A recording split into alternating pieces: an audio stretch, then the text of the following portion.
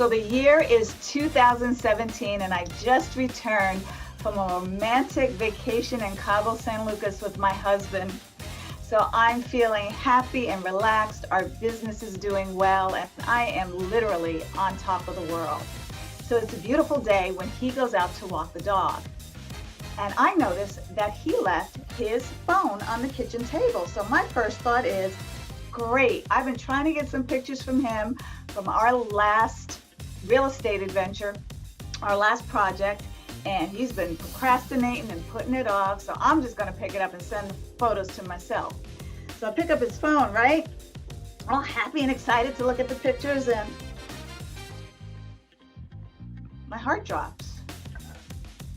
You know that feeling you get when your heart is beating out of your chest and it's dropping at the same time and you're almost nauseous?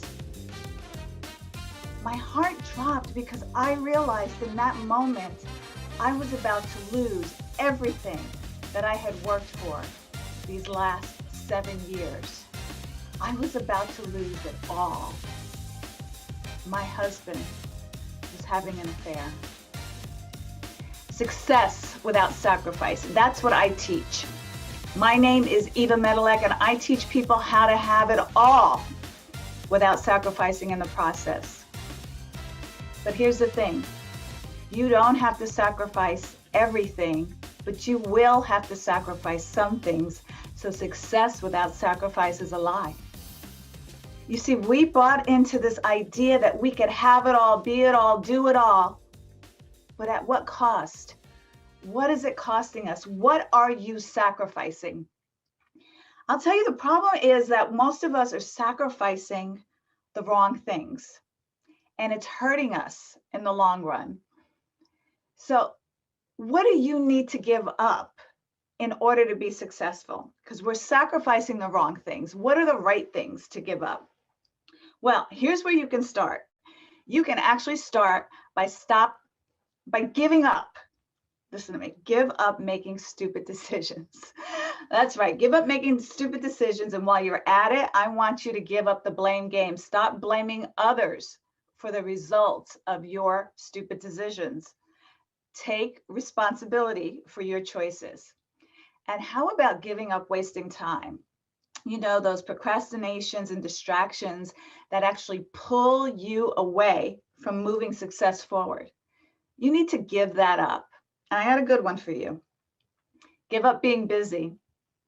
You see, busy is a distraction from connection. I want you to sit with that for a moment. Being busy is preventing you from being connected. So I don't want you to confuse being busy with being productive, because here's the thing. Busy is the biggest time waster that we have invented that actually gets absolutely nothing done. So how do you do that? How do you give up the right things? I know it's easier said than done, but you'll have to learn how to set priorities, establish boundaries, and make tough decisions. You have to develop habits, practices, and principles that support your values and priorities. What do you think is harder? Becoming successful or staying successful? You have to take action on the right things, but also take action on giving up the wrong things in order not only to achieve, but maintain your success. So here's the thing. Most mindset coaches and motivational speakers will sell you on the idea that you can have it all. But let's be honest here. The truth is you can't. How many of you have pretty much worked yourselves to death trying to have it all? That was me. That was me. I bought into that idea that I could have it all, be it all, and do it all. And I nearly lost it all in the process. When I was building my business, I was working hard day and night so that I could have that dream life for me and my family. I was successful, but it nearly cost me everything that I had worked so hard for in the process. When I discovered my husband's infidelity, I knew that I had to own my part in it. I had to take responsibility for the choices that had left me burnt out, stressed out, and overwhelmed all of the time.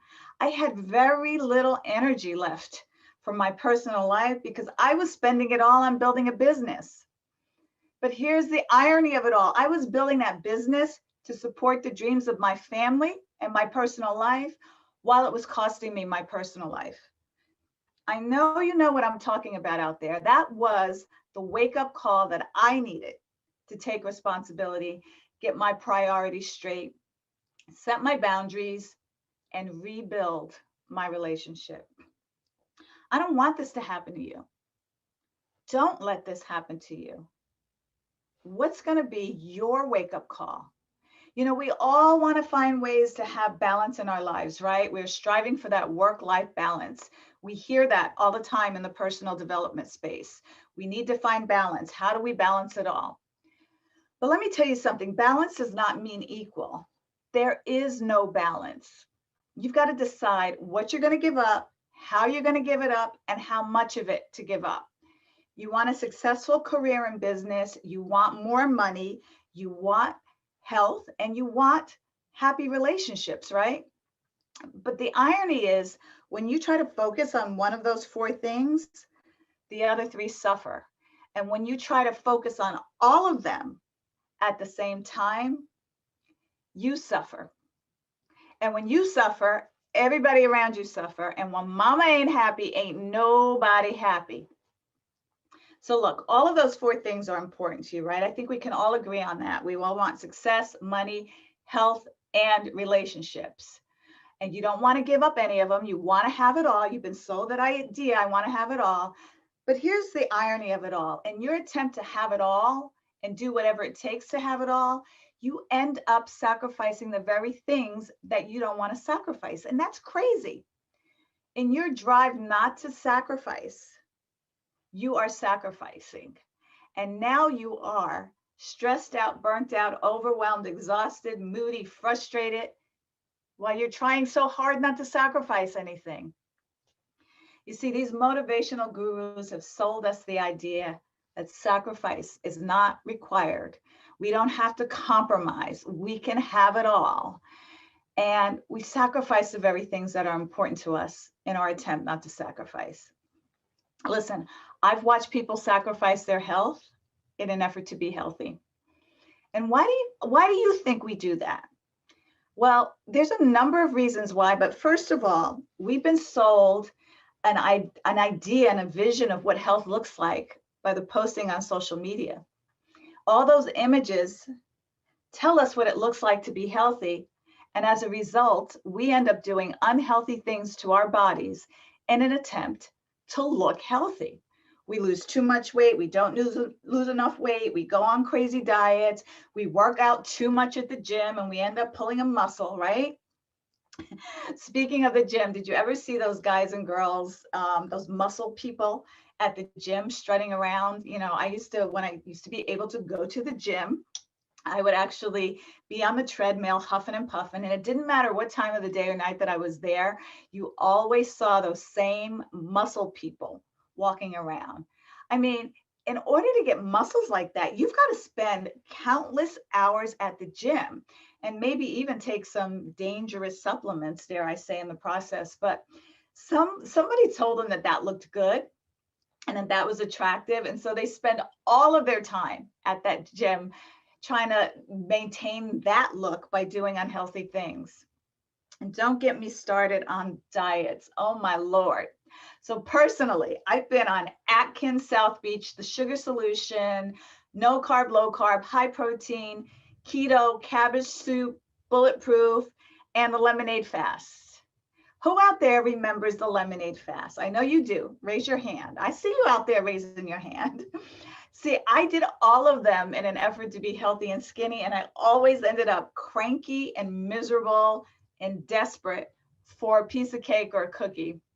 You know, my family would basically roll their eyes at me when I was on that latest diet trend. And you've heard stories, right, of Hollywood actors and actresses trying to get in a particular shape for a role, you know, whether they're working out all the time or on a crazy diet to have a success in a role. But here's the thing, when you see them on interviews, what do you often hear them talking about? They talk about the effect that training for that role had on their families, whether it was spending time away from them or being moody because of the type of diet they were having. They were sacrificing for their success in those roles. I've watched people sacrifice their wealth in an effort to appear wealthy.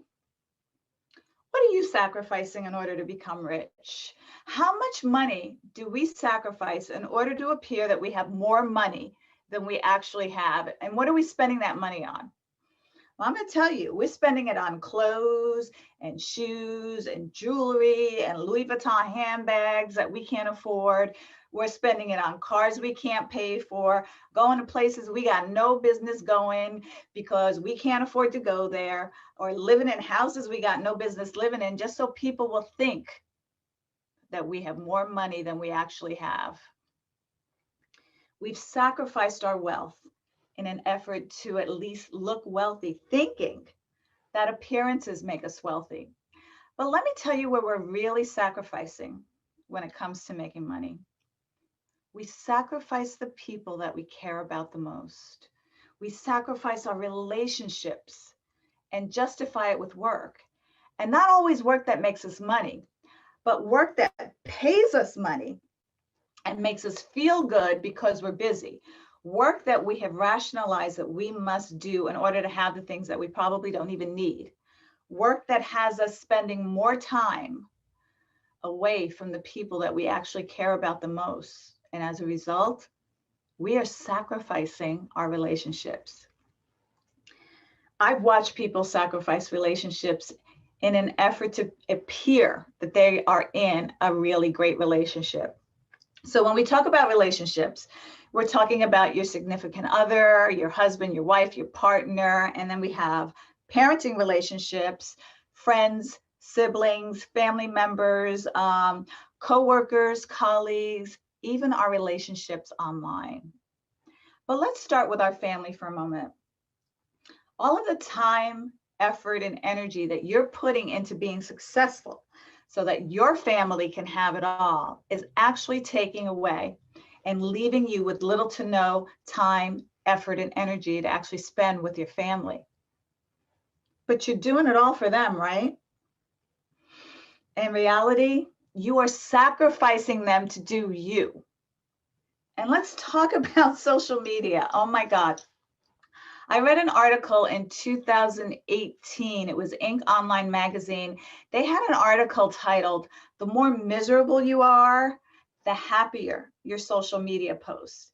I've always called it your fake book life. Apparently, someone started a Twitter feed by asking folks to share a photo of themselves when they were going through a really tough time, but they appeared perfectly fine and happy in those photos. Well, thousands and thousands of people, responses poured in with people sharing photos of themselves looking happy and on their family vacation, and the real stories behind those cheerful looking photos on social media. People confess to actually being depressed, actually fighting with their spouses, having mental issues, even being broke, even suicidal, all the while smiling happily for those photos. So basically, what you see portrayed on social media is not what's going on in people's real lives, guys. We are liars. We are not telling the truth. And that doesn't mean that everybody needs to be all up in your business. But what I'm saying is, in essence, we're sacrificing our integrity to impress our fake friends on the fake book. You see, personally, I've spoken to friends and family members and clients even, to respond to what they posted on social media. I see this happy post and I call them up to congratulate them, only to have them confess to me how really miserable they are in real life. There's no love. There's no intimacy. There's no passion in their relationships, but you would never know it based on their post. It's actually sad how we sacrifice our real happiness in order to appear happy to others. All right, so I've just spent some time talking to you about sacrificing and what those sacrifices are really costing you. Now, it's not that I'm against sacrifice. I'm actually for it, but I want you to sacrifice the right things. Everything that we just talked about, that's costing you your health, your wealth, your relationships, and your success, give all of that up, okay? Give that up so that you'll have time to do the right things, time that matters, time to do things that matter to you and the things that are important to you. You know, time, that thing we never have enough of. If I only had the time, I would. I need more time. I don't have the time. How much time is that going to take? That takes too much time. Ain't nobody got time for that. Sound familiar? We've all said that. Well, my favorite quote about time comes from the author Jen Sincero when she says, "Time comes to those who make it, not to those who try and find it." We all have the same 24 hours in the day. How are you spending yours? What are the right things that you should be spending your time on? What's really important? See, most of us, we have no clarity on how we should be spending our time. And what we really need to learn is how to prioritize, how to set clear priorities, and at some point establish clear boundaries. You see, when you're trying to have it all, do it all, and be it all, you've not set any clear boundaries. The non-negotiables, things you got to let go of, saying no, protecting your values no matter what. You know, Roy Disney once has this quote that he famously said, "When your values are clear to you, making decisions become easier." Use your values to guide your decisions and guide your actions. Take responsibility for the decisions that you're making. You know, how you spend your time and your money and your energy, that's a direct reflection on what you value. And when we base our decision making on our values, when we base it on our priorities, we're willing to sacrifice everything that doesn't support or forward our priorities and values. You see, when you don't have clear priorities, you're going to make stupid decisions. You are actually up to 30 times more likely to miss out on success. So I know that you're tired of sacrificing what's important to you. Your family's tired of you sacrificing what's important to you, especially when you feel you're doing everything you can. You are doing it all, but you can't do it all. So what should you be doing? Well, what are your priorities? What are your values? And what are the boundaries when you know your values and your boundaries? So I want you to write this down. Become clear on what makes you happy, and then ask yourself why you don't have more of that in your life. If you have areas in your life that you're unhappy about, what could you do about it? What distractions are pulling you away from your priorities? Is it email? Is it text? Is it social media? What's important to you, and what could you let go of? And if it's important to you, what's the upside of having it as a priority? What are you willing to sacrifice, and what are you willing not to sacrifice? You see, the reason we're not able to set priorities is because we think everything is important and we can do it all. No, you can't. It's about boundaries. And once you've got your boundaries and your priorities, you need to take responsibility of ownership. Because if you don't own this, if you are doing this for someone else's priorities and values, you'll never feel in alignment. If you're following someone else's dream or plan for yourself, you're compromising your values. So write this down for me. If it's to be, it's up to me. It ain't nobody's fault but your own if you're not working off a blueprint of your values and priorities. So are you ready? Are you ready to live according to your values and sacrifice the things that are not serving you so that you can focus on what does? Then I want you to reach out to me at talkwitheva.com so that we can create your blueprint on your priorities, values, and boundaries. And then I'd like you to download my free gift, the 6 Pillars of High Performance, so that you know what questions to ask yourself to be reminded of what your priorities and values are. So you can go to evamedilek.com/6pillars.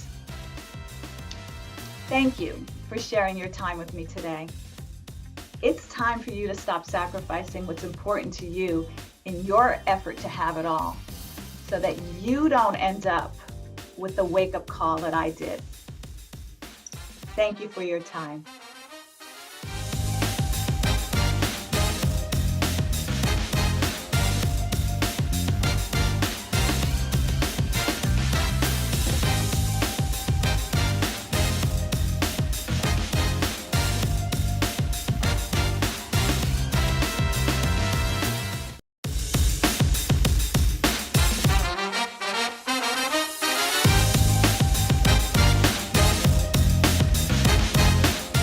Hey everyone, this is Neri, Mr. Undefeated, and I welcome you to the workshop for the Undefeated Entrepreneur. I hope all of you had a chance to watch the iconic talk that I did and learn some of the basic principles about my 3 buckets and the 9 principles and how they work synergistically together. So, what I want to do now is I want to spend this time where you guys can really learn the 9 principles and start to think about, where do you lie? Where do you lie? Where's your analysis? Because that's the first step, is where's your analysis within these 9 principles? So principle number 1 was about money. And I talked about how money makes a good man great, money makes a bad man evil. The other thing is money important? We all have beliefs around money. Every one of us has beliefs around money. And believe it or not, those beliefs, some of those are positive and some of those could be construed as negative. Now, what I want you to do is write down, what are your positive beliefs about money? So positive could be, I can buy nice things. I can help other people. Money makes the world go around. Money creates opportunity. Those are positive beliefs, right? Your negative beliefs about money could be, people with money are stuck up. People with money are bougie. I don't like people who have money. They act like they're better. Whatever those positive and negative beliefs are around money, I want you to put them down in the workbook. Put them down. Know exactly where you're coming from. Now, there is no right or wrong answer at all. There's no right or wrong answer at all. So once you have those down, we need to really look at, where are you at financially? Now, I have had the fortitude to circle around some very wealthy individuals in America through my real estate, through my network, through my coaching. And some of these guys are making an astronomical amount of money. But you know what the problem is? They spend more than they make. So it doesn't do you any good to make $100,000 a week if your outlay is $125,000 a week. Like, that doesn't help you, even though you are making a ton of money, and you should not have spending habits like that. Right? So what I want you to do is analyze exactly how much you make. And I want you to take the time to break down a budget. You got to know where your money is going. Like, if you have no idea where it's going, how in the world can you embrace the concept of money creates opportunities? And you have to be able to somewhat control that outlay as well as increase that inflow, right? That's the way this works. The goal is to make more and then be very, very smart with what goes out and how to leverage that correctly. So step 1 in that sense is get that stuff down on paper and digest it. I know many people that track things in, QuickBooks, they have their accountants, they have bookkeepers, profit and loss, but it doesn't do you any good to track anything if you don't internalize it. Yes, you need that for taxes, but if you don't look at it, review it, and understand what changes you need to make, then that tracking is only for tax purposes, okay? And I want you to think deeper than that. So when you do that, I actually want you to start making some changes. And the changes I want you to make are, what can you really do in the next 90 days that will either yield you more money or control your spending, right? Just look at that. And then we'll take it 1 year out, and then we'll take it to your ultimate, what do you want your ultimate financial picture to look like? And all of those are very, very important. Now, the next questions, they might not seem like they're related to money, but they are. What I want you to take the time to write down is, what are you passionate about? What do you absolutely love doing? Not like, you love doing. What are you passionate about? So for me personally, I am very successful in real estate and I enjoy serving my clients. But when I get the opportunity to present like I am today, this is what ultimately fuels me. This is what fuels me. So this is the passion, right? Is the ability to inspire, the ability to teach, the ability to speak on stage. That's the passion. I want you to identify what your passions are. Next is, are you good at them? Or do you need to do things in order to be able to develop to be good at them? So I'll give you a quick example. I actually love to draw and paint, but I'm terrible at it. And I don't put a lot of time and effort into it. But I wish that was a skill set I had. So if I was going to talk about trying to make money from a passion of loving to be able to draw and paint, but I know I'm not good at it, then I would know I'd need to fix that hole, correct? I would need to become a much better painter in order to be able to fuel the passion to be able to make the money, correct? So figure out what it is you love to do and where are your voids. What are the voids that need to make you better? Now, I am a huge proponent of education, right? Hence, that's why I'm in a PhD program. I actually get very aggravated. I get when people say, you know what, college is stupid. There was no reason for me to go to school. I just ended up with a ton of student debt. I think that's a foolish way to look through that lens about education, certification, seminars, and things of that nature. What you're doing is you're learning from other people's mistakes. You're fast tracking stuff. You're developing as a human being. You're learning how to be articulate. You're learning how to write. You're learning how to present. It doesn't make you smarter, but it definitely opens more doors. So one of the things is with that passion, and we're tying that passion to trying to create more income, what is it that you need to go out and do academically? Do you need additional degree or degrees? Do you need additional certifications? Do you need to attend other seminars from people who are experts so you can learn from their mistakes and fast track things? That stuff is very, very important. And if you're the individual that's like, that stuff's stupid, that's a waste of money. If those guys were so good, why would they be teaching? My friends, you are missing the whole boat show in regards to why people speak, why people teach, why people give back. You're missing the whole motivation between why guys do this kind of stuff. Okay, so figure out what it is that you can do to fuel that passion to make more money. Next thing is, this is an entrepreneurship conference. So is this your full-time gig? Is this a side hustle? Are you trying to figure it out? I truly believe everybody should have a side hustle. I truly believe you should have multiple streams of income. And if you can create multiple streams of income from that one avenue of entrepreneurship or from that side hustle, that's where you really start to leverage what you're good at, what you love to do, and how you make all those funnels work for you in your life. So I hope during this conference, if you don't have an established business, one of the reasons you're here is to figure out what triggers you and what excites you.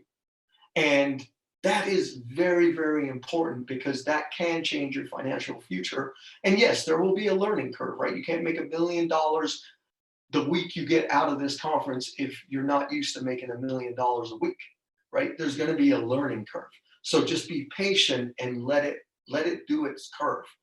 Now, one of the other things I want you to really think about is what you're choosing or what you're doing, is it recession proof? So it doesn't matter what the economy is doing. It doesn't matter what the markets are doing. You have a solution. So for example, one of the things I do and I've done very successfully is invest in real estate. And I've done that in 20 different markets. And our strategy changes depending on what's going on in the market, right? So I can't just be like just bullheaded and be like, well, I'm always going to do this strategy. No, no, no, no, no, no, no. And when I teach real estate investing, I tell people you do what the market tells you it's time to do. So if the market tells you it's great time to buy remodels, fix up, and resell, then you know what? That's the strategy. If it tells you, hey, this would be a great time to pick up your lower dollar rentals and let them appreciate, let the cash flow come in, then that's what you do. You don't play against the market, you learn to play with the market. So look at your business and ask yourself, is it recession proof? Or are your multiple streams of income recession proof? Are you adding things? Maybe your mainframe thing, you need the economy to be thriving, the markets to be hot. So now your side hustle, put that in the back of your head and say, okay, can this work when maybe the market crashes or economics aren't that good or interest rates are super high? Those are the questions you need to start asking yourself when it comes to money. Okay, principle number 2, I'm going to move on about time. So time is precious and it's equal. And I talked about that in the Iconic talk. It's equal. It's equal no matter who we are. It's equal. But my question for you is, do you respect your time? I do. So not only is it precious, but my time is valuable. My time is valuable for me. My time is valuable with my family. My time is valuable with the grandchild. My time is valuable with my real estate team. My time is valuable when I'm speaking and teaching. So my time is valuable. So what I want you to do is respect your time and let me help you get control of your time. One of the things I hear all the time, I'm not trying to be funny, but one of the things I hear all the time is, I don't understand how you get so much done. Like, how do you do everything you do? And my simple answer is I just do it. So yes, I have a schedule and I adhere to it. And it is disciplined and rigid, but not down to the minute. My brain doesn't function that way.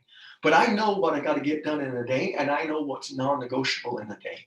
So for me, for example, the gym is first thing every morning, 7 days a week. That's right, 7 days a week I work out. Now, I might not crush it 7 days a week. I'm a lot older than I think maybe I look, but I still get there. And even if it's doing some low-level steady state cardio, doing dynamic stretching, foam rolling, things of that nature, I still get there to keep my body moving a little bit and let it recover. So for me, that is a non-negotiable. It doesn't matter where I'm at, what country I'm at, what time zone I'm in, how much I've slept the night before, I will be at the gym. That is non-negotiable because I know how it starts my day and it fuels me for success for the rest of the day. So one of the things I want you guys to do is I want you to come up with a morning routine. And there's lots and lots of books, there's lots of podcasts, there's lots of references in regards to morning routines and what they should look like. And here's the biggest thing, my takeaway in regards to a morning routine. Number 1, you need it, even if you're not a morning person. Number 2 is you need to embrace it and adhere to it. So one of the things that in some of the readings, some of the studyings I've done is as soon as that alarm clock goes off, most people are like, oh man, I got to get up. And that's your attitude, right? That's not a good way to start the day. Be appreciative that you woke up. Be appreciative that you're getting ready to go crush it today. Just change that mindset of your purpose for getting out of bed. So it's not like, oh man, I gotta get up, I'm tired, I didn't sleep that good. No. You are ready to attack the day. So change that mindset as soon as that alarm gets off. Now, what's weird is I did start implementing something at night that I actually don't even use an alarm clock. My body naturally will wake up around 4:30 a.m. every single day with no alarm clock. It's the weirdest thing. And the only thing I changed was one thing that I'm going to talk to you guys about at night. So come up with this morning routine. There's a lot of things about the first thing you should do is wash your face, brush your teeth, then go to the bathroom, and then exercise, right? And then when you exercise intently. Now, one of the things I have done in my exercise routine to make good use of my time is, and when I talk about enhancement, is when I'm doing cardio, I'm actually on Audible. And I'll save that for when I talk about it, personal enhancement. But that's one of the things I do within that morning routine is, so not only do I wake up energized and I'm ready to go, I hit the gym, I exercise, and I still do a lot of lifting. But then when it's cardio, I fuel my brain. And then that's when I come home and I shower up and get ready for the day. Okay, so come up with a morning routine. Come up with what you want your morning routine to look like. Now, just as important, you got to have a routine to shut down your workday. Whether that's at 6 p.m., 7 p.m., 8 p.m., you got to have a routine to shut down your workday where you calibrate what did I get accomplished, what needs to be done tomorrow, what can move on a calendar, what are the most important things, reflect back. That's very, very important so that you can enjoy your shutdown time. So shutdown time should not be you still on your phone answering emails when you're supposed to be eating dinner with your family, or even if it's hanging out watching TV. Yeah, believe it or not, I do think you should watch some brainless TV once in a while. Watch Netflix, it's good for you. It just lets your brain relax once in a while. You can't be go, go, go, go, go, go, go, go, go. So it's okay to have a favorite show or two. What's disastrous is when you watch 6 hours of television every single night. That is not good. Okay? So think through that workday shutdown so you can clean up that ritual. And the last time, and this is the one that was very impactful to me, was my bedtime ritual. So when I go to bed, I lay down, and I'm a guy, my wife will tell you, I'm a guy that my head hits the pillow and I'm almost asleep like as I'm hitting the pillow. But what I do is, and it might take 3 seconds, 5 seconds, 10 seconds, I'm appreciative for everything that occurred that day. And I play back my day until I fall asleep, which usually doesn't take that long. And I say, I'm appreciative for this meeting. I'm appreciative for this opportunity. I'm appreciative for this. And what it does is it just sets your state to be peaceful. So you're peaceful when you go to bed. And then if you wake up and you have that determination to want to crush it, do you see how just those 2 minuscule little changes in your life will help you moving forward with getting control of your time? Okay, so I want you to spend a little bit of time thinking about that stuff. Now, your health is very, very important. I talked about it. It doesn't do you any good to make multiple millions, but you don't have the health to enjoy the wealth or be able to create the opportunities or do whatever it is that you want to do. So you need to do something to regain your health. Quit with the excuse of once I get this business off the ground, once I do this, and I'm going to start exercising. No, my friend, start exercising and then get the business off the ground. The exercising will help you in any capacity. And it doesn't matter if you just walk around the neighborhood, walk around the lake, you go to a gym. I mean, gym memberships now are $10 a month at a lot of places. And I'm not sure what to do at the gym. You know what? Buy a magazine. Go to bodybuilding.com. I mean, follow some guy's podcast. There's tons of information. This is the thing. When people say, I don't know what to do, it means you've been too lazy to research what to do. Right now, information is readily available all over the internet. So you can get whatever you want, and you just get in there and you follow a routine. And then slowly, you'll start enjoying it. Yeah, you're going to be sore for a little bit, but you're going to start to enjoy it. Now, this is one thing I want you to think about. If you implement something for 1 month, and let's just say you're someone who drinks a lot of soda pop and you don't consume any water whatsoever, so you just drink a lot of soda pop. So if your minor health change is just incorporating a bottle of water every single day, now that is not going to be life altering. It is definitely not going to get you in shape, but it's moving you one step in the right direction. Did you know if every month you do one thing to make yourself more healthy, and it can be that minuscule as 1 bottle of water, and you build upon it, in 30 years, you would have done 360 things to make yourself more healthy. My friends, you do 360 things to make yourself more healthy, it matters. So the one thing seems inconsequential, but it starts building, and there's that compound effect of what happens when you start doing it. So what I want you guys to do is you're going to leave this workshop, and I want you to pick one thing you can do for the next month that is going to make you more healthy. And make sure you pick something that you're going to stick to. So don't shoot for the moon if you haven't done anything. unless you know your personality works that way, right? Pick something that you're going to be consistent with, that you can be proud of, that you can measure, and that you can say, I checked the box, I accomplished it. Let's build upon that. Got it? That's the health part. Okay, having fun. This is very important. You got to have a good time. You got to go on vacation. You got to go out with your friends. You go to dinner. You have some drinks. Whatever that looks like for you socially, right? You got to build in that fun time for you and your family. And if you need to schedule it, then it needs to be scheduled. But it is very important to reward yourself. Now, one of the things I like to teach people is we can take fun and we can build that into a reward system. So every time you earn money from your side hustle, from your business, put down what that fun reward is going to look like, right? So that could be a closing, that could be a sale. Now, fun can scale at many different levels, right? And I am going to take a couple minutes to tell the story. So years ago, when I was speaking on the TV circuit for the real estate shows, I had to do a private mentoring for a couple, and I went through this workbook with them, and I asked them, I said, well, what would be something fun you'd want to do when you close your first real estate deal? And they said, you know what, Al, we'd like to go to Starbucks. And I'm looking at myself, and we're in a hotel room lobby where it says, we proudly brew Starbucks. And I'm like, well, I can go get you guys a Starbucks right now. Like, I was like, there has to be more to this. So I said, tell me, why Starbucks? Where's the story? Well, when the market crashed, they lost everything. So they lost everything. They were rebuilding. They were starting all over again.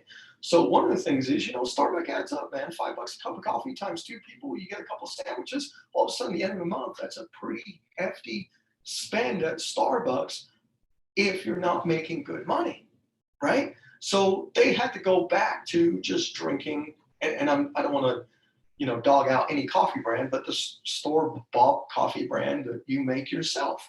And that's what they did. So for them, pleasure was going to be to know that they could re-afford Starbucks. So it doesn't have to be anything crazy, like I'm going to go to Bora Bora for 3 months, or I'm going to go to the Maldives Islands, and I'm going to fly a corporate jet. For some people, that's what you're going to put as the fun, and that's because you're making that kind of income stream, right? But for most people, just think simple. It could be a massage. It could be a date night.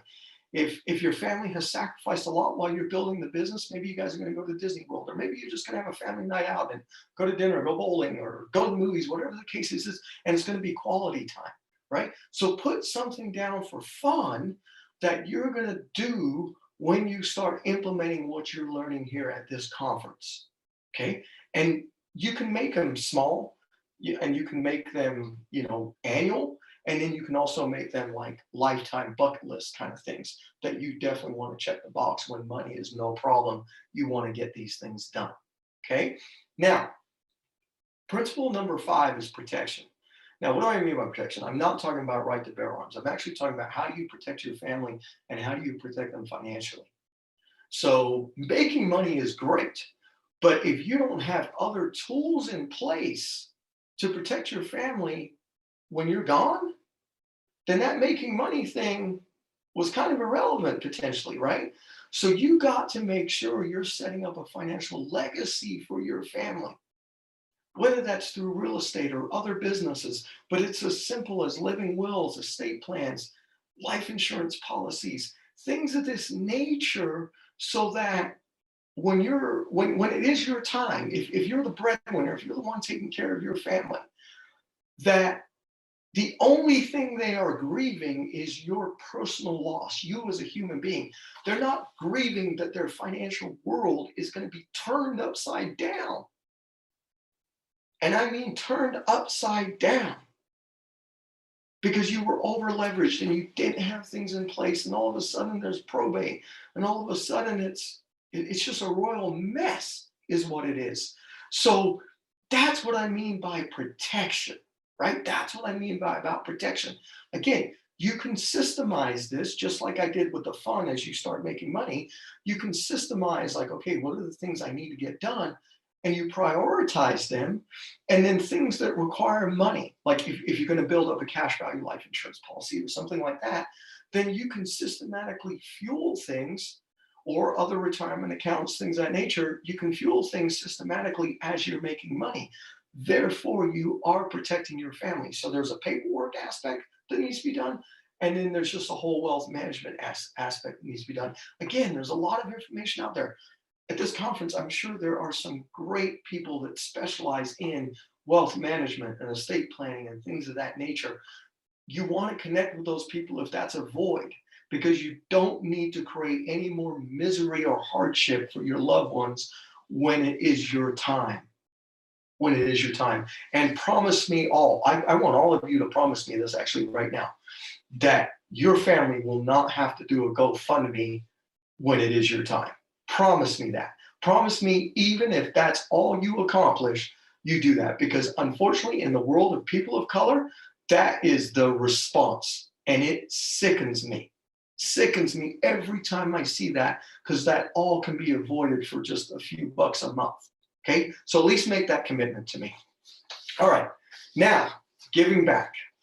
This is a funny one, right? Because I'll ask people all the time, what do you do to give back? Oh, well, I help all kinds of people. What do you do? I do this, I do that. Well, what do you really do? Now, to some people, that's writing a check, right? And if that's all you do to give back, I mean, yeah, that entity, they appreciate it. They appreciate it, they do. Because it allows them to funnel fuel, get the things done that they want to get done. But is that really giving back? That's too easy to write a check, especially when you're making good money. It is too easy. Your heart ain't in it. Your sweat's not in it. Your passion's not in it. Your time's not in it. Any yo-yo can write a check and put it in the mail or pay something online. That doesn't take any sort of skill. So I want you to pick something to give back that's meaningful. Now, even if you don't have a dollar to your name, you know what you do have? You have time. And sometimes time is what these charities need, these establishments need. They need time. They need hands. They need people. And that is actually more valuable than the money, because they have so many big corporation sponsors that will fuel them on the money, but they don't have the humans, right? So get knee deep in your community, what means something to you, and do something to give back. Now, if you think about it, you can actually systematize having fun, protecting your family, and giving back. Again, if you put those three things as a top priority when you earn income, you now will build a very well-rounded life where you are having a good time, making sure your family's taken care of, and helping others in need. And I want to tell you a little story about giving back. So we were in Sri Lanka quite a few years ago. So Sri Lanka, I'm not even sure it's a third world country. It might be worse than a third world country, right? It has never recovered from the tsunami. And we were there, and one of the things we did is we visited an orphanage. And at the orphanage, I mean, there wasn't 10 kids, 20 kids, 50 kids. There was thousands of kids. And I mean thousands of kids. And we had taken, a ton of toothbrushes, toothpaste, rice, any other non-perishable foods we could find, coloring books, crayons, markers. I mean, you name it. We took a ton of stuff over there. Well, something happened. The people at the orphanage were very grateful. They walked us around. The older kids were eating in a lunchroom. And the crazy thing is there was like snakes going everywhere. And they were just crazy. But one of the things is they said, yeah, we want to take you to the other building. So they took me and my family to the other building. And we go to the other building, and it's nothing but newborns. So think about a basketball court-sized building structure that is just filled with newborns, and it's crib after crib after crib after crib after crib after crib after crib after crib.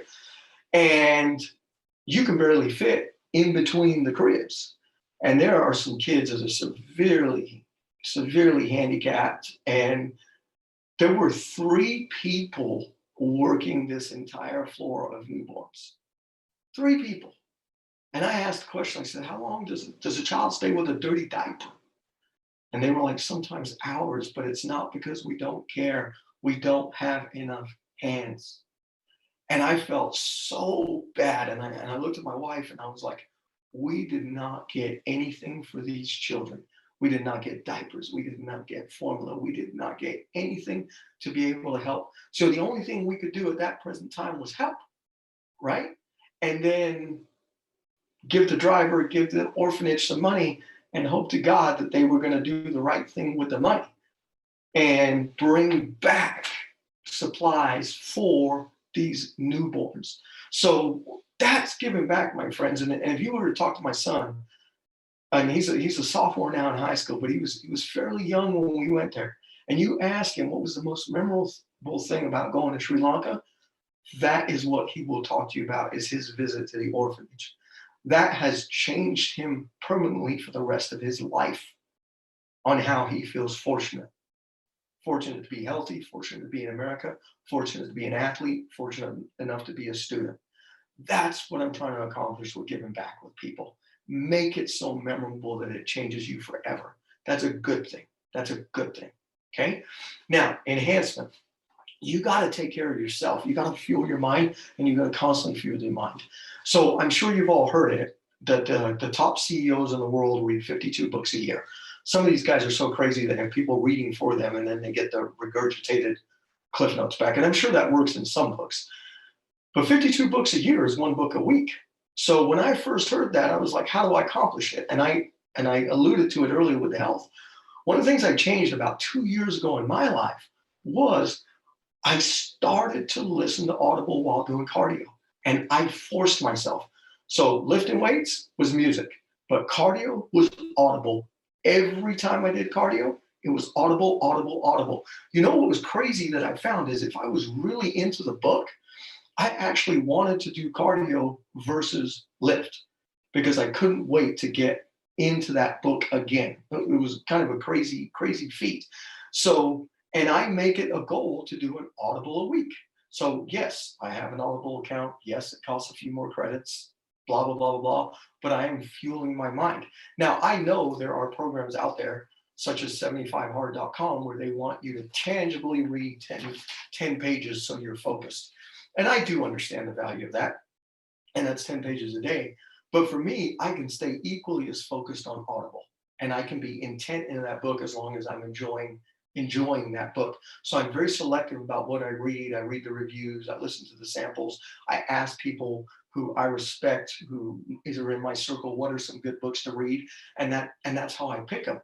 So that's one thing in enhancement is if you read, you can change your entire world just by reading, and you can stay fueled. And it's funny, there's some mornings you need a message and you're a little fuzzy, and all of a sudden you listen to something, you read something, and you're like, aha, an aha moment, right? And you can give credit to whoever you want for that aha moment, but it's weird how things work that way, right? Now, the other thing that I heard, and this actually comes from Grant Cardone. Grant Cardone said, successful CEOs go to conferences at least once a quarter. They physically attend live events once a quarter. And he said even some of the most successful guys do it every 60 days.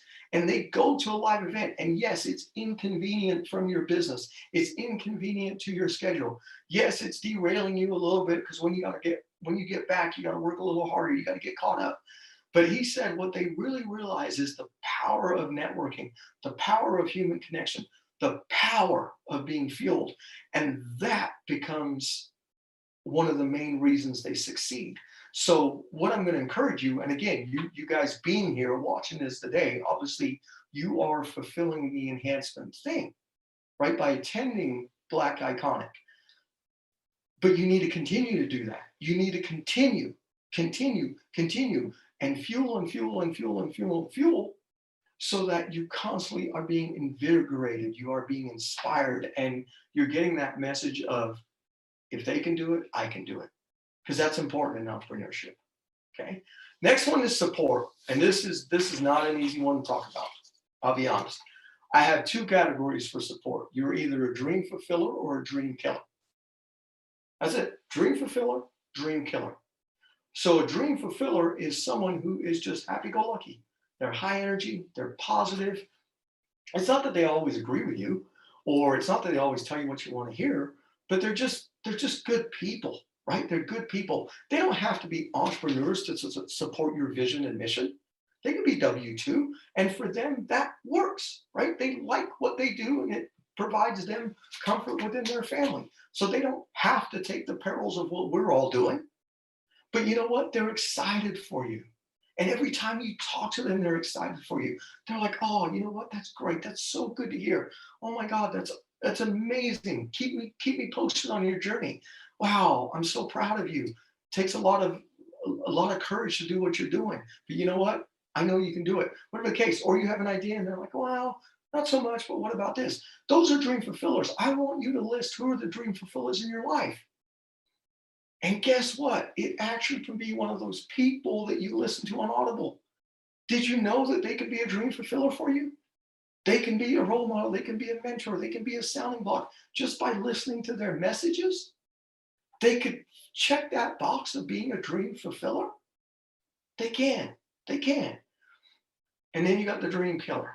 And the dream killer is just your naysayer, Mr. Negative.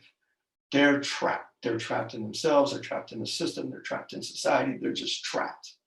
And nobody is immune from it. I'm not immune from it. There are people in my surroundings that are negative. They are naysayers. They probably hope that I will fail one day. They're envious. They're jealous, whatever the case may be. And here's the thing. You can't always just get rid of them. You can't always exclude them. You can't always just be like, well, I'm not going to be around them. The unfortunate truth is sometimes they're family. They're family members. You're going to see them at a minimum at barbecues, at the holidays, birthdays, things of that nature. So what you have to learn, and it is a skill set, what you have to learn is you've got to learn how to control the conversation with these people. So if they're a naysayer and they're negative and they hate the world and they hate everybody else and things of this nature, then when they ask you, how are things going? How's business? Oh, the world is crazy. I'm sure you're struggling. Whatever the comment is they make, they want you to respond so they can latch on and just start beating you up. And it's not like beating you up physically, but just beating you up emotionally, beating you up mentally, right? So you got to learn, quit biting their cookie. That's what we started in government service, in the world of law enforcement, corrections, criminal justice. We used to say sometimes people stay stuff because they want you to trigger. And you don't give them that opportunity to trigger. You never give them that opportunity to trigger because that's what they want. And then they got you. So when they say like, oh man, yeah, the world is rough. Yeah, I'm sure your business is struggling because nobody wants this or this or this. You say, you know what, man? Yeah, you know what? Yeah, definitely. Times are tough out there. But you know what? We seem to be doing okay. We're staying afloat. And that's all you say, something like that. You don't give them anything to latch onto. You don't give them, oh no, yeah, you know what? Yeah, I've had to do this and change this and work this and do this. Or, oh my God, yeah, it's so amazing. They don't really want to hear any of that. They just want to hear something that can tear you down. So quit talking. So I just don't say much. I answer the question. I'm very civil. And I basically don't breed room for more conversation around business. Now, that doesn't mean you might not talk on a personal level. And I know that sounds super weird too, right? Like on a personal level, you might talk personal, family, kids, sports, whatever the case may be. You're just not letting them annihilate your vision about entrepreneurship. That's what you're protecting. Okay? Now, your last one is your why. And is it why what? Why do I want to be an entrepreneur? Why do I want to be wealthy? Why do I want to be a millionaire? Why do I want to do real estate? Why do I want to create a business? Why do I want to be a brand? Why? You know what the question is why in the world do you want to be free? You got to figure out why do you want to be free? That's got to be important to you. But in order to figure out why you want to be free, you got to define freedom. And what I know is if you take these 9 principles I just covered and you go through the little snippets I just went through with y'all and do the exercises I highly suggested you do, you're going to come up with a framework. And when you internalize that framework, it should mean something to you. And it should tell you why you want to be free. Because some of what I talked about was tangible. Some of what I talked about was very emotional. And you should have been highly connected to. Okay?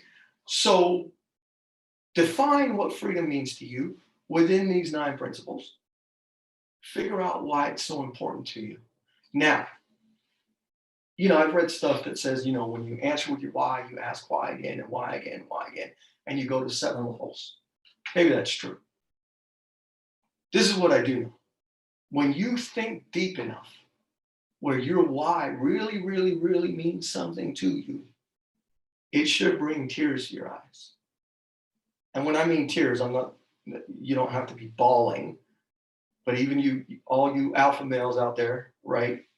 We feel that little tear in the side of our eye once in a while, or we get a little choked up. I want you to get that feeling. I want you to get that feeling. Why does this mean so much to you? Why? Now, once you have the why, you got to ask yourself the next most important question. So you've defined it, you know why you want it. Are you willing to fight for it? Now, what do I mean by fight? I'm going to give you a very graphic example. And I hope to God none of you have ever experienced this, but I think I will get my point across. So we're going to all go in a boat, and we're going to go at least 10 miles out in the ocean. And the waves are going to get to 10 feet. And the water is going to be cold, like below 55 degrees. So we're at least 10 miles out. The waves are 10 foot high, and the water is cold. And we all get capsized. And there are no life vests. There are no rubber floaties. There are no rescue boats. There's nothing. We are all overboard in nasty, nasty, nasty, nasty conditions. This is what I want to know from you. Would you give up? Would you give up? Would you just be like, oh, I can't swim, I'm dead? Or would you doggy paddle your life away? Would you try to stay afloat? Would you try to stay breathing? Would you try to do everything in your power to not get taken under? Well, when your fight is that burning, and you got that fight in you, that you will do everything it takes to stay alive with all odds against you. All odds against you. When you have that fight, my friends, your why will come true. But I'll tell you, from coaching people, that's where the disconnect is. That's where the disconnect is. They don't want to fight hard enough when things go wrong. So all this, everything you did on the workbook, it's irrelevant if you're not willing to fight for it. So fight for it. Okay, so now I got you ready. Okay, so what are we going to do? This workbook, what we just did, I call the analysis. I have 5 steps in regards to you actually getting to your why. The first step, this workbook was your analysis. And we can get way more in depth on your analysis. But let's just get a basic frame around. But filling this out, this is the analysis. This is step 1. Understanding where you're at. Being honest with yourself and seeing the whole picture. Okay? Step 2, what I need you to do with every principle, all 9 of them, money, time, health. I'm not going to repeat myself. All 9 principles. I want you to come up with one strategy. One strategy that you are going to change in regards to each one of those 9 principles. So now you're going to create 9 strategies. From those 9 strategies, I need you to internalize the change. Internalize the change. No matter what, you are going to do the change. You're going to embrace it. You've got it in your mind, you've got it in your heart, you've got it in your emotion, you're passionate, you're ready. You are going to internalize this change. And I cannot have you 1% off. Because you know what 1% off does on those hard days? You drown. That's what happens. That's what happens. I need you 100. I need you 100 the whole way with those 9 strategies. It's only 9 things. It's only 9 things. That's it. Now, so now I've got the strategy. Your mind is ready. Now I need you to adjust your behavior. Go out and adjust your behavior. Be focused about adjusting your behavior. Think of in your mind, okay, what if this vice, this distraction, this occurs? Be somewhat ready for it. Now, I'm not telling you to what if something to death, because I don't do that. But you need to understand, let's say on health, you're going to eat cleaner, you're going to go to the gym. Do you think something is going to get in the way? Yeah, something's going to get in the way. You go out with your friends, something's going to get in the way because they order pizza and you're eating a salad. And that pizza smells good, looks good, is good. You got a choice to make right there. You're going to eat the salad or you're going to eat the pizza. Make sense? You're the only one. So when you adjust the behavior, understand there's going to be obstructions. There's going to be objections. There's going to be roadblocks. Now, the trick to being great, the trick to being successful is those things are minuscule because successful people know how to solve problems instantaneously and move on. So that's the skill set. When you go to adjust the behavior, be able to solve the problem immediately and move forward. It's as simple as that. So as an athlete, I've had injuries. The most recent one is I tore this tricep, and a year before that, I tore this bicep. But not from lifting. They were both from still thinking I'm young, playing in football tournament stuff. And you know what's crazy? I never missed a day at the gym. And yeah, I was incapacitated both times, but I was there. I was there, and I made my adaptations of what I needed to do. No excuses. I just made the adaptations, and I kept going. Okay? So that's what I mean about adjusting behavior. Now, the last thing is when you adjust the behavior, more opportunities are going to come forth to you, whatever they are. And they could be financial, they could be physical, they could be relationship, it could be health, it could be whatever the case may be. When you make a better you, when you work on you, when you put a better you out there, what's going to happen is doors open. People are attracted to success. People are attracted to confidence. People are attracted to people who strive and have goals. Okay? So by you cleaning up you, just those 9 principles, opportunity is going to come your way. Now, I can't predict your opportunities, right? Everyone's are different in your own world and in your own industries. But what I can tell you is opportunities are going to come your way. What you have to be smart enough, wise enough to do is to be able to recognize that someone is knocking on your door saying, hey, man, here's an opportunity. Come inside. Come inside. And then you got to have the courage to seize the opportunity. And again, that support system, this is where this is crucial. That dream fulfiller is who you talk to about the opportunity. Do not talk to the dream killer. The dream killer will kill the opportunity. You talk to the dream fulfiller. Right? You want another person's opinion, that's who you go and talk to. Talk to 2, 3, 5 people. Hey, man, this opportunity came about. What do you think I do? And the other thing I will tell all y'all is there's only one time to really have to fret, and that's when you really have to make a decision. So what I mean by that is opportunities will get set your way. So if someone wants to do a Zoom with you, someone wants to interview you, someone wants to do a call with you, what are you stressing over? Well, I don't know if I should do the Zoom. Well, I don't know. I mean, this guy, I don't know. I don't know. What do you think he wants to talk about? I don't know. Talk to the guy. Talk to him. Talk to him or her. Then when they give you the opportunity, then you need to make a decision. And you know what? Yeah. Leaders, successful people, we like people who can make decisions. And we like people who can make decisions relatively quickly. But we also respect the fact that sometimes you need a couple hours or a day because you need to reflect. You need to go and talk to, you need to consult. So it's okay to appropriately say, hey, man, this sounds really good. Everything lines up. I just want a little bit of time to think through. Can we connect tomorrow? Successful people will respect that. They will respect that. Okay? But if you don't get back to them tomorrow, that opportunity is already gone. Because if you tell me and I award you an opportunity that you're going to connect with me tomorrow, I'm going to expect a text from you or a call, or we're going to have pre-scheduled something. And when I don't hear that from you, there's other people wanting the opportunity. And that's the way the world works, my friends. That's the way the world works. It's brutal, okay? So when we put all this together again, we have 9 principles: money, time, health, fun, protection, giving back, enhancement, support, why.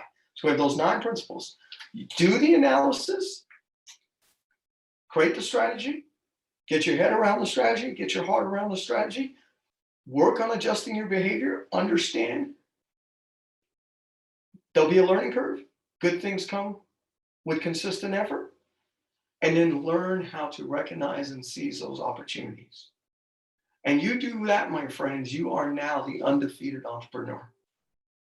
And you will take that skill set that I just told you, those 9 principles and those 5 action steps, and you will replay them daily, weekly, monthly, annually. And you will keep using this as your life's working diagram. And it will consistently, continuously evolve. And you do that, you're undefeated. And you're not undefeated because you win at everything. You're undefeated because you don't give up. That's what makes you undefeated, is that you never, ever give up. Make sense? So you join me in becoming the undefeated entrepreneur, the undefeated woman, the undefeated man. You join me in this journey of becoming undefeated so that you can turn around and have the life you want and help those you want. That's the purpose. That's the purpose. Now, I know I went through the information pretty quick. I didn't have a lot of time. If you want further communication, if you want to touch base on more of what we did, at the end of this workshop, there will be a way, my contact information will be provided to you guys on how you get a hold of me. And I am more than happy to go through this plan with you guys one-on-one, where you can be more vulnerable, we can be more personal, and I can help you put this together. So all my contact info will be provided to you guys. So I hope you got a lot out of the workshop. And more importantly, I hope you go out and act upon the workshop. So once again, Al Philip Neri, Mr. Undefeated, the undefeated entrepreneur. It's been a pleasure to chat with all of you and serve every one of you.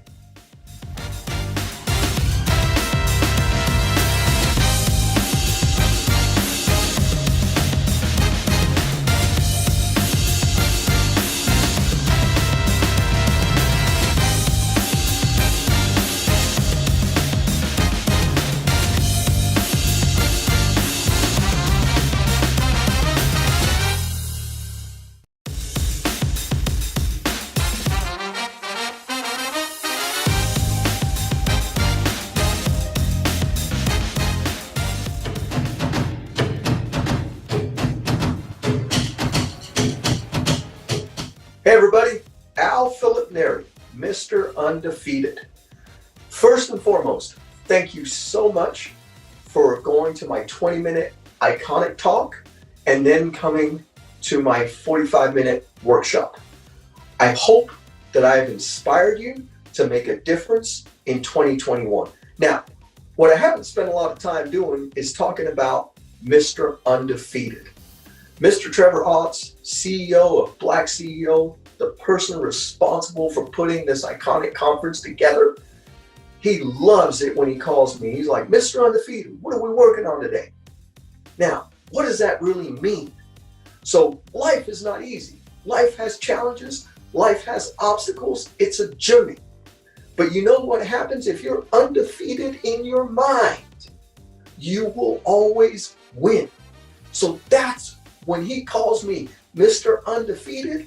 He knows from my past, my journey, that I never gave up mentally and I always kept moving forward. So now, what do I want to do for you? I want to help you in 2021. I want you to be undefeated. Undefeated in any aspect of your life that I covered in that workshop. I can be instrumental. I can be inspirational. I can be tangible. So what that means is I can help you. So wherever it is you want to be undefeated, I have the solution as long as you're willing to do the work. Now, I truly believe in giving back. Some people call it paying it forward. I absolutely love to work with high school and above athletes. It's a passion of mine. And you know why it's a passion of mine? Because it's needed and because I'm good at it. I'm good with that demographic. And so what I'm going to do is, if you click the link below and you make a decision to work with me on you, I am going to work with a high school athlete or higher for free. So basically, think of you as providing a scholarship for an aspiring athlete so that I can help them get to the next level. Now, I'll take it one step deeper with you. You can actually nominate who that athlete is. So if you have a son, a daughter, a niece, a nephew, a grandchild, if it's someone from your church, somebody from your community, your best friend's child, you can nominate that athlete to work with me, and I will respect your nomination. And if you don't have anyone to nominate, I have athletes contact me on a daily basis saying, Mr. Undefeated, Coach Al, can I work with you? And I want to be able to offer those kids a scholarship so it's free of charge for them. So by you clicking the link, you not only help yourself get undefeated in 2021, I want you to know that you are providing an opportunity for a young man or a young lady to also be undefeated in 2021. So that's the power of us working collaboratively. So I hope, again, you enjoyed the workshops. I encourage you to click the link below. We will connect. Mr. Undefeated, Al Philip Neri.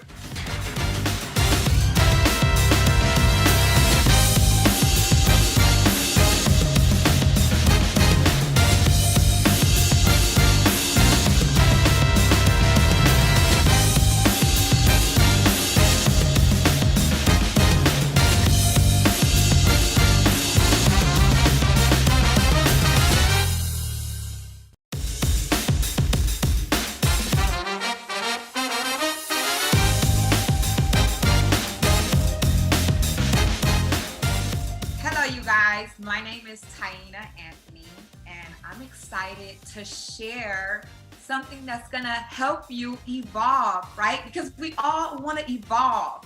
I wanna share my blueprint in executing your goals with the intention of helping you. So how many of us have set goals and have not accomplished them? We usually say, you know, I'm gonna do this and I'm gonna do that and I'm gonna do this, and we write this list of goals and they don't get accomplished. Why? Because we don't attach the why of why we want to accomplish these goals, right? How many times have you written a goal and said, you know something, I'm gonna do that, but then you don't know where to start. You don't know where to start. Like, how do I accomplish that goal? What can I do? Well, I want to share on how I accomplished my ultimate goal, that as far as health and fitness, that completely changed my life. I lost over 95 pounds of fat. Can you imagine me being 95 pounds heavier? Can you imagine how I felt being inside of that body? Like, I'm a mother of 4 kids, and when we have kids, we, our body starts to change, and something happens to our self-confidence. It starts to drift down. We just start to do a lot of self-sabotage, right? So for me, a little bit about me is that I've always been a high achiever. In everything that I've ever done, I've always went with so much passion, and I've always been resilient because of the childhood that I came from. My parents were foreigners. I was raised within racism, so I had to endure a lot of things, right? So let's go into this story, guys.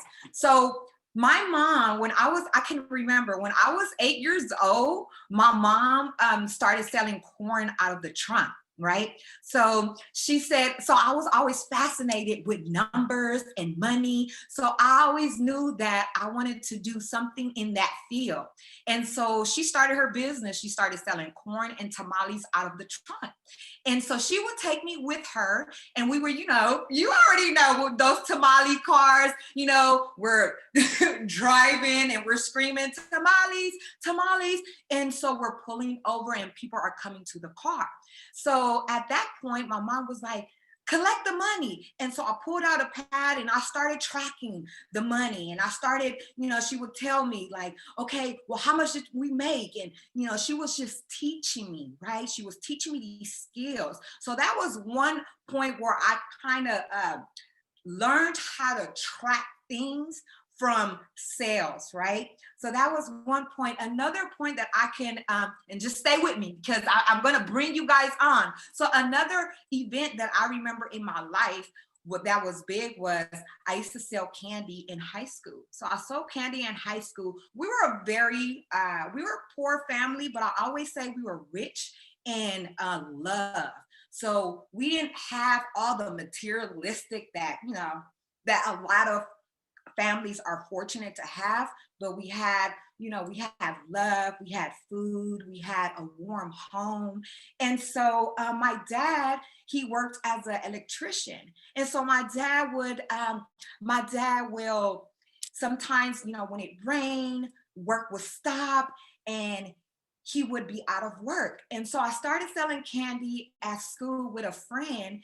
And guess what? I started making a lot of money. To me, making $80 to $100, sometimes $120 as a high school kid was a lot of money. I fell in love with just making money and just like, oh my God, look what I can do. And I also fell in love with the transactions, right? I was gaining customer service skills. I was learning how to react to this type of personality, how to sell to this person, how to provide excellent service. I was imitating what my mom had taught me as a child.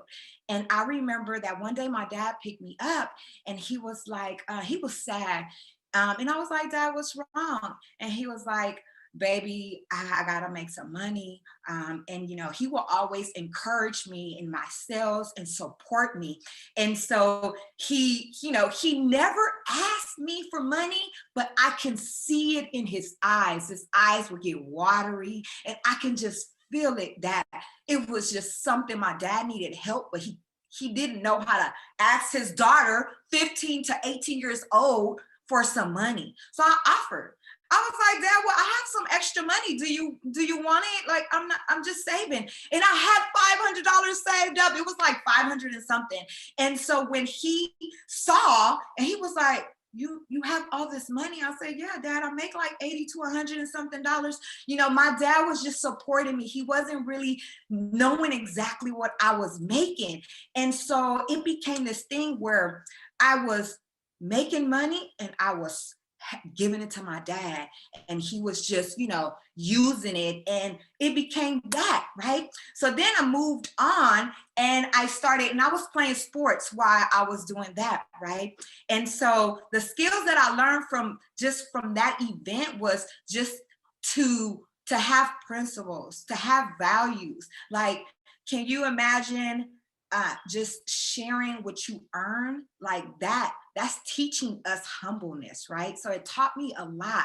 So I started playing sports, and I remember my high school coach, he had us write down goals. He had us write down short-term goals and long-term goals. It was my first time ever knowing about any type of like goals and how to accomplish them. So he had us write down goals and put it on our locker. So when we put it on a locker, of course, after practice or before practice, we will see those goals. So what he did was he made us attach a date. So it would be, and I loved it because, you know, sometimes the people in our childhood, as far as like teachers and coaches, they can have a big impact in our lives, right? And so he would just call us out after our practice, like, okay, I want to see everybody goes, or how are you guys? So he was teaching us accountability. He was teaching us accountability, and when we were playing sport, that passion of like wanting to go get this done or wanted to win was growing within me, right? And so that led on to me just always being a high achiever in everything that I ever did. I always wanted to be the best. And then so after that, I went off to college. I graduated. I got my degree in business because I always knew I wanted to open up a business, right? So I went on and opened up a fitness facility in the city of Gardena, California. I sustained that business for 5 years. And through that, I was able to share a lot of the things that I, as a leader, that I naturally gained as a child. I was able to share, but I was not able to duplicate. I was like, yo no sé qué pasó, no sé porque nadie, you know, I just was frustrated. I was like, what is going on? Like, how come I'm not able to teach this person how to execute this goal? Well, I wasn't giving them structure. I was just saying, this is how I did it. This is what we're gonna do. Let's go. So they're like, okay, they're going, but they didn't know where they were going. So I was like, you know something, how I had to take a step back, and I said, how am I accomplishing these goals? What are you doing, Ty? So I came up with a blueprint on how to execute your goals. And I want to share that with you guys.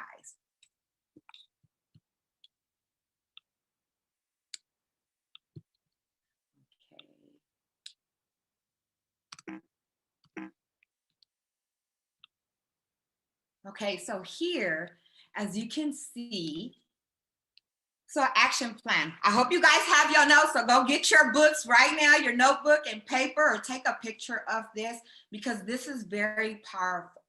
So I didn't tell you guys that I set a goal last year in April, right? COVID hit. When COVID hit, I refused to let that bring me down or interrupt anything that I was doing. So I knew that I was on my healthy lifestyle journey, right? On transforming into the best version of myself. So I said, you know something, I've always wanted to do a bikini competition. Why don't I just train for it now? I have the time. I'm not, you know, occupied by this, and I can really commit myself to doing this. So I said, you know something, this is going to require another level of discipline. And I love it. I'm always looking for things that are going to evolve me, right? So I said, okay, bikini competition 3 years ago. I entered, I got scared, and I did not do it. So this time I said, I'm going to write it down and I'm going to map everything out because this is going to be done. So along with this, I created a bucket list of other things that I wanted to cross out, right? But I started with this first one.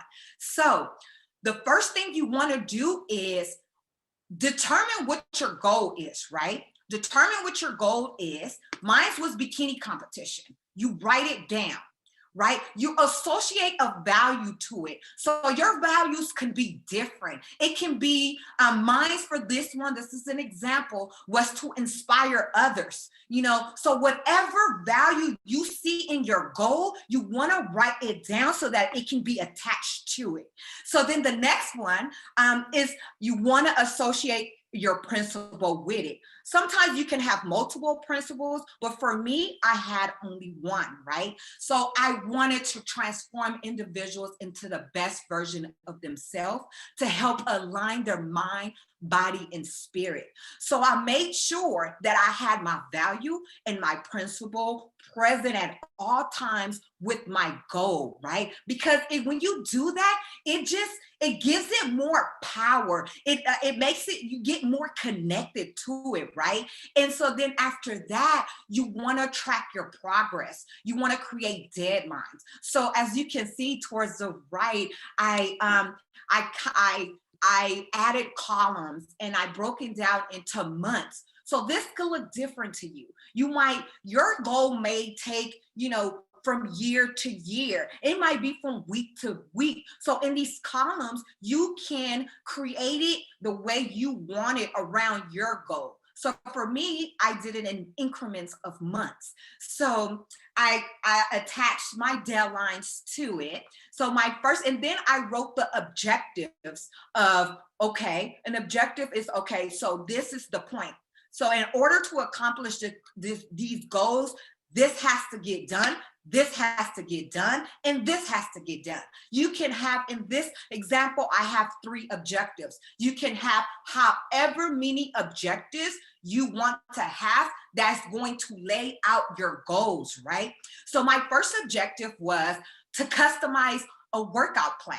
Right? So I'm entering a bikini competition. So I got to get into straight action. I got to seek out a trainer. I got to look for a competition date. I got to start logging in my weight progress every 2 days, whatever that looks like, right?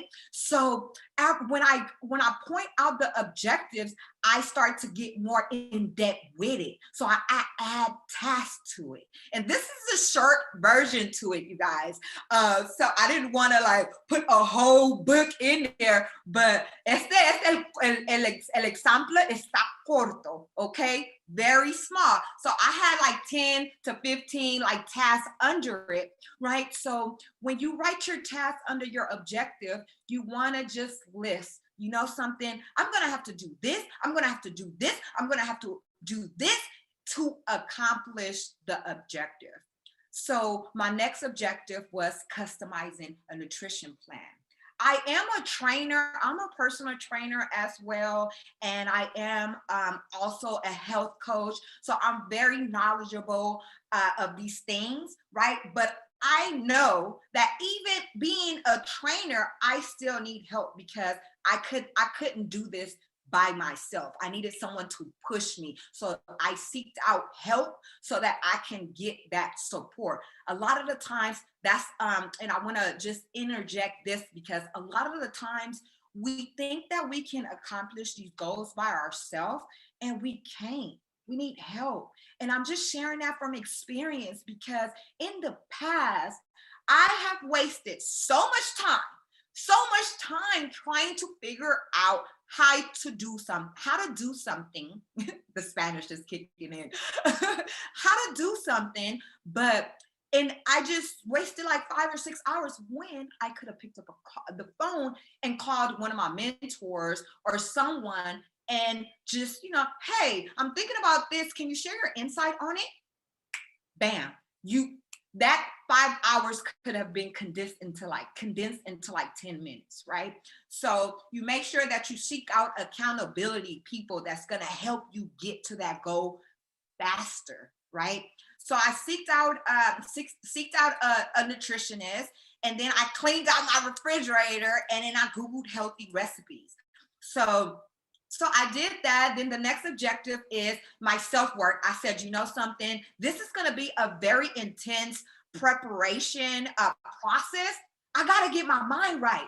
And this should be added into everyone's action plan, because a lot of the times we write down these goals and we want to do them, but it's so many layers that's on top of us that are preventing us from even getting to that goal.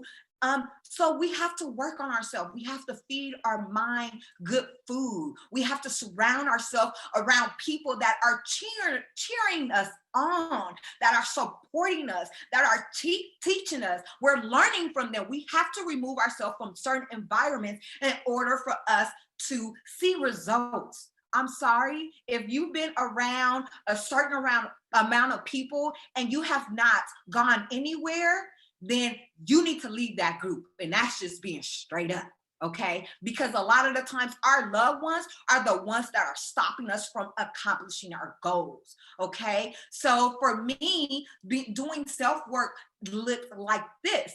It may look different to everyone. So I will wake up and I will do my morning rituals before I went out in the world I kind of just grounded myself and said, you know something, I'm going to declare how this day is going to be. So I started to just take that time to be able to give all of the best version of myself when I come in contact with people, right? So, and then I would read 30 minutes every day. I just committed to reading anything that was inspiring, or even listening to a YouTube motivational speaker. So I would do these things, and I will also take time and go out to the nature and walk to just receive that groundness, right? And so the beach is actually my favorite place, you guys. But so I did that, and in doing that, I was able to accomplish my goal. I didn't win, so I did compete. I competed last year in September. Although I didn't win on stage, I won in my heart, because I felt so good that I had set out a goal and I accomplished it. And y'all, when I tell you my before and after picture, you gotta go look at it at Get Thai Fit on Instagram. You can find me and you can see my transformational pictures. When I tell you a mother of 4 looks like she didn't have no kids, it was the best feeling. It was the best feeling. So I'm so super excited and thankful that I was able to accomplish such a big goal, right? And so I just want to just give you guys some important key points that'll support that plan. So one, you have to look into your time management.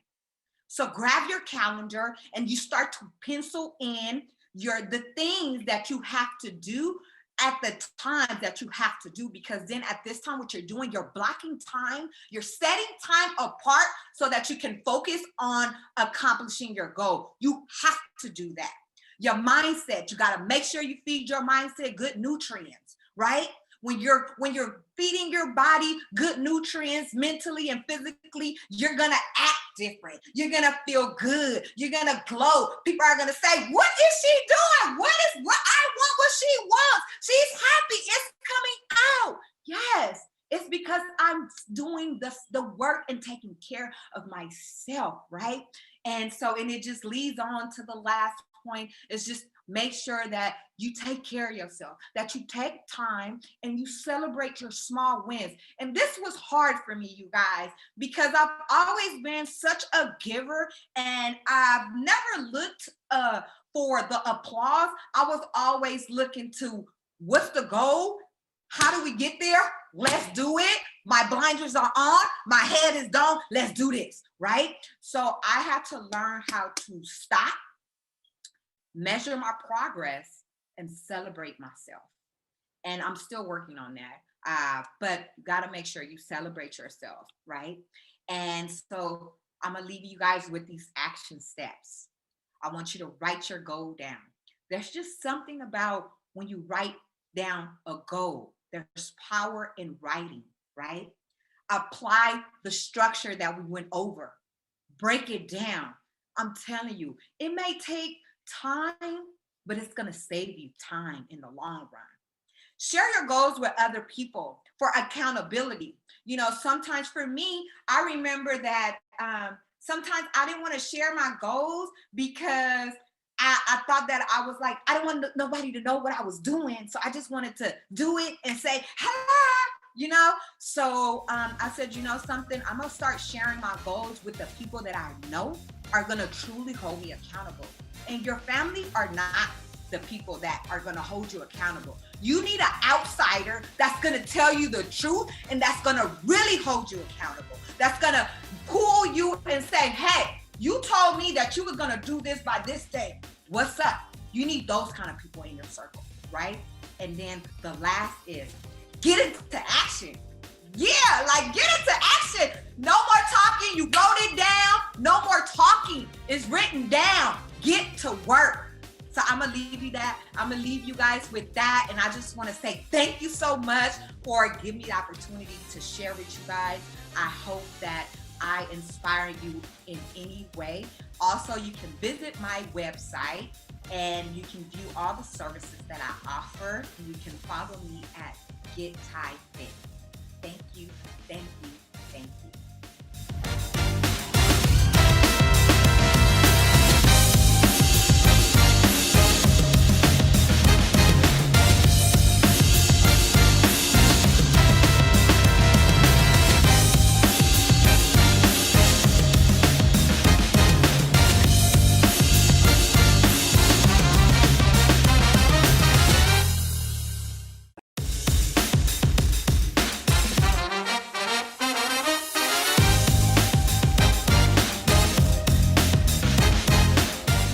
Hey, it's your girl, Dr. Khadijah X Chapman, Coach Millionista, the Radical Wealth Building Strategist, and I'm so excited to talk to you today about building wealth while being Black. Woo! What a topic, right? Before I get into that, okay, I just have to say thank you to Trevor Ives and his whole entire team for putting on Black&Iconic and giving me a platform to share my vision and my passion and my brilliance, because at the end of the day, you don't get to be a keynote speaker for Trevor Ives if you're not doing something pretty iconic. Well, look, I'm being silly, but I'm being facetious, but I'm serious. I'm like, at the end of the day, he's very calculating about who he lets speak in certain places. So I'm here as an extension of his brilliance. Now, I was warned and I was advised by many people not to put together the Black Millionaires Matrix, the wealth building platform that I've designed to engineer Black millionaires. And you know what? I say this unapologetically because I've done it for myself. I've helped many others to start what I call the radical rise. And a radical rise is when you literally engineer $1 million inside of your business within a year or less. And when I first started that journey, it kind of scared me because, I probably started this journey when I was on with, no, it's not probably. Let me back up a little bit and tell you when I started this journey. My fiance at the time had been carted off to prison and unjustly. Okay, it took us 9 months. We got him out, but hey, he spent 9 months in prison. He was my financial lifeline. Even though I was an entrepreneur at the time and I was doing things, he made more money than me. He took our money, he invested our money. And that's really, was kind of the foundational principles of some of the wealth things that I do today. And I have to tell that story because I taught him how to do some of the investings that he did. So I gotta get my flowers, y'all. I can't just make y'all think I had a man just taking care of me. We used to fight over some of the things I wanted to do, and and then eventually he, brilliant man. I'm not trying to take anything away from him, but the point that I'm making is, when that happened, let me stay on task because I got a book, y'all. I got a whole lot of stories, okay? So, but when that happened, I found myself on welfare. And I was a girl who had a felony 10 years prior, and this was like a long time ago. So I'm 26 years self-employed at this point, okay? So self-made millionaires. I love that title. But we're all self-made. Only the ones who do well admit it. Did y'all catch that? Okay, let me stick to my story. So during this time, I find myself on welfare. I'm getting evicted out of my house. I mean, it was all bad. It was just all bad. It was just all bad. It was like, God, is this happening? But they say nothing happens to you. It happens for you. So, okay, I end up on my mom's third floor. Make a long story short, I created something called the 6-figure close, and I made my first $1 million during this time. Wow. But before I did that, or while I was doing that, I actually created the concept, the Millionaires Matrix. Didn't have the word Black in it at that point, because I wanted to say Black, but that wouldn't be cool, right? I want to be politically correct. I don't want it. But at some point, it's like, damn it, wait, this for Black folk. It's the Black Millionaires Matrix. But then whatever I was trying to do then is not at the level it's at now. I'm gonna just say that, because whatever I was trying to do, I had this concept, but when I would do the numbers and work, whatever, it was like everybody, no, it's not. Long story made sure we've elevated to what it is today. Okay. And I kept putting it down and picking it back up, the concept, because in life, I'm doing this, right? I'm going up and down and I'm like, I'm all over the place, doing well, eating well, but not where I really want to be, right? So a couple years ago, pulled it back out and said, you know what? I'm about to really go hard with this. I'm about to go hard with this concept. Life gets in the way. A lot of things happen. Make a long story short, I went on to do some pretty good things for me and my family. But then at some point, I'm like, I really want to pull this off the shelf and I really want to relaunch it. And I really want to give people an opportunity to rock with me, learn the things that I've learned so that we can give people a 7-figure radical rise. Like, I'm not looking to help you make 6 figures. If that's what you're looking for, I'm not your girl. I actually want you to make 7, 8, 9 figures, but we got to start somewhere, right? And the Black Mirrors Matrix, we have a lot of basic stuff that we just need to know. And a lot of us, we don't know. And then when you come around brilliant people who look like you and they're willing to share, that's the end of that's the game. That's the end game, right? The beginning game is having the courage not to be afraid, to just come in and hang out just to see what is it really all about. Because it's deeper than us teaching you about credit. We give you the credit game. Oh man, we give you the credit game. We teach you the credit game.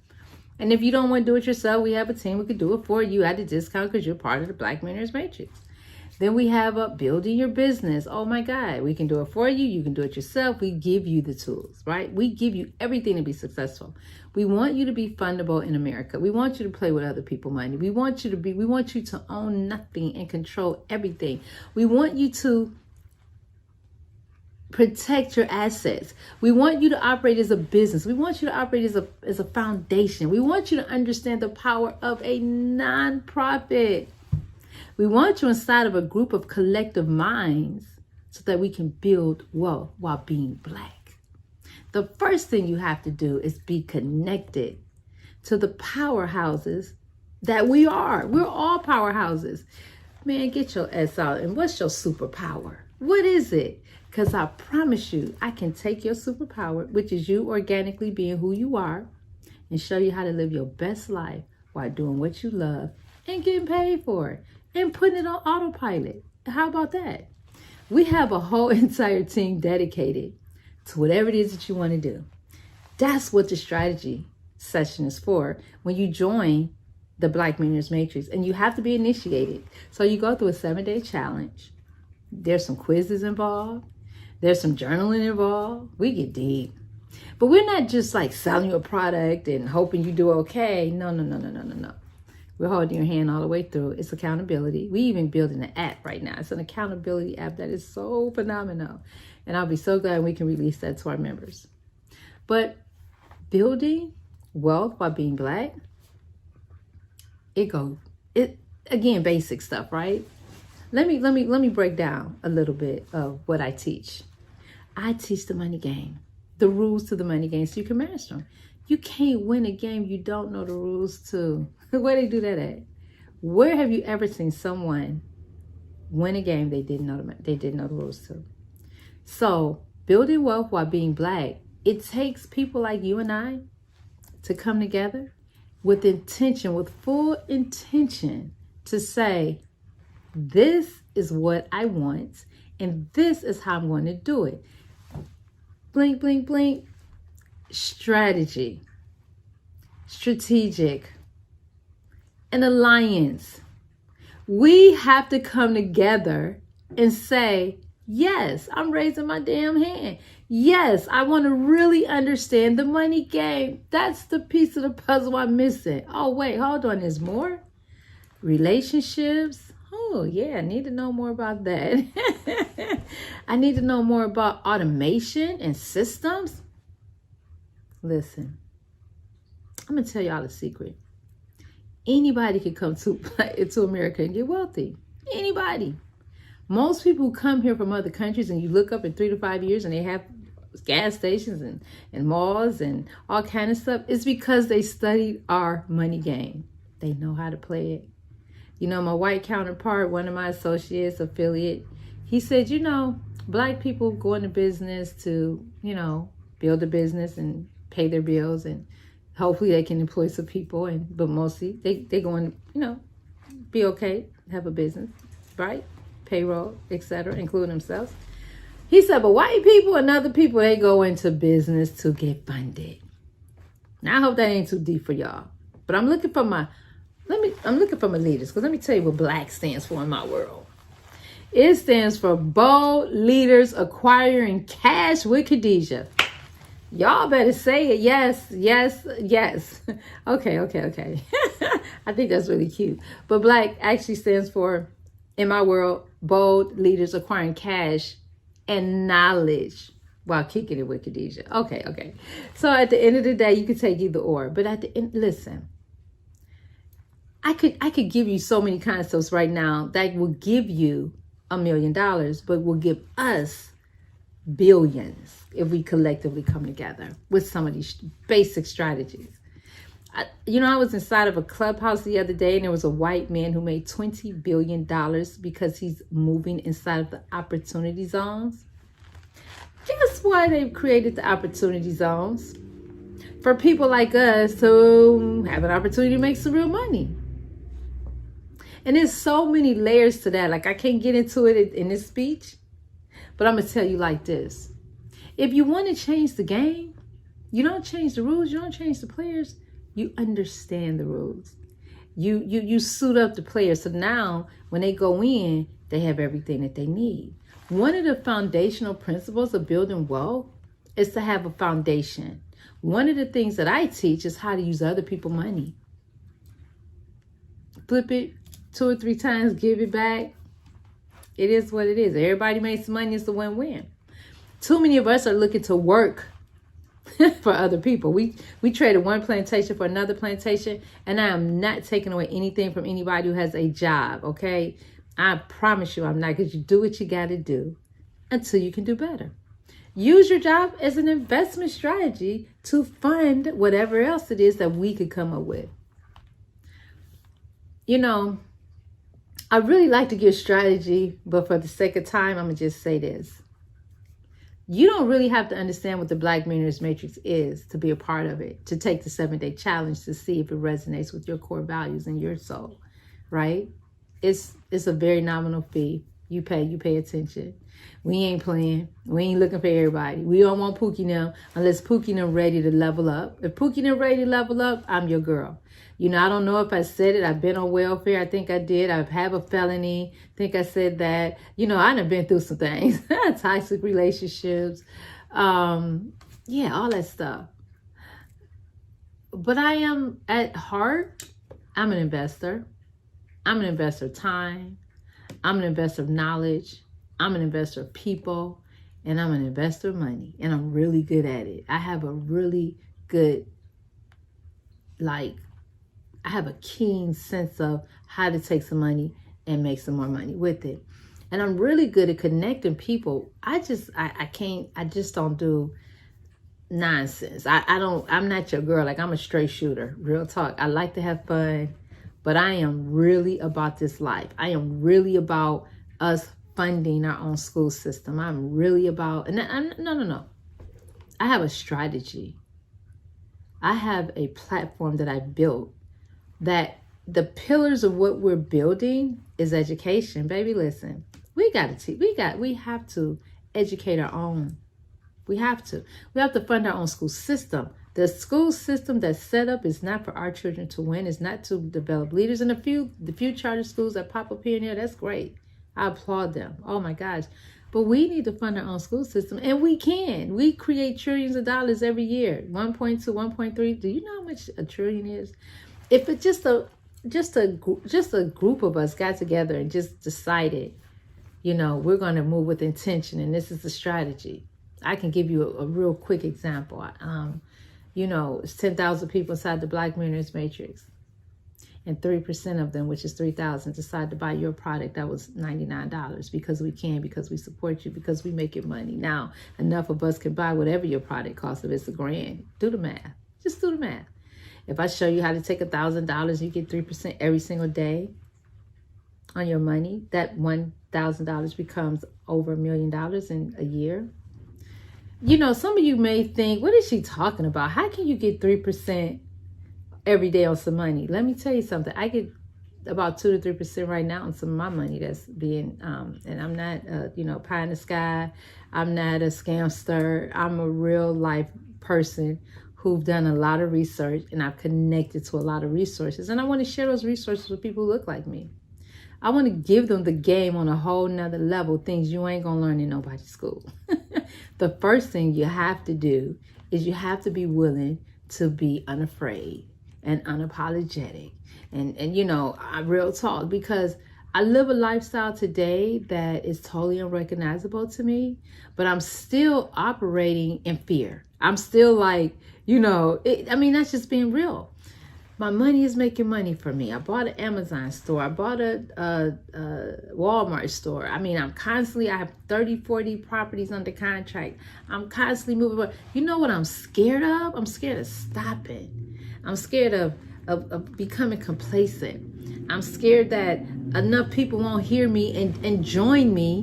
And then I'm doing all this by myself, right? Real talk. Like, I could do so much more if the right people showed up, because I have a heart to give. I have a heart to share. And I'm unapologetic about me wanting this to be for Black people.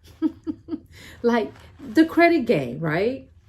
I could show you how to create trade lines, positive trade lines that you get to have placed on your credit and vice versa, all through a credit exchange program where everyone has a membership-based education, and then we can legitimize it, legalize it.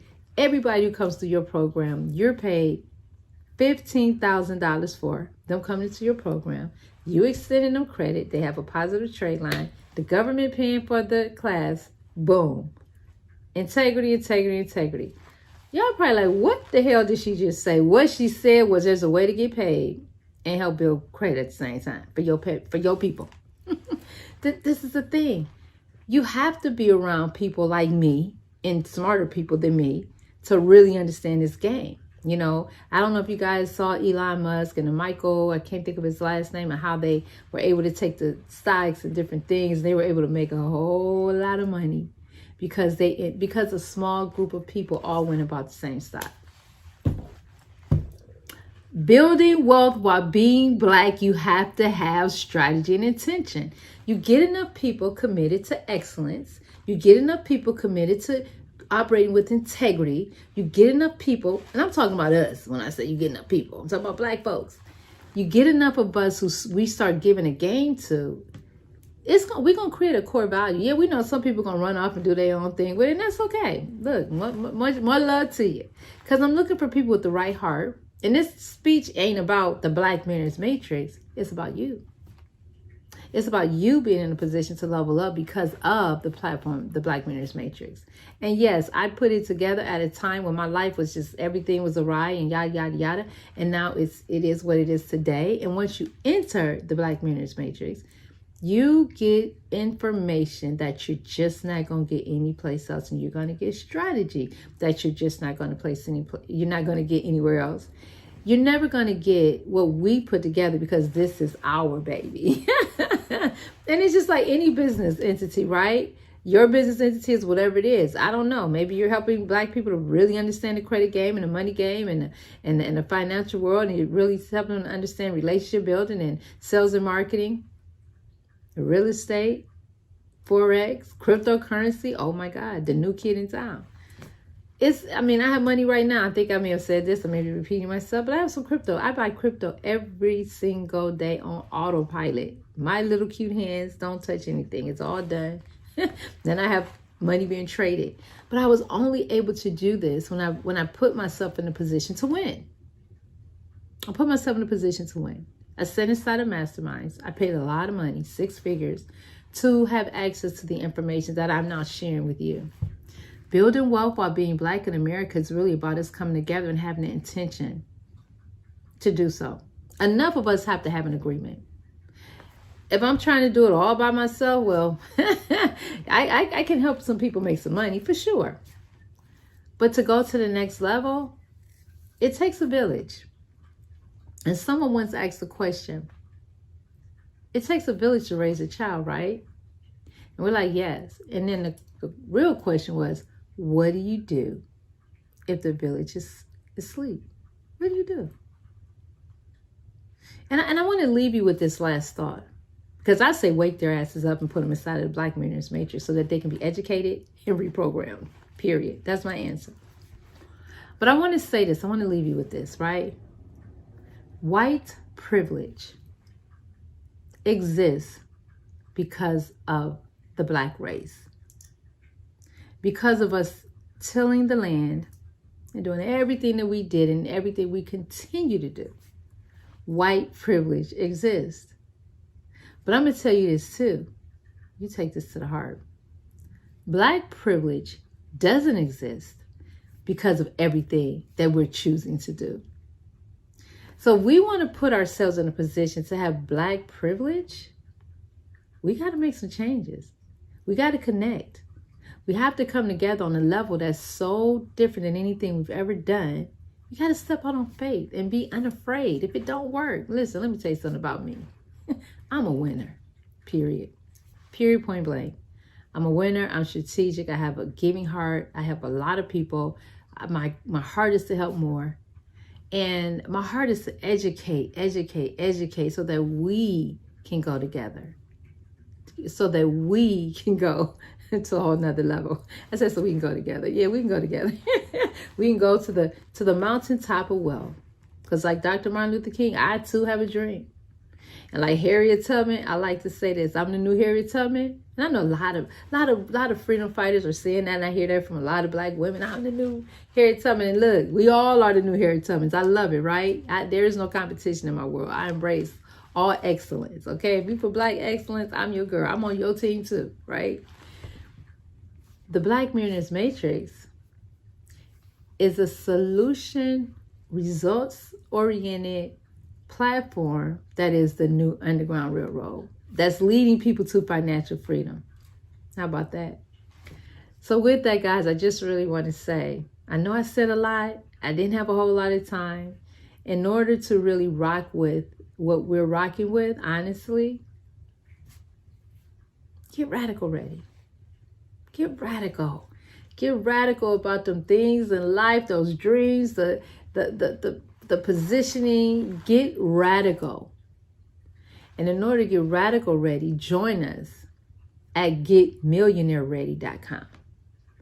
Getmillionaireready.com starts you on the process to your radical rise. It gives you access to the initiation process to see if you are a member, if you have what it takes to be a part of our family. Because we're engineering Black millionaires. That's easy. The real question is, will you be one of them? Thank you so much. That's my time. I'm Dr. Khadijah X. Chapman, and I hope that something I said spoke to your heart. And I pray that even if you can't join our family, that you continue to pray for us to have success, because when you step into the Black Millionaires Matrix, you're supporting my mission. You're supporting a cause for us to up-level our Black communities. And you're absolutely positively helping us to create legacy wealth in abundance. All right, so thank you so much for your time. I appreciate you. Enjoy the conference. It's so much good stuff. And for those who decide to create magic with Coach Millionista, I'll see you on the other side. I see you on the inside of our family where a lot of magic is happening. All right, thanks so much. Be well. Peace and love.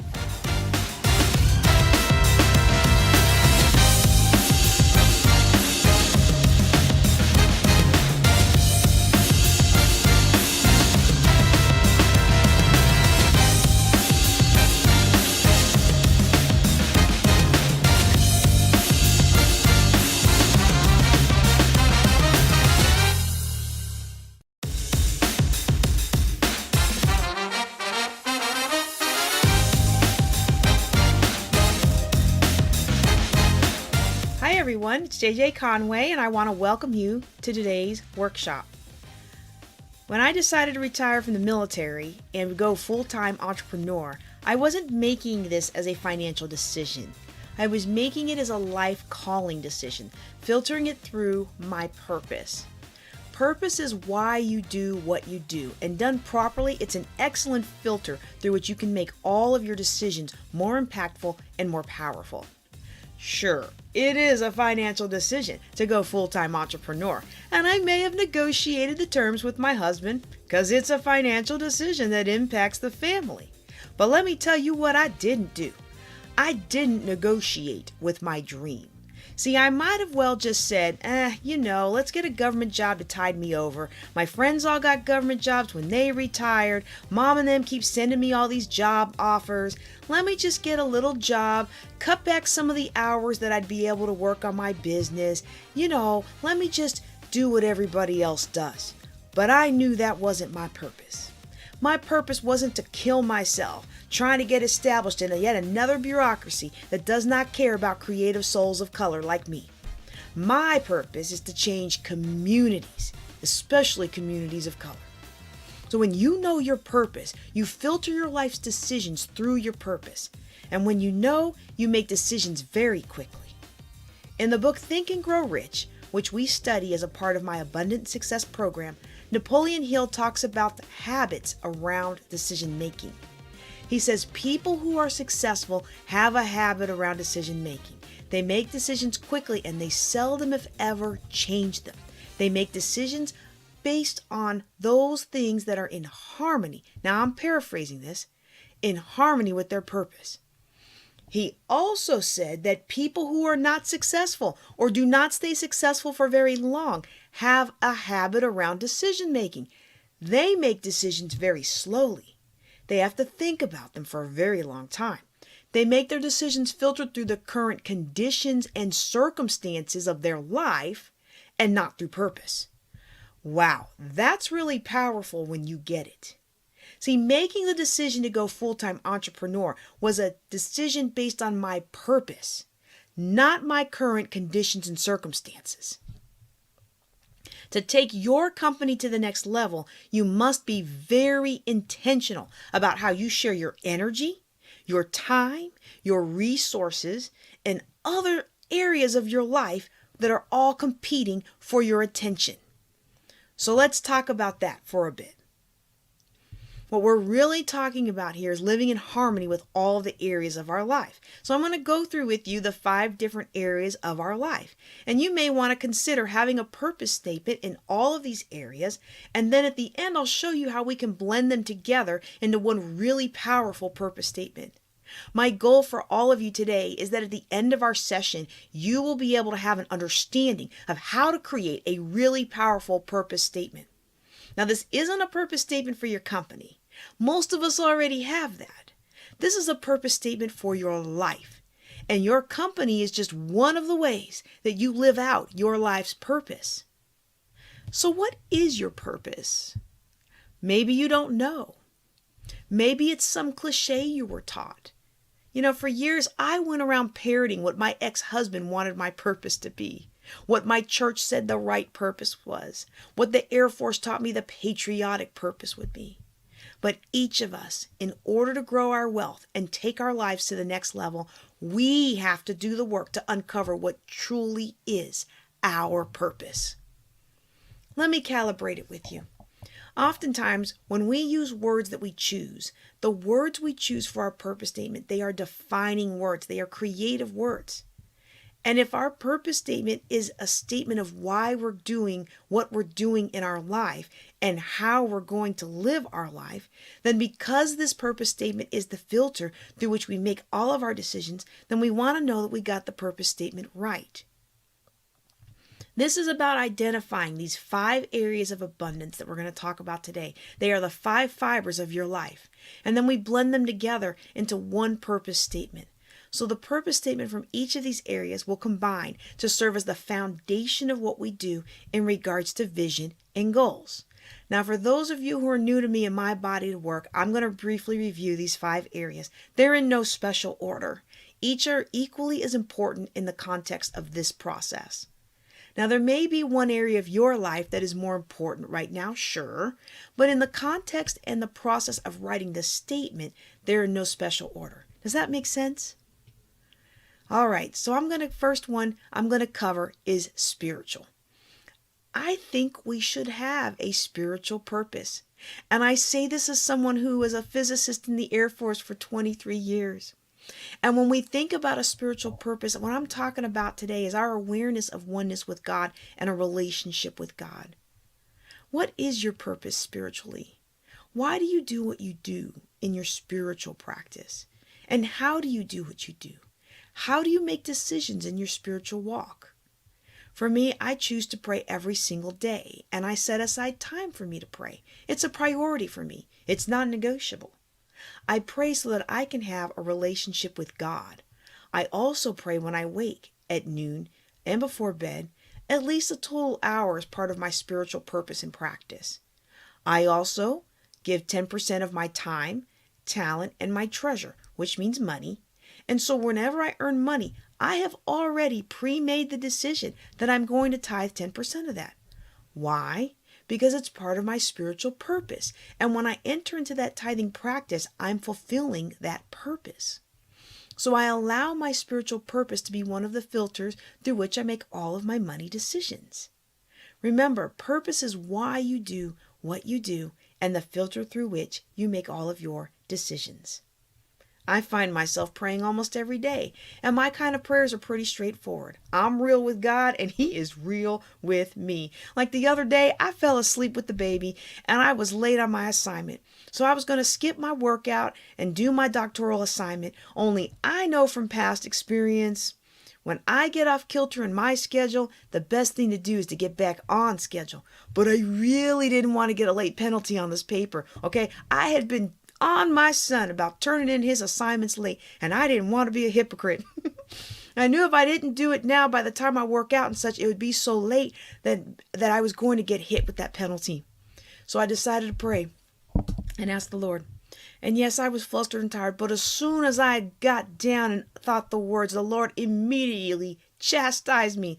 You know you're not going to do that assignment anyway. You might as well work out. Oh, I'll do it, Lord, I'll do it. You know what? 10 minutes later, I had gotten all kinds of stuff done on my Facebook for my business. Isn't it interesting how we can get so much done for something else when we're procrastinating from what we really need to do? So 10 minutes, I'm knocking out all sorts of posts and emails for my business, and I look at the clock and I remember what the Spirit said, and I jumped into the rest of Anthony Walker's Camp Gladiator workout. It was a good one too, y'all. My body really needed it. And so I find myself being more grateful in prayer for all of the wonderful things and wonderful people, or even the problems that are going to help me grow. And being grateful and then also asking for help. This prayer, ultimately, the purpose is having the better relationship with God. And I know for some of you today, you're like, she's talking about God. I'm here to learn about profit. But I'm telling you right now, having a spiritual component will elevate your profit. I think this is really important, and this isn't about preaching at you, okay? Anyone, regardless of your religion, can walk in gratitude and thankfulness and seeking wisdom from your higher power. I just think the ideal such relationship is with my God. And look, I think anybody can have a really good life, get a really good life if they don't have a spiritual purpose, right? But I don't know that they can have a complete life without it. And this particular iteration of my Purpose Vision Goals seminar is geared towards CEOs. You are at the top of your food chain. And I really think this is the missing dimension in many of our lives. I don't think any of us wakes up ever. I don't think anybody with me today wakes up one day and says, you know what, today what I really want to do, I want to create an average life. Now, I'm not saying there aren't moments when we're overwhelmed, and if we can just get through one more day without bringing any more drama or retribution on ourselves, right? That would be great. But in our heart of hearts, I think what we want to do every single day as agents of change and as people committed to being lifelong learners, we want to create extraordinary lives of impact and significance, lives of adding value to other people and being well compensated for doing it, right? And look, there's lots of really good programs out there. There's lots of programs you can go get certified in. Lots of things you can learn how to speak and do better. Lots of programs out there that help you sell and market yourself. And they're very good programs. But if they don't have a component to the spiritual walk that is in line with my vision for building wealth together, then I'm not interested. We're not a faith-based organization, but certainly faith is one of our core values. And so we live that out. And I really do believe we would be incomplete in living a purposeful life without having that spiritual dimension. Now, I know I just lost a lot of CEOs there by talking about the spiritual first, but that's okay. It's kind of a filter. It's kind of a weeding out, y'all. Those of you who stayed, who get this, you're going to get this. And it's going to bear 100-fold fruit in your life. So the second area of abundance is having purpose in our primary love relationship. So think of the relationship with your family, your closest friends, and for those of you who are married, your relationship with your spouse. You know, how do I spend time with them? How do I prioritize my time with them? Do I pick my kids up from school and work all night, or do I actually play with them? Do I set aside time every couple of days to call my mom, right? I probably shouldn't use that example because I think that would bother my mom. But whatever it takes to maintain your primary love relationships. And you know, I'm a busy gal, just like you're busy, you know? I know everybody's busy, but we're pretty busy. And I just launched a program that is spread across the world. I got 8 hours of live video content that I got to prepare for on top of just my normal daily schedule. But the other day when my son said he needed his mom to spend extra time with him, I made the time. I made the extra time to play with him. Why? Because it's in harmony with my purpose in the area of my primary love relationships. And he's at this stage now. He's beginning to experience fear. He's realizing that not everybody in the world is nice, and it's a normal phase that kids go through at this age. I've made a commitment to being a part of his life. I made a commitment to rearing confident, productive children who will be millionaires by their 30s. Not only that, but when I invite him home from the holidays, I want him to want to come home, not just come home out of obligation. Sure, it's harder on my schedule because, I still have all those responsibilities, right? But I'm not going to hold to that. I'm going to let go of things of a lesser value for the attainment of things of a greater value. And that's really what the law of sacrifice is all about.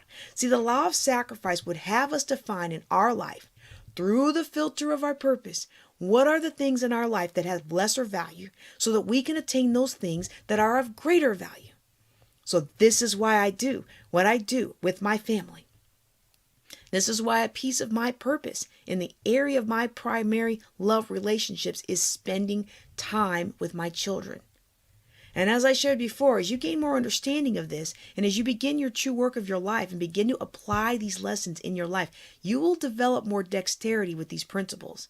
And you'll not only have a purpose statement in each area, but you're going to bring them all together into one kind of all-encompassing purpose statement. Now, for those of you who want to know more about this, I would love to help you purpose statement your life. But first, let me calibrate it for you. Stay tuned because we're going to walk through this in detail, all right? The last 2 times I saw my dad, 2 Christmases before he passed, I flew him out to see the Steelers beat Houston. I had to invest in his room, food. I had to take my whole family. Well, I didn't have to, but I chose to. Take my whole family. You get the tickets, the hotels, the Airbnb, all the things, and the time. Time is the biggest commitment, isn't it? Especially for CEOs, busy CEOs like us. And I just had a bad car accident, and my military career was in jeopardy because of that accident. And our savings went to a lot of things about medical care. And the last thing my boss felt like I should do was take a week off. But I felt strongly led to. So I did. The next year, we all drove out to California, all the way out to California with a potty training toddler, y'all. And when you're building a business, it is difficult to fit that time in, I know. But again, I felt led to, and it was consistent with my purpose. Y'all, those were 2 of the 5 times I've seen my dad in the 23 years of my military career. And the next Christmas, we were outside of Pittsburgh, burying him in the National Cemetery of the Alleghenies. We never got to build houses together after I retired. We never got to travel to the Super Bowl together after I retired. All those things we were saving for after I retired from the Air Force, they never happened. And I'm so glad I maximized the time that I had in the moment that I was called to make the decision. You've been promising your family a lot later. But if they're important to you, I'm encouraging you right now to prioritize them by crafting a purpose that includes them in your life as a priority right now. If you're thinking about your primary relationships and you're feeling like, how am I going to fit all this in? How am I going to afford the time? I'm going to tell you, when you have a strong purpose, it is simple for you to make the decision. I didn't have to think about the decisions to spend time with my father. I didn't wrestle with it. I didn't wrestle with the decision about the money, the time. And so often we hear people say they're overwhelmed. You know, when somebody's overwhelmed, I think it's actually because they're under-purposed. When we find ourselves overwhelmed, it's because we're under-purposed. And so when I find myself second-guessing myself, all I got to do is ask myself, were these decision points in harmony with my purpose? And since they were, I make it happen. I get it on my calendar. I move my agenda around. I move the money around. And once the opportunity, once the decision is placed in front of me, now look, I don't always know how I'm going to do it. I didn't ask if I should do it, you know. I asked if it was in harmony with my purpose and vision. Think about all the mental energy it takes to reconsider every time, thinking about everything over and over again and redeciding. That's exhausting. When you've got clarity in advance, you have already made those decisions. You don't need to spend all that mental energy working it out all over again. I love it because having this defined purpose frees up my energy to do what I do best, which is building wealth and changing communities. Having a strong purpose frees up your energy to tackle other, grander things. Let me get even more personal here. Some of you can really identify with this, okay? My husband and I, we're still crazy about each other, and we really enjoy spending time together. But we still have to plan it, especially when we're busy. He's at the top of his game, and I'm at the top of mine. And even though we're good partners, we still got a plan to find time together. Sometimes it's as simple as every Sunday after church, we plan our meals for the next week and go shopping together. And there's other things we do to honor our choice to grow together.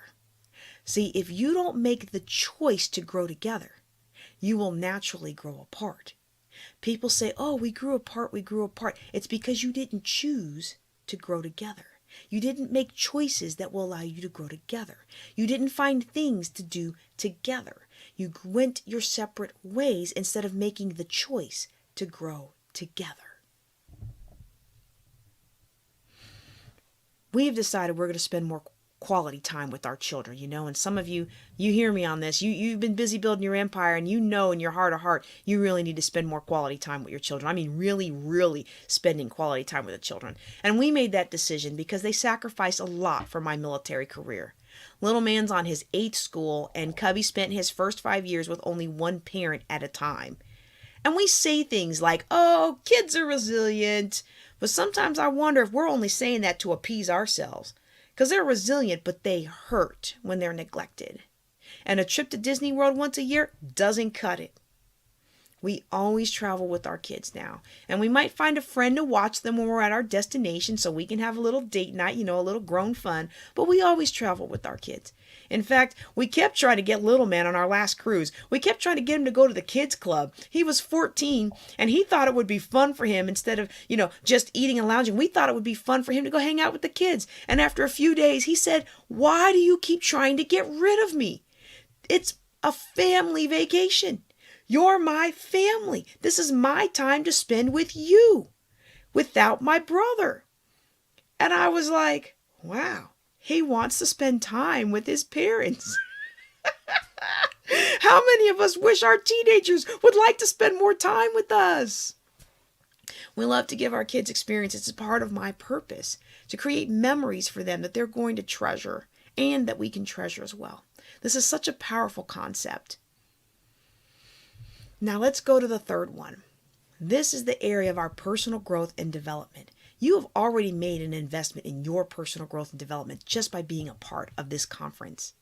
Now, for those of you who, have been with me for a while, I say that these 5 areas of abundance: health, wealth, spiritual growth, relationships, and self-expression. That's true, okay? And this is a little bit different, okay? Because this is about our overarching purpose, which feeds into walking in abundance, okay? So a piece of my purpose in this area of personal growth and development is to be a continual, lifelong learner, to be a student of life through travel, to study deep on the things that I'm interested in rather than broad, to go deep rather than broad. I purpose myself to be continually growing and developing. So when I make decisions about, well, you know what? Here's an example. Right before I filmed this, I had personal workshop time set aside in my day, scheduled for me to study and read on my own personal growth. It's a priority for me.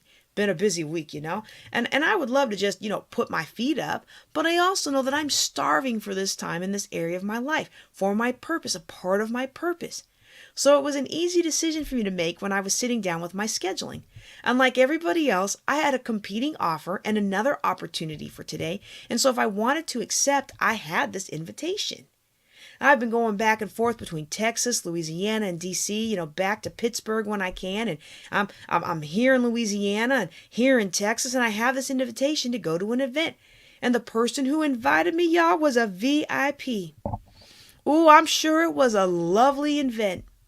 I'm sure it was a lovely event, empowering, exciting, with great people. But it wasn't in harmony with my purpose. It wasn't in harmony with my purpose. I really wanted to do it, but the event itself, despite being with all the great people, was not in harmony with my purpose. And again, I've already made the decision. Otherwise, I would have probably wasted a lot of good time wrestling with, should I do this? Should I do this? Should I do this? Should I do that? But I conserve my energy and save my time, strength, health, treasure for the things that I do best by deciding in advance that for me, this is something, personal growth is something I'm really going to focus on. And what I realize is I do so much work in different areas, mainly as a speaker and coach, that I found that my personal growth and spiritual growth, they overlap a little bit, which is nice. I also find that my personal growth has been driven by the business, right? The business areas were largely where I was focusing, and that's great too. But there's nothing like preparing to teach something to really understand it yourself, right? So let me just throw this in. One of the best ways to learn is to teach. Maybe that's why I teach this stuff. But there's other areas, and I'm going to be so much more intentional about it. I set aside time to do that, literally scheduling it in. And I was doing that before I retired from the military, and I was growing. Anyone who knows me and has followed me through the last 2 car accidents, you can see that, right? But I decided to be more strategic, and it's made a huge difference in my personal growth. So I updated my purpose to include this intentional time of personal growth. Now, don't get me wrong. I would certainly flex my schedule if it was an opportunity that was aligned with the other areas of my purpose. But there's always a cost. And too many of us have been setting aside our personal growth, and we chase after this money, and we chase after these connections, and we chase after this dream. And at the end of the day, we have sacrificed our spirituality, our family, our personal growth, and especially this area that I'm about to talk about right here, the area of health and fitness. Number 4 in our purpose statements is the stewardship of our body temple that has been gifted to us. What is my purpose in the area of health and fitness? Well, again, this is a piece of my purpose, and my own personal purpose is to honor God through proper care of my body temple, to live in a healthy body capable of taking care of myself physically, and that includes eating healthy, having good sleep habits, and good health habits. So I make decisions every day around the food that I eat. I make sure that I exercise every day for about 30 minutes a day, and I do seriously hardcore workouts now. Now, I know most people don't do this, and certainly most people with my age and all these injuries that I'm recovering from, most adults particularly don't do this because we haven't made that commitment. And we use, some of us use scripture, bodily exercise profiteth little. Now, let me tell you, I do have one thing in common with people who don't take care of their body. And the one thing I have in common with people who don't take care of their body is that I don't have the time to do it either. I don't have the time either. I'm busy. You're busy. And I can assure you, if working out every single day were not part of my purpose, if I were living my life through some other filter, like maybe the filter of how I feel every given morning, how many of us live in our lives through the filter of how we feel any given morning, huh? We need to live our life through our purpose, because if we live our life through how we feel, we wouldn't have the time either. I certainly wouldn't do it, but I do it as a part of my purpose. Therefore, it makes the schedule every day. Not sometimes, not anytime. It's built into my day. And that's why I'm finally able to see progress back to where I used to be before the emergency C-section and 2 car accidents, all within 18 months of each other, all right? Now look, I'm going to talk about this for just a little bit longer, but let me tell you, there are 3 reasons why I would miss a workout, okay? 3 reasons that I wouldn't work out. And of these 3, there's not one that's any higher importance than any one day of working out, okay? One reason I might not work out is if I'm physically run down. I have this very real symptoms of a cold. I wake up, I got a sore throat. Okay, now many of you know I'm in a pain management program, and if my pain has gotten ahead of me on any given day and I need to get it under control and my body needs the rest, well then I'll give that the rest, especially with all the driving and traveling I do. But walking and yoga are part of my pain management program. So there's this runner's adage that says, below the head, stay in bed, otherwise go run. Below the head, stay in bed, otherwise go run. So if it's a head cold, I'll still walk or do yoga for 30 minutes, and then I'll come back and snuggle in my sweats and rest. I don't want to hurt myself with an injury or sickness, but let me tell you something. Most of the time that I actually walk or stretch, I actually do feel better. And I'll bet some of you will too. Now, the second reason I may not work out is if I have a rare opportunity, and I mean rare. Because remember, I can work out 365 days a year, and I tend to work out on every single one of them. And if I have a rare opportunity to live my purpose, I mean that rarely comes to me. Like I had an opportunity to be in the room with our commander during Senate deliberations, and once I had the opportunity to testify before the Maryland State Congress, which resulted in anti-bullying laws being passed, and both time to travel there and back one way is a couple hours through DC traffic, y'all. I'm gonna do it. I'm gonna do it. All right? I may not work out that day. You get an opportunity to spend intimate time with John Maxwell or George Fraser. I'm going to do that. I'm going to try and work out first, but if I have to do 10 minutes of calisthenics in my hotel room and call it a day, then I'm going to, and I'm going to pick up the next day. So that's the second reason. Now, the third reason I might skip a day of my workouts is if one of my other areas of purpose needs attention, like in the case of an emergency. So when my dad died and none of his other 3 kids could take the time off to go out there, and I felt I needed to drive cross country, he was in Wilkes-Barre, PA, I needed to drive up there and take care of what I could take care of, clean the house where he fell, get the burial process started, find his records, meet with the family, and just all the things, right? I actually feel like my examples aren't that great today. Because one, they're sad, and even with handling Dad's affairs, sometimes I couldn't do more than just sit there and cry, but I actually did walk most days because he was a huge proponent of fitness and a powerlifting champion, and I knew that he would want me to keep taking care of myself. Plus, it cleared my head for a bit, and I knew my back and neck would be in too much pain if I didn't walk and stretch, okay? But if it's an emergency that requires all of my focus, then I probably won't work out. So those are the 3 reasons, all right? But rarely will I let those reasons compound one on top of the other and cause me to not work out for more than 2 days back to back, and almost never for more than 3 days in a row. I still remember the last day of my last appointment to the neurologist who was caretaking me after the second car accident. I sat there in that hospital with all those dying people and declared health over my life. I was at my best health ever 5 years ago, and I declared that day that I will be at my best health again 4 years from now. I'm on my way, y'all. I declared I'd be in even better health from then. I declared that I'll be running circles around young bucks laughing that 65 is the new 35. These are the visions that I'm holding for my health. How about you? What vision are you holding for your health? Time out for this whole thing of we all have to take pills every day and we all don't have any choice in our healing and there's nothing the doctors can do. We are called to righteousness, prosperity, and health. It is our destiny. Beloved, I wish above all things that thou mayest prosper and be in health, even as thy soul prospereth. And I understand, don't I understand? Sometimes things happen or things change, or sometimes you can be making progress and boom, you get hit in the rear end. Sometimes you just get disappointed and you have no choice but to recognize it, address it, and reallocate time. I get it. 2 car accidents later, I get it. But you have to address it, and you have to purpose in yourself that you are going to spend your energy and intention in the areas that are important to you. It's about harmony, not this balance thing everybody's chasing after that they can never get. All right. Number 5, flow of freedom for both time and money. So this is the last area of purpose, and I call this the flow of freedom. So this is the flow of freedom for both time and money. So my purpose is to be able to generate enough wealth that my wealth earns enough money to provide all my living expenses without my physical or mental involvement.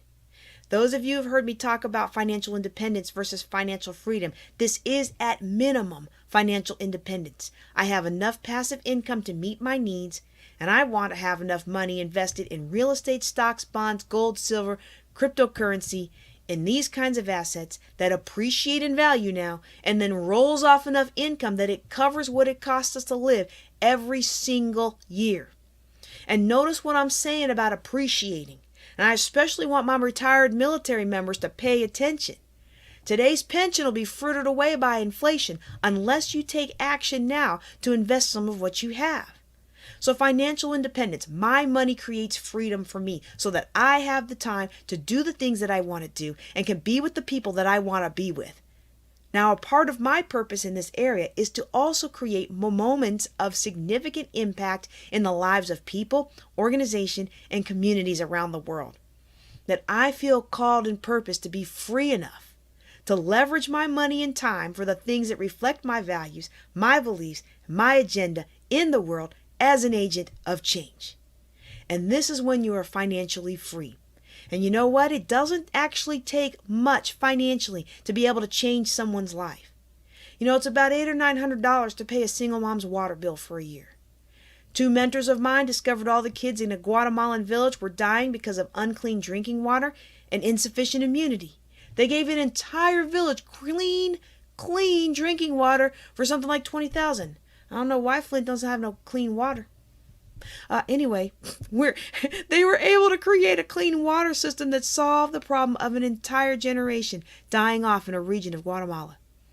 So living your purpose in this area allows you to contribute to changing lives, to being the person who matches other people's donations. For example, enough to buy 100 prosthetic hands for children. Think about that. There are 100 kids that didn't have either a right hand or a left hand, and someone was resourced. Imagine the impact of you being resourced to have the same flow of freedom, money, and time in your life that you could lead a campaign and impact kids' lives for years and years. All because you were intentional about first defining a purpose and then living into that intention. So when we look at our entire life, our purpose statement in each of these areas, and we allow these things to define our daily agenda as much as possible, and then we make decisions that are in harmony with these purpose statements, then we begin to have true power, impact, significance. And once you've tasted significance, success is never enough. Going back to these 5 areas, I think it's really useful to give you a way to work around, get your head around these 5 areas. It's very, very powerful. You know, I was listening to a speaker quoting Carl Jung as saying the healthy personality is split between work, love, play, and spirituality. 4 areas, right? Work, love, play, and spirituality. And if you write those down and you think about your 5 areas, spirituality obviously matches, love matches, work, vocation matches, your health and freedom. Isn't that really play? The money to be able to do what you want, the time, strength, and health to be able to do the things that you want for play. Alexander Pope said, "Order is heaven's first law. Your purpose introduces such order into your life. It introduces purpose and order that drive the decisions you make, and those decisions give you clarity. Clarity of what we're focusing on and what we're not. Being real clear about what it is you want and what it is you don't. Now, goals introduce order, of course, but purpose introduces more order over a longer period of time. It is strategic. And the reason many of our amazing efforts fail to have strategic longevity is because we are so focused on individual goals instead of our overarching purpose. Now, I don't have my command the time to really dig into the vision and goals and how they extract from the purpose today, but you can contact me offline. I'll walk you through it. And when you're born, you have life. When you find purpose, you start living. We're going to wrap up with how to blend these 5 areas into one powerful purpose. And I invite you to think about how you would craft your own purpose blended as you hear mine. Don't be afraid to get it wrong, y'all. Sometimes we think our purpose is one thing, but as we live into it, we discover that it's really something else. Sometimes a purpose is with you for 3 years, 5 years, 10 years, 20 years. Maybe it changes with the seasons of life, and that's okay. Also, don't be afraid to get it right, but not have it resonate with everyone. This isn't a one chance kind of thing, okay? A lot of times we grow into it, and I encourage you to write down a purpose that works for you. Meditate and pray on it and try it on. And again, it doesn't have to resonate with anybody else but you. My purpose is equipping God's people.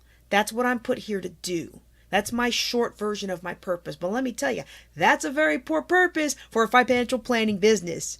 It resonated with absolutely no one, not even the pastors. So that is not on the front page of my website, but it is written on the tablet of my heart and written in the lines of everything I do and say. And it's okay if your purpose is that way as well. Remember, your purpose does 2 things for you. Understanding your purpose and what drives you behind it pushes you through the discomfort of doing something new. And it also helps you filter out all of your competing distractions. Remember, if you keep doing what you've been doing, you'll keep getting what you've been getting. So we've identified our purpose in each of these 5 areas, and then we blend the 5 into one statement. And I've shared with you as we went along today a piece of my purpose in each of these 5 areas. So now we're going to take those pieces and blend them into one statement. Now look, words mean things. Words have an energy charge to them, right?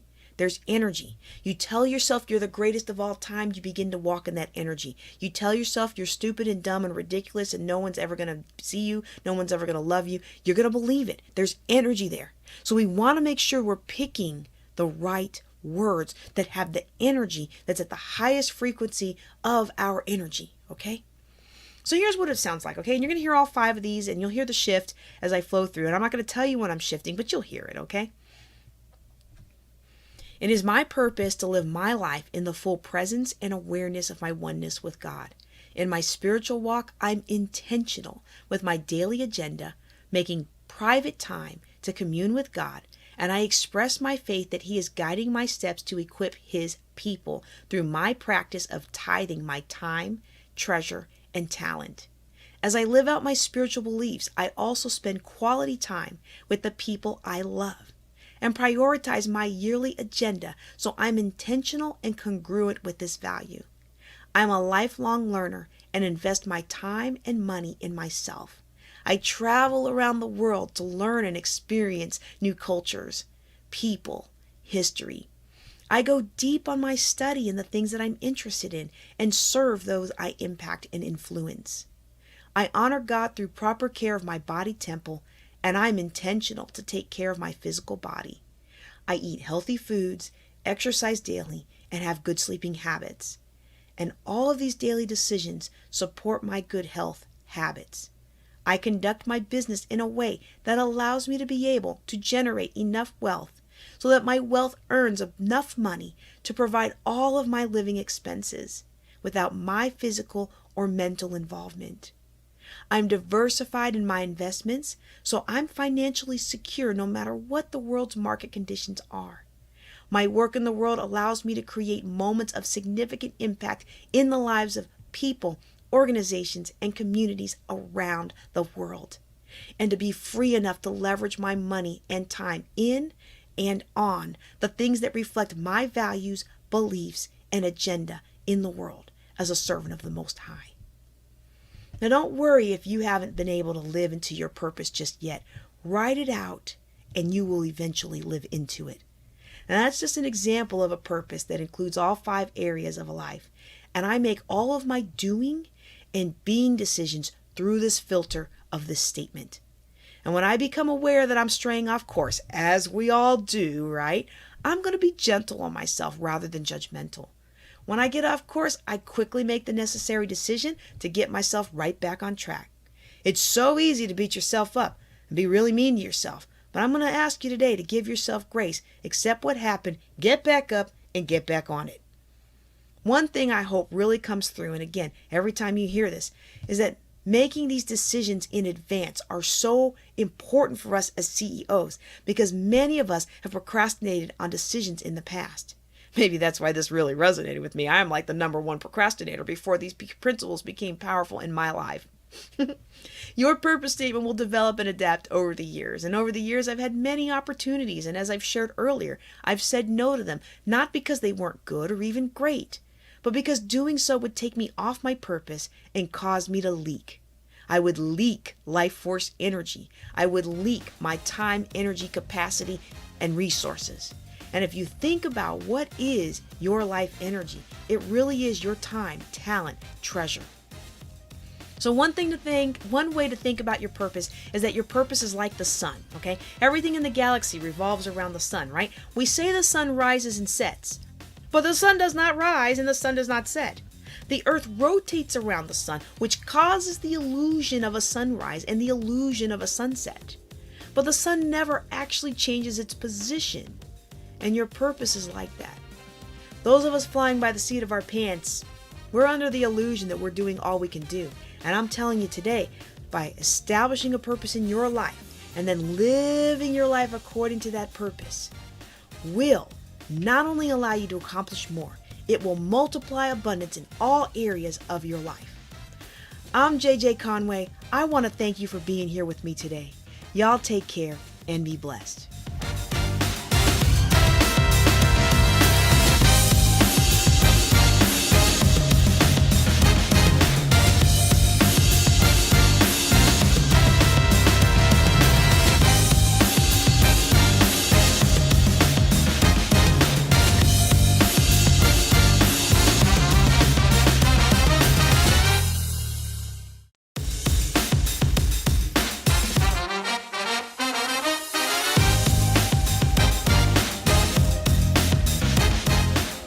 Hey, I'm JJ Conway, the Queen of Cash Flow. Let me tell you, I came home from a military trip to find my house sold, stuff thrown out, and divorce papers in my face. When the dust settled, I was a single military mom with over $845,000 of debt. I had to learn how to hustle in a hurry. I had to learn how money worked. And let me tell you, it's not like what they say on late night TV or all those seminars you go to about the secrets of the rich. I now empower people to win with money, to dump debt, build wealth, and leave a generational legacy using the same financial management and real estate investing skills that worked for me. I want to invite you to my newest class that is guaranteed to double your income and shatter your limiting beliefs. You will gain clarity and confidence to step out and do what you know you've been called to do. The truth is, you've been playing small, and you know it. The truth is, you've been giving too much of your time, your energy, and your money to everybody else because you've been too afraid to step out there and do for you. It's time to launch your business or take your existing business to the next level. In this 7-week class, we are going to transform your thinking about money. Through this study of the science of getting rich, you will learn what it takes to build new and profitable relationships. You will shatter those limiting beliefs and literally transform your results. I'm JJ Conway, and I invite you to join me at AuthenticAbundanceAcademy.com.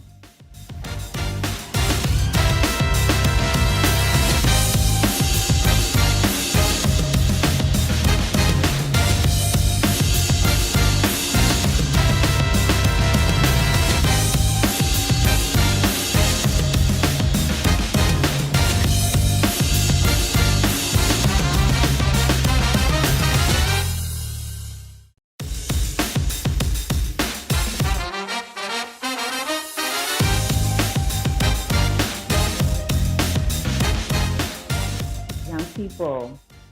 I am Miss Keisha. How are you? Before I get into my talk, I want you to relax your shoulders, relax your feet, play your favorite sound. Close your eyes. Inhale and exhale. I see you out there. You're not doing it. Inhale. Exhale. I'm walking through this with you because I know that your life is busy. I know that your life can be hectic. I know you have some exciting things going on, but I need for you to take a break, relax your shoulders, relax your feet, just breathe. You may have a favorite song, you may have a favorite beat, move a little bit to it for a few minutes, 10 minutes, every day. Start your day, end your day, and just relax. Give your heart a chance to catch up with you. Give your heart a chance to slow down. Okay? Inhale. Exhale. Are you out there doing it? I can see you. You think I'm crazy? No, I'm serious. Relax your body. Okay. That's that. Now it's time to get into business. As I said, I am Miss Keisha. You can find me, Google me, Miss Keisha Speaks. Now, today I want to know, are you making lemonade or are you making excuses? Why do I ask that? Life is going to spin and throw a whole bunch of lemons at you. Do you see you in there? You see you falling apart under the lemons? You see that eyeball? See the Lego in the lemons, just all jacked up. It happens. It's real. But are you going to stay broken in the lemons? Trust me, I know it's easier to do that. But today, Ms. Keisha, want to talk to you about taking those lemons that's thrown at you and make lemonade out of it. This is the lemon of people telling you you'll never be anything. I found something sharp. We ain't gonna be all cute on the cutting board, squeezing the lemon out. No, we gonna find something and we gonna squeeze the lemon out and let's move on. So this is the lemon that someone threw at you, talking about what you're not gonna be. This is the lemon of people telling you you're ugly, your body is this, that, body shaming. We ain't got time for this. Take that lemon and take that juice and squeeze it out. You may say, Miss Keisha, but lemonade is sour. I don't want lemonade. Baby, you ain't got to drink it. You're going to make this lemonade because somebody is going to be thirsty. Somebody is going to call on you. And this is what you're going to serve them. It even may be your haters. Your haters are going to come to you asking for help. Your haters are going to come to you asking for advice. That advice you give them is lemonade. You made it from the horrible things that have been thrown your way. You made it from the terrible situations that life has put you in. Let me tell you a little secret. Ask me how I know that it's not just people outside your house. Ask me how I know it's not just people outside in the community that's going to be throwing these lemons at you. Ask me how I know. It ain't just the people outside. It's not. you catch that lemon. They're in the background talking about how you never gonna be anything. Make your lemonade. No smacking your tongue against your teeth. No rolling of your eyes. Just catch that lemon and squeeze the juice out. I'm saying, Miss Keisha, I can't take it. It's just too much.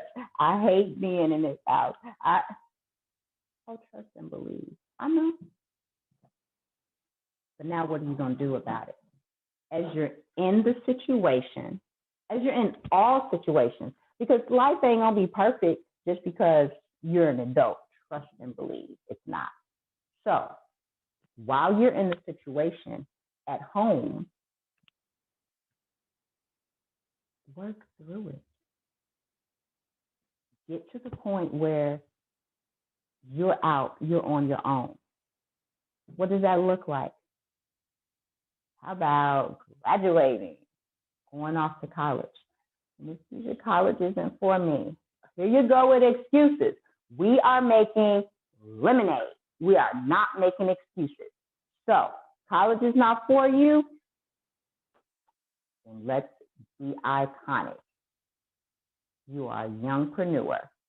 Get your business going and move out into your own apartment. The lemons are going to come wherever you are. They're going to come in your parents' home. They're going to come as an adult. So you need to start now making lemonade out of all the drama that's come in your life. No excuses. Trust me, I understand the excuses are so much easier. It is so much easier to be stuck and in this pile of lemons broken. You're already broken, so nobody gonna say nothing to you. You're right. But this is not it. You are striving to be iconic. Get up, put your eyeballs back on your body, and make lemonade out of the lemons that are thrown at you. That is my only request. That is my only request. Because these excuses, not going to work. You are the next generation. We need you to step up. We need you to stand strong. We need you to walk into your destiny. So as you are meditating, as you are praying, ask for direction on your calling, and also ask for positive people to walk into your life. Now, you may not know what they look like. You can't trust everybody. Yes, I know. As you're relaxing, as you're listening, you should hear a voice that is leading you to meeting as you're shopping for lemons. You may meet your next mentor. It may be the weirdest situation, but you never know where your next blessing is coming. So young people, I need you to stand strong. We need you to stand strong and to stay focused on your goals. Let's get started.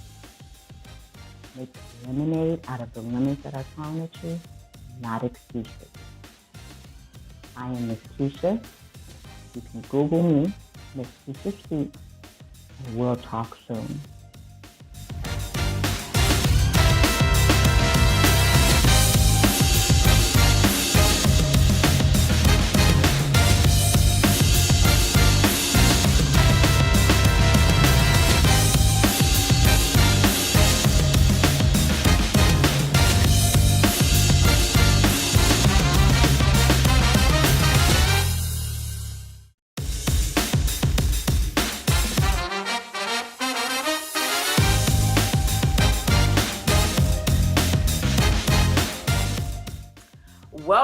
Welcome. This is Dr. Marcia, and I am a physician and life coach. And this workshop is called Finding Your X Factor Within. And you may be coming over from my keynote. Whether you are or whether you aren't, it is fine. Come on in. So what I wanted to just share with you is that in the keynote, we talked about becoming the X Factor. And so when we talk about the X Factor, I want to just stay here just for a second. I want you to go get your notebook, go get your pen, and meet me right back. Okay? So, I want to talk about the X Factor. What do you think is the X Factor? When someone says, oh yeah, they have that X Factor, what do you think it is? I want you to just jot down in your notebook what you think the X Factor is. And when I went to Google, right, that's where we get all our information from, I looked up what the X Factor is, some of the definitions. And the first one is that it is some kind of unknown or hard to find trait.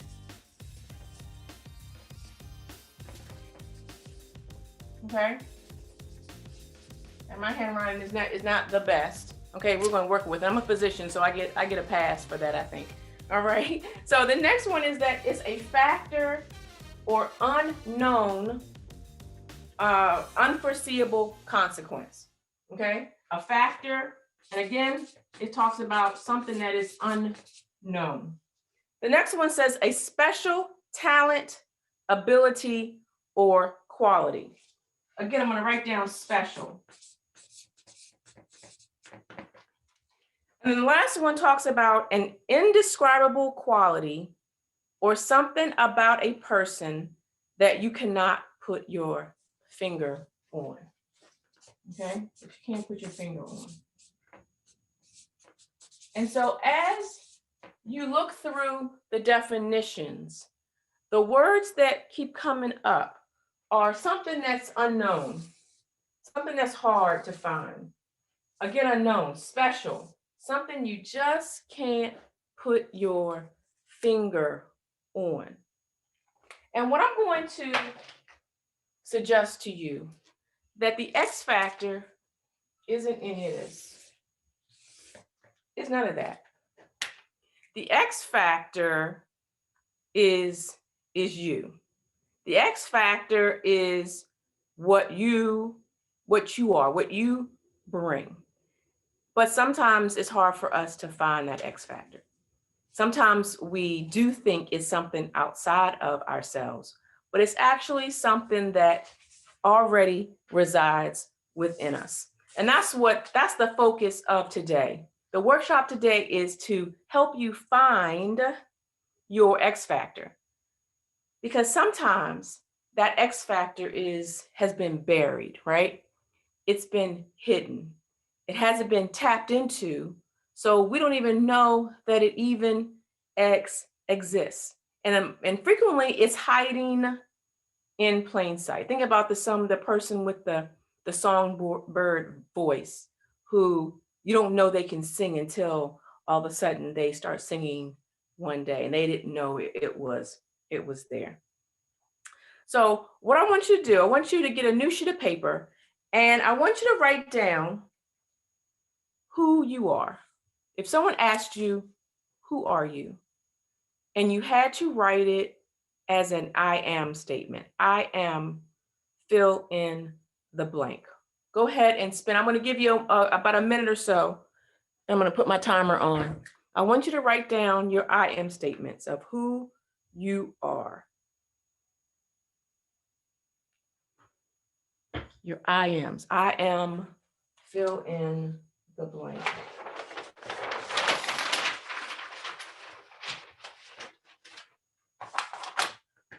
Who are you? And if you're just joining in, we're talking about your I am statements. Who are you? If you had to tell somebody. We have about another 30 seconds. Just write down as many as you can come up with. All right, we're at the 22nd point. Who are you? What would you say if someone asked you that question? All right, go ahead and finish up. We're down to the 10-second mark.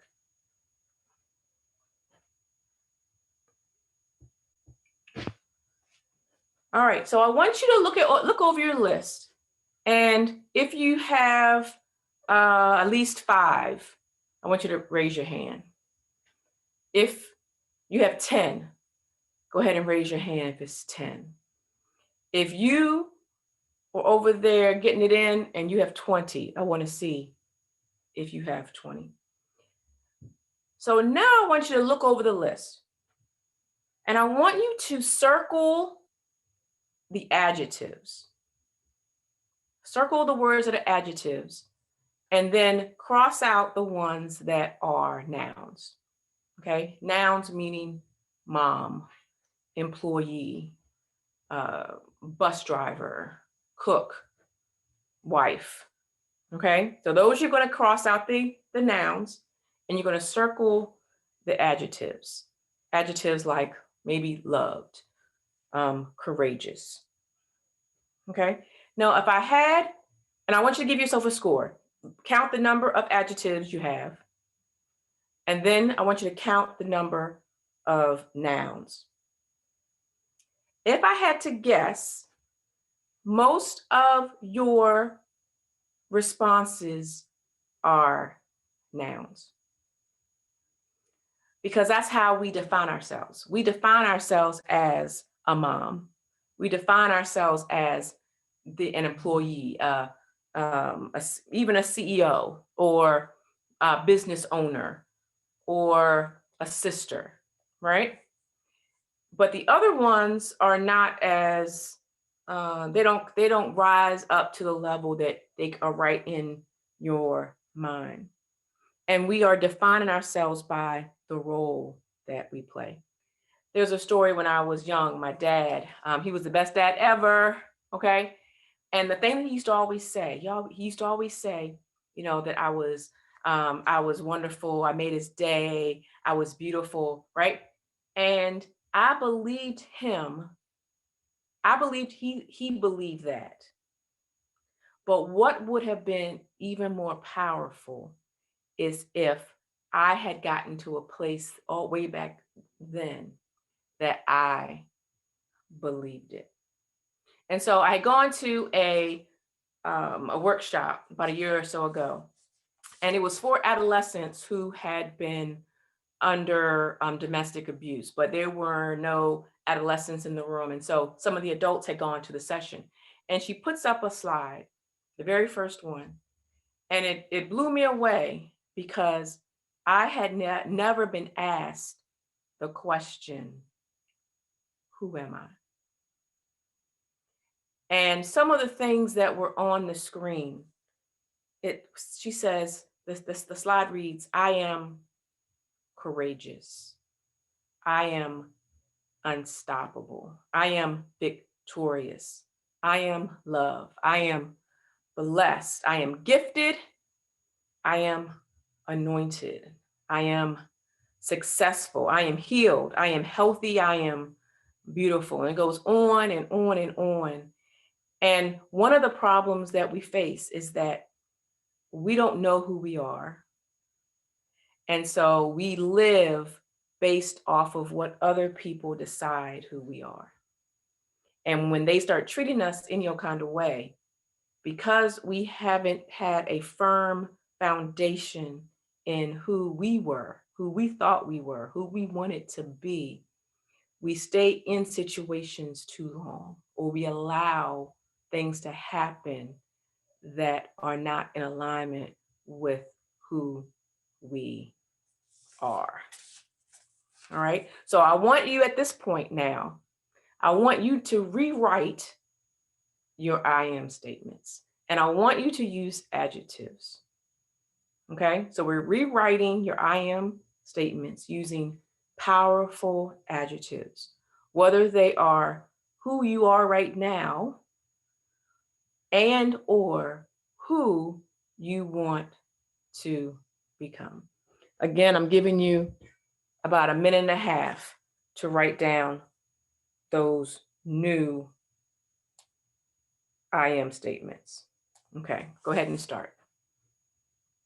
I am. Who are you? Who are you? Who do you want to be? This is the process of finding your X factor within.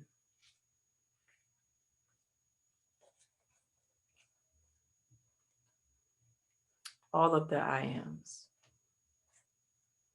Powerful words that help to define who you are and who you want to be, who you want to become, who you were raised to be, who you would want your children to become.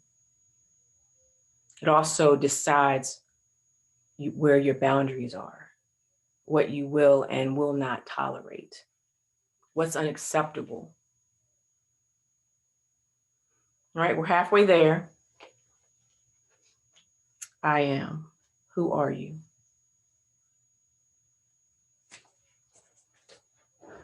Who are you? All right, you have about 15 more seconds left.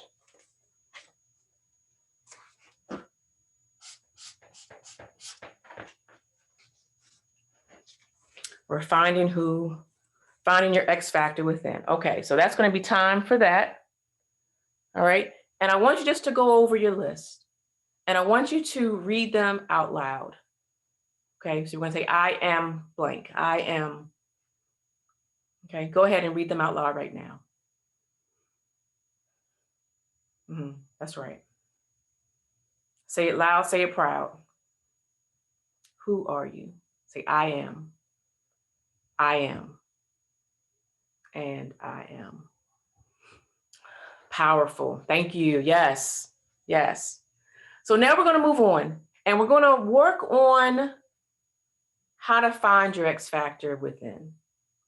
And the first nugget I'm going to drop for you is know what you bring to the table.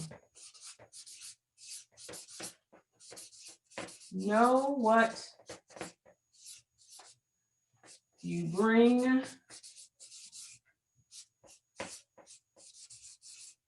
to the table. Another way to say that is know your worth.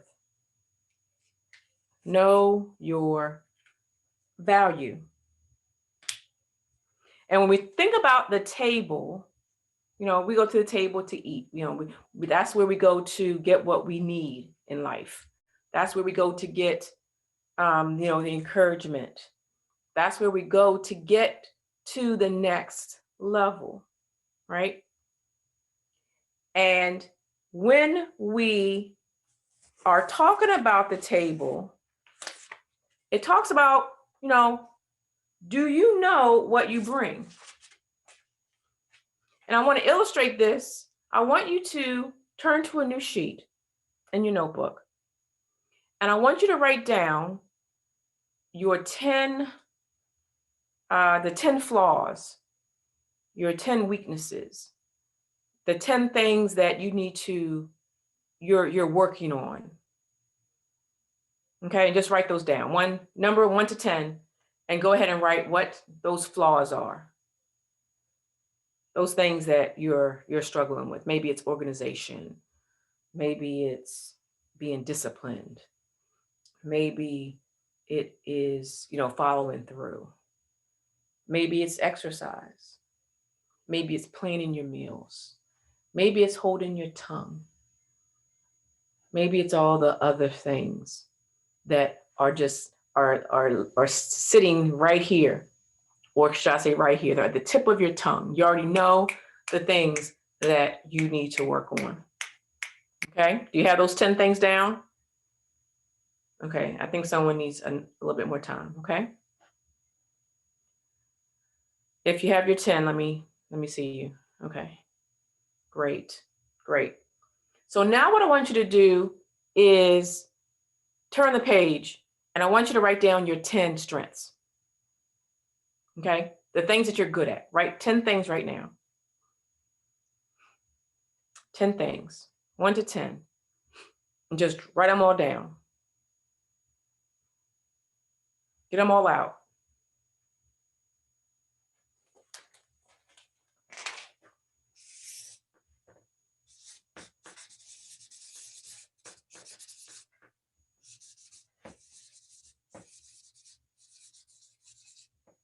Okay. I'm going to guess that it's taking you longer to write down your strengths, right? Our strengths are not just hanging right underneath of the water.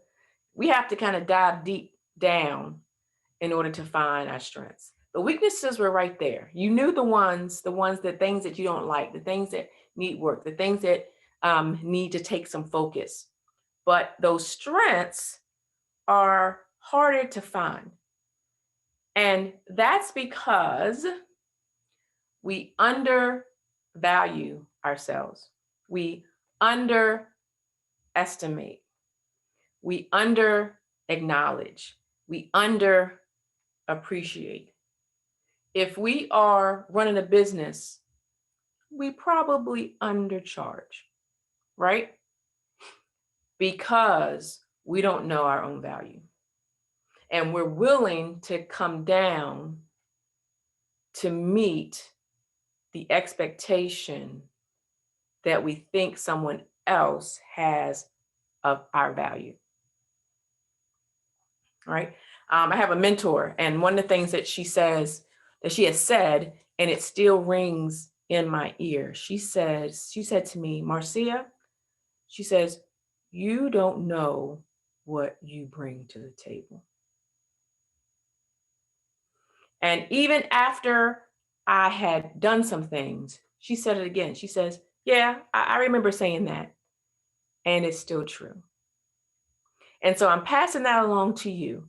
You don't know what you are bringing. You don't truly know. You may have a glimmer, right? But when we fully know, when we decide, when we go back, and I want you to just close your eyes for a few moments. And I want you to slow this thing down. I want you to go back to maybe go back as far as high school and what you were good at, what you received an award for, the thing that you enjoyed. And then maybe it's college. Maybe it was that club you were in, or that project that you helped out with, or the graduation, that award that you may have received. And then think about maybe your first or second job. Maybe it's your community work. Maybe you're in a social club. Maybe you've done some things at your kids' school. Maybe on your current job, you have had some success and you've gotten some awards. You've been honored. And so I want all of that to bubble up to the surface. And so when you think about your value, when you add up all of the years of school that you took, okay, that you add up all the tuition that you paid, the certificates, the diplomas, all of the things that you went through, that you invested in yourself. And now I want you to think about your value. How much does what value does that bring? Whatever you're charging for, whatever it is that you do, are you undercharging? I am going to suggest that you are. Okay, so the first thing is to know what you bring to the table. Know your value. Okay, so let's go on to the second nugget.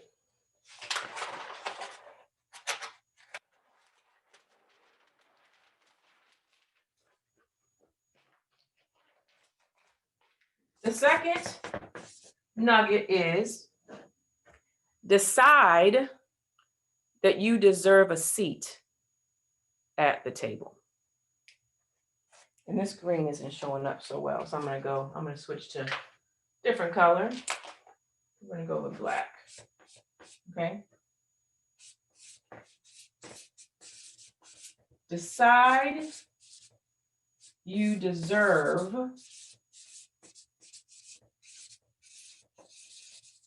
a seat at the table.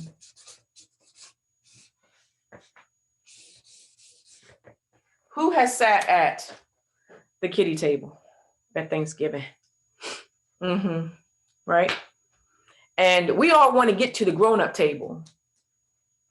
But how many of you are still eating at the kiddie table?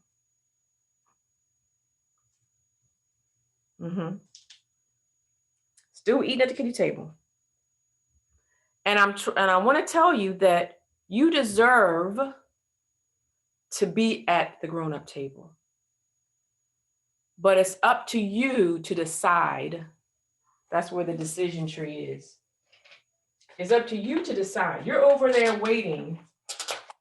You've been at the kiddie table for decades, and you're waiting for an invitation. You're waiting for Big Mama to invite you to come to the table, to the grown-up table, right?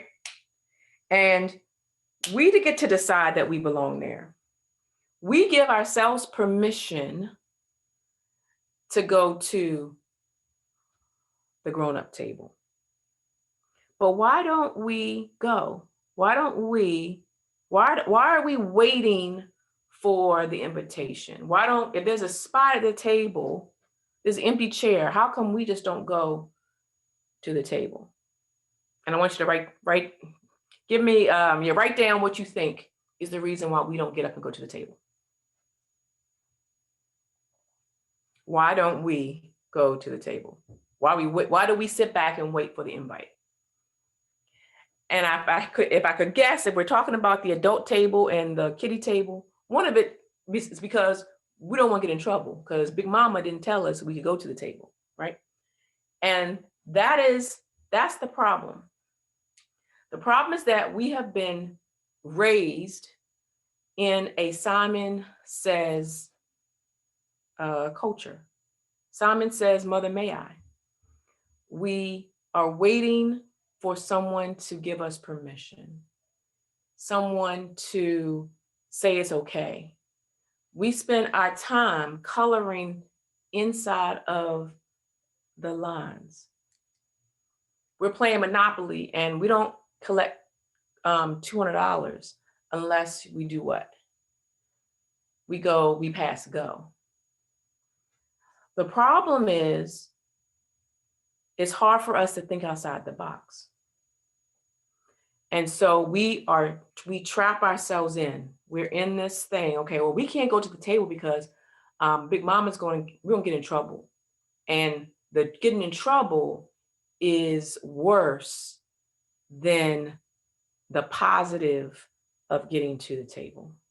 Okay, because there's always something better at the grown-up table. They got the desserts, they got the gravy, they got the biscuits, they got the hot mac and cheese, right? But we settle for what's at the kiddie table, the cut up turkey, or the peas or whatever there is at the kiddie table. It's safe at the kiddie table, but what we really want to be is at the grown-up table.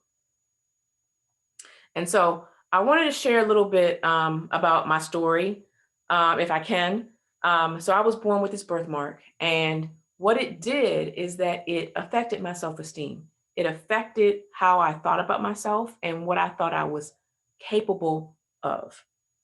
And so what I did is I hid, and I stayed trapped in this prison, and I didn't feel like I was allowed, right? And that took me 10 years to get over, through middle school, high school, and sometime in college, I was like, you know what, this is for the birds.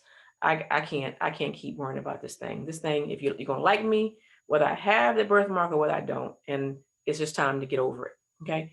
But a lot of us are trapped by other flaws, by things that prevent us from fully coming into who we're supposed to be, right? And so, but it's up to us to decide that we are done fooling around with what other people think. And it's a mindset shift. It's going from changing your belief, because it's all in your head. Okay, I'm no different than I was back then. It's just now I am resolved within myself. I am more confident now. I know that I get to decide whether or not it's a big deal or not. And so do you. You get to decide where you want to be, where you want to go in life. And so how do you get untrapped? All right. Sometimes we have some fears. And so I want you to just write down what you think are some of the things that keep you trapped at the kiddie table, that keep you trapped, underachieving, that keep you from where you say you want to be. Okay, just write down one or two things. What keeps us trapped? Some of that is, the big mama thing. Okay, what other people are going to say. Who had big mama? Right? But there's also maybe you don't think you know how. Okay, write that down. I'm going to say know how. You don't think you know how to get from point A to point B. I'm going to tell you a secret. The secret is you have all the answers. You know better than anybody else how you get from point A to point B. And a lot of times we are looking for someone else to come in and tell us, but you already know. And when you start to ask yourself the questions, instead of looking for someone else to answer them, the answer is going to come. I'm going to give an example. Let's just say, okay, say you want to go to college, but you don't have the money to go. And so the question is, should I still go to college? And when you ask yourself the question, well, what do I really want to go? How am I going to pay? And then you sit there for a minute, you're like, well, I could get a scholarship. I could get a grant. I could ask someone else to sponsor me. I could go to community college for a couple of years and work until then transfer into a 4-year institution. I could, maybe I don't really want to go to college. Maybe the reason why I wanted to go was because I wanted to, buy a house, okay, or whatever. And, you don't really have to go to college to buy a house, but you're kind of in between. My point is that you have all the answers. If there's a question you may have that you may want to get some additional input, you come up with the question, and then you can go and ask a couple of experts what it is they think. But you're just not giving it all to them and having someone else make the full decision for you. Okay, so the second way, after sometimes we don't know how, sometimes we don't have the confidence.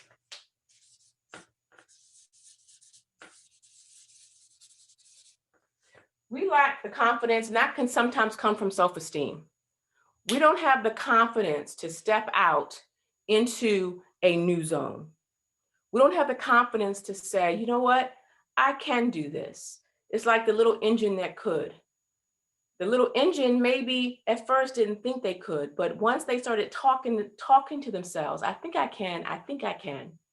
When you transition from an I can't to an I can, that is a shift that changes how you now approach the problem. When you say I can't, it's like a roadblock. But when you say I can, you can't really put your finger on it, but what it does, it opens up the possibility. You're now curious as to how I can. Okay, so how can I do this? Okay, well, there's some other options. And so now it opens up your thought processes. Before you were blocked with I can't, but now you can, and now you're able to see some of the different pathways. When you're operating in emotion, it means your intelligence is low and you can't think. But when you open up the possibility, now it allows the brain to work. Okay, that's, we know people talk about being closed-minded. When we're closed-minded, we can't think. When we're open-minded, it allows new ideas and more opportunity to come your way.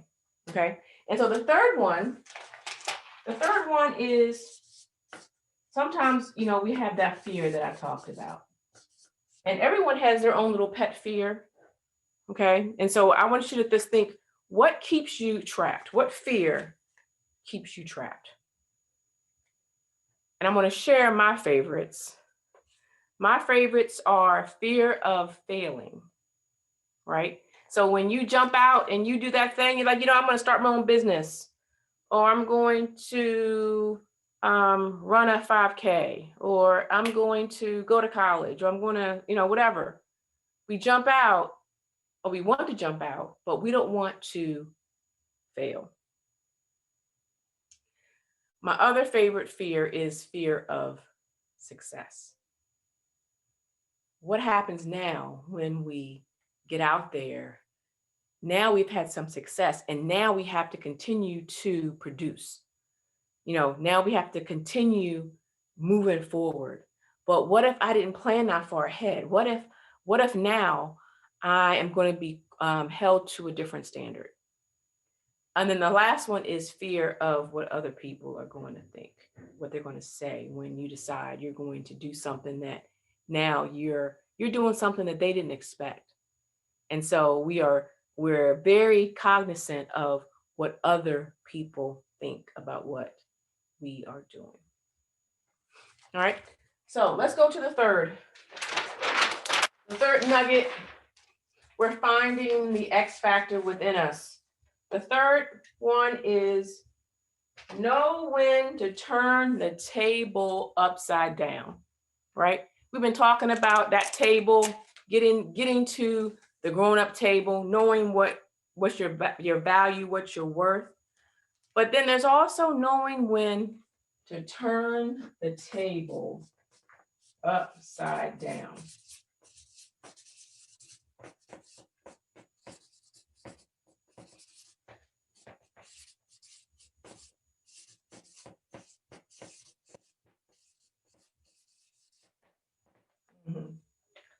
And so I want you to be careful not to be content with just being at the table, being in the room. But our emphasis should be in having an impact by contributing, by raising your hand, by asking the tough question, asking or telling people that, what we're doing doesn't make sense. Can someone explain that to me? Contribute to the discussion, add in your value, your input. I remember when I was in medical school, the thing that was impressed upon us is that if you don't know, it's better just to say you don't know, right? And it's okay. We feel like we have to know all the answers, and we don't. Sometimes I just don't know. I don't understand. Can you explain that to me? It's not, I need the dots, the I's dotted and the T's crossed. I need you to walk me through that process. And it's okay. But also, as you're in the room, be the strongest energy in the room. And what I mean by that is bring your confidence, bring your A game. And some of that we're grown up with. Some things we know. It's kind of like when you shake someone's hand. Okay, we don't give them the loosey goosey shake. Okay, we make sure we're giving eye contact. You watch your voice inflection. Instead of saying, "Hi, how you doing?" It's "Hi, how are you?" Because it exudes confidence. There's also body language. We know about being closed versus being open. There's also the nonverbal communication in addition to body language. There's the you can mirror how you're standing or body. If someone is talking like this, then you mirror what they're doing. If they lean in, then you lean in as well. Okay. And then you also use the words that they use. If they said, "Oh, this is a fabulous day," you say, "Yes, it is a fabulous day." Okay. And so that way you gain rapport with them and it increases your confidence and it allows them to see your confidence. All right. So the first one was, don't be content just being in the room. Don't just be in the room. We want to have impact.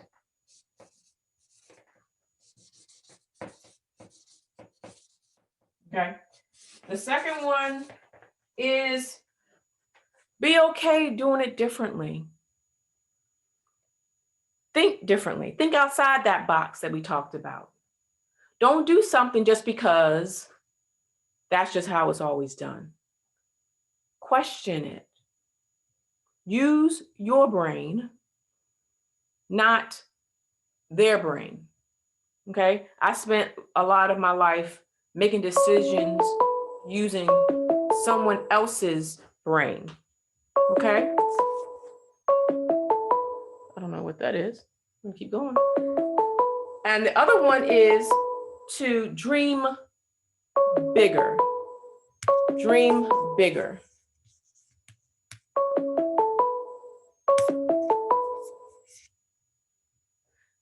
Not only dream big, but dream bigger. If your dream isn't big enough, it doesn't scare you. Right? When we have small dreams, it seems attainable. But when you're dreaming bigger, you are dreaming to the point where it scares you. And that's the sweet spot. That's the spot where you start to break through. We talk about the glass ceiling all the time. When you start dreaming above where the ceiling is, that's now where you get a chance to break the ceiling. And we talk about how, we're the sum of the 5 people that we spend the most time with. And when we realize that the people around us at this table were actually still sitting at the kiddie table. And it's time for us to dream bigger and to get to the next level.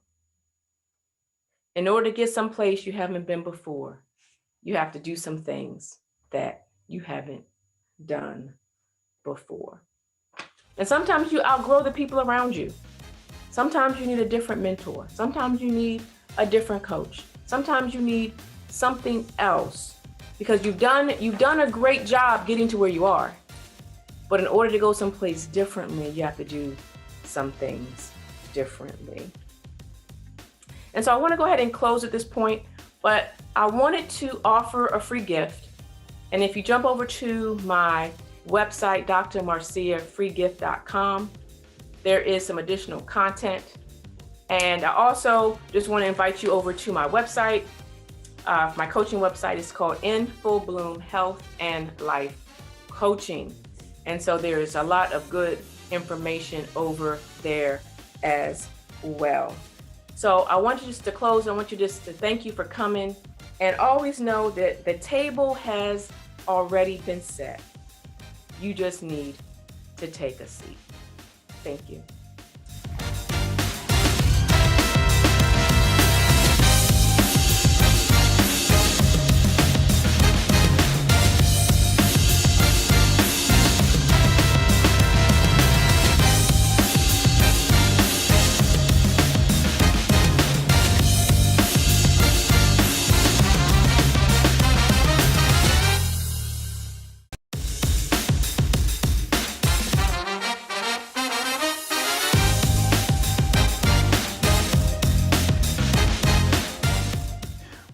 Welcome everybody. Thank you for joining. Thank you for tuning in.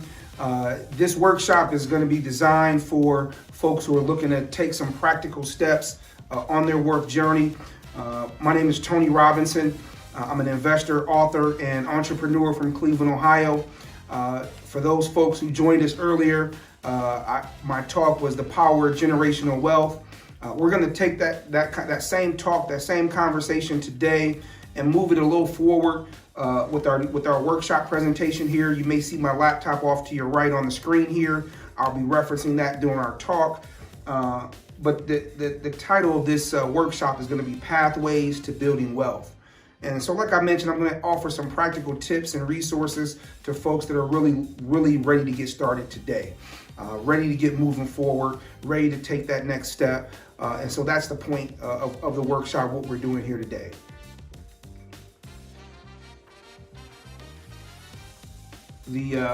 So if you heard our previous conversation during the power of generational wealth, we talked about 5 pillars of wealth. I'm going to reintroduce that. There's savings and credit management, really being able to take your some of the basics, the blocking and tackling as they call it, the basics, budgeting, savings, understanding your credit, and then having a management system in place where you know how to pay your bills, you make sure your debt is relatively low, and you're not maxing out your accounts. The next pillar is real estate or real property assets. And so looking at real estate as really the jump off, or the resource that we're going to use, the instrument, let's call it, that we'll use to start our wealth journey. Everybody that was on Facebook about 2 years ago remembers the Facebook challenge when Facebook turned 10 years old. Everybody was putting up their pictures of what they looked like in 2009 and what they looked like in 2019. I thought that was very interesting. I came up with my own challenge, which was, how much is the rent costing you? And so if you look at someone who's a lifelong renter, and just take a 5-year period and look at how much rent you're paying. So for an average, and on the low end, let's say $500 a month. Over the course of 12 months, that's $6,000. Over the course of 5 years, that's $30,000. Let me say that again, $30,000. Your landlord and his family certainly thank you for helping them with their wealth journey. And so really we want to take some of those practical steps today to really look at shifting the paradigm, shifting your mindset just a little bit to be able to put some of that wealth back in your own pocket. The next, obviously, pillar of wealth is investments. And so real estate investing is certainly part of that, but also looking at better ways to manage your 401k, better ways to manage your self-directed IRAs. A lot of folks are into cryptocurrency and foreign exchange currencies. And so how are those platforms working for you? What is your overall investment strategy? Are you using a portion of that to do something else? And so we're going to talk a little bit about that today. Entrepreneurship. What steps are you taking to put in place your passion? For most of us, turning your passion into a viable business is a pipe dream. I did it. And so I left a 6-figure banking job to work for myself. And so that avenue, and to other people that was courageous, and to me it was just the next step, the next logical step in my journey. And so everybody's not ready to do that, okay? Everybody's not ready to be an entrepreneur, and that's certainly okay. The difference is understanding that your job, no matter how much money you make, is not designed to bring you wealth. It's designed to sustain you. And so really being able to create an avenue of entrepreneurship, even if it's a family enterprise, is going to last longer than your lifetime. And the last pillar of wealth is insurance. And so really looking at ways to protect what you have once you build up a nest egg over a number of years is really the impetus for being able to protect your family and leave something in behind. Okay, so those are the 5 pillars of wealth. We're going to take a deeper dive into that second pillar, which is real estate, and give you some practical ways to go about looking at putting yourself in position to be able to use real estate as your friend. Okay, so just take a few minutes and give you a little bit of background about myself. I'm from Midwest City in Cleveland, Ohio. I was born and raised here, raised, and educated. And so one of the opportunities that I had in my lifetime is using sports as an avenue to get me to college. It was my passion was really just football. I was chasing the ball. I really wasn't looking at grades. That really wasn't something that was important to me then. Just really, trying to go further along in my athletic career. But a funny thing happened along that journey. I stayed around long enough to get the degree. And so that, in addition to starting my career in the banking industry, really gave me some of the foundational principles that I still use today in my own business, and now I'm sharing with you.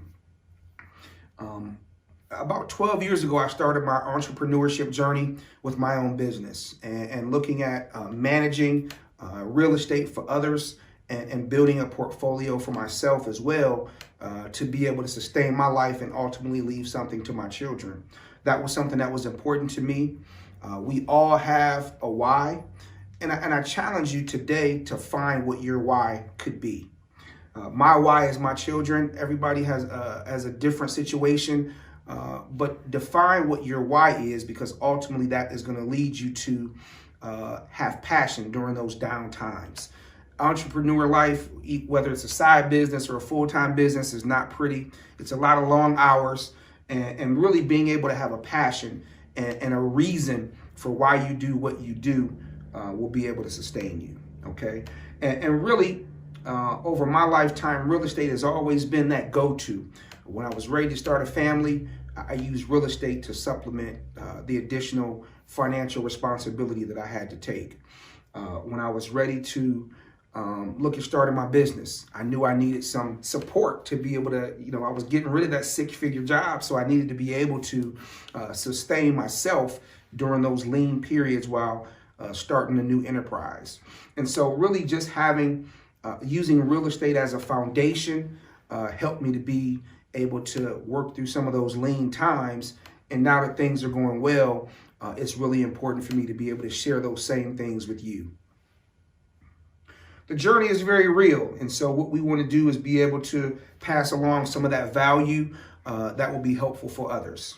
Okay, so what we're going to do today is I'm going to talk about one of my book projects that's already out. It's called The Offensive Playbook: 9 Rules for Guaranteed Real Estate Success. That's my title that I have already out on Amazon and on my website at TonyRobinson.com. So you can feel free to check out those opportunities and see if that's something that makes sense for you and your family. What I'm going to share to you today are the 9 rules for guaranteed real estate success and practical ways we can look at getting you in position. Okay, so why real estate? Why real estate? Over the last 100 years, real estate outside of the stock market has been the most sustainable investment instrument in the world. Most of the wealthy people today, most of the millionaires and billionaires have invested in real estate. One of my favorite authors, Robert Kiyosaki, Rich Dad, Poor Dad fame. He doesn't make most of his money from books and educational products. You know where he makes his money? He's got about 6,500 rental properties.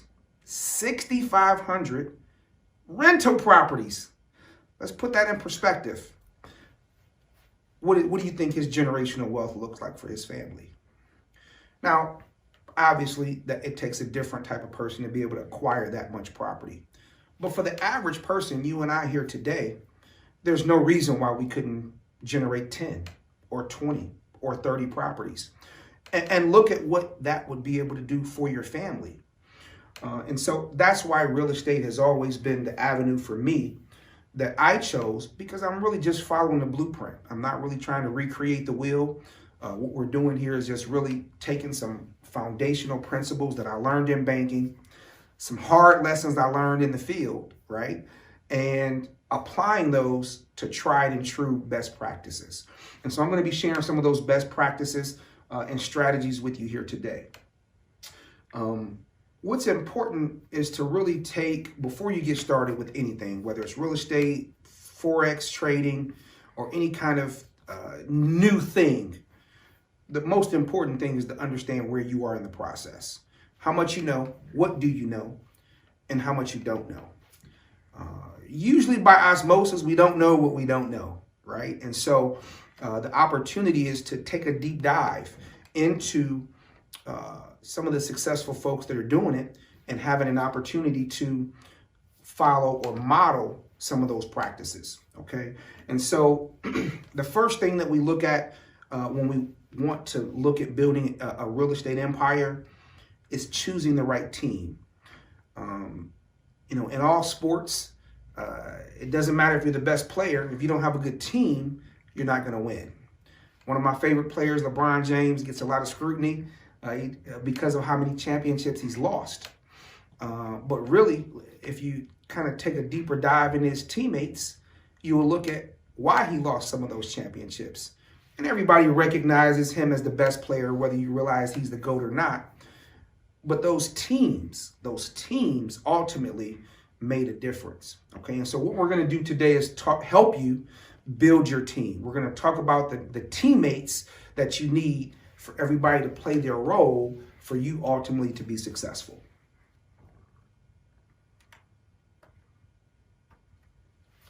So rule number one, and looking at the 9 rules, is to really take a self-assessment and look at your own situation and what you bring to the marketplace. What's going to make you different? Yeah, I want to buy 2 or 3 rental properties, or I want to buy 10 or 20. That's fine. What makes you different than the next person that wants those same? Really, it's that personal assessment, looking at your personal situation. Where's your credit? How much cash do you have to invest? What markets make the most sense? What type of properties are going to make sense for your portfolio? What type of return can you expect? So really taking a deep dive and looking at your own internal situation, your own financial structure, your own situation with your family dynamics certainly play a part into everything you want to do. And so understanding not only your personal credit and financial situation, but understanding where you have risk tolerance. What's your point of no return? What's your pushback? Okay, so we want to understand what makes the most sense for you and really look at a buying strategy. Is single family homes in certain neighborhoods the best investment, or is it multiple family properties, 2 to 4 units? What does that look like in certain communities? Where is the most profit? Where is the best return on your investment? And so my program that I offer coaching for, separate from all these other things, helps you to understand what a buying strategy looks like. And we really try and hone in and target some of the markets that make the most sense for the properties that you're looking for your portfolio. Okay. Transitioning to step number 2, I'm going to help you set up your real estate business. Okay. Whenever you're looking at an enterprise, it's important from a tax perspective to make sure that you're set up the proper way. And obviously, whether it's an LLC or an S Corp or a C Corp, certainly matters depending on what type of enterprise you're looking to run. For real estate, the most common is an LLC. At the same time, there are some tax advantages to having an S corp. So you really want to take some time to look at the structure of the type of business that makes sense, and again, ultimately where you want to end up. There are 5 advantages to incorporating your business. Okay, number 1, we already talked about the tax advantages. Number 2, the expenses. Most people who run a business take advantage of the opportunity to write off all of the expenses that you use in your business. Now, what does that do for you? It allows your taxable income. Let's say you made $100,000 this year. You had a great year. What you're going to do is bring that income down based on the expenses you spend in the business, and what's left over is your taxable income. That's the major difference in the tax code. Our former president made some changes to the tax code that are advantageous for the business owner. If you own real estate and you have an entity or an enterprise or an LLC, you can write off mortgage interest. You used to be able to do that for your primary home. You can't do that anymore. But if you have a business and you're an investor, you can write off the mortgage interest.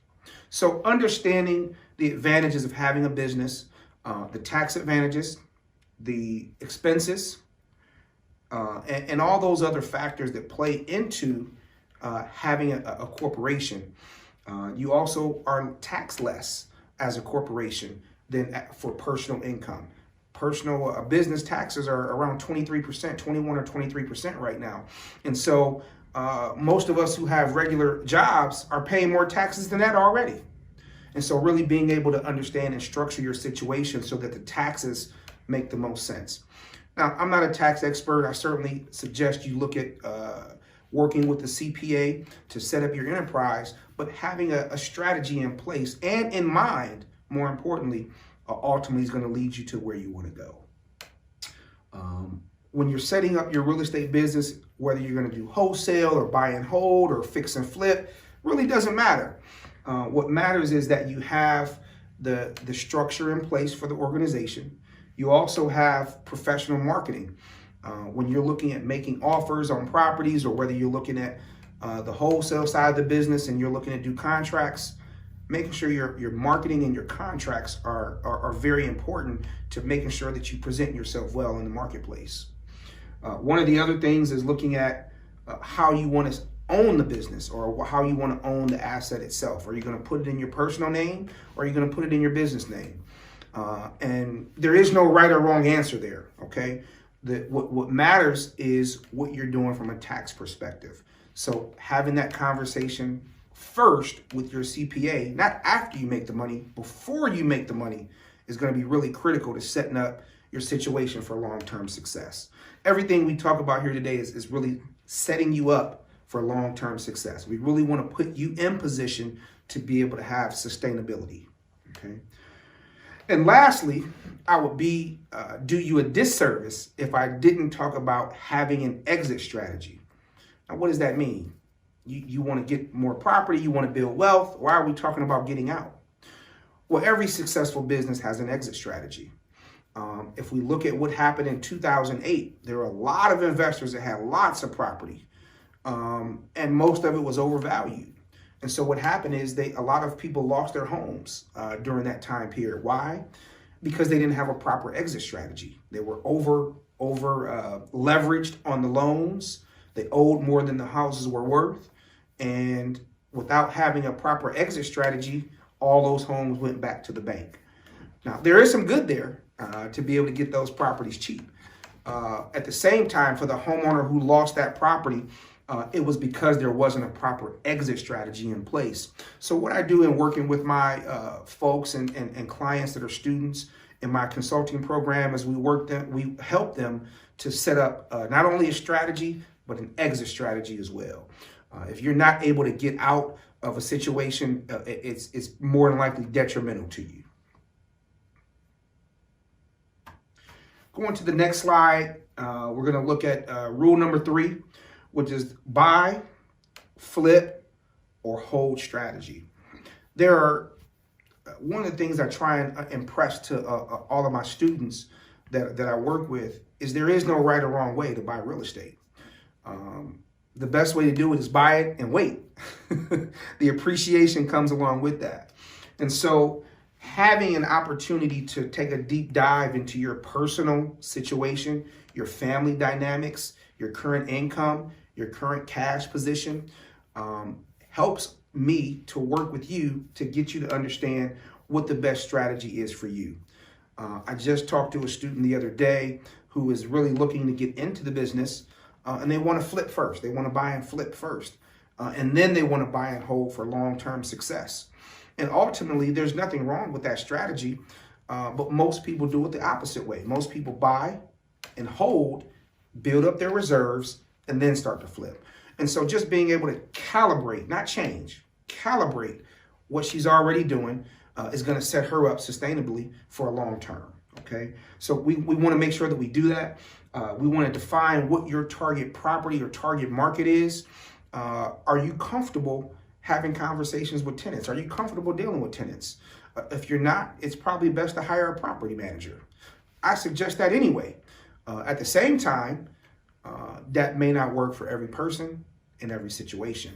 So ultimately, we'll define what your target market is, what type of properties make the most sense for your portfolio, and then we're going to look at the property market options. There's a number of places to acquire property in the market, whether it be the Community Development Corporation or the local land bank, the tax liens, wholesalers, retail, bank-owned.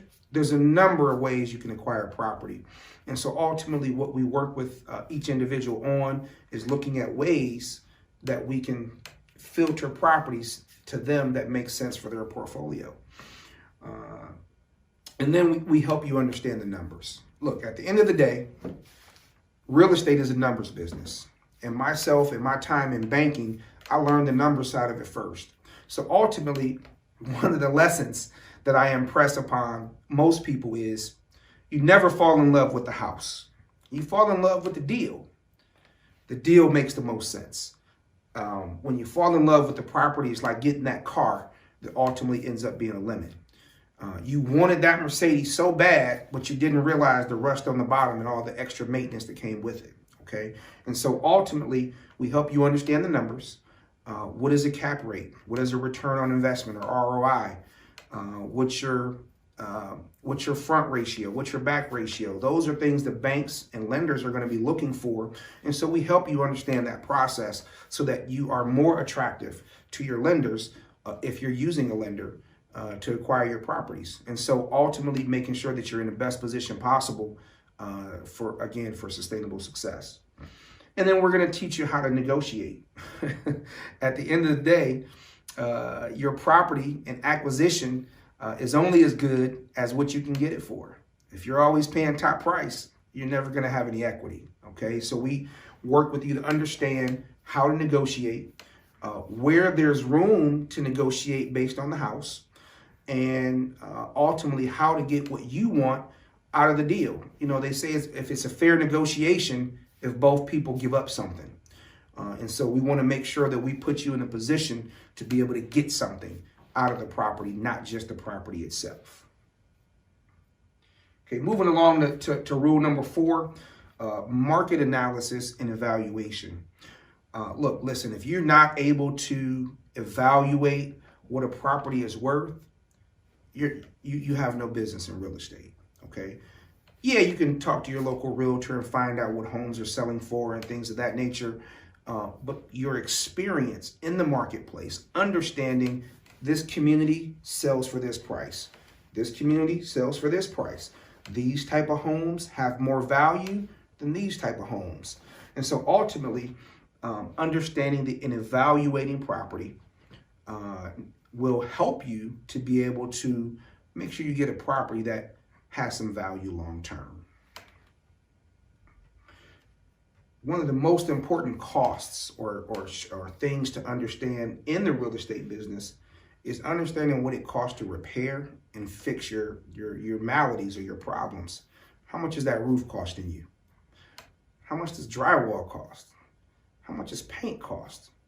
So ultimately, what we want to do is help you to understand where you have opportunities to cut back, whether it's with a contractor or with materials. And ultimately, we all want a great home and a great product for yourself and for your tenants, but it takes understanding what rehab costs are to be able to get to that point.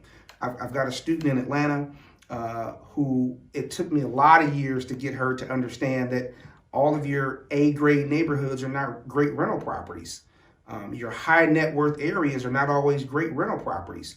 And so we had to get her to understand some of those B and C grade neighborhoods offer better return than some of those higher net worth areas.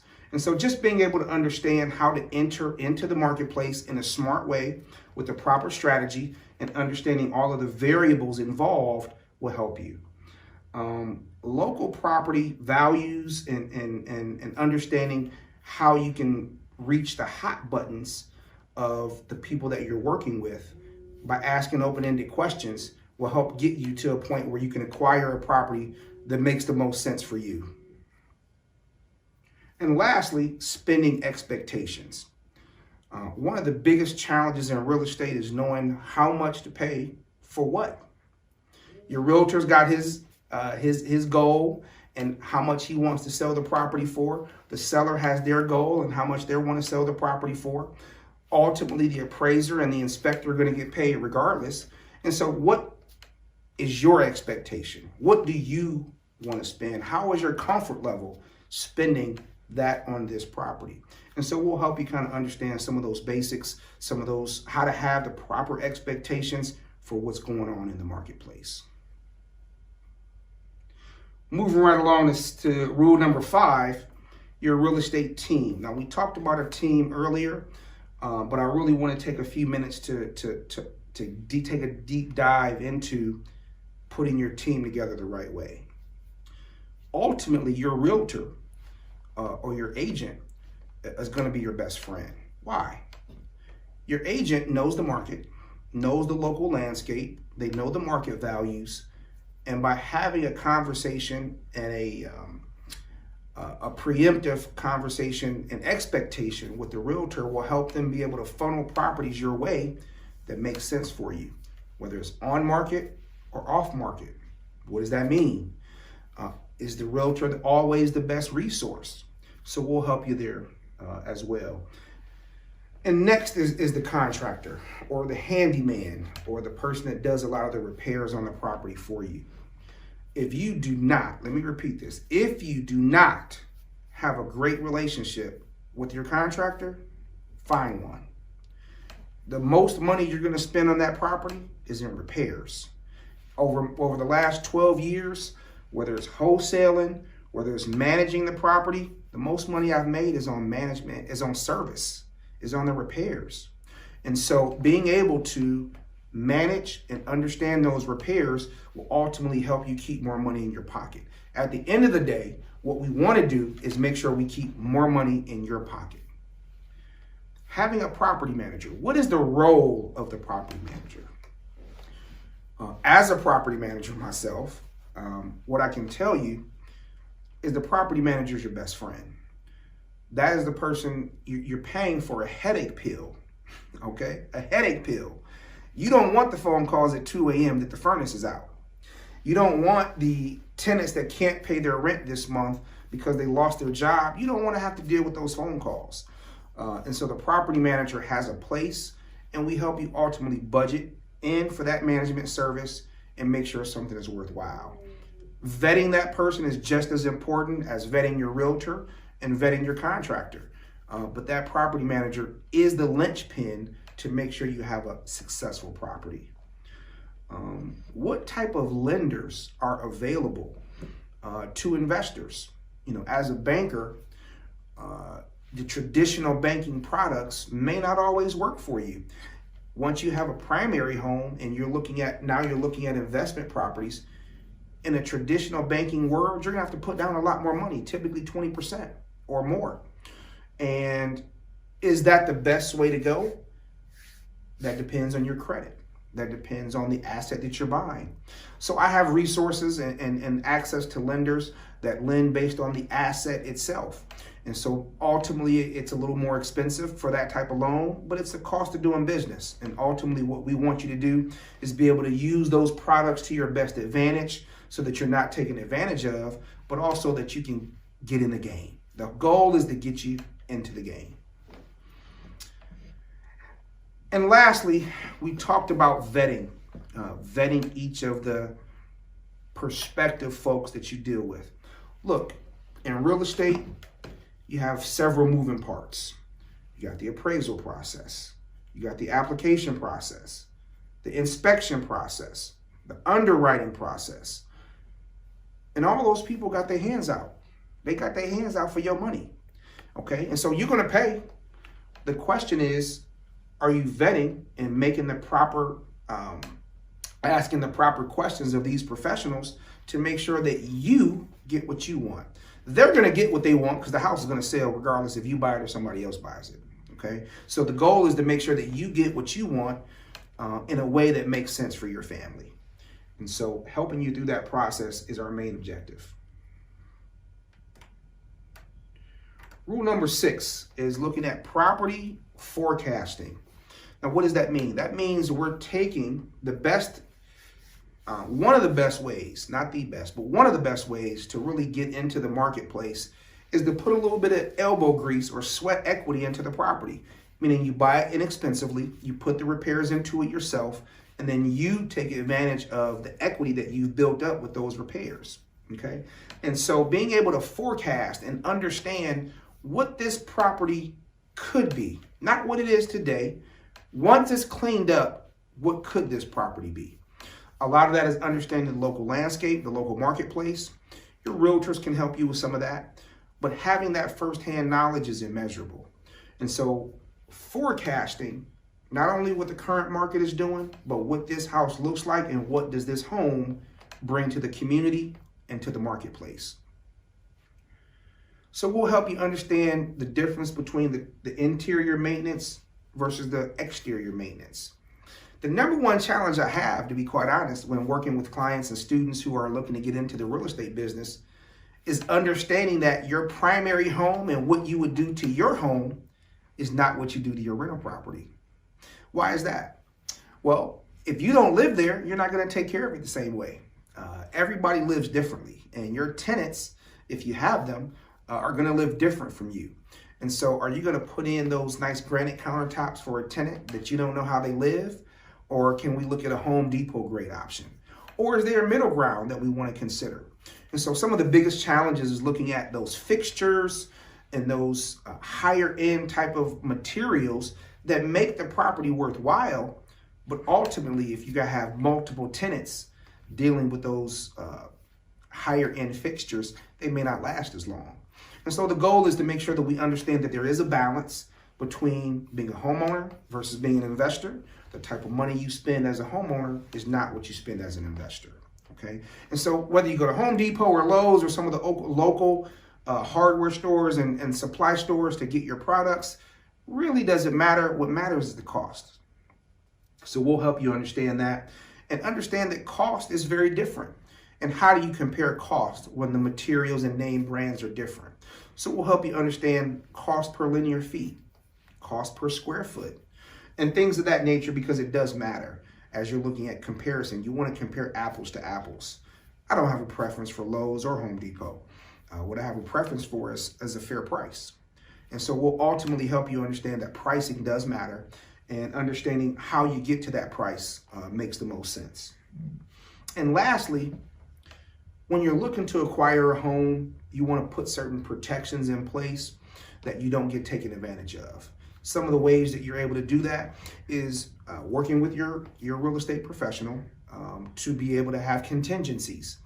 In most cases, contingencies are outlets, things that help you get out of the deal. So let's say you find a home, it's a great property, it's a cute little investment, it doesn't take much money, it's almost turnkey, you're ready to move right in and get a tenant in there. You do an inspection, you pay an inspector to go out and make sure the money that you're about to spend, you're spending it in the proper way. You come back and you find out, hey, this property's got a leaky roof. You couldn't see it from the street or from the ground, but the inspector found it. What type of contingencies do you have in your agreement or in your purchase contract that allow you to get out of that deal? Maybe you don't want to spend $5,000 on the roof. Maybe you don't want to get the foundation repaired. So by having contingencies in place, we'll be able to help you understand how to manage that process to be able to protect yourself. Again, it's only a good property if you can get it at the right price.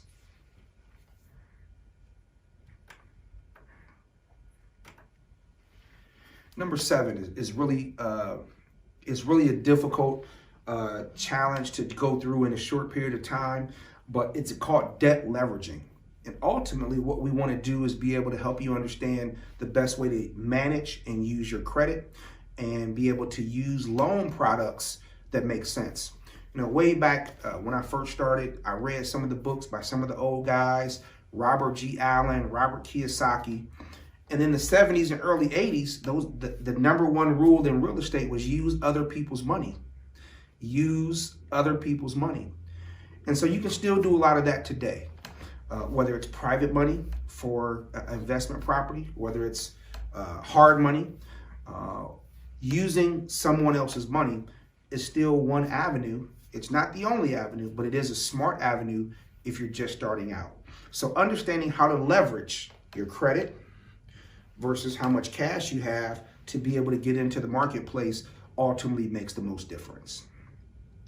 And finding the proper mix between the cash that you have and putting all of that into one deal versus maybe financing a piece of that and keeping some of that money in your pocket.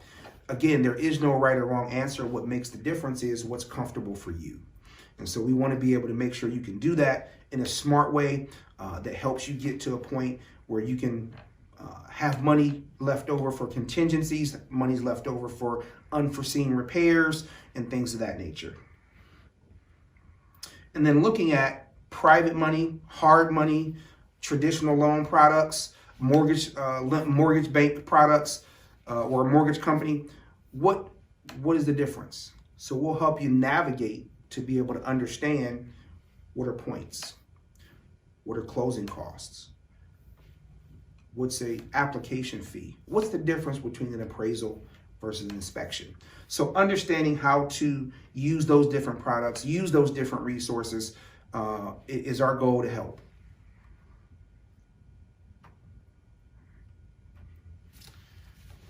Where one of the best avenues that I bring as far as value to the marketplace is I help all of my clients find the best deals on the market. What does that mean? Probably I'm not working with a realtor. I'm probably looking at off-market deals. I'm probably looking at bank-owned assets. I'm probably looking at the local community development corporation or the local land bank. Those opportunities are available to everyone. It's not just the savvy investor. What it does take is a little bit of know-how and a little bit of information. So in my talk with the power of generational wealth, I talked about how to make conscious decisions, how to be able to use what you have as return on information. The return on information is useless without the knowledge, okay? So we're gonna be able to offer you the knowledge to be able to take those decisions and make them conscious decisions moving forward. And then once you have identified what strategy makes the most sense, are you gonna buy and hold? Are we gonna fix and flip? Or what are we doing? Are we gonna wholesale? And so once you find what strategy works for you, you implement it, and then we assess. We assess and reassess. Let's look at it 3 months later. Let's look at it 6 months later. I have a student right now that is wholesaling, and she paid for a coach and learned all of that person's strategies, and she implemented them. She's been spending about $2,000 a month for the past 6 months trying to get a deal. And so all that money she's spending every month has only produced a couple of transactions. And so my goal in working with her or anybody else for that matter is to make sure that we're putting in smart procedures, and smart practices that'll give you a return on your investment. But the return on the investment or the return on the information has to be tangible. Sticking to your guns is something that you'll kind of see as you get into the marketplace. There's going to be tons of properties that come your way as an active investor. If you are a fix and flip guy and you don't want to deal with the properties, the buy and hold properties, stick to what makes sense for the fix and flips. Don't worry about the buy and holds. That's not for you. That's minding somebody else's business. Okay, so we want to mind your business, stick to your strategy that makes sense for you and your family. Now, whether we're looking at where to acquire those properties, how to finance them, it's still about sticking to a strategy that we've defined in advance makes the most sense for you. Lastly is rule number 9, and this is the last rule of the playbook, is avoiding setbacks. I've been lucky in my lifetime to have never lost money on a real estate deal. I don't know if it's by good luck or my training. At some point, it's going to happen. But avoiding setback is one of those things that if you learn what you don't know, learn what questions to ask, who to ask those questions to, and how to vet that person and their answers, will help you to be able to avoid getting into situations that you're not comfortable. Again, sticking to your guns. If you're going to be a fix and flip person, your setback is going to be in that buy and hold. Why? That's not the type of property that you're looking for. That type of property is for a different type of investor. And looking at ways to get that property that's not for you is a setback. Why? You're probably going to spend a little bit more money. You're probably going to hold it a little longer, which means you have holding costs. There's a mortgage due, insurance, taxes, all those things are due while you're in the process. And so being able to avoid setback is very critical in the real estate business. The better your team is, will allow you not to have to get into situations that don't make the most sense. You'll be able to ask some of those professionals, hey, is this the right situation? Does this sound right to you? A lot of times, sometimes we feel it in our gut, but we don't know how to ask, or we don't know what to ask. And so being able to have a comfort level with your team that you personally vetted gets you into a situation where you can avoid some of the pitfalls that I've been through myself. And then lastly, one of the 9 rules is find yourself a coach or a mentor for whatever you're doing. If you're going to sell hair, you're going to sell bundles of hair, find out who in your marketplace is already doing that. If you're going to sell clothes, who in your marketplace is doing that already? Where are they getting their clothes from? How are they marking their clothes up? Finding someone that already is doing what you plan to do in a non-traditional education setting will help you in the long run. What does that mean? It means going to seminars. It means reading books. It means being in places and spaces where people like you want to do what you're doing is already doing it. That is puts you in a situation where you're not starting from ground level. If the return on information is only possible with the knowledge.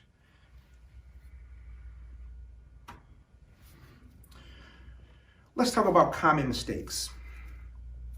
I've made so many over the past 22 years. I don't even want to spend time quantifying them. I will share in a different setting for anyone that's interested. But there are some common mistakes that a lot of first timers make, and it's my goal to help you avoid some of those mistakes. What are they? You don't understand how to use the proper leverage. What does that mean? It means I got $50,000 in cash. I see a $40,000 house.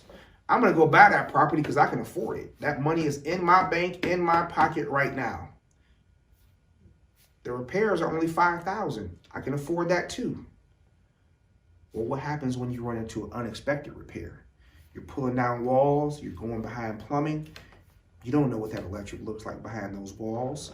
And so if you don't leverage your resources properly, you could find yourself in a situation where you have no more money.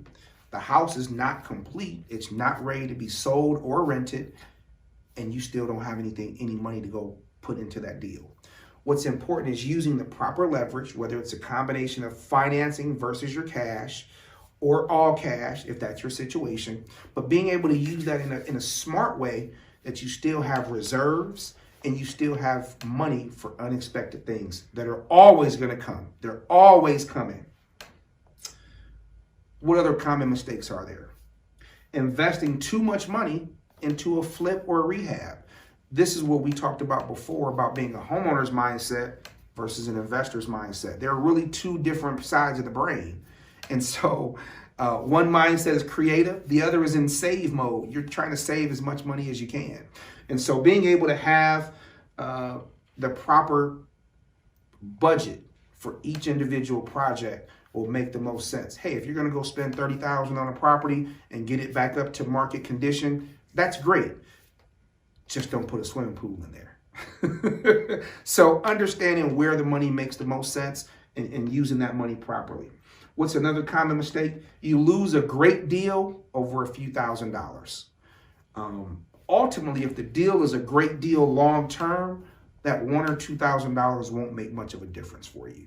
So the goal is to be able to get the property in a smart way, in an affordable way at the price you want. But don't lose the deal over $500 or $1,000. Go ahead and get the deal. Lastly, the number one mistake, and I should put this first, the number one mistake a lot of investors, especially first timers, make is they have way too much emotion, way too much passion. Again, you fall in love with the deal, you don't fall in love with the house. And so if you're too much invested, you've seen this house, you've been back to this house 2, 3, 4 times. You took your mom, you took your husband, you took your wife, you took the kids. Everybody loves the house until you get that inspection back and the roof is bad. Now everybody loves the house. What are you going to do? So being able to have too much emotion into a property is a bad thing. There's always going to be houses. If I can impress one thing upon you today, is fall in love with the numbers. Don't fall in love with the deal. Fall in love with the deal. Don't fall in love with the house. So what are the keys to being able to take some of these strategies and put them in place? Number one, I would say is confidence. Even if you don't know what you don't know, the key is getting yourself in those spaces and places where people that do know can answer those questions for you. And so being able to have the information, trust that you're in the proper spaces. There's no substitute for reading. Pick up some books. And then at the same time, believe in what you have learned. Trust that information is in the marketplace for a reason, and you put yourself in position to get it. You cannot fake it till you make it in real estate. If you're going to do that, just give me your checkbook and I'll go spend the money for you. It does not work that way. This is not a fake it till you make it type of industry. You're going to lose your shirt that way. Educate yourself. Do the work. There's no substitute for doing the work. In my case, I had the most expensive teacher, which was experience. You don't have to do that. There's people and places at this point in time with the technology that we have to get the training, to get the knowledge, to get the systems, and to get everything in place that you need to get yourself in position. Once we've got some basics in place, we've got a budget, we've got a strategy, we've got our credit and finances in order. Organize, you plan, you adjust, you implement that strategy and execute it.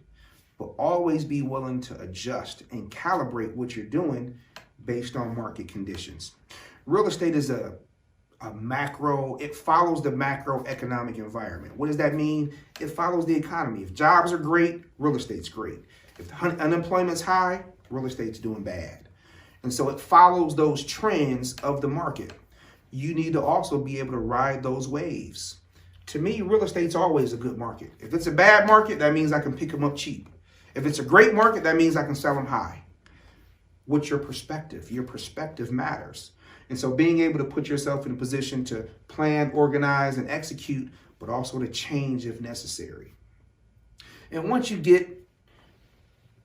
make some goals, you acquire 1 or 2 properties, you're getting yourself in position, you've got some money coming in, so you got some wins. The next step is to make some new goals. Once you get 3, let's go get 6. Once you get 5, let's go get 10. There's always new goals to reach. Remember, Robert Kiyosaki's got 6,500. So we've got a long way to go, okay?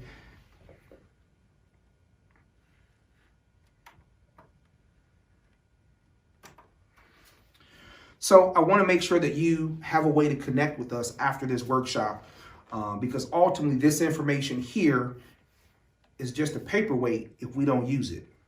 And so it's just a PowerPoint presentation if it's not executed upon. And so I'm sure this information you've heard several times in several different places by several different people. What makes this different? It's how you execute. It's your mindset. It is taking that information and applying the knowledge to put it in place. This workshop, this event, this virtual opportunity is only going to be as effective as you can implement it. My goal for you is to implement 1 or 2 of these things that we talked about today, because what happens? Now it's going to put you on your journey. Once you get into the mindset of being on that journey, you'll see that your other habits start to change too. And so connecting with us, I want to make sure you guys have an opportunity to do that. You can find me on all of the social platforms, on Instagram, on Facebook, on LinkedIn, as Tony Robinson Consulting. Tony with an E, Tone, Robinson Consulting. And so you can connect with us on Instagram, on Facebook, and LinkedIn on those platforms. My personal website is TonyRobinson.com, spelled the same way with the E, TonyRobinson.com. You can check out our store where we've got our books, and our wealth building toolkit is also there as well. For all the members, for everybody attending this virtual workshop and my TED talk earlier, there's a free gift, and that gift is a wealth building toolkit. Now, if you go to the website, you'll need a code to get that. That code is BlackCEO. So once you enter the website, enter BlackCEO, and you'll see that free gift come your way. Now, it'll be a download. The hard copy is, you have to purchase that, but the download and the information is still the same, and it is free. So BlackCEO is the code. You can check out TonyRobinson.com/store, and our information will be there. Finally, you can reach us by text. You can text 216-832-3675. Text BlackCEO to 216-832-3675. And that'll be a way that we can connect, and I'll be able to share some resources, information your way. And also, one of the things we haven't talked about, one of the other gifts that we have going on with this workshop is we do offer a free one-on-one session. So if you go to TonyRobinson.com, there's an assessment. You can take the 6-question assessment, and with that assessment, we'll reach out to you within 48 hours and be able to have a one-on-one with you. That one-on-one is 30 to 45 minutes, and we'll get you in position to take those next steps. So that's how you can connect with us. And then finally, I mentioned the free offer. Please take advantage of the Wealth Toolkit. There was a lot of love and care put into putting this toolkit together. I guarantee it'll be some value for you and your family. It'll get you guys to having some conversations you probably didn't have before. Let's face it, in our community, when someone passes, it's GoFundMe and fish dinners, and we need to fix that. It is very selfish of any adult to not have insurance and leave the cost of their transition to their family. That's selfish. That's very selfish. We all gonna die one day. And so the point at this point is to make sure that you have some type of policy in place to be able to take care of your transition. Now, if you are in a different situation and you have the opportunity to leave some wealth to your family, great. But let's make sure we're at least doing the basics. The blocking and tackling is the basics, okay? So let's make sure that we take advantage of that wealth toolkit. It's there for a reason. That's our free gift today. And we look forward to connecting with you down the line. TonyRobinson.com. I look forward to seeing you guys soon.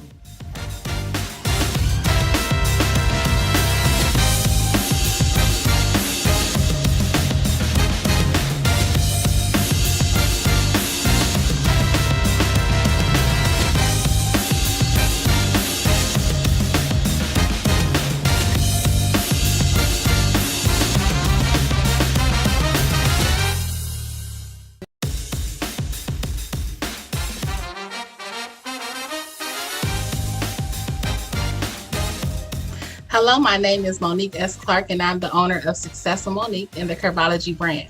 Successful Monique coaches clients to become successful in many areas of their life, from personal to business. Now, Curvology is the movement to help promote self-love and confidence in curvy women through our workshops and through fashion. So again, I want to say thank you to BlackCEO for this opportunity. I am so super excited to be here to talk to you guys about something that's near and dear to my heart. And that's about being an unapologetic CEO. Now, I have not always been that unapologetic CEO. When I tell you, there have been times when I wanted to give up. There have been times when I've doubted my abilities. There are times when I just said, you know what, this is just not for me. And then at times, I believe we have a tendency to kind of listen to those negative talks that people may have about us and their opinions about us and our business. But I'm also here to let you know that those opinions, those are self-sabotaging thoughts sometimes, and you just have to be able to not think about that. Now I want to think about this. Have you guys ever had the feeling that you were feeling stuck? Have you ever had the time that you were thinking about those things and said, you know what, it's time for me to quit, or this is not for me? Because I do know that when I talk to people and I hear these different things, these are some of the things that I hear about when people say that I want to become a business owner, I want to do something different, and they're kind of stuck by what other people are saying. And we're kind of going to talk about some of those things today to kind of help you to be unapologetic with the way that you're feeling. Now I'm sure that a lot of us have been through some traumatic situations. We have been through issues within our business and in our personal life. So that's why I'm passionate today to share this message with you. So let's just get started. So first, let's just talk about what unapologetic means. So unapologetic basically just is going to talk about you just not acknowledging or showing regret for the decision that you made. So Monique was unapologetic about the decision that she made. So just like you, when you decided to go into business, you was unapologetic about that decision. I know people that have been to school for different things and they took a U-turn or they took a right and said, I want to add this to what I'm doing. And you have to be unapologetic about that, because that's the choice and the decision that you decided to do, just to go out and take that risk and see what you want to do. But let's get into some of the things. I got a couple steps that I definitely want to share with you, and I hope they kind of help you out. So I'm going to start off with the first one, which I want you guys to understand is that, where do I start? To become an entrepreneur or the CEO, I say it this way. When you are the CEO of your life and you are the CEO of your business, so depending on how this fits for you and helps you, I hope that it helps you in either way. But where do I start? So now you got to think about those things as far as what do you want to do? How do you want to do that? And exactly what do you want to do? But the first thing you have to do is just get started. Now, the second one, is this my passion or is this my hobby? Now, I hear that a lot with people. Sometimes they saying, this is my passion of the things that I want to do. And then some people saying, okay, I just really like doing this. Now, I tell people, why not turn your passion into a profit, which you can with a business opportunity. If it's something that somebody who loves to cook, then you decided to take that and you turned it into a business. Somebody who likes to sew. Now, these are type of things that you can do. So those are some type of things as being unapologetic again about the decision that you chose to make, right? Now, 3 for me is, what is my why? What is your why? I know when I got started, my why was typically because I grew up and I remember seeing a lot of women who were nurses and teachers, and I have a lot of nurses and teachers in my family, and I love to teach. I love to teach and train. I do. But when I seen a woman in business, I said, wait a minute, this is different. And so that to me let me understand that I too can be business. I can be the owner of something. So for me, my why is to leave a legacy for not just me, but for generations to come, and to show other women and young men that, hey, you can do this. So for my why is a little different, right? So find out what your why is, why you're getting started, and why you're going to do this, why you're doing this, because guess what? Your why is what's going to keep you going when you decide to say, you know what? I'm tired. I don't feel like I can do this. I'm ready to quit. Your why will help you continue to keep moving forward. Now, my next step under that will be what? Secure the bag. Now, you have to secure the bag. You don't want to be doing something that's not producing any income, because first of all, you are in business to make money. I do understand there's a lot of services that we may do, or services that we can do, that we may not charge the full exact price what we need to or what we should. But if you are in business to make money, you definitely want to secure the bag, and you'll know the right opportunities for what you need to do, and what you can do, and what you should do. But don't forget to secure the bag. Now, blue or red, cheese or no cheese. That's make a decision. Now, that's something that I want to go a little bit in depth with, is about decision making. So a lot of times we come across certain things, and it's kind of, do I want this? Do I not want this?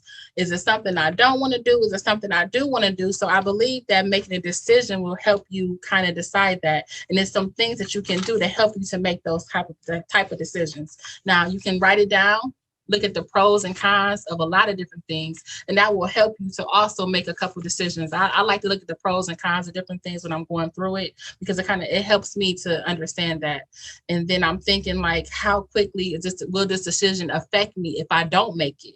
If I take too long to make this decision, will it expire on me? You ever had that happen when you're doing something and it kind of expires, your time expires because you took way too long to make a decision? So please, just, decision making is a part of that as well.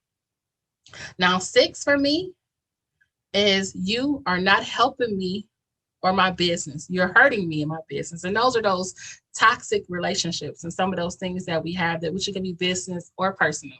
Anytime that you come up with something, or you have an idea and you pumped about it, and you go talk to somebody about it, and they're typically like, oh, what is she doing?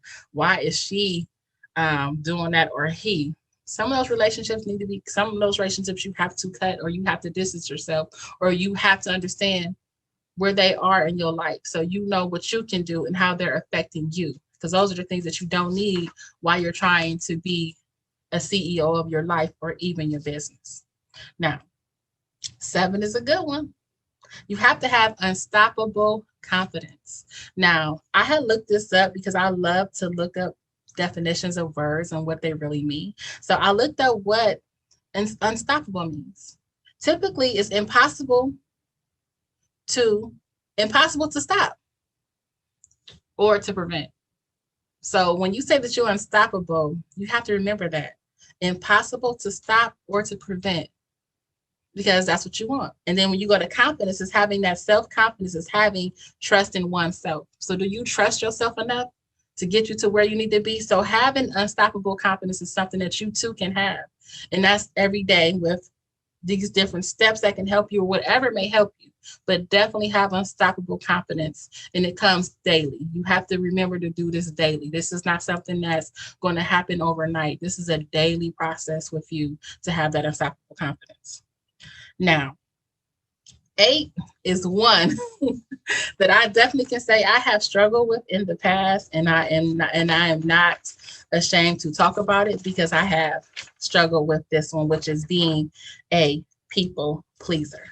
Yes, being a people pleaser. Yes, I said it. You can definitely stop being a people pleaser. Now, the characteristics of a people pleaser is somebody who has a hard time saying, who's always saying yes all the time. Pretty much it's like, yes, okay, yes, no problem, yes, yes, yes. But when the real answer probably should have been no, not right now, maybe later. So those are the things that I can say that you want to make sure that being a people pleaser, you have to, make time for what you have to make time for as well.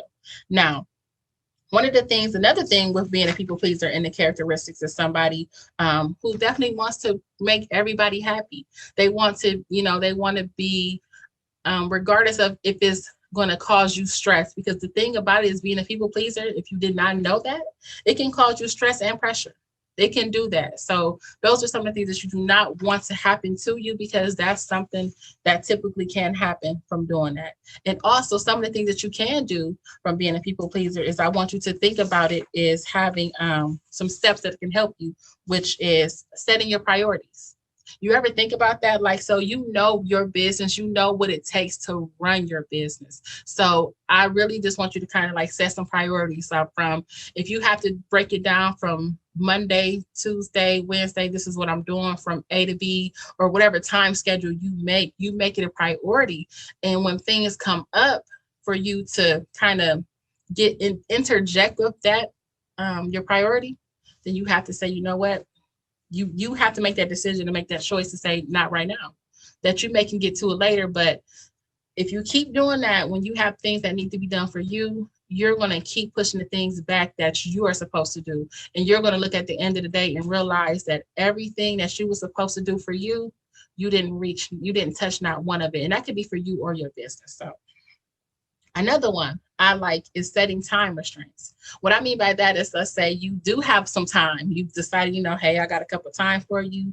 I can meet with you probably from maybe 2 to 3. And then you go in there and you have your meeting and you do that. And then you realize that they're going to let this time go over. But at 3 o'clock, you have a tight schedule today. So you just got to let them know, hey, it's about 3 o'clock, 3:01 to be exact. And I do have a tight schedule, but we can kind of set some more stuff up. And that's okay to set those priorities for what you're doing, and it is perfectly fine. And I also want you to know, saying no is okay. Again, saying no is okay. Don't be afraid of the fallout from when you tell somebody no, because if they fall out, then you let them fall out. So those are the type of things that I know about being a people pleaser. It's one of those that I just, that I do know that is very important to me. And then I do have one last one that I know is pretty much the topic, is sorry, not sorry.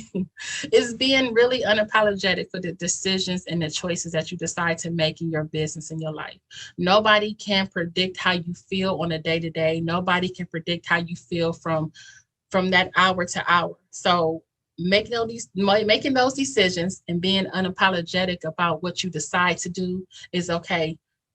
If you do like to get other people's opinions and stuff like that, sometimes some people's opinions are not the opinions that you need. I know if I'm in the room and I know that I'm a CEO, but I want to be, I want to go to the next level, then you go to the next level with other people that are at a different level than you, because that's what that means by you want to level up, right? So sometimes you have to do that. But one thing I want to say is that when it comes to being unapologetic, you have to stop worrying what people have to say about you. Just don't have to worry about that, because half the time they're not even thinking about that, and most of the people are in their own world, in their own zone, so they have their own issues going on, and they probably not even thinking how you think they're thinking. Remember that too. Now, start writing stuff down. I said that before. Again, definitely please write stuff down. I know with me getting in this I'm not going to say old age, but I'm going to say of age. I don't remember everything like I used to. And I know if you are like me, you probably have 1,000 passwords too. So sometimes you have to write some stuff down. And that means anything that how you feel sometimes, your goals, whatever you do, it's okay. Write it down. Put it somewhere you can find it. That goes for affirmations. That goes for anything that you may need to make your day better. So I want you to stop also apologizing for doing stupid things. Now, we are humans. We definitely do. So stop apologizing. You kind of understand it. Once you get to it, recognize it. I say it's either a lesson or a blessing. That's it. That's kind of the thing that I go with right there. It's either a lesson or a blessing. Let me figure that out. We talked about cutting out toxic people. Again, that comes up again. The energy. You know how it feels. You know what you need to do. Be around positive energy. Positive energy always flows good, and you'll definitely love it. And continue to do that. Figure out what you want. It took me a while to figure out what I want. What business avenue I wanted to go in. What did I want to do? How do I want to secure the bag? How do I want to make decisions? It's going to take some time, but when you figure it out, you definitely figure it out. And continue to write it down and keep it in front of you. So then that way you can still be unstoppable with it. And stop making excuses. Another one, again, that I definitely want to kind of talk about a little bit was a kind of on that stop making excuses. The only person that excuses hurt are you. Now, I'm going to give you an example again, going to the gym. Now, I don't want to go to the gym because it's too sunny out. That was just an excuse. That didn't even make any sense at all, did it? No, it did not. So sometimes you have to understand that may not be the time for you, but basically you make adjustments. Don't make excuses, just make adjustments. That's the first thing I would tell you to do. No excuses. You just can't do that. No excuses allowed. That's it. No excuses allowed. Just try that. No excuses allowed. Think about that and just make adjustments. When it comes to business and learning more about business courses and classes and workshops, if you want to go to the next level on something, sometimes you are going to have to read a little bit. You're going to have to come to workshops. You're going to have to learn from people that know a little bit more about the subject matter that you're trying to be whoever you want to be in it. Like for me, I want to be the best at everything that I do. And so sometimes I know that I may not know something, so I want to learn a little bit more. So don't make excuses. Just go ahead and learn it, and you'll be okay with that. Now, the last one I want to talk about is that people always have these are some of the excuses that people use when these are common excuses. One of them is I don't have enough time. I hear that one a lot. I don't have enough time. We all have the same 1,440 minutes a day. So if you can find out how to get extra hours, let me know. But we all get the same amount of time. So I guess it's just like I said, making that list of those different things that you need to do. So then that way you kind of can have some time spread out throughout the day. I need to find balance. Okay, I hear that one. I really don't have nothing to say about that one because you trying to find balance. It's going to be hard to kind of try to find balance between everything. So you just got to make adjustments. Don't try to find balance. Try to find adjustments. Make adjustments. And also, I'm afraid to fail. I've heard that one a lot too, as far as some of my clients. Of course we are. But the thing is, you never know how far you're going to get if you do not try. It's okay to fail. Always fail forward. That's one thing I have heard. So I just wanted to say those are some of the things that were near and dear to me. I wanted to share something with you about being an unapologetic CEO. And I want you to continue to do whatever makes you happy, whatever brings you joy. And I'm telling you, there's some amazing presentations going on. Just listen. I'm telling you, nobody's perfect. We're all learning. We're all growing. We're all moving forward. And just know that every time it's going to get better. It's going to get easier. And I just remember that. And I will remember this presentation that I'm doing today and look back on it and be like, wow, because I already know there's only going up from here. So I want to just say, I appreciate you guys. I want to thank you for the opportunity. I hope you got something from the information I gave today. I hope something that you can take away, something that you can use. And that's pretty much all that I have today. Thank you.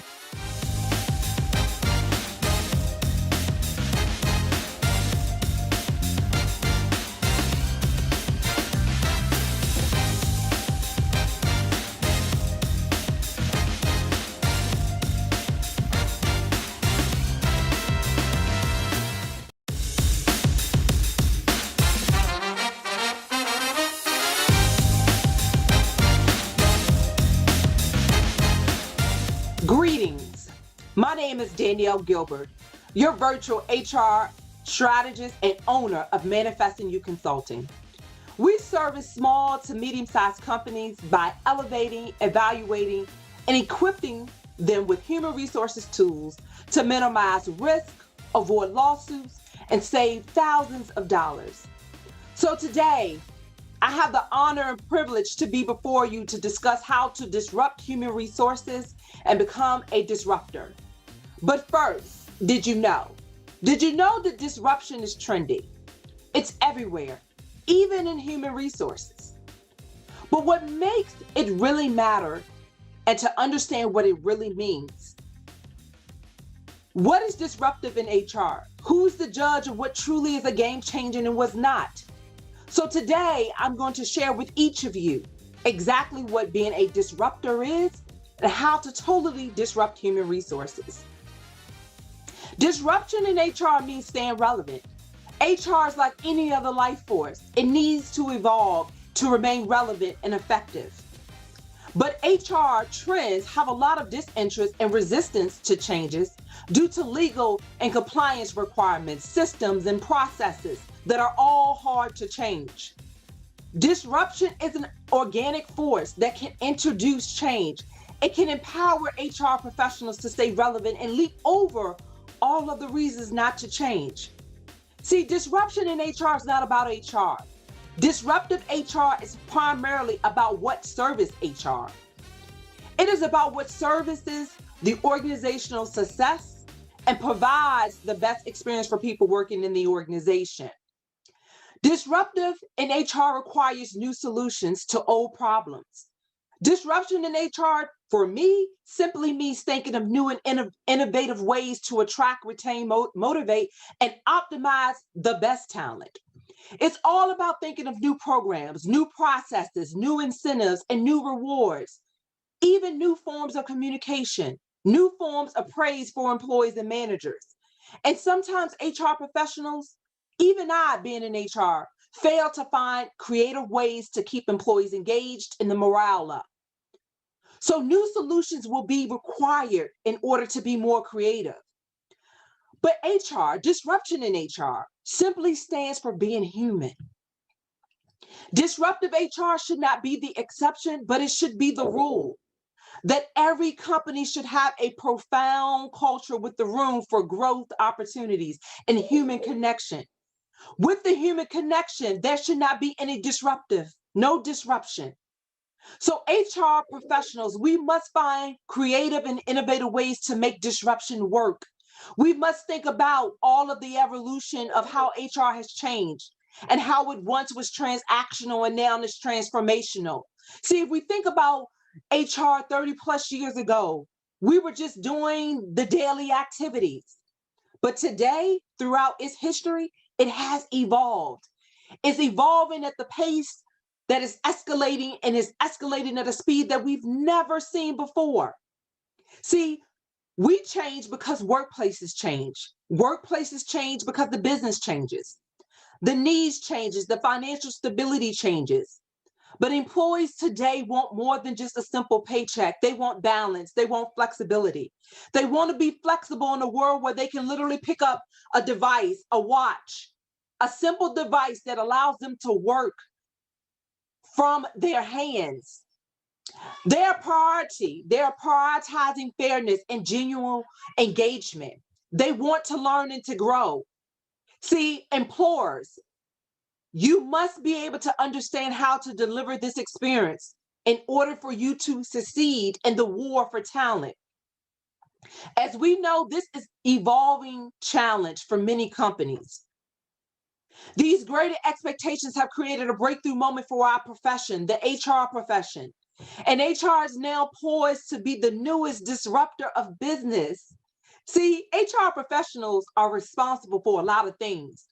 But what many may not know, the HR professionals are the driving bottom line. They're driving the benefits. They're driving new approaches to finding and keeping the best people, hoping to end the war for talent.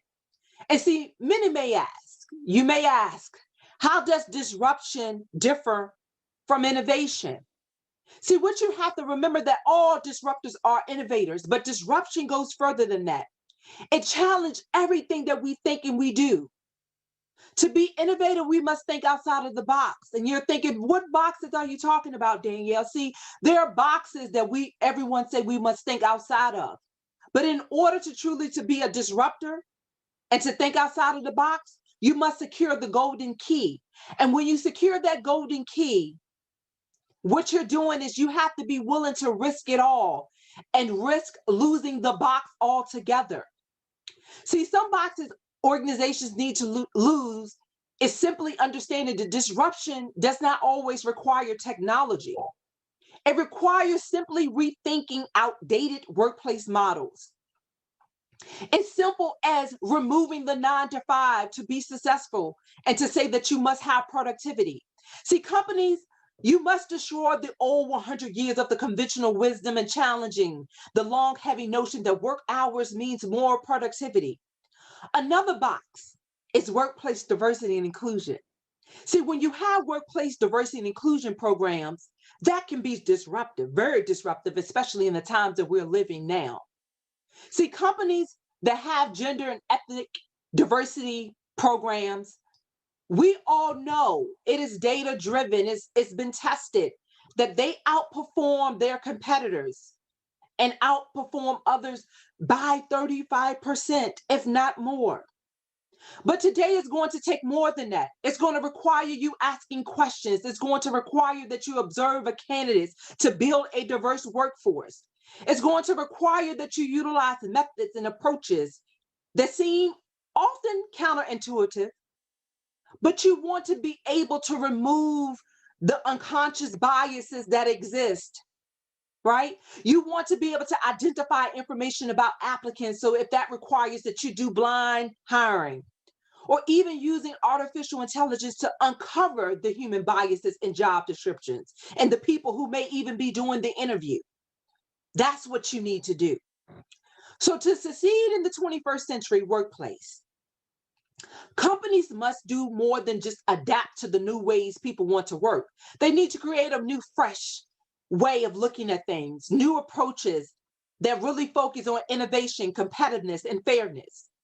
HR must be ready to innovate, but often disrupt with solutions that is going to transform today's businesses and people. See, HRs as disruptors may be able and willing to walk into the next stage of the evolution of the HR profession by becoming a disruptor. And there's 5 simple ways that I want to leave you with on how to become an HR disruptor. See, the first way is you want to look outside the HR industry for inspiration in order to move into the market of disruption. You got to understand how you want to move. Do you want to go right? Do you want to go left? Do you want to go forward? But you got to find that inspiration to understand what it truly means to be able to be a disruptor. Number 2, you want to keep abreast of the external trends. See, in HR, our world is constantly being disrupted by the external forces such as technology, such as the data, the analytics, the compliances, the requirements that we all have to deal with the laws ever changing. And even the demands of the millennium generation are just a few. So the HR professionals, we need to become students of the external trends to determine how the functions, needs are wanting to be able to adapt to today and in the future. The third way is simply make the switch from talent management to the talent experience. See, the talent experience means that you're giving people the red carpet experience. See, when you go into Hollywood and you're on the red carpet, you got a special experience that happens. So when candidates and you're onboarding, they want to feel the same exact treatment. Number 4, enable your managers to be disruptive talent leaders. See, that means that we're going to come from the grassroots efforts where individual has tied a new approach that was a new way of managing or developing talent. But what's going to happen is that when you do that, you create that new approach, you're going to put it out there that allows others to emulate you and your processes because it's so effective. And number 5, and not lastly, you're going to join a community of HR innovators and find your voice. See, disruption does not happen in a vacuum. See, remember when we vacuum, it stays in that vacuum until we empty it. So in order to innovate, you need to be able to test your ideas with like-minded people. Those are your 5 ways on how you become a disruptive and you totally disrupt HR. So I challenge each of you to go out into the world and become a disruptor. But I want you to do it with all the greatness in your body, because that's how you're going to change the world of HR in your organization. So I leave you today to say, I am Danielle M. Gilbert, your virtual HR strategist. Thank you.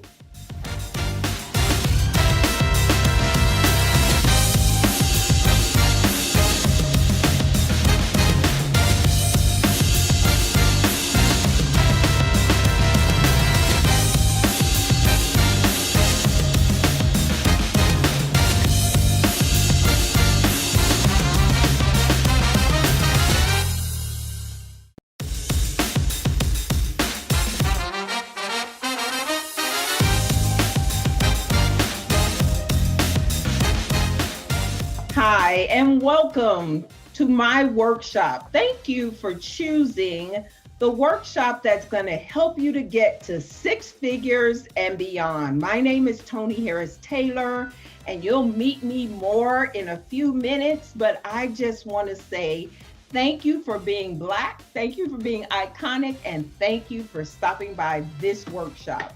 We're going to get started because I got a lot I want to share with you. The title of our program is Get Known, Get Connected, Get Paid to Make Six Figures and Beyond.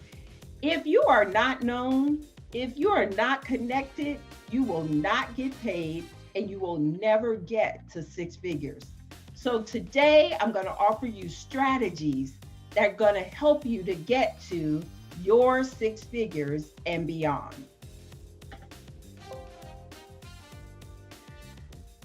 Every entrepreneur, in order to have true success, must get known, must get connected, must get paid. And so I want to introduce you to the world's #1 results, keyword there, results-driven platform for entrepreneurs who are seeking real success. So now what you need to know for today is there's a workbook that accompanies this program. Make sure you print the workbook, you complete the answers, and we're going to implement these strategies. I want to encourage you to pause your video and complete the answers for each section so that when you leave here with a completed action plan based on what you've learned here today. Now, here's the problem. You have all the talents, all of the skills, all the experience, and all the education, but you are still invisible to your ideal clients, and you know you're ready to take a drastic step and you need a change. You know that you are undercharging, your products are underdeveloped, you know that you are underachieving, and you know you need to take, and you are ready to take drastic steps to get the drastic results that you deserve. So imagine what it would look like if your business could easily attract your ideal clients to fill your pipeline so that you could close more sales. I want you to pause and seriously consider, what does it look like if people were coming to you, if they were hearing your name, knowing your brand, and raising their hand to say, hey, let's talk about how I can work with you? What would that look like? How would you feel?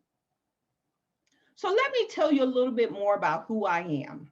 My moniker is the coach that connects. So I'm not only a sales and marketing coach, I connect my clients. And I help speakers, coaches, authors, and experts who hate sales. They want more clients, they want more income, more security, and to sell without being salesy. They're unknown. They feel overwhelmed by the whole marketing and sales process. They're feeling invisible, and they're not charging what they're worth. Now, I can relate, and it's not your fault. I felt the same way, but through coaching, I was able to drastically turn my business around. And now I have the privilege of helping my clients do the same thing.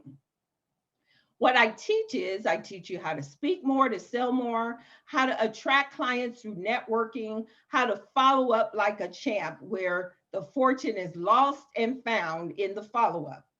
Now, what some of my clients say about me is I'm an awesome mentor, that I share my network, my resources, my connections. I am known as the coach that connects.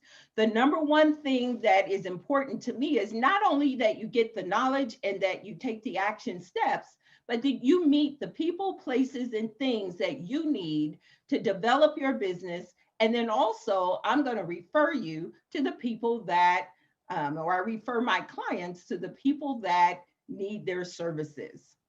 And then people say they were inspired to take drastic steps. I'm an international speaker and an international coach. I have had clients in Canada. Currently have clients in Canada.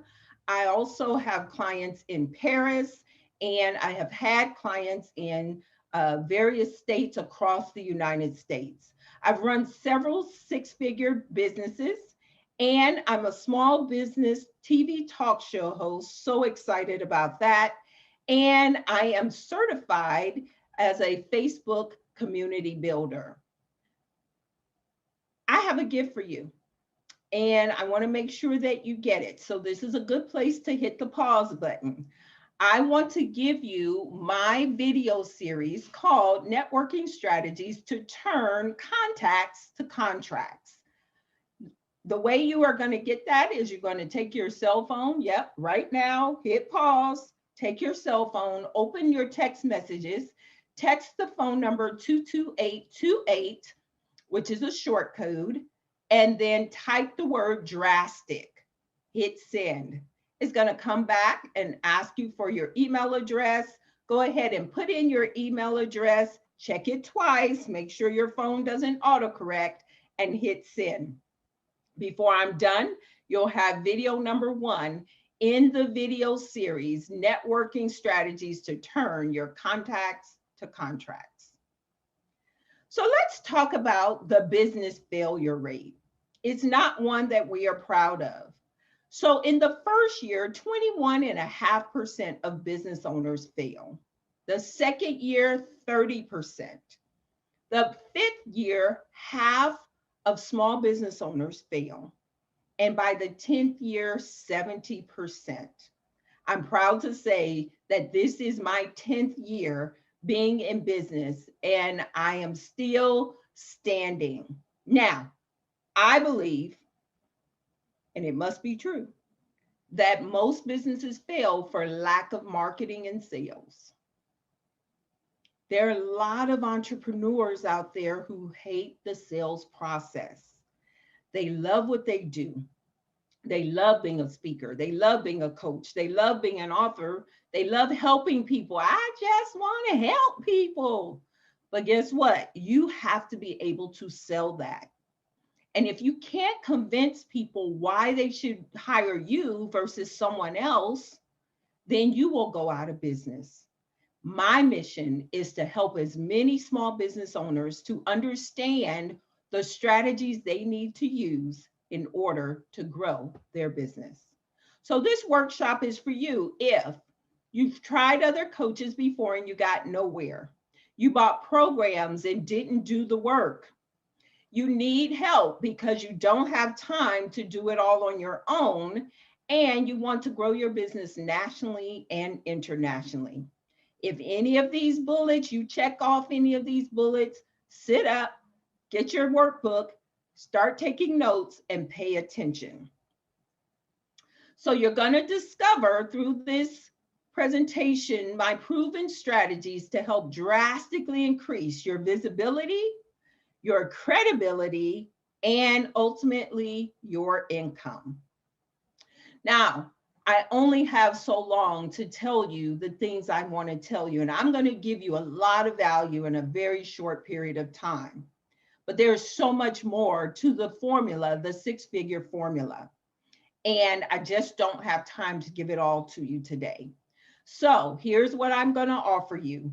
Some of you are going to say, you know what? That was a great workshop. I got what I need. I'm good.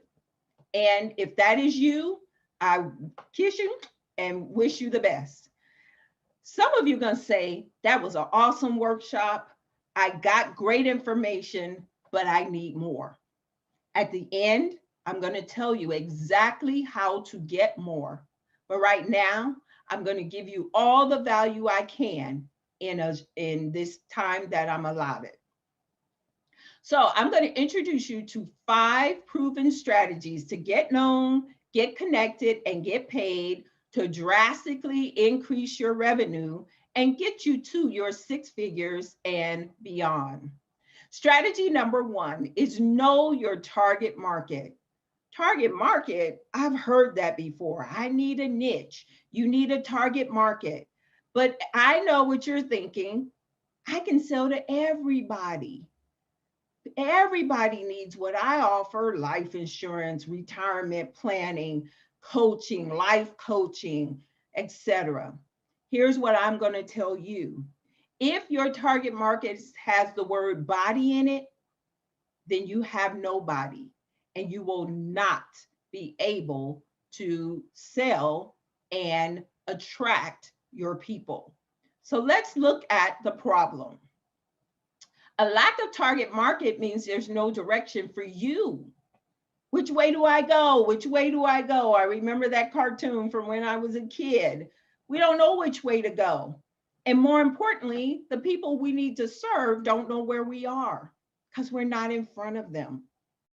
You're not focused on, and you're trying to serve too many people. And I get the question all the time, but Tony, won't I miss out on money if I'm so targeted that other people won't think I can help them? That's just not the case. I get it all the time. People want me to help them. They're not speakers, coaches, authors, and experts. But if it's right for me, I do a lot of work with realtors, Why? Because they are attracted to my brand. And so people who are not in your target market will find you. Your marketing material lacks focus for your buyers. So you're not speaking to anyone in particular. Develop a persona of the person that you need to be able to attract. So if you get a target market, it will increase your confidence, and you'll be able to move forward to serve your ideal clients. You'll be able to sell more at your price because you build relationships with your target market, and you will become the expert in your area so that people know to go to you for their help. So open your workbook. We're going to do our first exercise. And I want you to pause the video at this point, and I actually want you to answer the questions. Who is your target market? Now, here's a tip. You can have more than one. So, and in fact, I advise you to have up to 3 target markets, but be very specific. Please don't be general. I want to help women entrepreneurs. That's still too broad, right? You might want to help women entrepreneurs in a certain demographic, in a certain category of business. Please narrow it down. Who do you have an affinity for? What does that mean? So I was coaching a young lady, and she is a financial advisor. And she was struggling finding her target market, and consequently wasn't making any money because she was too broad, and she was targeted around people who couldn't afford to invest. So I asked her, well, before you became a financial advisor, what did you do? She said, I was a speech therapist. Bingo. Speech therapist. Wow. Now, I said to her, have you thought about making them one of your target markets, one of your niches? She said, no, I hadn't thought about it. Well, you have an affinity for that group because you used to be one of them. You know their pain. You know their struggles. You know how to speak their language. Why would you not go back to that target market? And the light bulb went on for her. Ding, ding, ding, ding. And now she is on her way to her 6-figure income because she chose a demographic that she knew very well. So who do you have an affinity for? The next one is who can afford your products and services? Who can afford your products and services?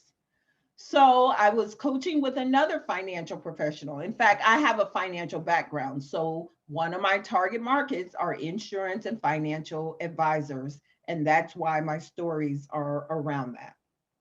So I was coaching another financial advisor, and her target market was single moms, and especially Black single moms. And I know that A lot of you listening are in that demographic, but let's keep it 100.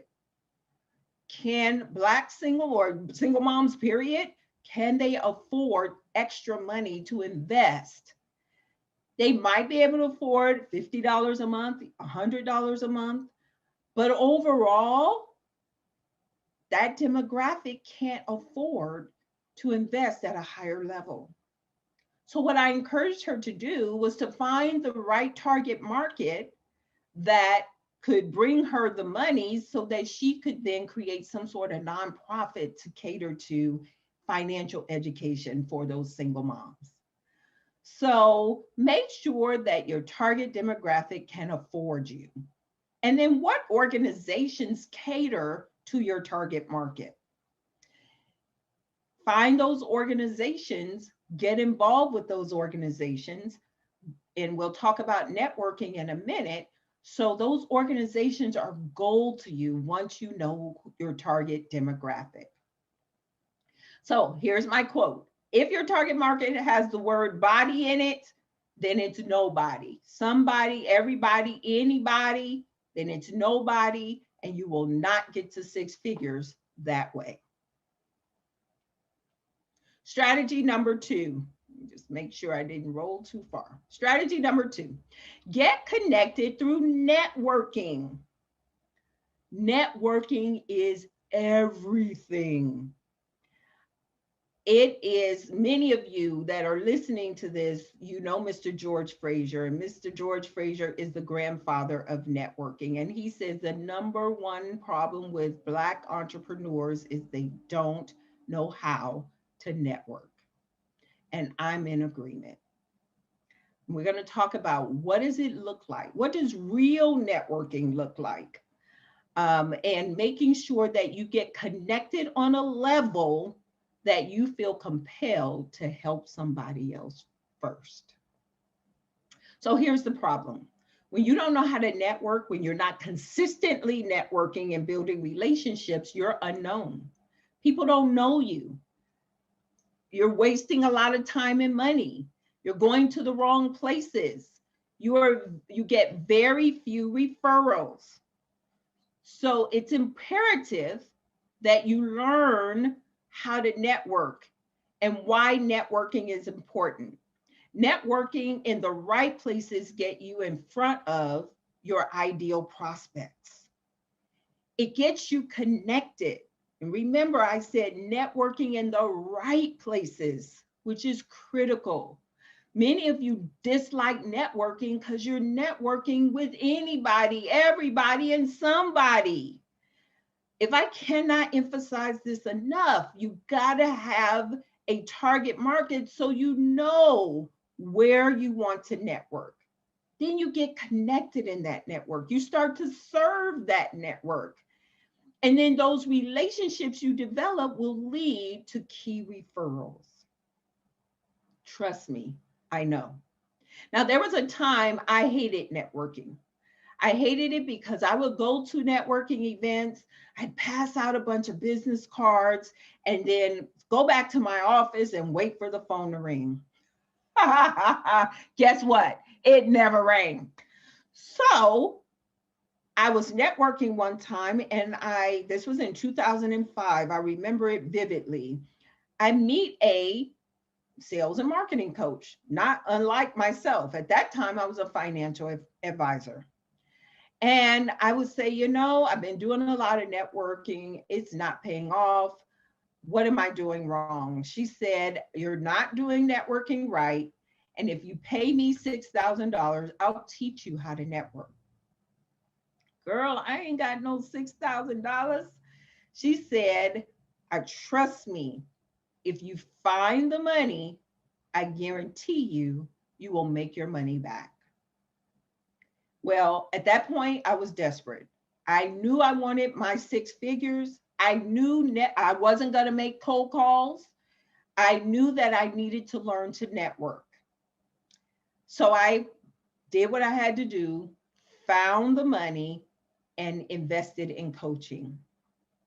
When I tell you that investment was the best money I've ever spent in my business, It truly, truly is. To this day, I've spent a lot of money in my business. But what I learned from that coach, I now teach my clients, and it is critical to your success. And when I'm speaking to a room and I ask how many of you love to cold call, I get 2 hands go up. People don't like cold calling. And now it's very difficult with caller ID and screening and all of that.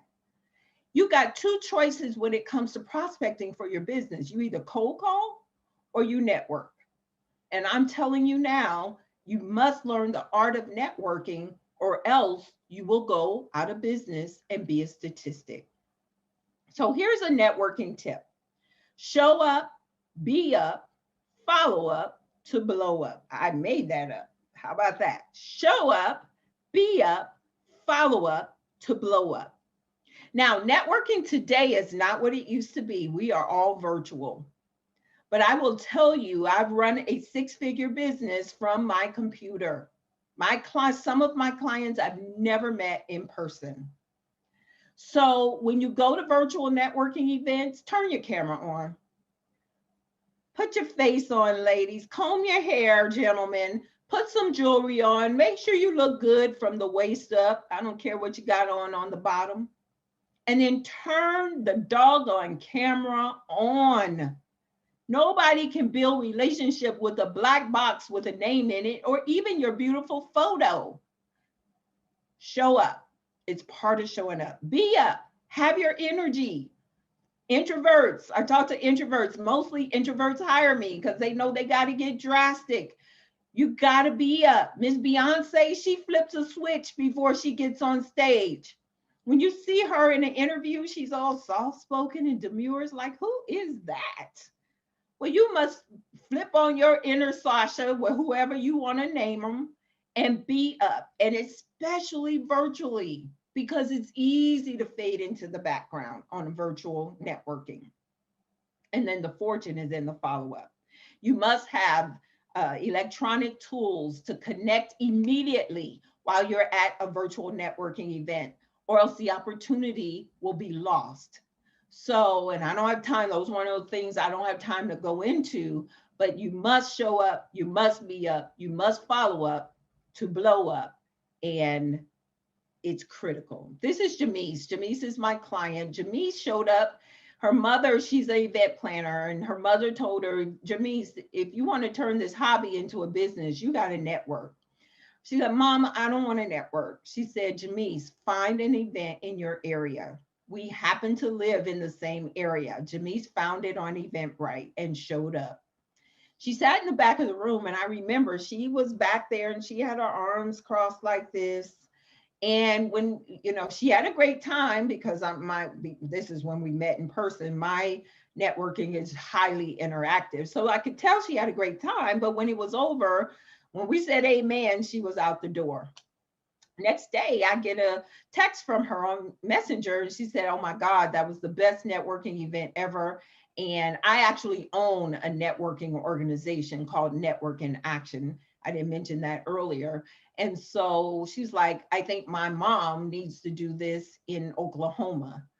And long story short, she went from not liking networking, not understanding the power of networking, to now she's a networking queen. She's doing her business virtually, and she moved out of her home office into a co-working space with me and several other members, all because she showed up. So here's your networking exercise. How many events will you attend a week? Virtual.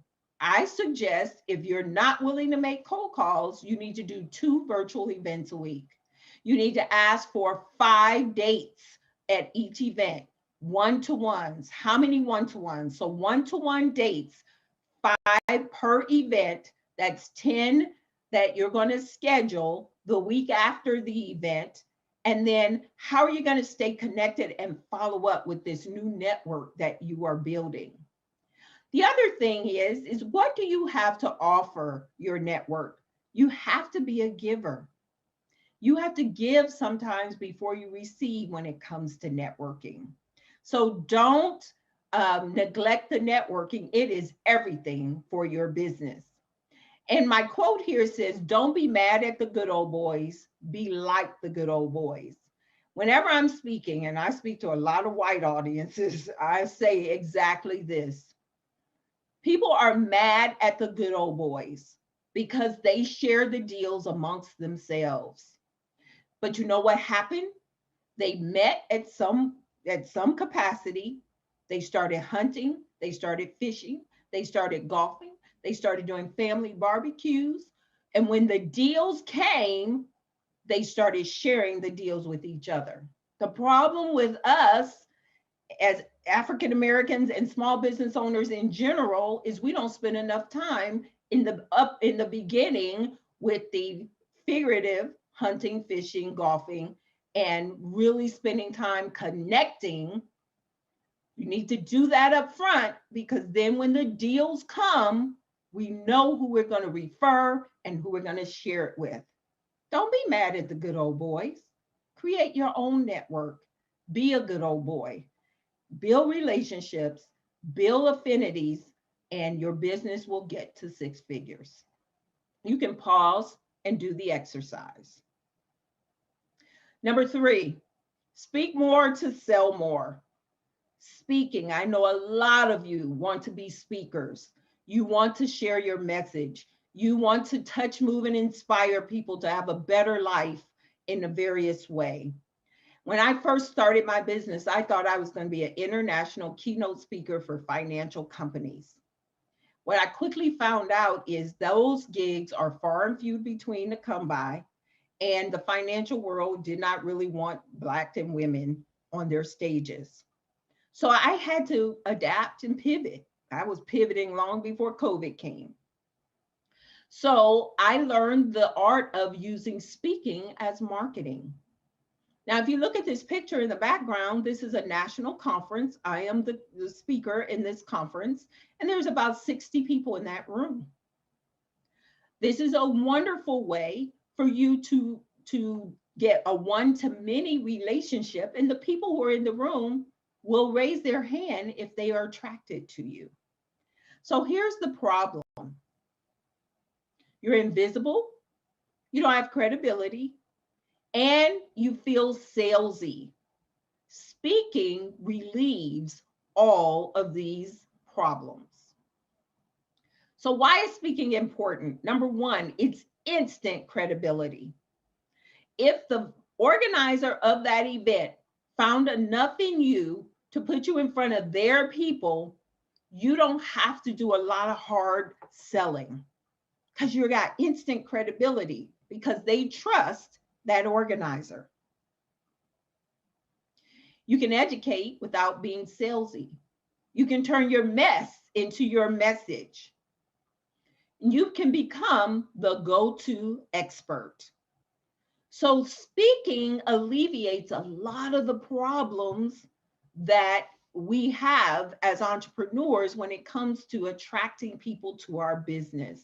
You must learn the art of speak to sell, not speaking for fee. And now I don't really want to speak for fee, because usually when you speak for fee, they won't let you sell. And one of my programs outweighs any speaker fee I would get. So it just makes more sense if I use speaking to sell. So where can you speak? Organizations and associations, local networking groups, conferences, videos is speaking, even on social media, be a podcast guest, radio interviews. These are just a few areas where speaking is beneficial to attract people to you and your business. Here's a speaking tip.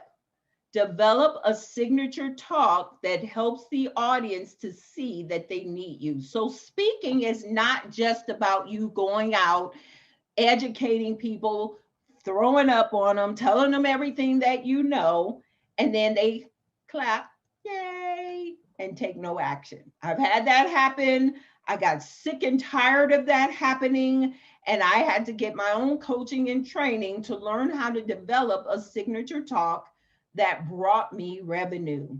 I delivered a signature talk late last year. It was free in front of a free-minded audience, by the way. So I questioned that. Do I get in front of this free-minded audience? Am I going to get anything from that?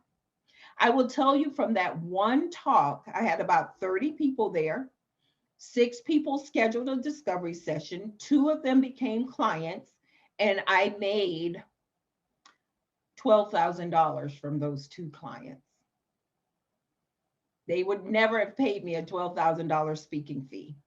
But it is not just about developing a talk and educating people. It's about giving them the right structure, having the right structure of your talk. This beautiful woman here is Muncie, and Muncie is a financial credit restoration person. And Muncie, when I first met her, she was like, Tony, are you telling me I have to speak? Yes, ma'am. Are you telling me I have to network? Yes, ma'am. Are you telling me I have to do social media? Yes, ma'am. She was like, I don't want to do any of that. I'm an introvert. I'm private. I'm private. All you private people out there are missing out. I said, I know you're private. I didn't tell you to put you had a fight with your husband on social media, right? Please don't do that. I didn't tell you to share your meals on social media. I told you to share value with your network. Okay, Tony, I'm going to get drastic. I'm going to do it. This girl is out networking, out social media, and out speaking me. I'm so proud of her. She's doing radio interviews. She didn't want to show her face. Look at her face. Why would she not want to show her face? She was in her head, not in her heart. And I really had to coach her around, this ain't about you. Do you really believe that what you do will benefit your audience? If you do, then you are robbing them. And I'm talking to y'all now. You are robbing them of the opportunity to change your life, change their relationships, change their money, change their business, because you in your head, because you private. So I'm telling you, Muncie, she embraced it. She got it. She understood. She's still private, but she understands the power of networking, and she was not going to make cold calls. So go ahead and flip the page to your next page. This is your Speak More to Sell More exercise. Do you currently use speaking to market your business? I know you probably want to do more of that. Who's your ideal audience? We're back to our target marketing, all that. You see how this all runs together? Once you get your target market, you know where to network, you know who to speak in front of, what topics will move your audience to action. Do you have a method to collect leads at your events? And how will you stay connected with those who weren't ready to do work with you at the event? Let's go back to the beginning of my talk. Remember, I told you, text the number, text drastic. You already have in your inbox my video. So whether you do business with me now or later, I get people from my email list that say, I've been on your list 5 years. I'm ready now. It started with networking or speaking. So pause here and answer the questions for yourself.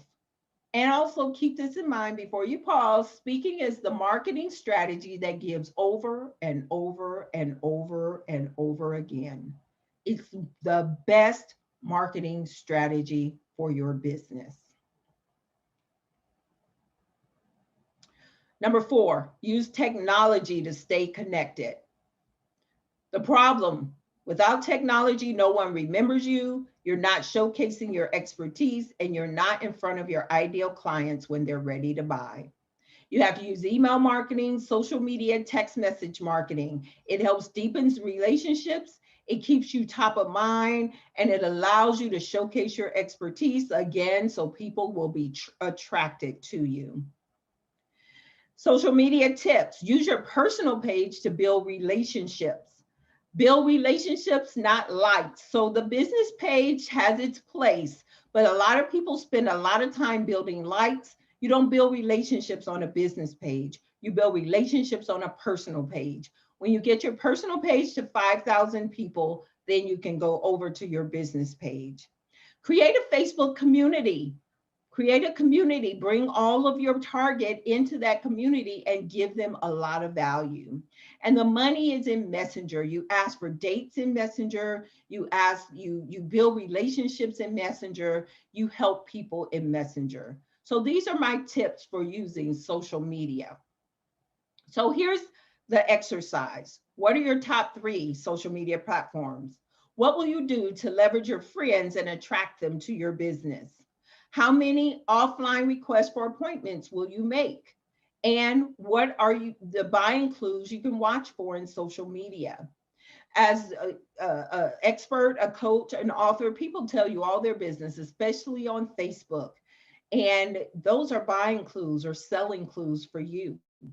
So if someone just got married, for instance, they need life insurance if you're a financial professional. Congratulate them, then go over to Messenger and say, I'd love to help you to make sure your family is protected. If you're a realtor, people tell you change of life all the time. And so pay attention and offer value. Don't just say, buy from me, offer them value, build a relationship, and social media relationships turn to business. Number 5, develop your sales muscles.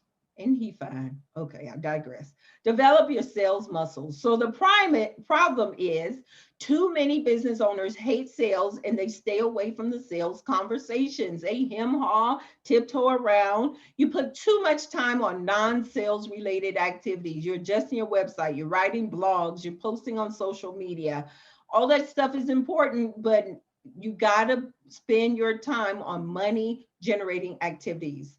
You don't want to be salesy and you are not following up. You don't have the systems for following up and you're not picking up the phone and following up. It's a major problem for small business owners. So here's my 6-figure sales strategies. Let me say this. You can't get to 6 figures without sales. No deposits, no 6 figures. So please learn how to effectively generate leads. Stop cold calling. You're probably not doing it anyway. Be intentional with your sales conversations. Have a discovery process. What are the questions you need to be asking your prospects? Another reason for target marketing, because then you know what questions and what pains they already have. And then know your worth and charge it. Many of you are not charging enough. And it's because you have a weak target market. And so everything goes back to target marketing. So here's my sales tip. Learn to like sales. People say to me, but Tony, can I hire someone to do the sales? You could, but what if they leave you? Then what? As a business owner, you are responsible for bringing in the dollars. If you hire someone, they are helping you. They are not primary. Never leave grocery shopping or cooking to someone else, because otherwise you would starve. So develop your sales muscles. What are your prospecting activities? Turn in your workbook. Answer these questions. How many prospecting activities are you doing per week? How many sales presentations or strategy presentations are you doing per week? How many follow-ups from previous week's calls? And how are you tracking your follow-up? Listen, you guys, the fortune is won and lost in the follow-up. You need to be a winner and follow up like a champ. You will never get to sell 6 figures if you're not telling people your price. If you're not priced right, if your offers are priced too low, you will be out of business. And I'm passionate about helping you to see that you've got to have these sales conversations. All that other stuff is nice to have, but it will not put money in the bank account. Here's a success story. This is Val, beautiful Val. Val is my client. We kept in touch, met her 8 years ago. She was actually in one of my first books. And then we lost touch, but we stayed connected on Facebook. I did a Facebook Live. Timing, God's timing is interesting. I did a Facebook Live and she commented, hadn't seen her in years. I said, Val, I miss you. Let's catch up. My catch up calls are my prospecting calls. So we scheduled, I said, here's my link. She scheduled a prospect or a catch up call. What are you up to? What are you up to? You bought a networking franchise, she said. I need to network. I got a new business. I'm a copywriter. I was like, I need a copywriter. I have a conference coming up. I don't know what I'm writing. We partnered. I paid her. She paid me. She's my coaching client. Remember, I'm the coach that connects. I've connected her internationally within very quickly because so many people need copywriting. So here are my strategies. To recap, get your target market, know who they are, where they are, and go after them. Use networking to build relationships to be able to turn those contacts to contracts. Speak more to sell more. Speaking is the #1 way to attract people to you. Use your social media, technology, email, text message marketing, and then learn the art of sales, because without sales, you will never get to 6 figures and beyond. So I'm going to allow you to take a look at this. I'm not going to go through this line by line, but it's time for you to get drastic. And if you're a speaker, coach, author, expert, I want to talk to you. I want to help you. Plus, I have a network. So if it's not me, I can refer you to someone else. I'm always trying to help and build my network. You already know what it's like to experience mediocre results. You already know what it feels like to have a bank account that doesn't reflect how good you actually are. And you know it's time to get drastic. So we have a program. I have a program that matches exactly how you feel. Here are some of the details of the program.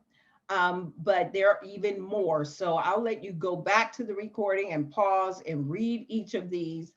My program is very robust. I would love to work with you and help you. And I'm also certifying drastic results coaches. So if you're a health coach, relationship coach, money coach, or business coach, I would love to talk to you about getting certified under my program, so that you can use the Drastic Results brand and you don't have to start from scratch with your coaching. So if you know you're ready to have clients and customers beating down your door, you're ready to have more speaking engagements than you've ever imagined, and you're ready for drastic results, this is it. Schedule your Get to 6 Figures Now strategy call. Go to meetwithtonyharristaylor.com. Again, that's meetwithtonyharristaylor.com. Click book appointment. Click on Get to 6 Figures Now. Let's spend 30 minutes together. See how I can help you. If I'm not a good fit, I know a ton of people and I can make a recommendation for you. Plus, I just want to know who you are. Again, that's meetwithtonyharristaylor.com. Let's connect. Like all of my pages, you can go to Facebook and you can put in these URLs. In fact, I ask you to pause here, go over to another tab, and go ahead and connect with me. Join the sixfigurenetwork.com.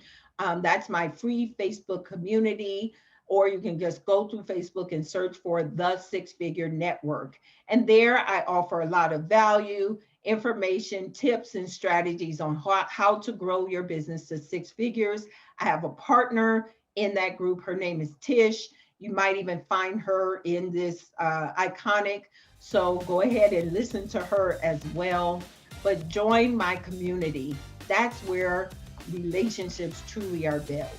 I have a TV show, The Drastic Results with Tony Harris Taylor TV show. So subscribe to my YouTube channel and follow me on all the other social media platforms. I want to thank you for this opportunity to pour into you my strategies to get you to 6 figures and beyond. I want you to please remember nobody gets to six figures without getting their sales game.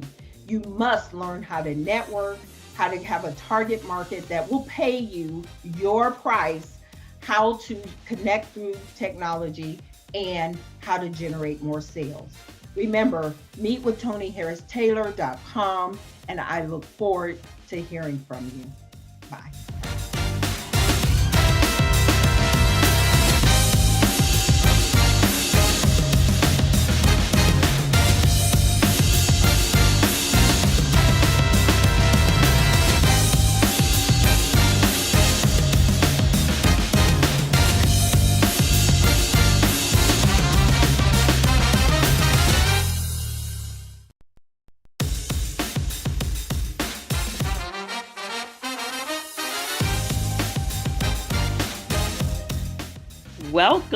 Welcome to the BlackCEO Iconic panel.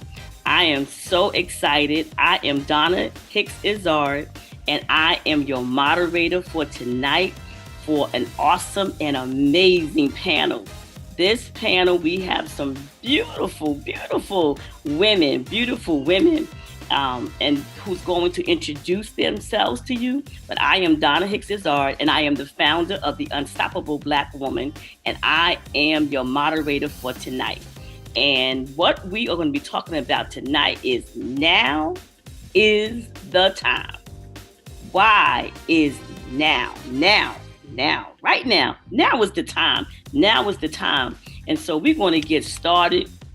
And so I have some questions for these beautiful women, and I'm going to start with, first, before we start with the questions, we need you to introduce yourselves. Tell us who you are, what you do, and why is the time? Why is now the time? So we're going to start with you, Miss Tiffany. Hi, I'm Tiffany R. Easley, the SOAR strategist. I teach others how to soar beyond the trauma of a terminal or chronic diagnosis. And you know what? Now is the time, because in 2020, the globe went through a pandemic, and it was something that shifted our world. So now is the time for me to help you soar, to see it, to own it, to attain it, and to regift it. That is why now is the time for me. Awesome. We're going to move to Travis Michelle. Hi, everyone. I'm Travis Michelle. I'm #1 international best-selling author of Saving Lives While Fighting for Mine. Becoming an entrepreneur during a pandemic, 2020, who would have thought? Here I am, a registered nurse, and have a dream in my mind that, I have an opportunity to write. What am I going to do? What am I going to write about? Now is the time. Not tomorrow, not later, but now is the time, even during a pandemic. So I help Black women navigate and strategize during a divorce so that they can regain confidence, increase their self-esteem. Because let me tell you, when you're going through a divorce, it is chess, not checkers. We have to realize it is a business. But when you're a Black woman, it's totally different. So I help you to learn to love yourself so that you don't have to bleed all over everybody else. Wow. Now is the time. Now is the time. You heard it here. You heard it here. Now is the time. And these are two amazing women who's going to share more about why now is the time. And so before we get into questions, let me share with you why I believe now is the time. Now is the time. Now is the time, especially for Black women, Black and brown women. Now is the time for us to rise up. Now is the time for us to take our position. Now is the time for us to show up, speak up, show up and speak up. Why? because now is a time unlike any other. And I believe that God raised us for a time such as this. Now is the time. Now is the time. We are no longer playing small. Now is the time. We are no longer dumbing down. Now is the time. We are no longer not taking our place. And something that I always share with women in my unstoppable Black woman movement, now is the time, because when you know who you are and what you can do, there is nothing that can stop you. You become unstoppable, and now is the time. Now is the time. And so I'm going to go and look, I can just do this all day or every day. Why is now the time? Why is now the time? So I'm excited about this topic. And so, Travis Michelle, why do you believe that you were created for a time such as this? You know, one, I'm centered in God, right? That is who my foundation is. And I made a decision last year to really make God my pilot. I'm put on this earth for a reason. I had to figure it out. I had to go through some stuff. I had to try different things, but I knew I was meant to be a registered nurse, right? So this year is 25 years. So I know I made the right decision. Wow. But then I knew there was more. You have an assignment, right? We all have our own assignments. Some people just never find out what their assignment is. I'm fortunate that I found out one of my assignments. The other was, I have gone through some traumas. I have a story to tell. I have a testimony. I can't hold it to myself. That's robbery. I am supposed to share it so that other women can heal, so other women can see that you can overcome, you can achieve. There is nothing that you can't do. And guess what? You don't have to look torn down and broke down doing it. Come on now. Smile, you can have that inner glow. You can walk in your power. So that meant, everything I went through, God, it's not going to be in vain. I'm not going to be stingy. I'm going to share it. And that's when I realized, well, now is the time. Now is the time for me to glow. Now is the time for me to shine. You are glowing all day long. So other Black women and brown women, can glow and grow. Oh, yes. We can do this thing because Black women, my grandparents told me, Black women are Mother Earth. Black women are the most powerful beings on this earth, but we have to learn to lift our voice, come from our gut. Don't hold back. All right, so I might have an attitude. Yes. Oh, you want to call me the angry Black woman? No, I'm just not going to allow you to talk to me, do to me, say to me what you choose to. I know my value. So that's why now is the time. That's why I know my purpose. I love it. I love it. I love it. So Tiffany, I want to ask you, what would be the cost, do you believe? What would be the cost if you did not seize this time right now? What would be the cost? The cost would be my purpose. It would cost me the essence of who I am and why I was created. If I did not seize my now at this moment, my existence would be not even a concern because I would just be here. It wouldn't even matter. Right now is the time for all of us as Black women to take our stage and to declare with boldness and authenticity in all of the things that we are, that it's our time to shine. We have so far for so long been in the back of everything. The corporate office. We sit at the table, but we sit at the far end of the table. Now we are being moved to the front of the table into so many things and positions because now is the time, because our purpose is being manifest in this season, which is what? The now season. So it would cost us, not just me, us, our mere existence, our purpose for being. We are nurturers and creators. We create life. So if we are not moving in the now, life cannot continue. Absolutely amazing. Absolutely. Listen, y'all dropping some stuff on this panel tonight, okay? Y'all, listen, what would be the cost? What would be the cost if I didn't seize this time? And I believe that there would be such an amazing cost of me not honoring God. You know, as Travis Michelle said, I'm a woman of faith. And the cost for me of not seizing this time and this opportunity would be dishonoring God. And I refuse to dishonor God. I refuse to dishonor God because I believe that it was God who made an intentional decision to create me for a time such as this.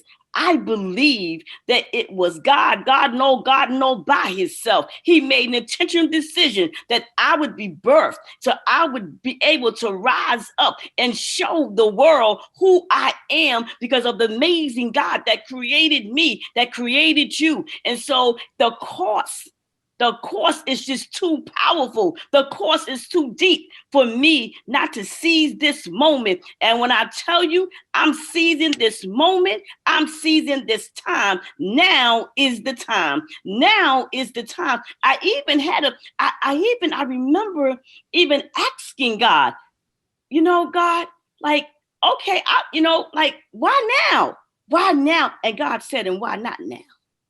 And why not now? Why not now, Donna? Why not now? This is a time. I created you for this time. I created you to use your voice. I created you for my purpose. Now is the time. Now is the time. And so I'm excited about it. I'm excited about doing all that God has positioned me to do. And so I'm glad about it. Okay. I'm glad about it. I'm showing up. I'm speaking up. I'm standing up.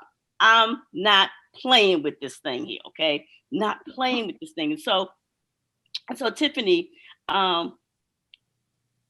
when did you know the power of this time? When did you know the power of this time? I love this question. I knew in March of 2020 when the pandemic hit, because I stopped and I said, God, wait a minute, a pandemic in America? We are one of the strongest countries. We have all this power. What are you saying to us? And he said, you've forgotten your center. You've forgotten your core. You've forgotten who created you and gave you the power. The power relies in me, not in what you do and who you become and all the things that you get.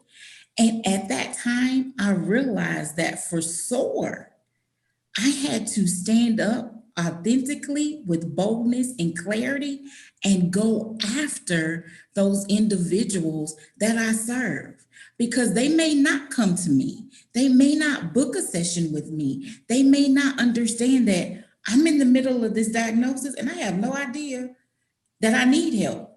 But now is the time for me to go and grab them and bring them along and empower them and say, hey, you're not alone in this. And so as I watch this pandemic play out and I watch how God is using Black women in positions of power to be a voice to the nations. Yes. The nations. I'm like, now is the time, because he strategically positioned Black women. Yes. The vice president. Various cities now have female Black mayors in power, in position, in purpose right now in this season. That's why. Come on, Tiffany. Come on, Travis Michelle. I'm going to give you that same question. When did you know the power? power of this time? When did you know? Well, I was unfortunate to have had COVID. And when you are going through, a health issue, a health crisis, and the doctors couldn't tell me what it was because this was in February, but I was sick and I was calling 911. And fortunately, I was able to clear up and to finally breathe. So I didn't, because I am a registered nurse. So, I was trying to take care of myself. But I was like, God, what are you saying to me? You have spared my life. But what is it that I am supposed to be doing right now? And I was looking at, this didn't happen just in New York City. It didn't just happen in another country. This happened globally. God was saying, okay, so you want to do your own thing. Well, I am the creator of all. So you need to listen up. Now, some of you are not going to listen, but those of you who are, this is a wake-up call now. And I was like, God, I don't want to be left behind. And that's, again, like I said, God, if you are my pilot, I will get out that seat, because clearly I don't know what I'm doing. I will share how you have brought me. I will tell my testimony, because see, when you know your why, you can't be silent. When you know your why, it comes up all in your spirit. You're uncomfortable. Nothing you do is, why is this not working? Because you're not walking in your purpose. You're not walking in your why. And, as you were saying, you're sore. Being a registered nurse and dealing with patients who have cancer and they don't know which way to go. And my being able to be there to give them guidance, sometimes just to listen, to understand, instead of listening to tell them, well, you need to do this and give you a plan. I was like, God, you have given me a certain responsibility, and I'm now going to walk in it. I'm now listening. You have my full attention. So you guide me and tell me where and what I have to do, how I can reach other women, especially Black women. This occurrence with our social unrest, and it wasn't social unrest like it's new. It's always been there. We're Black. We live it every day. But now the rest of the world can see it. There's a responsibility. You have to hearken. You have to listen. You have to get there and shout from the mountaintops, right? I have a dream. I know who I am. I have been burnt. I have gone down from ashes to rise as a phoenix. I have a message. So I have to share it. I have to talk it. I have to live it. I have to be about my purpose. And that's why. Wow. Wow. Wow. Wow. Woo. Listen. It's just, when did I know the power of this time? When did I know that?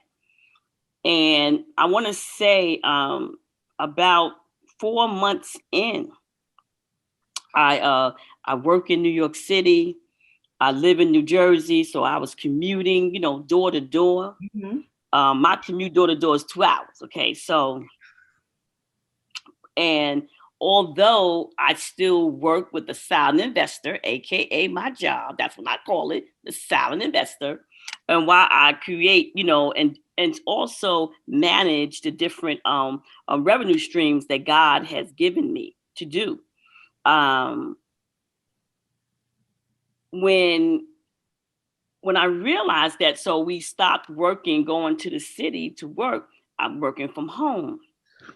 And I realized that this was different. The churches were shut down.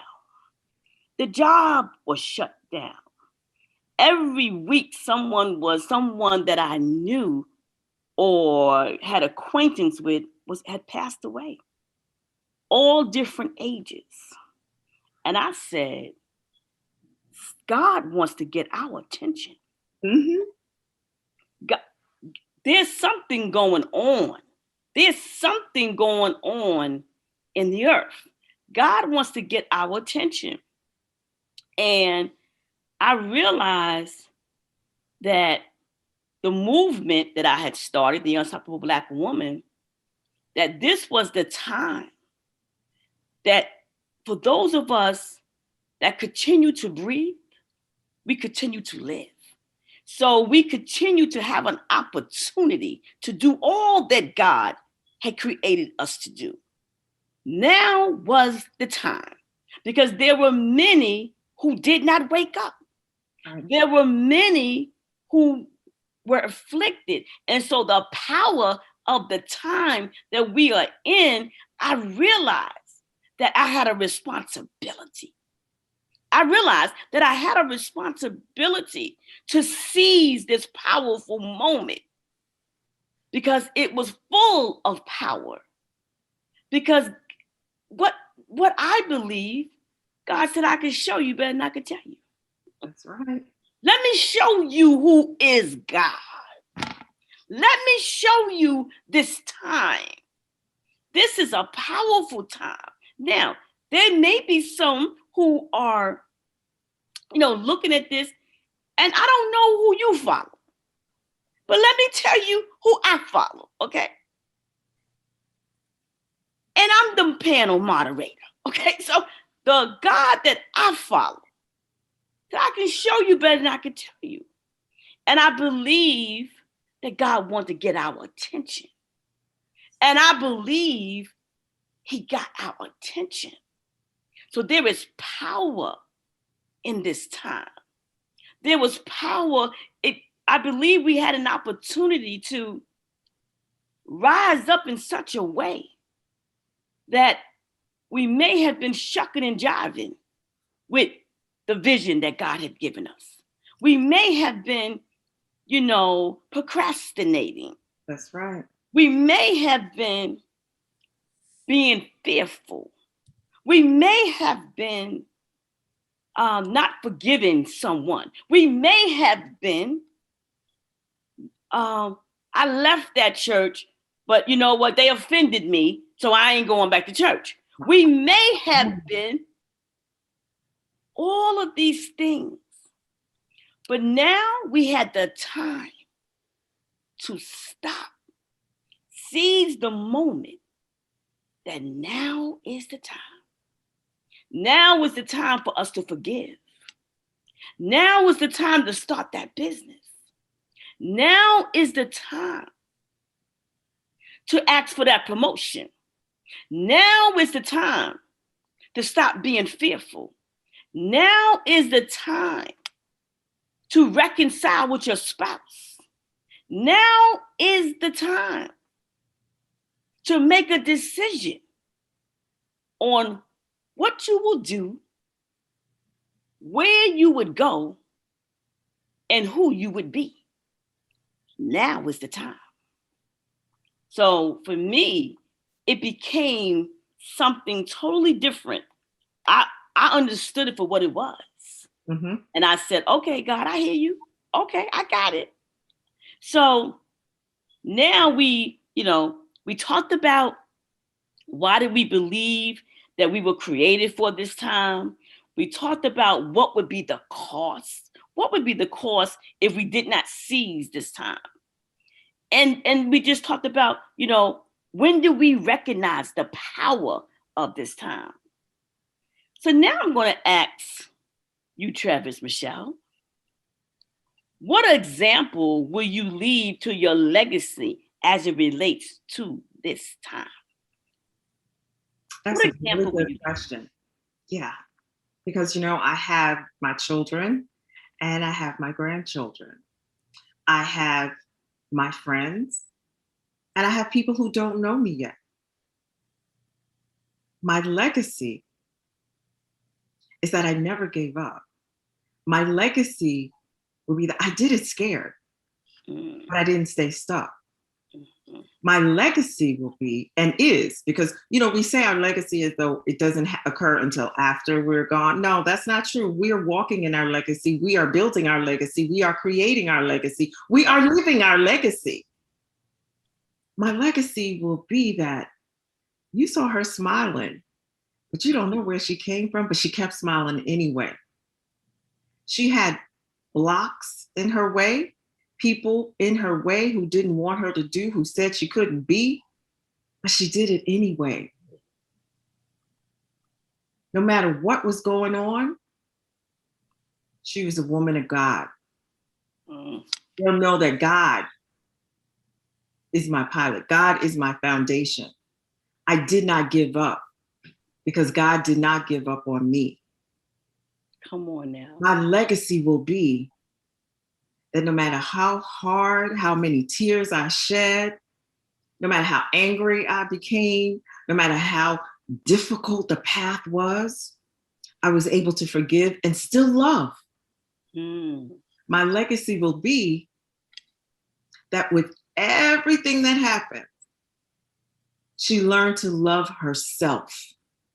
That's so good. That's so that good. I could then love someone else. So good. My legacy will be that she stood up. She spoke out for those who were less fortunate. She spoke out for herself. She let you know that you do not have to look beat, battered. You don't have to look like from where you come through from and what you've gone through. My legacy is that no matter what, I kept going in times such as this, in times where people said collectively what you couldn't do, who you couldn't be, that she marched on the streets like her ancestors, like her grandparents. She wasn't afraid to stand up in a time such as this. That is powerful. That was powerful. And, you know, and as we talk about legacy, right? So we're in a time that men and women of color, we're often asked about legacy. Mm-hmm. And so many different cultures, they are on point about their legacy. And so I often reflect on the one person who made it crystal clear that legacy was so important. And for me, that was my shero, Harriet Tubman. Harriet Tubman was the one person that I learned about as a little girl growing up in Harlem. And as I would go to the library, I was 8 years old. And I learned about Harriet Tubman. And something happened to me. Something happened to my spirit. And so today, I think about the legacy that we are still talking about what Harriet Tubman did so many years ago. Her legacy. And as I think about how God brought it full circle for me, because it was Harriet Tubman's legacy that I had in my memory and how we related to unstoppable Black woman, because she was the epitome of an unstoppable Black woman. She knew who she was, but it was her legacy. Her legacy that carries us through today. It was her legacy that we can rise up as Black women. She was a woman. She was a Black woman. She wasn't a man. She freed over 300 slaves, but her legacy, she was unstoppable. And so that's why I believe our legacy is so important. Because, and I'm going to go back to this. I believe that when we make an intentional decision to focus on what will our legacy be. And as you said, Travis Michelle, our legacy doesn't have to happen when we're dead and gone. Mm-hmm. Okay, see, my legacy I've already started my legacy. Everybody knows who knows. Listen, when you deal with the Donna Izard, the D.I, disruptive innovator, divine instigator, that is an unstoppable Black woman. That's me. I'm not playing no games. I'm not playing. I ain't playing small. I'm not. No, because I got Harriet in my what? I'm the modern day Harriet Tubman. I'm walking in my legacy now. And so, Tiffany, I ask you the same question. What example will you leave to your legacy as it relates to this time, that now, this time? You and Travis Michelle both hit on such nuggets, just juicy nuggets. I was eating it up. I was so excited. But the one thing I want to add to that is that the passion that is in us leaves clues for the journey that we'll travel. And I think that just exudes what you were showing in the Harriet Tubman example and what Travis Michelle was sharing with, why she's here and why she was created to walk the path that she walked. Our passion gives us clues to our purpose. So as we are walking out our purpose in earth, it's important for us to understand we are designing our destiny and designing what we're going to leave behind. We're writing it out as we move strategically. We're not building businesses for when we die. We're building businesses for the legacy that we're creating for our daughters and our sons and our grandchildren and their children. And the thing is, it all starts with the purpose that was put in us at birth. Yeah. And we begin to feed it with the passions that drive and fuel that purpose. So I'm going to leave the legacy of understanding that your purpose leaves clues. Your passion and all of that is connected. I call it the triple P, the purpose, the passion, and the productivity. And if you want to add a fourth P, it's that the money comes in, I should say PPM, purpose, passion, productivity, and money. Let's just be real. You're productive, you're making money because guess what? As you're leaving that legacy, you're able to feed and fuel the future. You better say that again.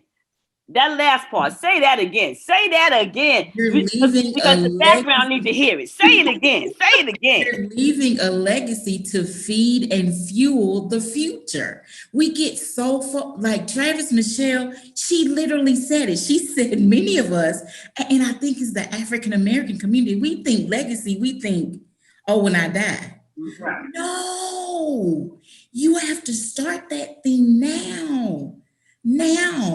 Right now, because you have to feed and fuel all of the people coming behind you. Our Harriet Tubmans, our grandmothers, our great-grandmothers, they didn't think about when they died. They were like, what am I going to build now? What am I going to teach them now so that when I am gone, they can stand up on their own? They taught us how to, I think back to my grandmother, she would take me to the farm and I would say, I'm not playing in no dirt. I'm not, that's not what I want to do. I'm a girly girl, I'm not playing in no dirt. But what she was teaching me was how to cultivate the soul, how to grow my own food, how to be able to enjoy nature, how to recognize that, hey, if time get hard, guess what? You know how to grow some potatoes. You know how to get some tomatoes. You know how to grow some corn. You know how to go over here and get this cow. You know what it does. See, that's what legacy is. It's bringing that thing to life and letting it live before you die. We got it twisted. We got it completely twisted. I mean, you both of you ladies are just dropping there's so many just gems, and I'm also mindful of, so as I said, I work in corporate America. I work in the legal industry, right, in New York City. So put that all together. New York City industry, the legal industry, and in my role, I'm a training development professional. I'm the only African American in my role in the legal industry. Okay. I've been doing this a little bit over 30 years. Okay. So I know what I do and I do it well.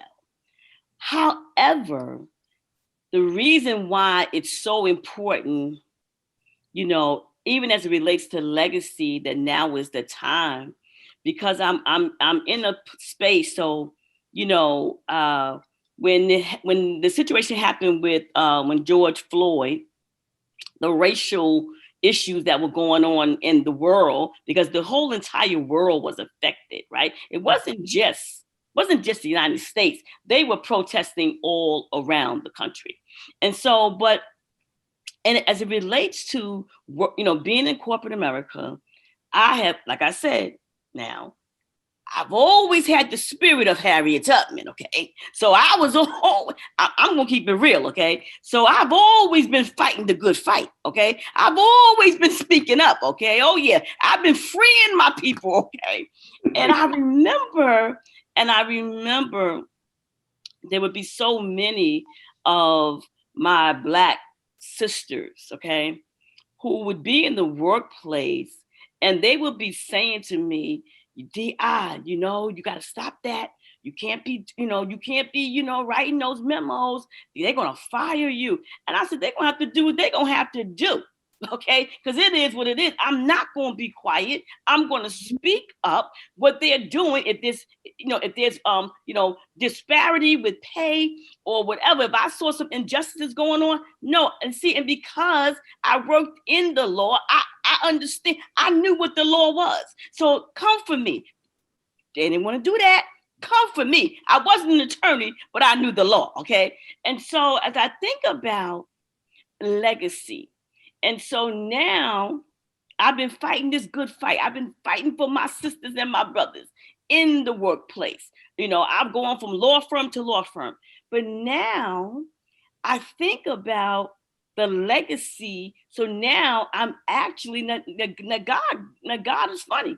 God got jokes, because I'm actually working in the law firm where I have raised some complaints against some of the owners of the firm and the attorneys who think that they got, who now God had, because of what happened with George Floyd, that now I'm on a race and relations task force, that now they are learning from me. They are sitting at my feet. They are learning from me. So now is the time. So as part of my legacy, they will know now and later. They will know that she stood up, she stands up, she speaks up, and she shows all the way up because of the God that I serve.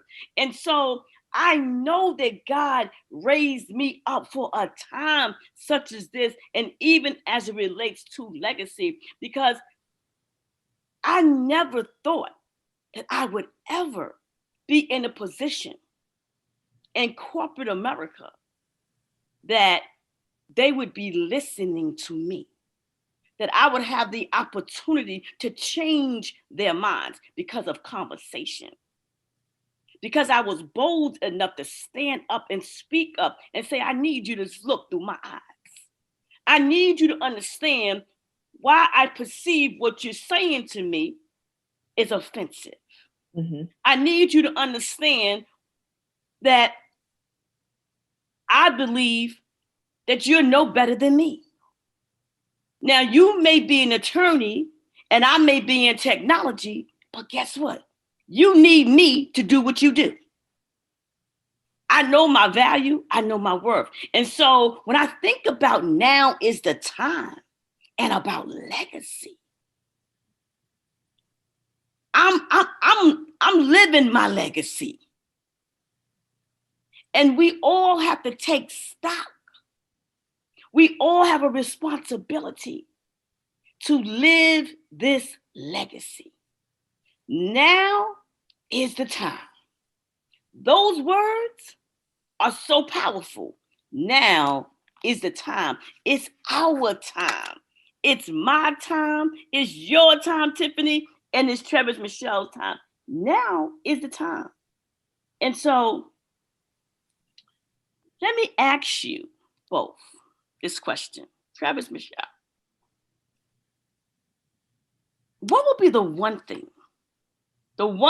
that you are doing now that's going to affect your later? The one thing I'm doing now that's going to affect my later is that I decided to take charge of my financial freedom. I have decided to do something about it instead of just talk about it.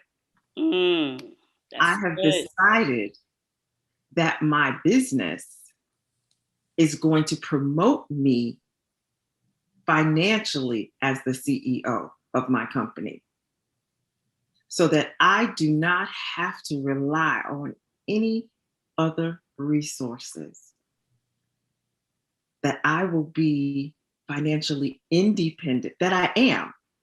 Because we have to manifest. Come on, you gotta speak talk it. about what I want, right? I said 2021 is no more about, well, when will I, and I'm going to.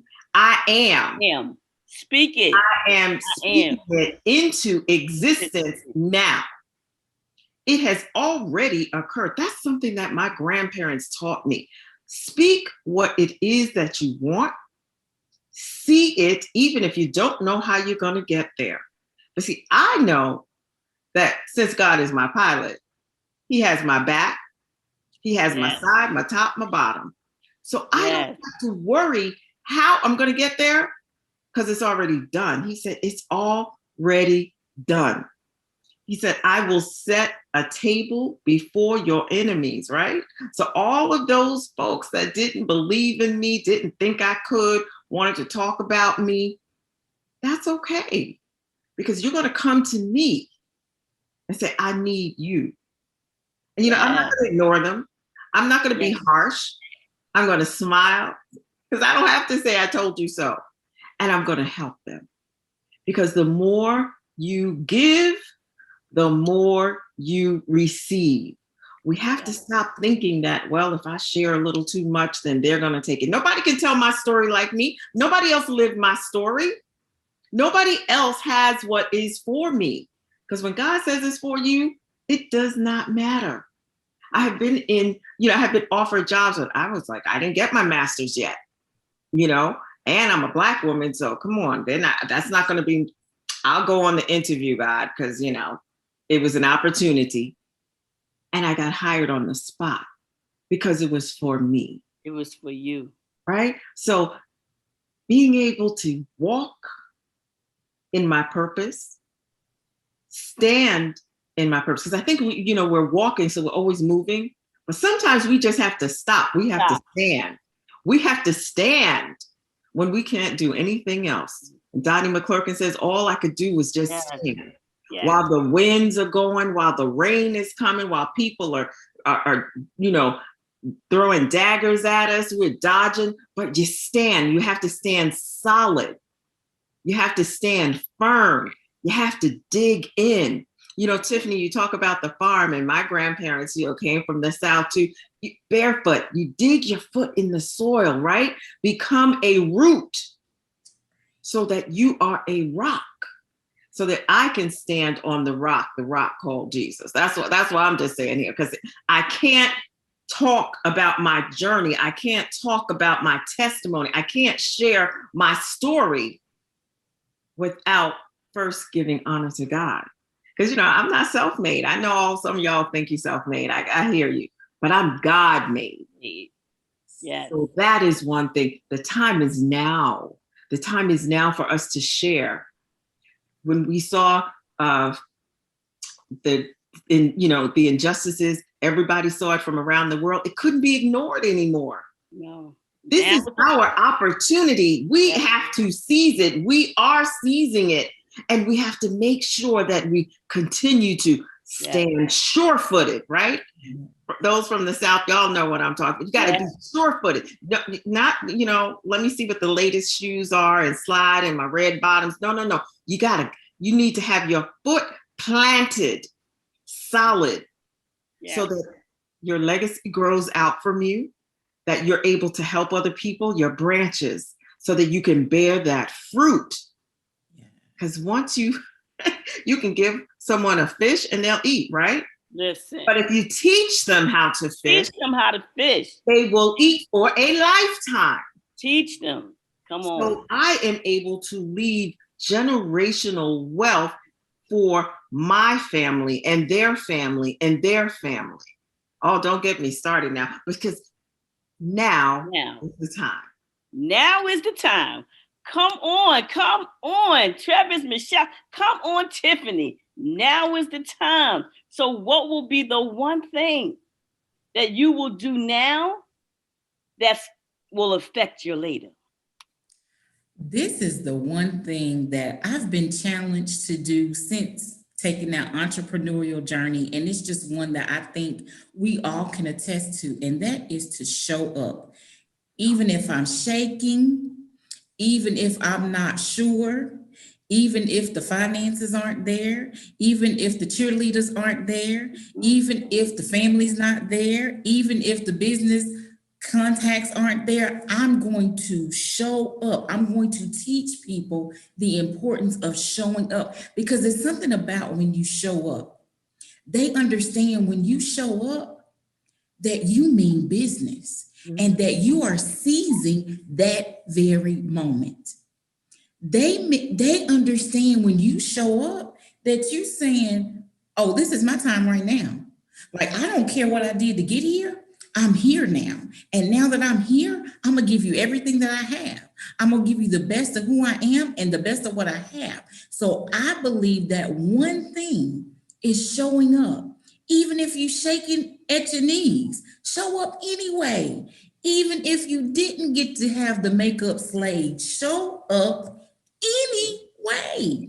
Even if in the back of your mind, the little minions are talking, show up anyway, because I guarantee you, because you are God's daughters, are God's sons, He's with you. And all He wants you to do is take that one step of faith and show up, because He's already there. And the victory's already given to us. See, that's the thing. The enemy wants to stop us from showing up, because he's like, if they don't show up, the game is out. The game is over. But once we show up and God meets us at the show up, game is victorious. The opponents can leave the building. You have been dismissed at that point. So I'm going to teach people, when you show up, you declare that the time is now, because you're saying, you know what? It's my moment. I'm showing up. God is with me. He's for me. He's already given me the victory. I don't even care what comes in the midst of it. I'm here. Now what? Listen. Now is the time. Now is the time. If you don't know that now is the time, when you finish looking at this, because now is the time. Because we didn't drop some stuff on you that you can't do nothing but accept that now is the time. Now is the time. And so we're going to wrap up. And so what I want to hear your ending thoughts for those who are who are joining in with us to share. What are your thoughts, your ending thoughts, as it relates to now is the time? Travis, Michelle? Thank you again for this great opportunity. It's so important that we have a platform to speak on, because now is the time. But more than talking, now is the time for action. Now is the time, we sit back and we have our degrees, and right, we have our positions, and we can talk. But talk is cheap. We have to walk the talk. Now is the time, boots to the ground. Now is the time, okay, you voted. Now is the time to know who your local officers are. Now is the time to speak to that young man, that young woman, and give them your jewels. Tell them your story. You don't have to tell them everything. And so they may have a little attitude. Big deal. You're bigger than that. You're still planting the seed. Now is the time to acknowledge who you are. Now is the time to stop looking over in somebody else's garden and see what they're growing and start fertilizing you. Self-care, your mental well-being, because hurt people hurt people. Stop bleeding on other people. Now is the time to say, it's okay to not be okay, but I'm going to get some help. Now is the time for you to stand up against, all odds. Now is the time to reach out to those people that you would normally reach out to and say, you know what? I have some information for you. I can help you. Now is the time to stop listening to what everybody is saying in society, that we don't stick together as a Black community. Now is the time to change that narrative. But that narrative starts with you. So you can go out and we can be all of these things, but if your house is messy, how can you really help someone else? Now is the time for self-evaluation. And then the next step, to work on it, to put it into action. Now is the time for action. We saw last year what was going on. It hasn't stopped. We can't stop. Don't get tired. Take some protein shakes, get some exercise in, but we can't stop. You have to continue. Now is the time for your future. Now is the time, because we're laying the groundwork. Our ancestors, they put the work in. They gave us the roadmap. Yes. We forgot what the roadmap was because we wanted to be like other people, because we want, let me look over there and see what they have. When we have so much, we have everything that we need. Black woman, Black man. Yes. You have purpose. Even if you don't think you have purpose, you are alive, you are here. Now is the time. Yes. To dream bigger than your thoughts and let your thoughts be bigger than your dreams. Thank you so much. Now is the time. Travis Michelle, now is the time. Come on, Tiffany, bring us home. Now is the time. Give us your ending thoughts. Now is the time. Now is the time for us to do 3 things. To show up, which I talked about previously, to stand up. Travis Michelle talked about that. She talked about that in a couple of questions. We need to stand up for what's right. Right. We know what's been done wrong. Now it's brought to the light on a global scale. We need to stand up for that and not back down. People may not understand it. They may not receive it, but we still need to stand up. And then the third thing we need to do is we need to serve. Jesus served. I had to challenge myself as an entrepreneur and understand that even when I make it, as I've made it, I still need to serve. I need to give back. I need to pour into where I came from. Because, I came from this little country town and I was so ready to leave and go to the big city. And now I run back to that place where I get my grounding and my footing and I serve. It's a running joke. Don't tell people I'm home because they'll ask me to do something. But I serve because it's important. So I need people to understand. You have to show up. You have to stand up and you have to serve. And how you do these things is with authenticity. Stop trying to be somebody else. God created you uniquely. He designed your DNA just for you. You don't have to look like anybody else. You don't have to sound like anybody else. Your platform doesn't have to align like everybody else's, because what he has for you is for you. So you need to be authentic and you need to be bold. God says he hasn't given us a spirit of fear, but of love, peace, and a sound mind. So let's be bold as we're doing the showing up, the standing up, and the serving. And then the final way to do that thing and bring it home is with clarity. Get you some quiet time. Get you a journal.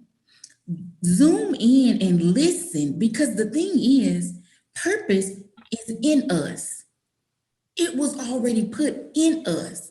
We're walking out the birthing process of that thing unfolding and becoming one whole picture, right? So we're birthing it out in phases, right? Trimester number 1, trimester number 2, trimester number 3.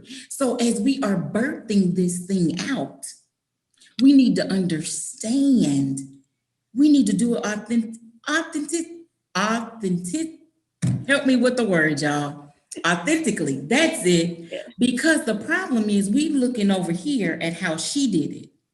But see, her purpose and her journey doesn't fit your purpose and your journey. So if we are not authentic and we're not bold and we're not getting clarity, we trying to seize up a journey that we're not even fit for, because we're looking at how she did it. Your 3 trimesters are not going to align with anybody else's trimesters. It's just not going to work that way, because you're not birthing the same baby. You're birthing a whole nother baby. So I need people to understand, show up, stand up, serve, do it with authenticity, with boldness and clarity, and watch God blow your mind. Come on. Absolutely. There's some powerful, now is the time gems. That's what I'm going to call it. Now is the time gems that has been dropped here. And I want to say that for me, now is the time. I'm going to leave you with this. So now is the time. You talked about, Tiffany, you talked about, showing up, right? You talked about speaking up, serving, right? Travis, Michelle, you talked about, the legacy and what you're living your legacy now, right? And as we continue to move forward.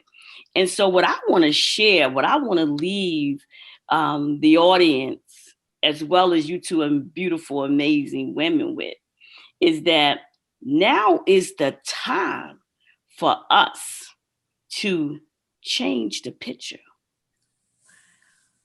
So there's a quote that I often say, and it's so fitting for here. And the quote is, it's my quote, change the picture, your performance will change, and then your profits change. Now is the time to change the picture and how you see yourself. Now is the time to change the picture in your mind to how God sees you and or that business. Now is the time to change the picture. Now is the time to change the picture, because I promise you, when you change the picture now, your performance will change. And it's then that your profits change. But if we don't seize this opportunity to change the picture at this time, now is the time. If we do not take this opportunity, the now time, to change the picture and how we see ourselves, to change the picture and how we show up, to change the picture and how we speak up, to change the picture and how we serve. If we don't take this time and seize this amazing time, now is the time, my sisters and brothers. Now is the time. Take the time to change the picture. It's just like when those of you who look at TV, right? You look at TV and you're looking at a picture, but you say, you know what? I don't want to look at that anymore. You want to change the channel. And what happens? When you change the channel, the picture changes. Well, I'm going to need you to change the channel now. I'm going to need you to change the picture now. I promise you. God gave me this. Change the picture. Your performance will change. Then, and only then, will your profits change. Thank you. Now is the time. So, I want you ladies to share, how can people connect with you? Share with, how can people connect with you? Because like I said, you dropped some amazing now is the time gems, okay? Listen, if I wasn't on here with y'all, I surely would be connecting, okay? Because I want to hear some more. I would want to know, okay? How can I stay connected to these amazing women who talk about now is the time? So Tiffany, how can the audience connect with you? You can connect with me on my website at tiffanyreasley.com and on all social media platforms at Tiffany R. Easley. Thank you. Travis Michelle. Well, you can connect with me on Instagram, and I'm also on Facebook and at Travis Michelle. You can also email me at info@travismichelle.com. Awesome. And I am Donna Izzard. And you can connect with me through the unstoppableblackwoman.com or on Facebook, the Unstoppable Black Woman Circle, and also on Instagram. Thank you, ladies. You are absolutely amazing. Thank you so very much for just dropping the gems that you dropped. This was an amazing conversation. Thank you.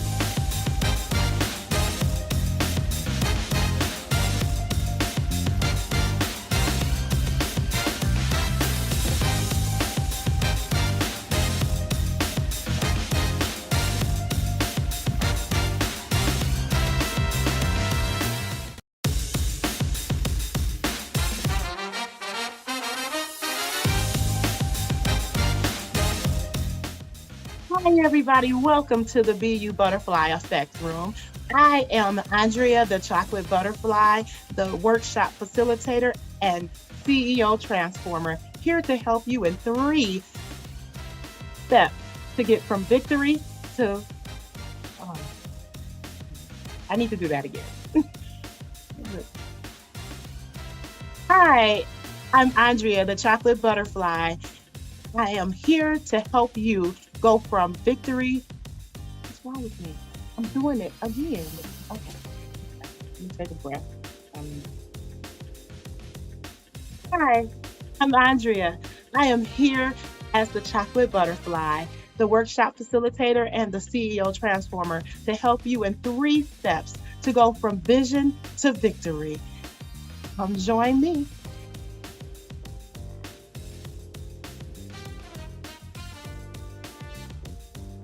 So I want to tell you a story about me. I was the person who achieved at being normal. I achieved at being okay. So I was going through life and everything was okay. My world was literally okay. I had a wonderful job. I had a wonderful family, a wonderful life.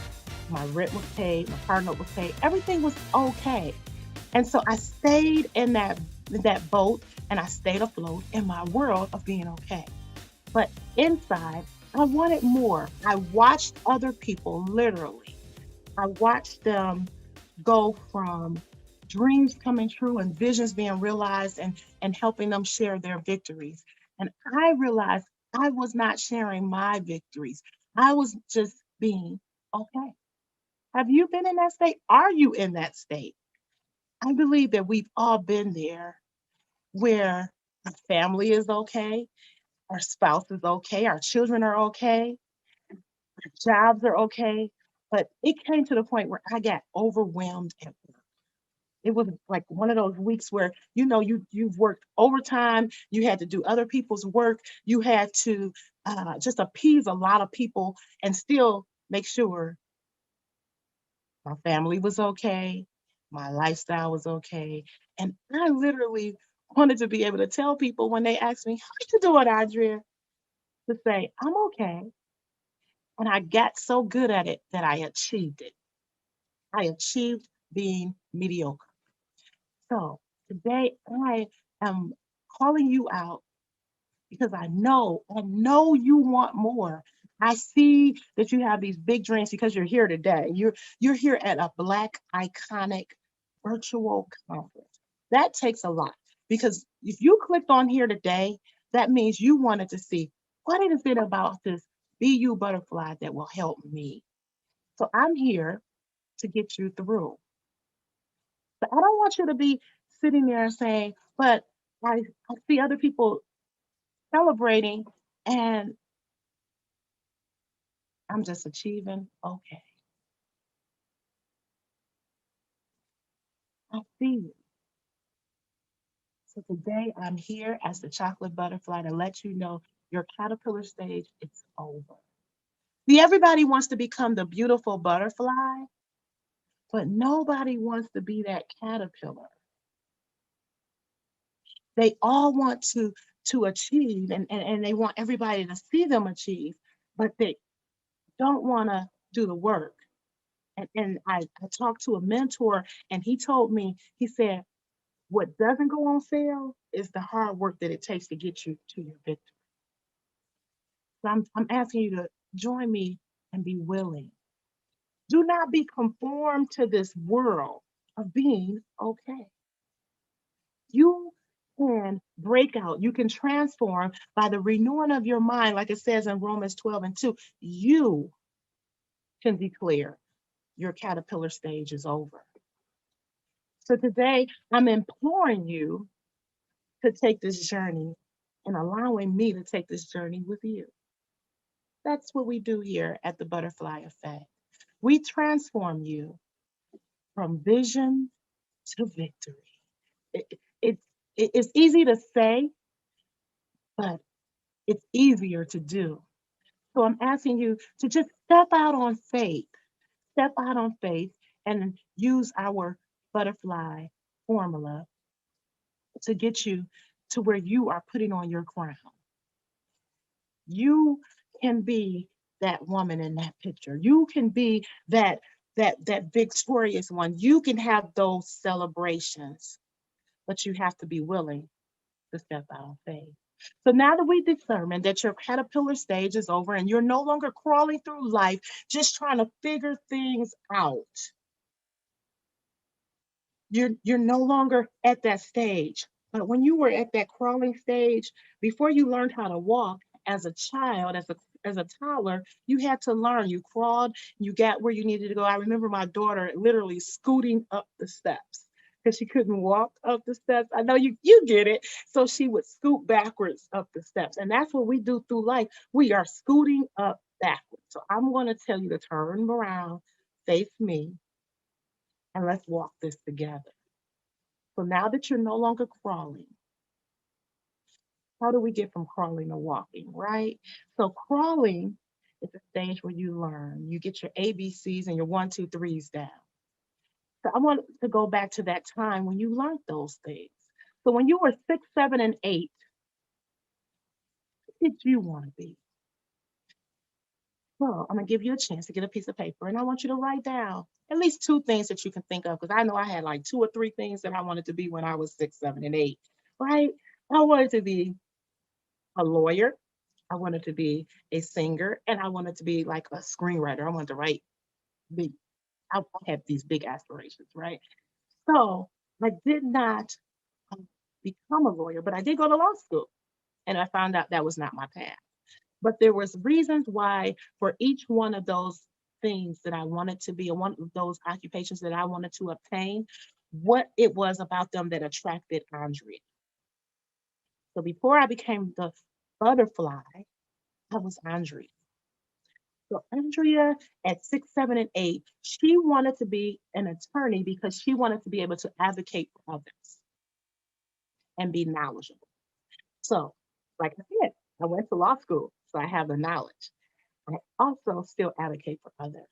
I advocate for others and making sure that they understand that their dreams can come true. That is what I do. And that's why I wanted to be that. The other part of being an attorney that I liked, which is goes into the other areas and the other two occupations that wanted to be when I grew up, was that I wanted to perform. I love singing. I love going, like I told you, that road of just being okay, that ordinary you just won't do. That is what I like doing. I like taking words and using them to help others. So there is something about those, whether you wanted to be a superhero, you wanted to be a superhero because you want to be there to help someone else in their time of need. You may have wanted to be a doctor and you didn't become a doctor because you wanted to heal people. So you can pray for people and they can get healed. So there are different reasons why you wanted to be what you wanted to be at age 6, 7, and 8. That is how you establish Chrome. Because now you have a focus. Because the first step, the first secret that I'm going to share you, tell nobody, but the first secret I'm going to share with you is you have to have a vision. So before I created the BU Butterfly Effect, I had to have a vision. What does this look like? What is it that I want to accomplish with it? So it may be that you do want to be that lawyer. So you need to know the steps to get there. You need to know that you need to finish your high school diploma. Then you need to go to college for 4 years, graduate, and then you need to take the LSAT. Then you need to go apply for law school. Then you need to graduate from law school. It seems obvious, but these are the things that people don't think about. And then you take your bar examination, and bam, in 7 steps, you are a lawyer. 7, that is godly completion, 7. And that's the steps it takes to get to be an attorney. And so you need to be able to do that with each project, each goal, each occupation, each dream, and each vision. So we're going to go back to dreaming because I don't want you to keep being a dreamer. I want you to be a visionary. The first step is to have a vision. See, dreamers, they dream and they dream and they dream and they want things to come true, but they never do the work. They just keep dreaming. I'm not going to tell you how many times I sat there watching other people do what they do and go where they go and accomplish what they're accomplishing while I sat there dreaming. I literally sat there that same week I was talking about, sat there dreaming. That weekend before that, I had wrote down all my dreams, all my visions, and I said, I'm going to work my plan. But you guessed it, Monday morning, I was back at work and I was exhausted. But I was okay because all my bills was paid. My family was okay. You know the drill. We just went through it. And so I got to that Friday and I thought my supervisor, she called me in her office. I thought she was calling me in there for, a pat on the back. Good job, Andrea. Good job. And she, instead of giving me a promotion, I got a termination. I used that as my motivation to push past my circumstances. My circumstances was I didn't have my stable paycheck. I did not know where uh, what my next job was. So I was now not okay. You guessed it. But it was one thing that she said to me. She said, "We see the leader in you, and you're such an awesome leader. And unfortunately, we have to release you so that you can be more than okay. So today, I'm going to release you from being okay. So now that you have a vision, now you can walk the vision. So to walk the vision is where you learn all of the things. So you do those other 6 steps and you transform into what everybody is trying to obtain, that beauty of being the butterfly.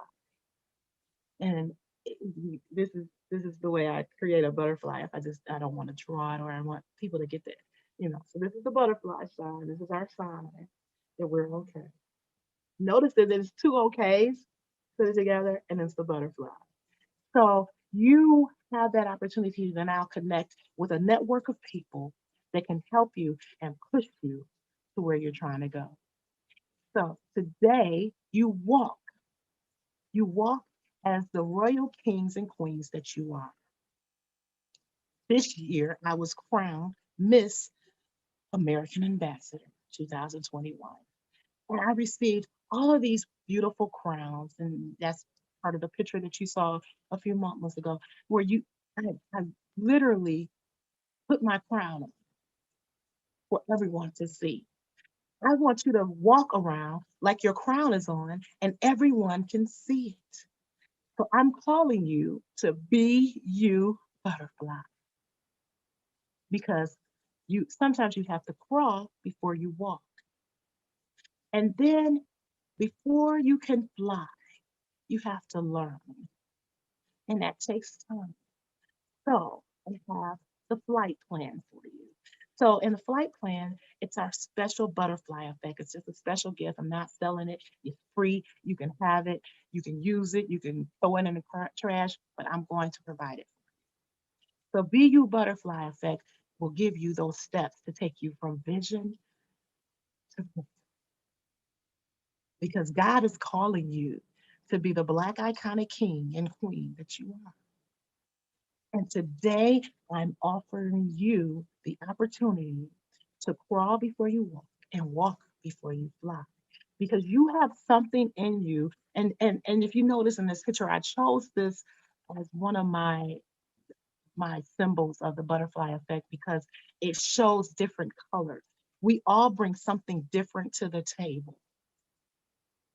We all have that in us to make sure that the next person will be okay. So in our network, what we do is we offer something that we can do for somebody else. It could be read a story to their child because they need an hour break. But I always encourage everybody, each one teach one, each one reach one. So it's something that you have that somebody else needs, and it's something that they have that you need. So I need you to connect with people. And that's what we do in my group, in our butterfly tribe. I like to call it the BU Butterfly Tribe, because we all help each other and we connect it and we create a different type of world. And notice that this is kind of a world, but it has breaks, so it sprouts. So today I am breaking you free because you were in your cocoon where you were walking and learning, and now you're going to burst a beautiful. So please connect with us. We are on Facebook, Instagram, and Twitter, and we would love to help you get to your victory stage. But today, I hope that I said something that, number one, remember, you must have a vision. Number two, you must push through, you must persevere and get to that point where you don't care about what someone else says or someone else does, but you are focused, laser focused in on what you want. And it's okay to celebrate with others, but they should be able to celebrate with you. And then number three, you're victorious. You're flying. You're flying and you're showing people who you really are and your true colors. And I am Andrea, the Chocolate Butterfly Williams, and this has been the BU Butterfly.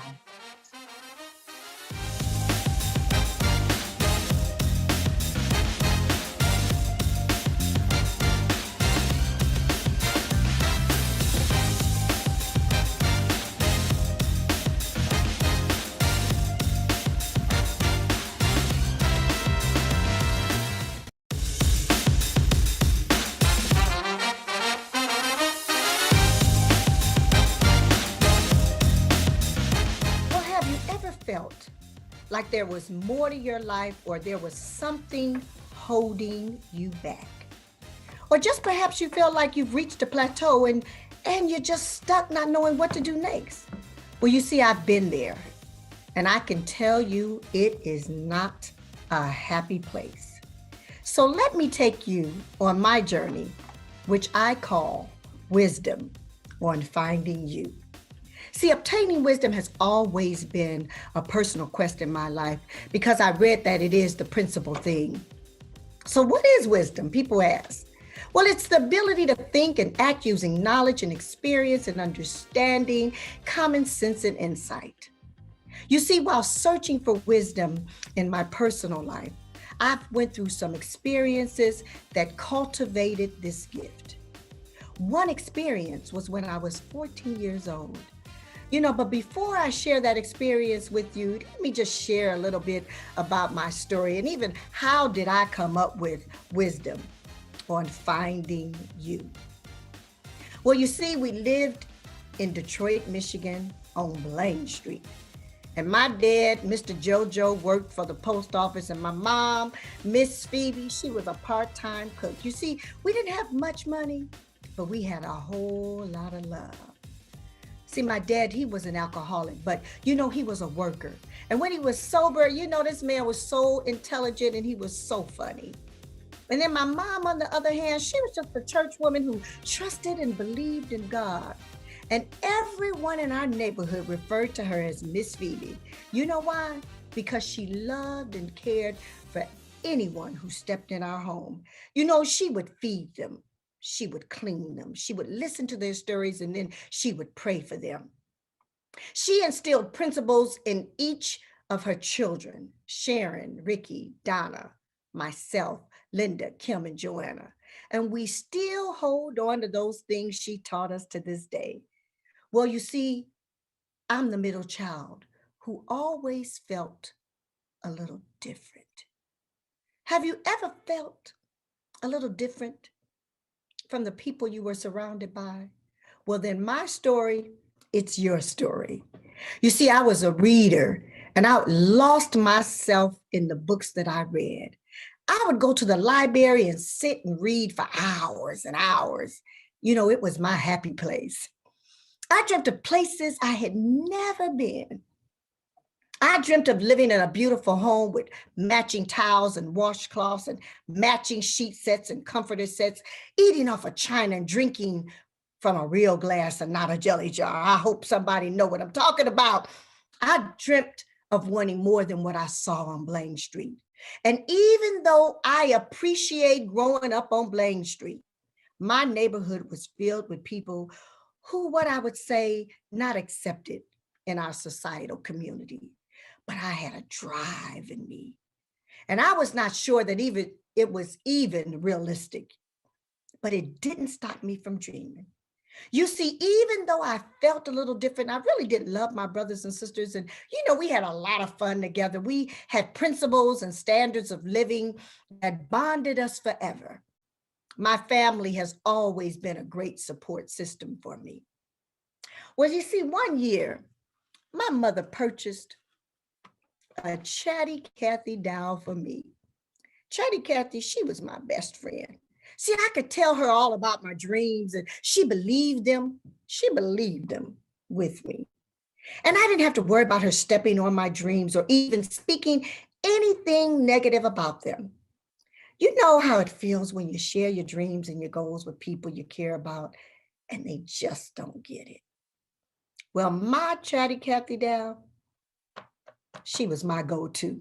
I could rehearse my speech and tell my dreams to her, my goals freely without any interruptions from her. We all need a space like that. I'm sure you do. Well, one day I was walking to school by myself and halfway there, someone shot me in the head with a BB gun. And it hit me right above my right eye. Well, I didn't pass out then. And I was able to get to school and I was able to get to our school nurse and she called my dad and my mom and they came to get me.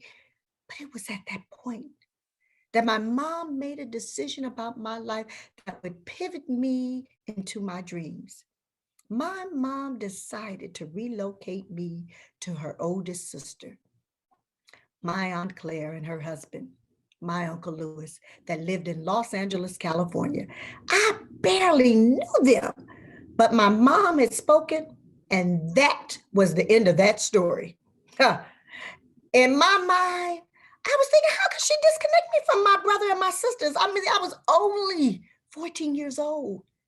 Who was going to be my friend? Because I had to leave Chatty Cathy in Detroit.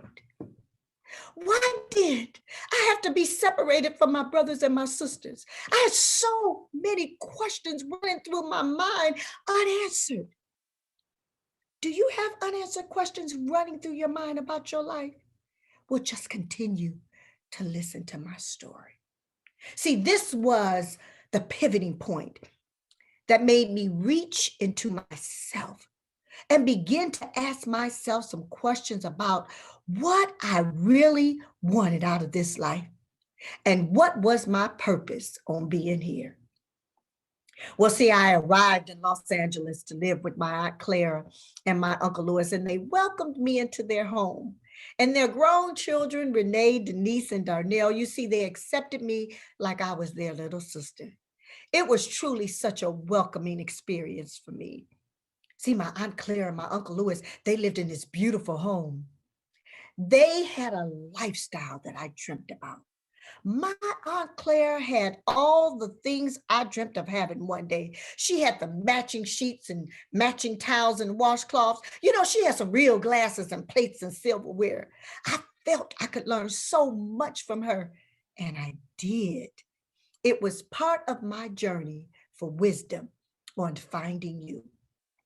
Well, my Uncle Louis had a sister, and her name was Eula McClady, and we called her Auntie Bai. Well, she had become a multi-millionaire as a Black female single-parent mom with a 6th grade education. You see, I never dreamt I would actually be meeting someone like her ever. It was so over the top for this 14-year-old young girl from the ghetto of Detroit. Well, one day, Auntie Bai came by the house and she purchased a Black Mercedes-Benz and she wanted to show it to the family. I remember asking her if she would take me for a ride in it. You see, at that time, being from Detroit, the only luxury car I had ever seen or been in was a Cadillac. So this car was like nothing I had ever seen or ridden in before. So while riding in her car, I would, wow, this car feels like it's gliding on the street. When I grow up, I'm going to get a car like this. She kindly asked me the question, do you really want to know what it takes to get something like this? And I said, yes, tell me. And her words were, if you were really, really hard and you do right by people and you love God with all your heart, you can have anything you want. Her words resonated in my spirit and my mind, and I thought, oh, I can do that. I just didn't know how hard I would have to work to get it. But believe me, when you do, it's worth every drop of sweat. Well, as I became an adult, there were still some questions lingering about who I was and where was I really going. So I had to face some things about my past head on. I needed to discover some things about myself. I had to erase the negativity that I was feeling from feeling abandoned, isolated, and rejected. I had to grow up and mature. And I had to replace those things with some positive vibes and some positive words and action and come up with a plan to move forward. And lastly, I had to remember the wisdom that I learned from it so I would not keep repeating the same cycle over and over again. Well, if you're like me, I've got some good news for you. All you have to do is do what I did. Face it, erase it, replace it, and discover the wisdom you've learned from it. See, I'm a living witness that ceilings break. Mental and emotional freedom occurs as you look back over your life at each stage and be truthful to yourself. See, wisdom awaits you to find who you really want to be, but you've got to look for it. This is called wisdom on finding you. So if you're like me, I need you to contact me at maryhouseministries.org. And you can find out more information on wisdom on finding you. For the ladies in the house, I have a phenomenal workshop that's called Esther's Court. So again, go to maryhouseministries.org and find out more. When you say, I found you on the BlackCEO Iconic station or on their website or on their event, I'll send you a free gift. I know there's women and men like me who simply need to face it, erase it, replace it, and discover the wisdom that you've learned from each step and each cycle of your life so that you can be all that you were meant to be. Thank you.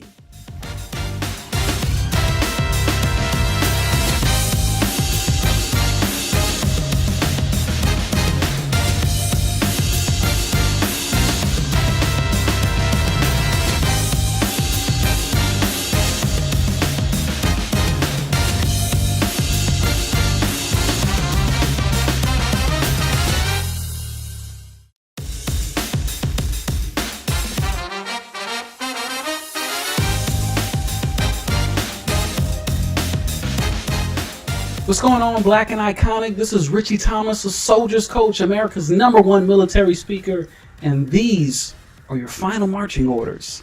So let me take you back to 2008. I'm in Atlanta. I'm in the heart of the hood on Old National and Garby Road. Shout out to Old Nasty. I'm in the flea market of all flea markets, the discount mall, where there's, aromas of catfish, incense, and other earthly tones. And I'm sitting there arguing with the local shopkeep over a pair of $50 knockoff Jordans with a friend of mine when the smash hit summer song of the year comes on by Gorilla Zoe. That song. Boom. That beat, right? So when the song comes on, I turn to my friend and go, yo, that's my song. That beat is ridiculous. And my friend, without any hesitation, looks to me with a straight face and goes, yo, that's my song, because that's all I am. I ain't nothing but a hood nigga. It's not what he said, it was how he said it. He said it as if it was a matter of fact, science. And I knew that instantly, y'all, I was in a sunken place. So I knew 3 things when he said that. It hit me in my mind, body, and soul. But really what struck me was, 1, we gotta stop quoting rappers, all right? Stop taking life advice from people who suck at life. Kanye told you who he was with his first album, all right? Jeez. The second is, we never outperform our own self-image. See, my friend didn't see himself as a soldier, a man of God, a husband, father, a millionaire in the making. He told you who he was. And it really hit me. Because birds of a feather, right? And the third biggest thing hit me was, damn, like how far I had fallen. You see, the reason I was in the flea market buying fake Jordans, I was in a different army. I had been 15 months since I transitioned out of the army, military, active duty, airborne. And I was there that day because I was in a different army, the army of the unemployed. You see, little did I realize I was part of a bigger story going on. There are 5 big issues, Black and Iconic, 5 big issues in the veteran community that go as follows. The first big issue is unemployment, before, during, and even after COVID-19. I'll get to why in a bit. The second biggest issue is mental health, depression and anxiety, which often lead to suicide. The third biggest issue is homelessness. The fourth and the fifth are physical injury and lack of education. Now for today's talk, I only have time to jump in the first 3, so let's dive a little deeper. So why was I in the sunken place in a flea market buying fake Jordans? You see, when I transitioned out of the military, I was really told I was going to be a soldier for life, a soldier, a fighter, a warrior, which is cool because that's who I was. But we're not giving any final marching orders to be successful after we exit the military. And soldiers was like, yo, we give orders or you follow orders. You giving orders or you follow orders. But there's no final marching orders. And we're trained to see ourselves and sell ourselves and brand ourselves to the marketplace as soldiers. And soldiers don't get hired. Business professionals do. Hence why when we go to a business owner or a CEO, we say, hey, business, help me hire me. It wasn't until I changed the way I think. Like I had to stop listening to, Dr. Dre and started listening to Dr. Dennis Kimbrough. Like, yo, stop asking the business to help you hire you and switch it up and say, hey, how can I help this business? I had to mentally transition from seeing myself and selling myself and branding myself as a soldier to mentally transition to see myself and sell myself and brand myself as a business professional that I really am. You're not a soldier, you're a business professional. But we were trained for the combat battlefield. We were not trained for the economic battlefield.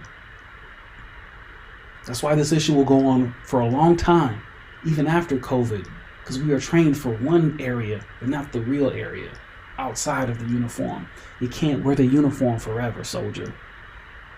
The second biggest issue is the hardest one. But let me pause on that one. Let me go to number 3. I'm going to go to number 3 is the homeless issue. See, homeless blows me away because literally every soldier who exits the military has rights to a VA home loan. You can literally take a home loan, veterans, and no money down and buy a house. No one told me, yo, why don't you buy a rental property? Why don't you buy a place that has a duplex, a triplex, or a quadplex? I didn't even know this was a thing when I got out. You can't be what you can't see. So it's like, yo, you might lose your job, but you won't lose your home because you could live in one unit and rent out the others. How do I know this? Black&Iconic, I just bought an apartment complex in America for not even $90,000 a year using my VA home loan. It's not a flex. It's not for me. It's for my great-grandchildren. And I was like, damn, why doesn't every veteran house hack before they exit the military? It's genius. Live in one unit, rent out the others. It's called house hack. Use your VA home loan. It's there for a reason. The second biggest issue I'm going to go back to, kind of reverse order, is the hardest one. They literally say that half the country is mental illness. They said that half the country suffers from depression, the other half suffers from anxiety, both which can lead to suicide. So we have a fear of the past and a fear of the future. Tomorrow ain't even got here yet, and you're already worried about it. You can't let go of what happened last childhood, last decade, last week, last month, last deployment, last marriage. You can't let it go. We're not trained to. They literally say in America, the 3 hardest things for adults to say is I love you, I'm sorry, and I need help. Those are all signs of weakness. So when we have stress and struggle, we're not taught how to deal with them. So we're self-taught how to self-soothe. Give you a great story, great point here. When I was 18, the Army sent an 18-year-old boy into a man's war. I was sent to Bagram, Afghanistan, the heart of the war on terror. And after 6 months of deployment, I get back. They had us all speak with the chaplain. He hit us with the Lord's Prayer, gave us his business card, said, y'all feeling any type of way, emotional distress, give me a call. We say, cool. Not even an hour after meeting with him, me and a group of guys go to the nearest on-base liquor store. Someone bought us a bottle of Hennessy and a 12-pack of Miller High Life, the champagne and beers, and said, I know y'all just got back from a war zone. Walk it off, soldier, but also drink it off. You in the Army now, you be all right. Hit us with the wink and the gun. I was like, yo, what is it with America and just like pacifying poison? Like, it's amazing to me. Like, there's this issues of like, we're all addicted to something like TV or cigarettes or drinks or whatever, escapism, right? Like, little did I know, like at that time, but as I look back and reflect, I was like, wow, mental illness leads to suicide, but I'm like, well, why? And how bad is it? They literally say that 14 veterans commit suicide every day. 14. There's 365 days in a year. I did the research for you.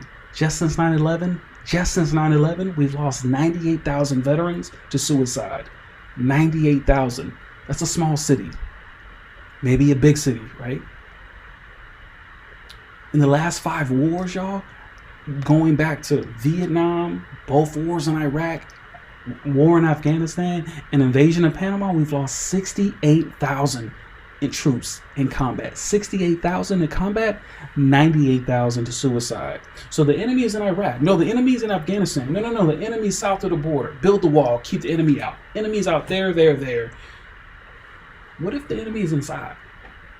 Like, little did I know that you, me, we all have a hole in our heart in the shape of our struggle. See, whoever hurt you, broke you, molded you, whatever situation or circumstance, sometimes they don't leave their fingerprints on you, they leave their heart print on you. And there's literally like a silhouette of that person or that situation or that circumstance. So we then fill that hole, whatever makes us feel good. Sometimes it's a Louis Vuitton collection. Sometimes it's the right clothes, cars. Sometimes it's liquor. Sometimes it's Newport cigarettes, or maybe a little something stronger. In America, we don't teach you how to deal with fulfillment. We teach you how to deal with finances. So we teach kids from the ground up, hey, go chase success, salary. Don't chase fulfillment. They literally, school is wild to me here. Like, they'll teach you, you go to school for years. I got a PhD, I got a master's, I got all this. They'll teach you how to educate your head, but they never teach you how to educate your heart. Add to that the deployment and the lifestyle of a soldier. Recipe for disaster. We are literally trained for the combat battlefield. As soldiers, we are not trained for the mental, emotional, and spiritual battlefield. How do I know this? Because 98,000 troops have committed suicide. That's not my opinion, right?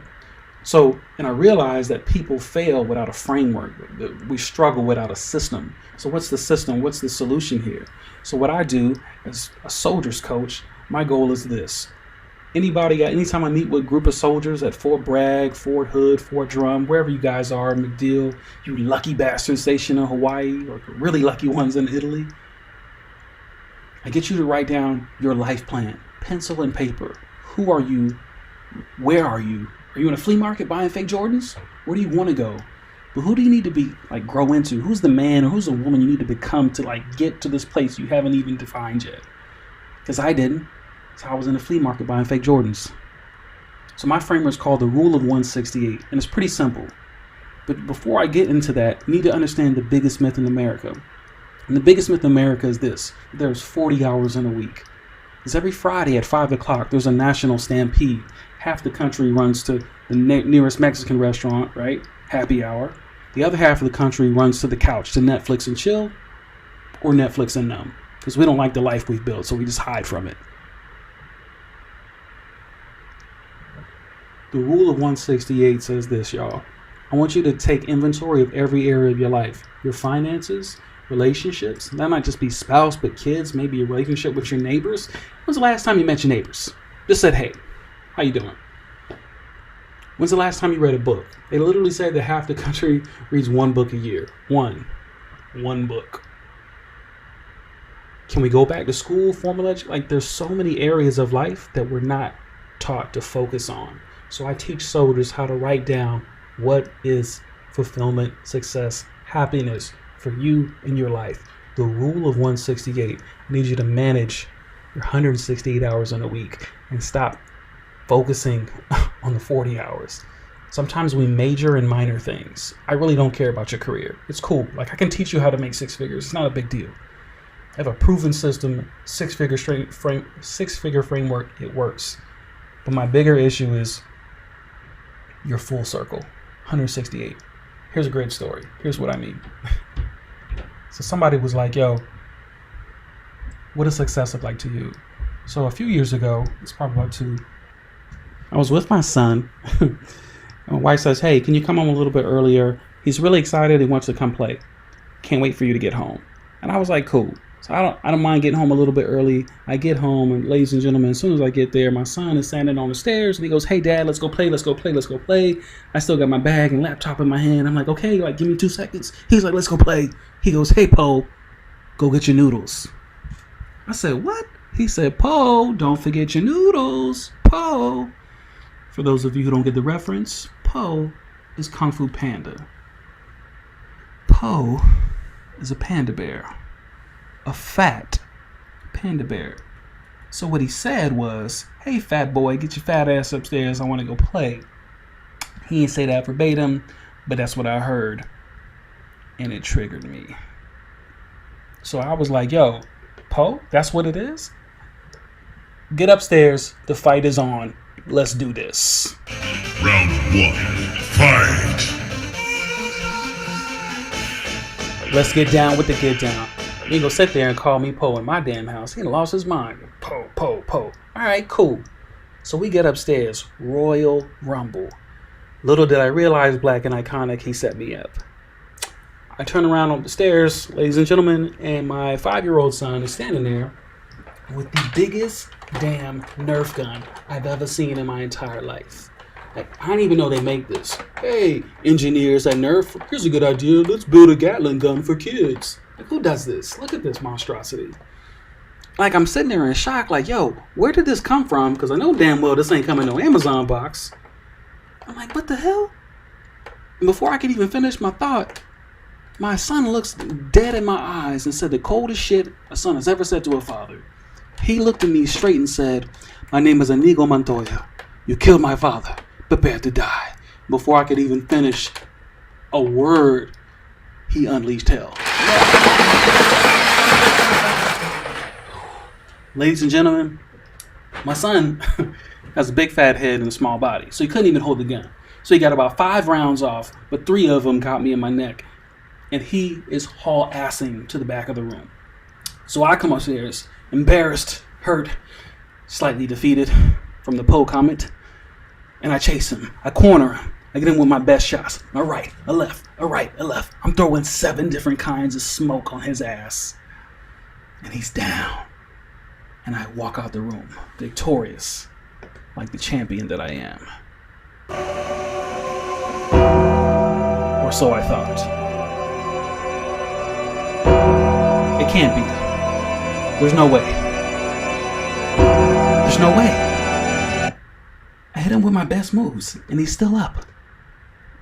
As I walk back, I'm like, what the hell? There's no way.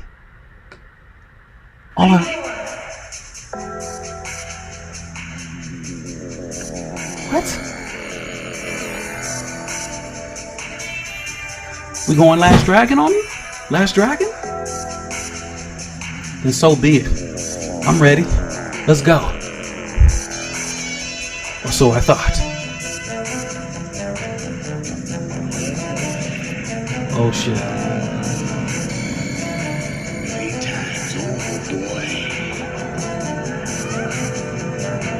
He's at the final level. He's actually glowing. I'm in trouble. It's not looking good for the champ. But little did I know, little did he know, I had one move left. He comes at me, and I think my military training, what would I do? Poe. What is Poe? What is his signature move? What is he known for? My son charges at me like a bull. I hit him with my stomach. Bow! He's down. Kung Fu Panda is a champion. I'm victorious. Crowd goes crazy. Relax. I'm married. Calm down. Embarrassing yourself. Why do I tell you this story? Ladies and gentlemen, the richest man in the world is a guy named Jeff Bezos. Jeff Bezos has $1 billion house, $1 billion yacht, $1 billion car collection. He also had $1 billion divorce. And the part that the newspapers left out of the story with Jeff Bezos was Jeff Bezos has 4 kids, 3 teenage sons and a daughter. And they're all old enough to know what dad did to mom and how he broke up the family. And something I really think about a lot is, you know, if Jeff Bezos comes home to the $1 billion house and the $1 billion yacht and it's empty, is he really successful? See, in America, we teach people, yo, chase finance, not fulfillment. Your success is strictly tied to your salary. So what do we tell people? If they lose their salary, well, you're not successful. And then soldiers do, and other people commit suicide. I don't have no salary, so fuck it. And we never teach people, yo, be happy like with who you are and where you're going on the inside. Chase fulfillment, chase finances. And it's just wild to me because we teach people to chase the bag. It's like, well, why everybody who got a bag is like miserable? Super Bowl champions who commit suicide. Literally people who have the greatest jobs in the world to travel and drink beer. Ladies who create $1 billion purse companies. The greatest artists of all time who overdose on prescription drugs. Like, if they got so much money, like, why are you on drugs if they're so happy, if they're so successful? But we never teach that, right? We teach people their success is strictly tied to their salary.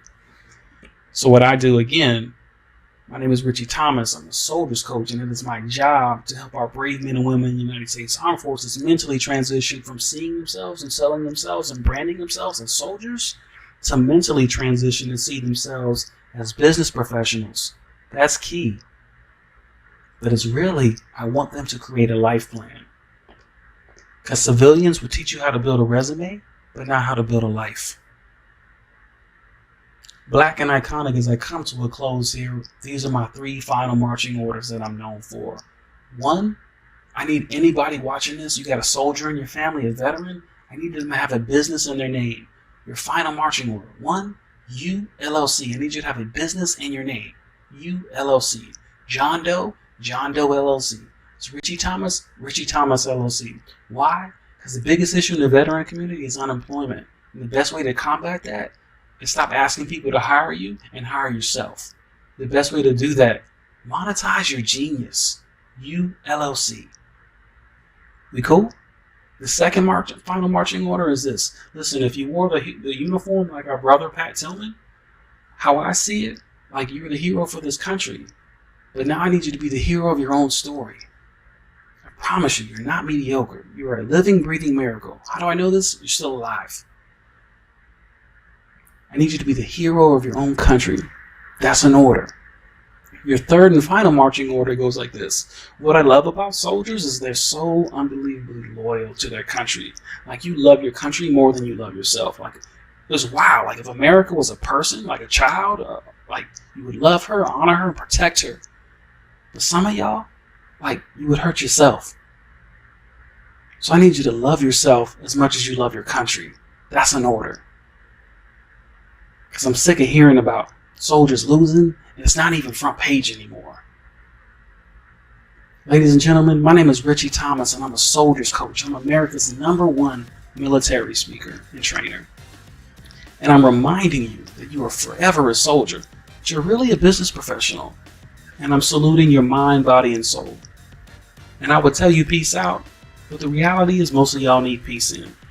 And one more thing, it's kind of funny. Like, I'm a man of principle. Like, I'm kind of petty. You know, I take you back to the flea market story. The reason I was arguing with that dude was, it wasn't this Jordans, like, it wasn't even real Jordans, but it was like, it wasn't even Jordan. Like, it was a security guard guy. Like, look at this shit. Like, how you gonna charge somebody full price, and that ain't even Jordan? And it's the damn security guard with the, he gonna tell me ain't nobody gonna notice. That's not even a black guy. Jesus Christ. Now, if you'll excuse me, Black and Iconic, there's a first grader who needs my attention. He may or may not have gotten the best of me yesterday, but I never lose twice. Thank you. Boy!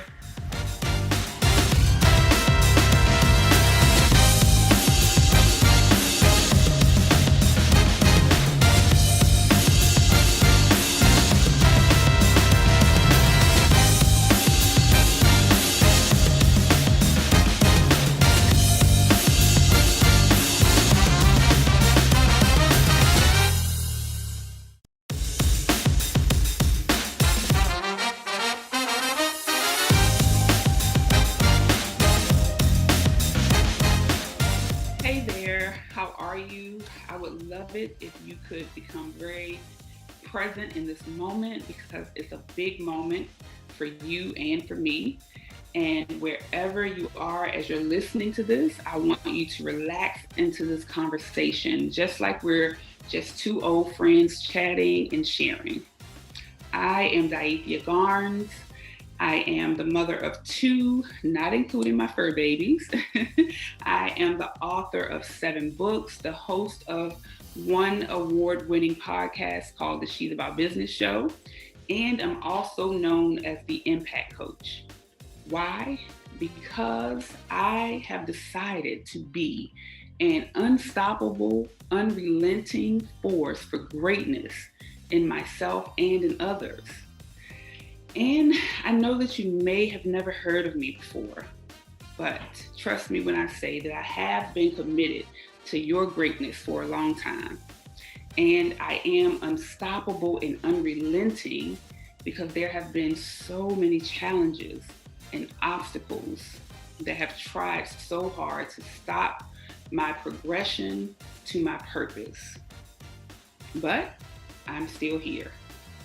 And during this roller coaster of successes and failures, I found that if I could overcome most of the challenges and the opposition in 3 areas of my life, it would lead me to joy, peace, and purpose.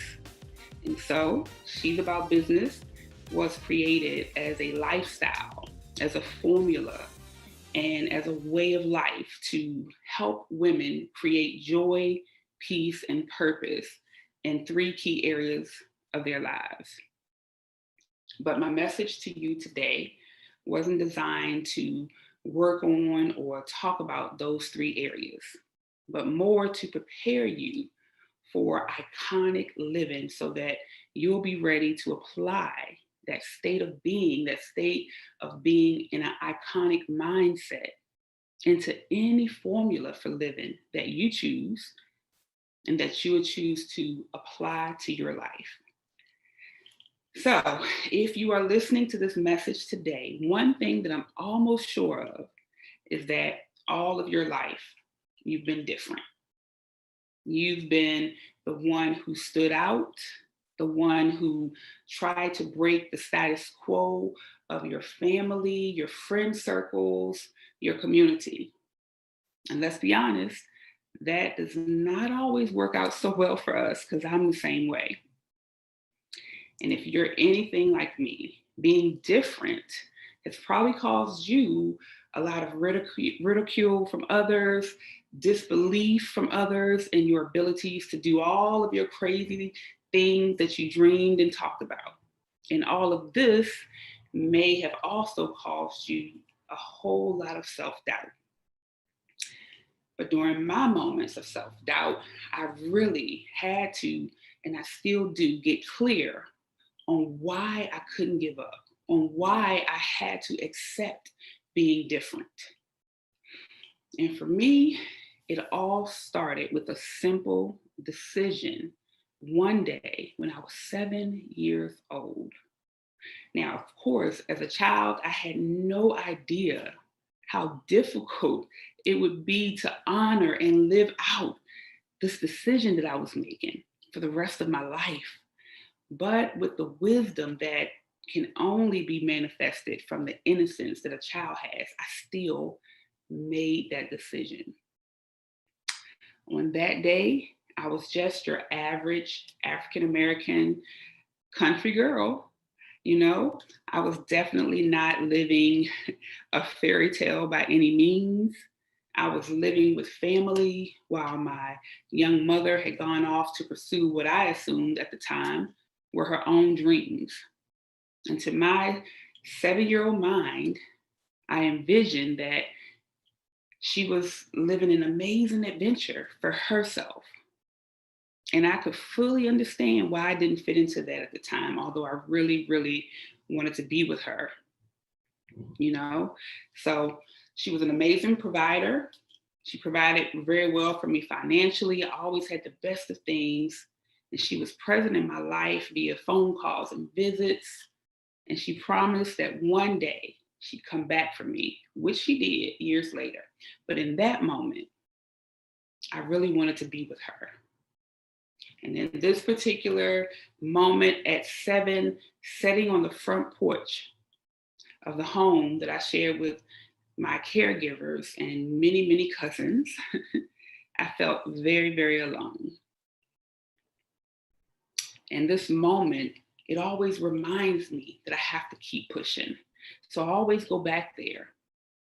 Now, on this particular day, I felt alone, even though there were a yard full of family and friends who had gathered to celebrate someone's birthday. I can't remember whose, but there were the usual things: food, music, adult drinks, lots of what most would consider fun.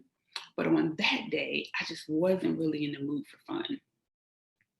You see, earlier that morning, my aunt, who was raising me, had told me that my daddy was coming to see me. And she had asked me to get dressed in one of my nicest outfits, and my hair was done up really cute. And I was ready to, face the man that I had never in my whole 7 years gotten a visit from. our interactions up until that point had been solely surrounding my mother, to be honest. You know, when she would come for a visit, she would take me to try to find my dad. And spotting him would be as special to me, you know, as like seeing a Loch Ness monster or Bigfoot. I mean, really, because I didn't see him that often. And most times we would not find him. But today, my aunt said that he was coming to see me. My mom wasn't even in town, so he was actually coming to see me. And my mom had called to encourage me and to get me excited over the phone. And I had worked really hard all day to not get my clothes dirty, you know, so I've been really careful not to play too much or too rough with my cousins, because maybe if I made a good impression on him, he would visit me all the time. And I was so hopeful. And here I was, still sitting there and waiting. But as the day went on, I started to notice that, you know, some people had already left the party, and most of the regular culprits who were known for having one too many were already turned up. And so I knew that before long, we children would be sent inside to bed so that the party could actually be elevated to the grown-up party, right? We all know how that works. So at this time, at this moment, as I sat there, I had to accept that my daddy wasn't coming. Today would not be a day of a special once-in-a-lifetime encounter with that elusive creature called a father. At one point, I put my hands on my cheeks with my elbows down on my legs, and I just sat there in that position that usually symbolizes and tells you that a child is in deep thought. And I just watched as my family was having a great time at this party. I observed some of the little, you know, intricacies that exist, like within families, the little things that a lot of people don't catch, right? The things that I would later understand were signals of like secrets and scandals amongst my family, amongst the group. And I didn't know all of that, you know, back then. I didn't know all about the messiness and all of that stuff. But what I did know is that something wasn't right. Something didn't feel right. And I knew that after being stood up by my father, I wasn't okay. But it didn't seem like anybody else even noticed or cared. Everyone at the party, my father, wherever he was, they all simply went on with their chaos, right? Went on with their dysfunction. But something changed for me on that day because of that one decision made in all of my childlike wisdom and innocence.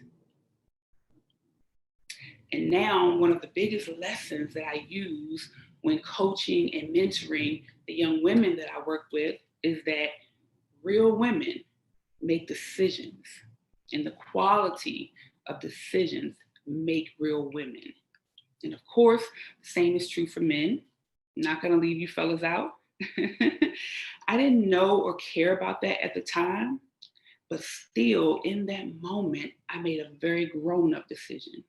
That was my moment when I knew that I would be different than all that I saw around me. And even now, like to this day, it's making me tear up because I knew that there had to be a better way of living. I knew that this could not be all that there was. And I decided to be different than the dysfunction and the chaos and the poverty and the sadness. And I instinctively knew that I would be willing to die trying to do so. I knew it. And trust me when I tell you that many times it has felt like I was dying. All the times that I felt misunderstood, all the times that I was rejected, abandoned, disliked, judged, all for being different than the drama, dysfunction, and chaos around me. And maybe you felt that way too. Maybe it's just always been something different about you and your beliefs and the things that you wanted to achieve. And I've even been told that I was too positive, too motivational. I've had people tell me that they abandoned me or left my life simply because they didn't want to be around my light at the time, because they were in a place in their lives when it irritated them. True story. And it irritated and it shook up the things that they were involved in. They didn't care if it hurt me. They just knew they didn't need my motivation and my uplifting attitude. So trust me, I know how hard it can be to be different. But I want to ask you today to go back to your moment, to that time, that place, or that incident when you made up your mind. You made a decision to be different. And I want you to ask yourself, is it still worth it? And when you get your yes, which I believe all of you watching this will get, I then want you to hold yourself accountable for the greatness that's still locked within you. You have always been different. Now it's time to be iconic. Yeah, listen, last year, December, I was working on what concept I would be focusing on for the next season of my podcast, the She's About Business show. You know, I had prayed about it. I journaled about it. I explored, how life had been for me and for others since COVID. And I knew that this season would require me to go all in. I knew that my messages, my mindset had to be epic. I decided that they had to be iconic. So I decided that season 4 of the She's About Business show would be called Living Iconically and with Purpose. And I scheduled what I called my most iconic photo shoot. I purchased my iconic outfit that I would wear for my shoot.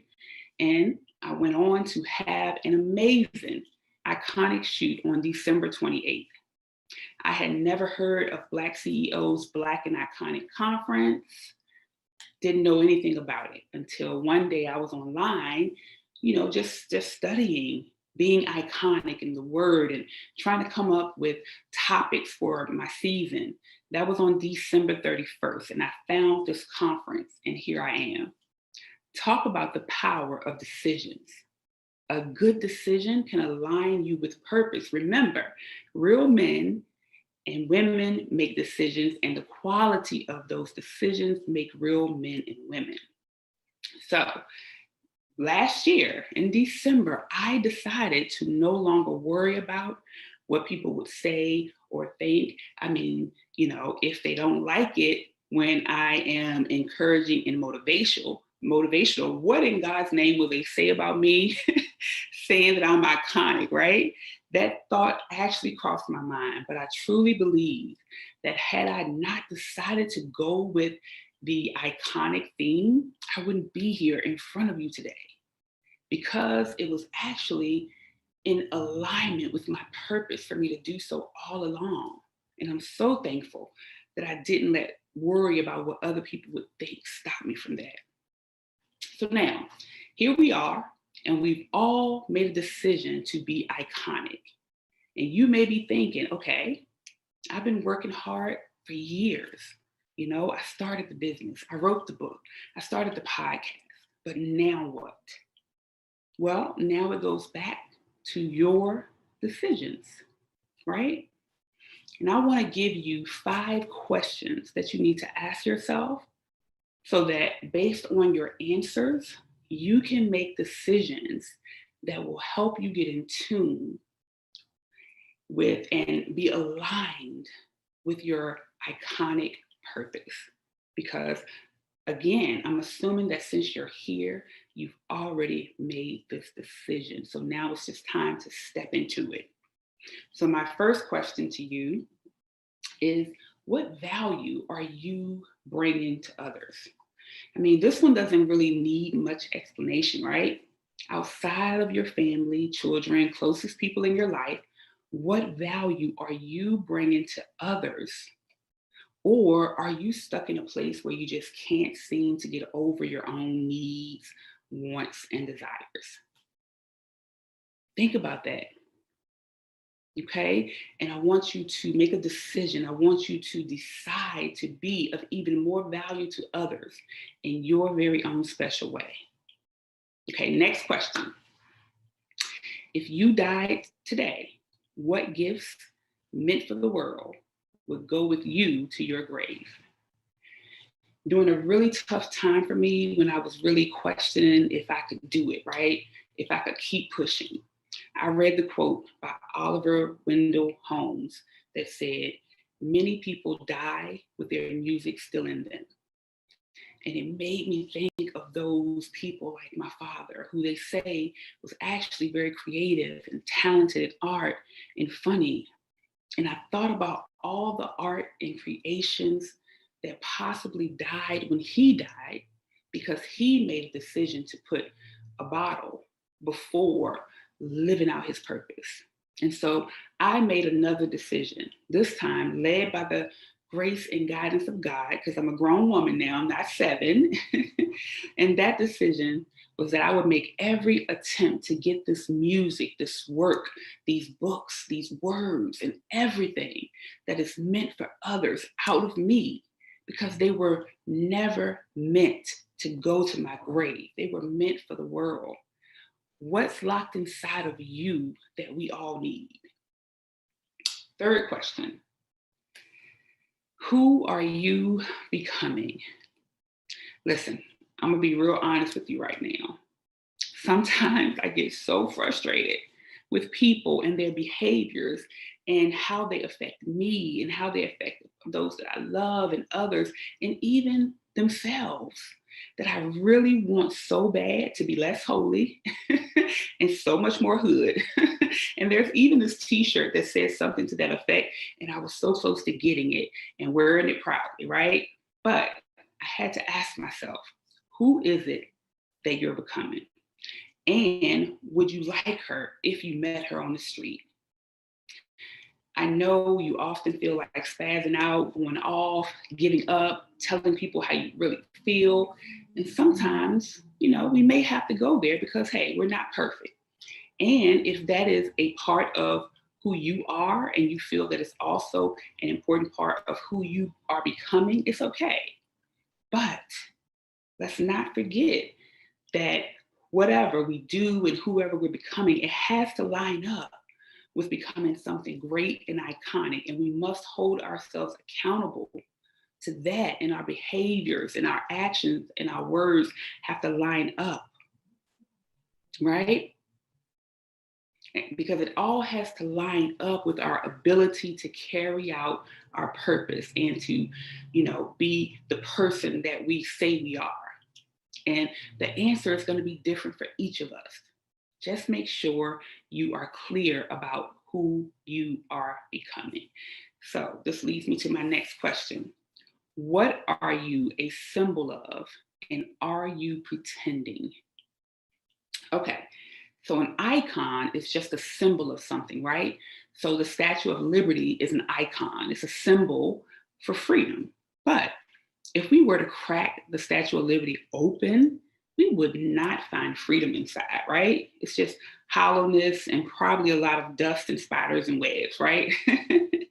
Living creatures, though, are special in the fact that we actually have the ability to embody what we symbolize, not in a tangible way, but in our characteristics. So a bull, for instance, is a symbol of fierceness, and an elephant for intelligence, right? These creatures, they actually embody these characteristics. They are not faking it, right? If you mess with the bull, you will get the horns, right? They are not faking, they are not hollow. They actually have inside of them what they portray, what they symbolize. Do you? A former mentor gave me the name Impact Coach. I didn't want to use it At the time, I was like, I just didn't see, even though I was coaching people around the world and I was really committed to the people I was working with, I just didn't see how truly committed that I had been and I was to helping others be great. But she saw it because I was actually doing things that were impactful. So she said, this is who you are, right? So whatever you say that you stand for, whatever you want to be iconic at, make sure you make it a way of life so that other people can see it and you will be a true symbol and beacon to them in that area. Don't be hollow, right? All right, my last question, question 5 is, what environments are you forcing yourself to be a part of? Listen, let me tell you a secret, okay? You are just not going to be it for everyone or every place. Stop trying to force it. Man, listen, if I would have actually listened to my inner voice, which I accept as God's spirit, if I would have listened every time it said to me, daughter, Taivia, it's time to leave this job. It's time to leave this relationship, for God's sake. It's time to leave this inner circle, this position within your family, whatever. I would have saved myself a lifetime of hurts, tears, setbacks, and devastating heartbreaks. Sometimes we try to force ourselves on people and situations because we are seeking validation, acceptance, right? Especially someone coming from the background that I had, right? Where I didn't get that from my father. Or, we tell ourselves it's the right thing to do. Even though if we look to the big book of how to make decisions, which is how I see the Bible, we are actually under no scriptural obligation to stay in relationships that break us and destroy us, or situations. Why do we force it? And regardless of what your spiritual beliefs or background is, you have to know that making covenants with the wrong folks, aligning yourself with the wrong fight, or placing yourself in the wrong environment will not work out well for you. So I end with saying, you have always been different. Now it's time to be iconic. The world needs you. I need you. The little girls and boys in other countries who may be inspired by your book here in America, we need you. We need your show, your story, right? It's time to decide. Remember, our decisions are usually not based on the facts that we know, but on what we believe, regardless of the facts. So what do you believe about you? You're here listening to this message, but now what?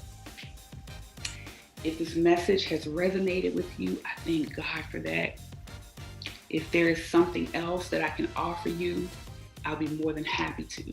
That's why I'm here. I would love to make a bigger impact on your life. Please listen in to the She's About Business show. It's available wherever you listen to podcasts and even on YouTube.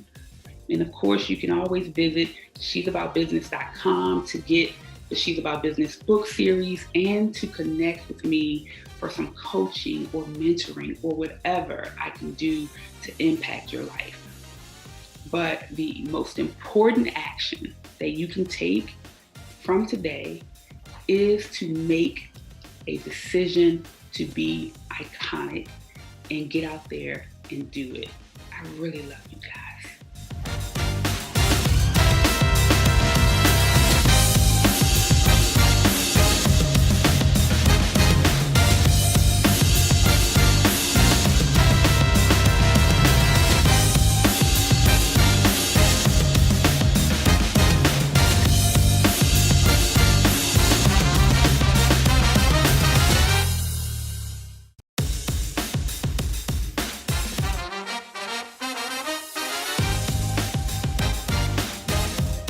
Thank you everyone for joining me for Embracing Genesis.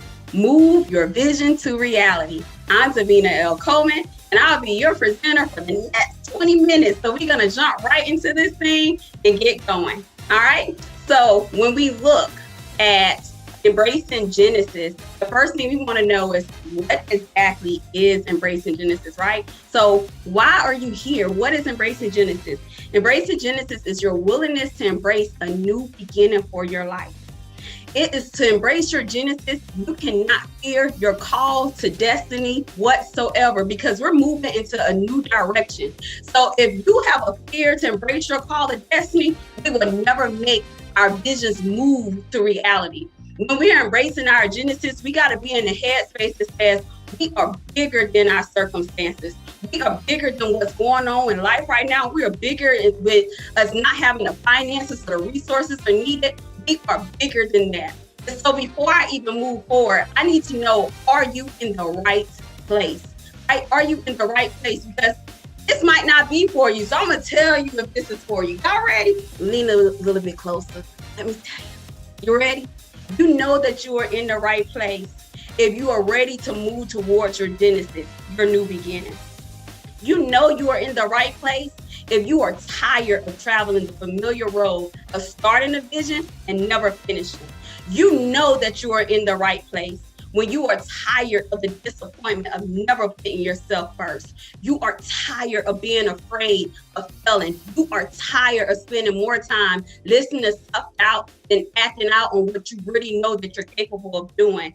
You know you are in the right place when your inner voice is calling you to do something greater, but you are not sure how to answer that call. If any of that spoke to you, then you are definitely in the right place with the right presenter. So how do you know that you're in the right place with the right presenter? Well, first, who is Davina L. Coleman? Because you got to know, I need you to connect with me so that we can move our visions to reality, so we can go on this journey of embracing our Genesis.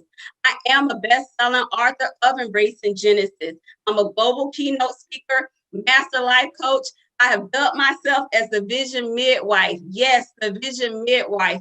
I am the birther of the barren visions. That is what I am called to do. That is my assignment upon this earth. I am a school leader of a pre-K through 8 Title I school in South Carolina. So being a lot of kids. And then I'm also a youth pastor. So I'm in ministry in the 4 walls of the school as well as outside of the 4 walls. I'm a certified 7 Habits of Highly Effective People trainer. And so what happens is I'm getting ready to take my experience, my education knowledge, and I'm going to blend it with life. And with blending it with life, that's how we're going to get to a place of embracing our Genesis and moving our vision to reality. So what is it, right? So if I give you this number, 86,400, what does that mean? And if you're saying, girl, that's how much you got paid to do this. No, boo, I paid to do this. So no, but one day somebody's going to bring me to the stage for 86,400, speaking it and claim it. Everybody put your hand up. Help me claim it, right? So 86,400 is actually the amount of seconds that is in a day. Why is that important to you? Because that means there's 86,400 moments in every day for you to capitalize on. That means that there are 86,400 opportunities where you have the ability to create something. See, y'all, we were born to create. That's what we were birthed to do. And you hold that action to move your vision from concept to existence. But my question for you is, what are you doing with the 86,400 seconds that you are blessed with on a daily basis? Is time a liability or is it an asset for you? Because if you're going to move your visions to reality, I need time to work in your favor. I need you to be able to capitalize on it. I need for time to be an asset, not a liability. And so I'm a teacher by trade, right? I'm a beloved educator, forever teacher. So I need you to know your learning objectives for today, because there are some places that I need to take you, but you need to know where we're currently at and where we're headed, right? So this is where we're headed. By the end of this presentation, you're going to be able to embrace your vision. I want you to identify your visions from your daydreams. I want you to embrace prioritizing. I need you to assess your key roles, implement the power of no, and know the importance of having an accountability partner. And then we're going to wrap up by embracing planning. I need you to identify your planning style and categorize how you manage your time. And then we're going to grow in our network and knowledge, and we're going to move on. So let's start embracing visions. There's a quote, and it says, if you're working on something exciting that you really care about, you don't have to be pushed because the vision is going to pull you. Right? So you know that you're operating your true visions because they're pulling you in the midnight hour. It's pulling you when you wake up. It's pulling you when you go to work. Every second that you think about it, that vision is pulling you. So in order to embrace our visions, we first got to know, well, what is a vision? I'm so glad you asked. Let me tell you, because a lot of people get stuck with vision being what we see, right? You go to sleep at night and you see it, you dream. You wake up in the morning and you move upon this earth and you have open visions. But vision is not just based upon sight. It's also based upon what you hear.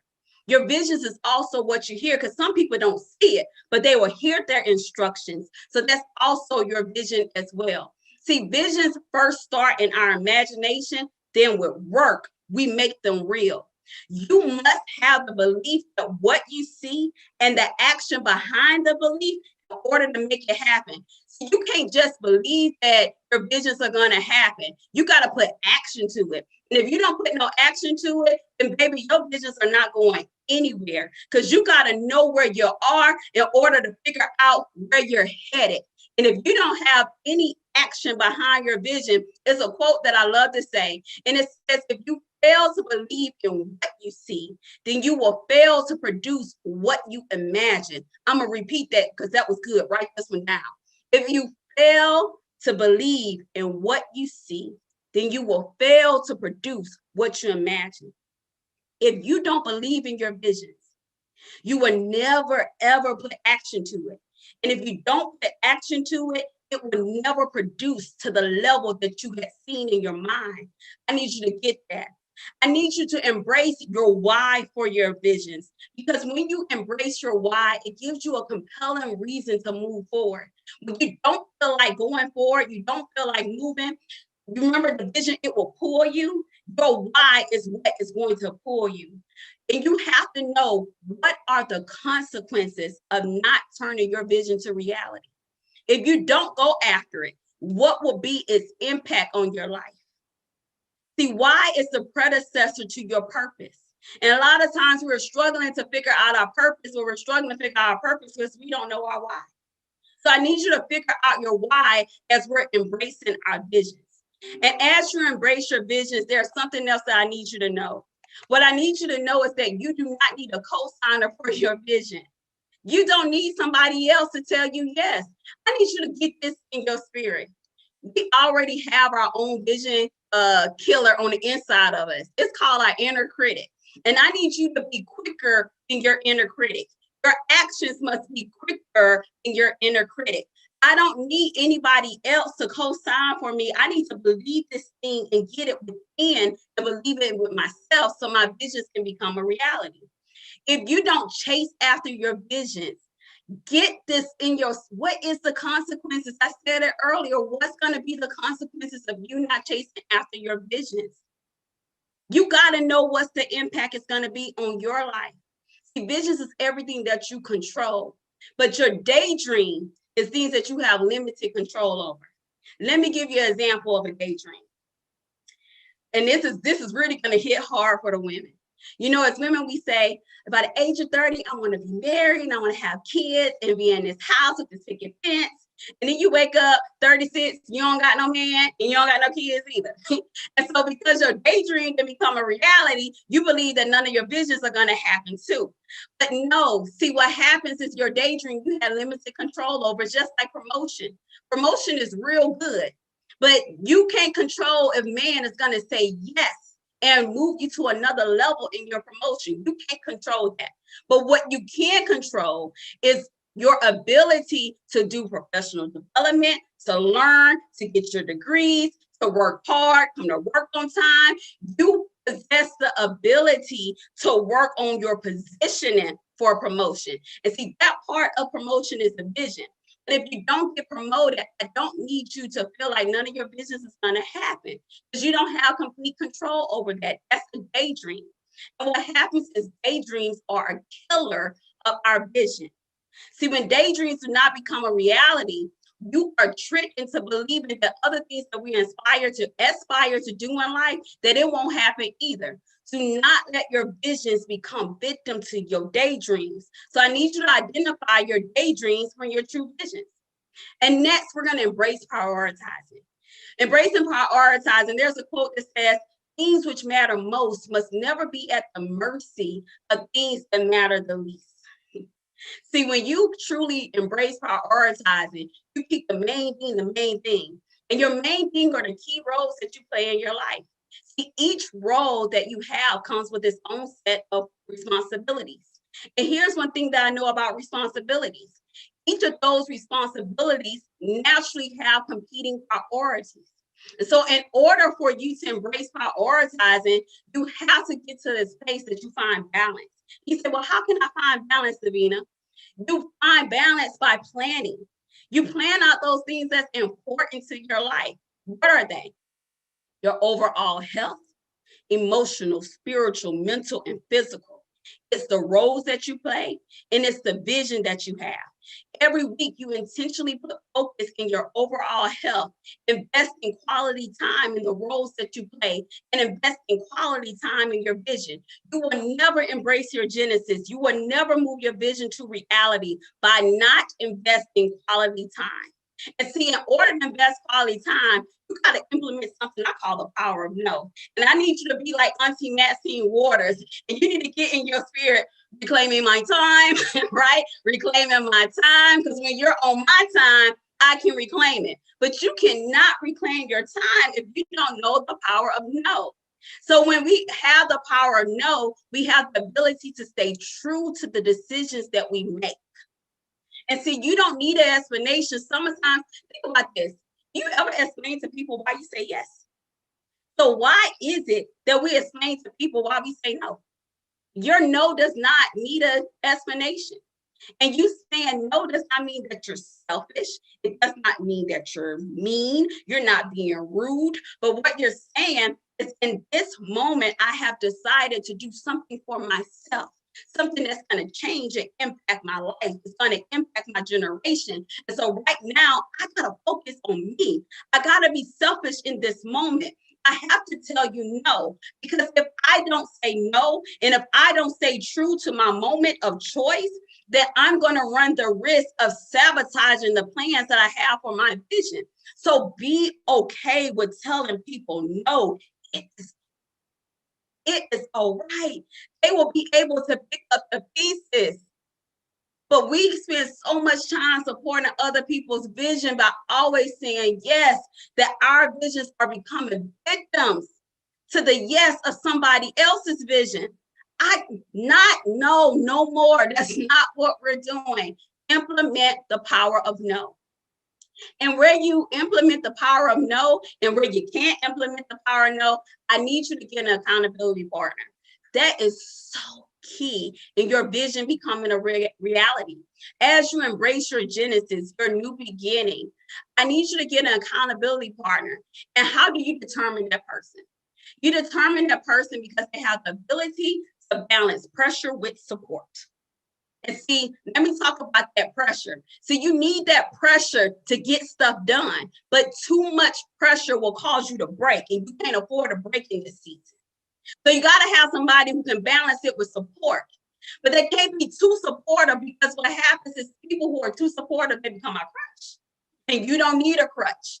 So you got to have somebody who got that balance. They can balance that pressure and support in your life. They got to be trustworthy to be honest with you. A good accountability partner is someone that you feel uncomfortable with being unproductive. If you feel comfortable being unproductive with your accountability partner, you don't have an accountability partner. You got a friend. Find somebody else. Fire your friend and get a true accountability partner. And then I need you to create a system with them. What does that system look like? You meet weekly. And you make commitments about your goals, and you say, this is what I accomplished and this is what I didn't accomplish.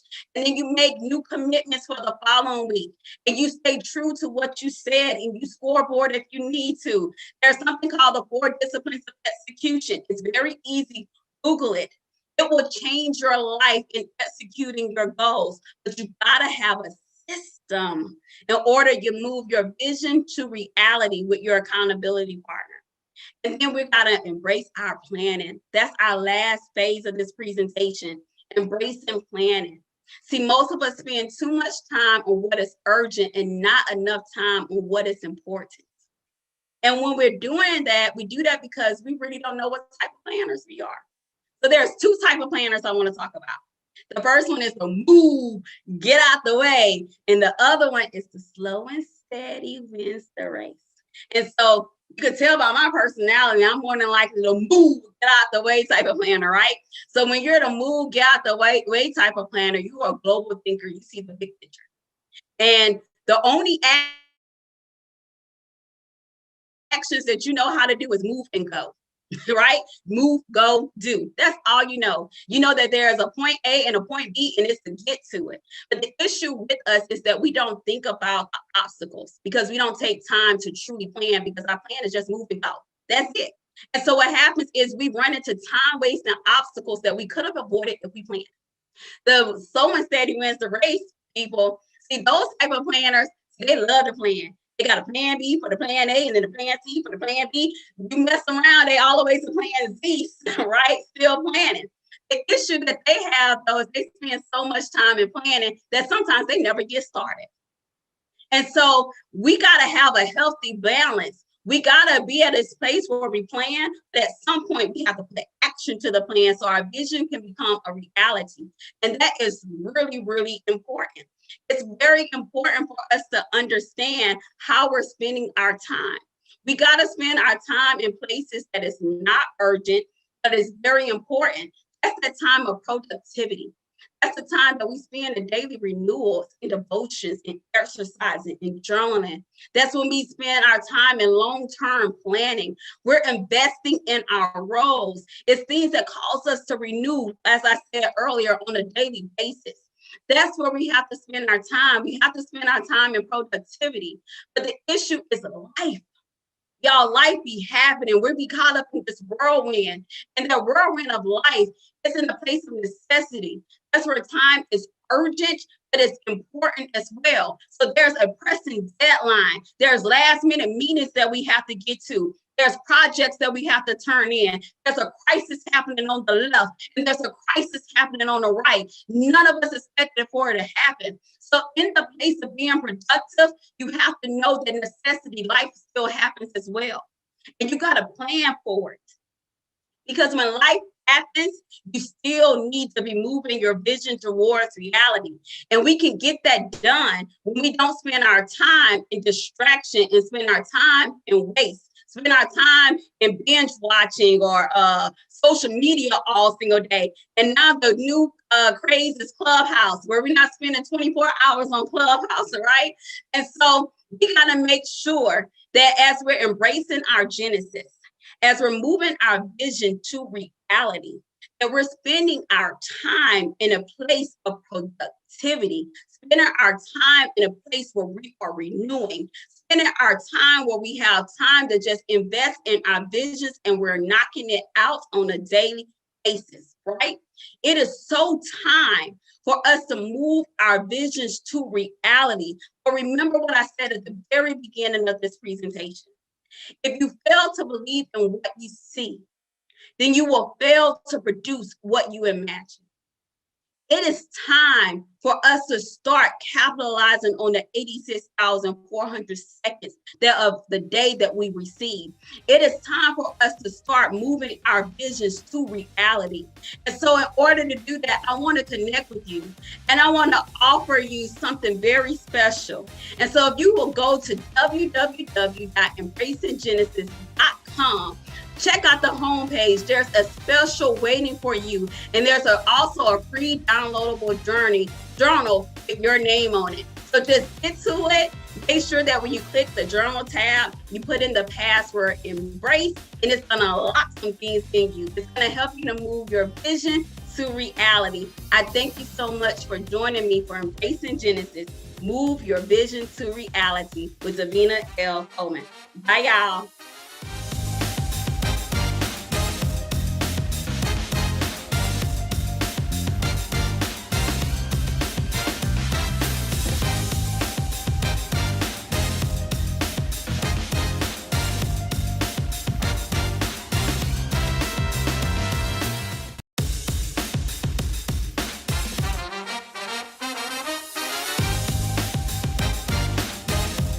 Hello, hello, hello, everybody. It is your girl, Minister Letitia Nicole Beatty, transformational evangelist, and I am here with some amazing women today, and we're going to be talking about procrastination.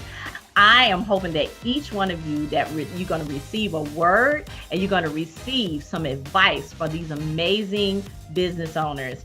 And again, my name is Minister Letitia Nicole Beatty, and we're going to speak life up into you today. So first, I'm going to start with Miss Jennifer Robinson.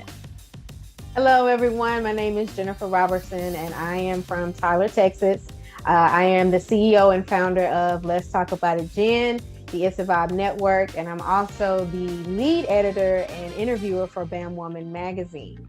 I'm so thankful and so blessed to be a part of BlackCEO Iconic, and I cannot wait to see what happens, how many people are inspired and encouraged, because that is exactly what I do. That is my purpose. So I'm ready. Let's go. All right, Black CEOs Iconic. Yes. Faith motivator, Gladys Peaches Kenny. Hello, everyone. Hi, I am definitely Gladys Peaches Kenny. And what I do is I help women to reclaim their confidence and voice that's been buried under anxiety and depression. And I help eliminate and disrupt negative thoughts and behaviors and activate bold faith to allow my clients to make determined decisions for their life. And definitely I empower them to step out on faith, dare to dream, and know that all things are possible. And I am Gladys Peaches Kenny, your faith motivator, author, speaker, cancer survivor. My new motto, cancer didn't kill me, has given me life and purpose. And my purpose is to inspire you to walk in your purpose and your greatness. Definitely always follow me at Faith Steps 8. All right now, Black CEO, you are definitely iconic. Look at all of these amazing women. So I'm going to go down to my right. I have Andrea Williams. Hi, I'm Andrea, the Chocolate Butterfly, the CEO, Executive Transformer, igniting you with the BU Butterfly Effect, where you crawl, walk, and you fly, transforming you with 3 steps from vision to victory. I implore you to reign as kings and queens. Too many times, like myself, you walk through life and you achieve being okay. So today I'm calling you out of being a caterpillar into your butterfly and asking you to come and cocoon with us so that you can learn how to go from vision to victory, because we should not be conformed to this world, but be transformed by the renewing of our mind.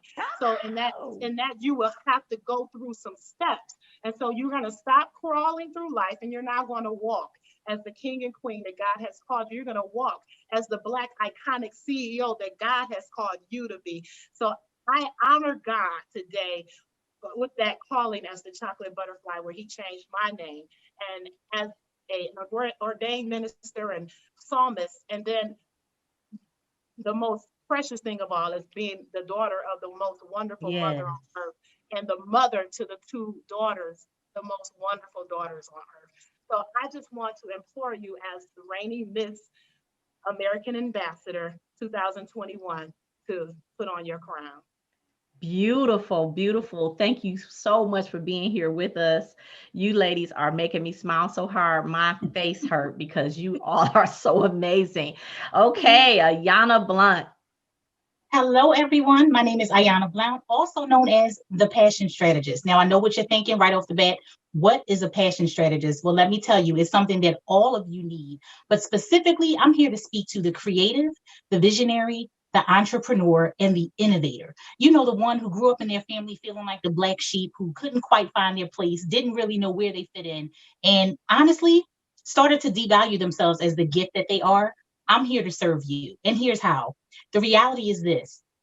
Every single one of us is destined for success. The God that we serve tells us that he knows the plans that he has for us, plans for a hope, a future, and an expected end. And that end place is success. And so I'm the one that's going to get in the game with you when life calls an audible on you. And I'm going to tell you what you can't see. And I'm going to encourage you to be who you were born to be. See, we all have a birthright of brilliance. And now is your time to shine. So I want to encourage you today to use a purpose-driven, passion-forward, positive mindset to transcend your tragedies and go from the greatest place of agony to the greatest place of achievement. And that, my friend, is success. I am your success coach. I'm ready to get into the game, and I'm calling you to get into it.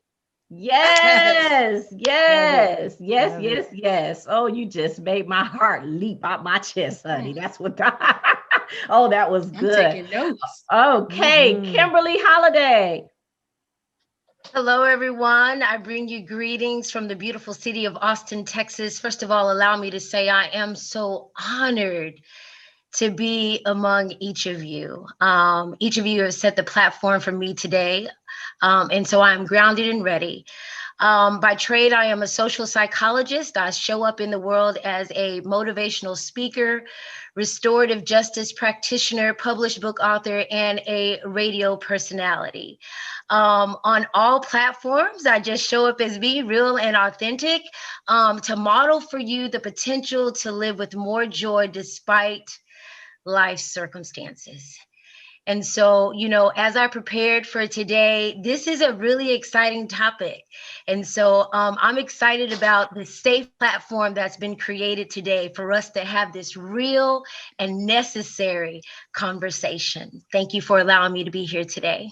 Absolutely. All of you are so beautiful and so amazing.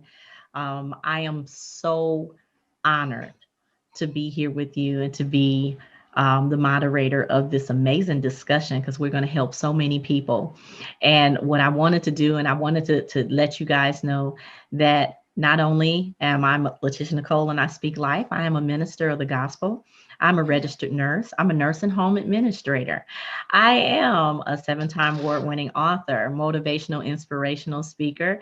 I have a tea company and a vitamin company. I also am a life coach, teach women and girls how to conquer their fears so they can be all that God designed them to be, because we are what we believe. And so I am here today because I believe that each one of us is going to send out a special message into the world that they are amazing and they can do all things through the Creator that gives them strength. So again, thank you so much for being here, and we're going to get on with these questions. All right. Let's do it. All right. So, in no particular order, but I do want to start off because we do know that there's 4 different types of procrastinations, and we're going to talk about them all today. Okay. But I'm going to start with our question number 1. Are there any positive aspects to procrastination? If so, what are they, Ayana? So I am absolutely a creative and an out-of-the-box thinker. So I know what you're thinking, but here's your answer from me. As a success coach, you have got to be positive mindset all the time. So the answer to that question is yes. Here's why. Procrastination provides you with a picture of your progress. It then positions you to be able to make an educated decision about whether you will take potential and possess promise. And so, yes, there is always a silver lining. There is always something to be learned as you fail forward. And procrastination can certainly be used as a bridge to move from self-sabotage to success. Oh, that was awesome. Absolutely. Well, if a man got to use for your good. That's what I heard. Kimberly.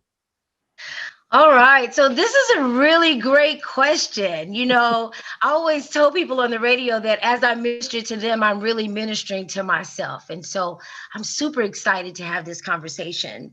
So I started thinking, like, are there some benefits to procrastination? Because I am the queen of procrastination.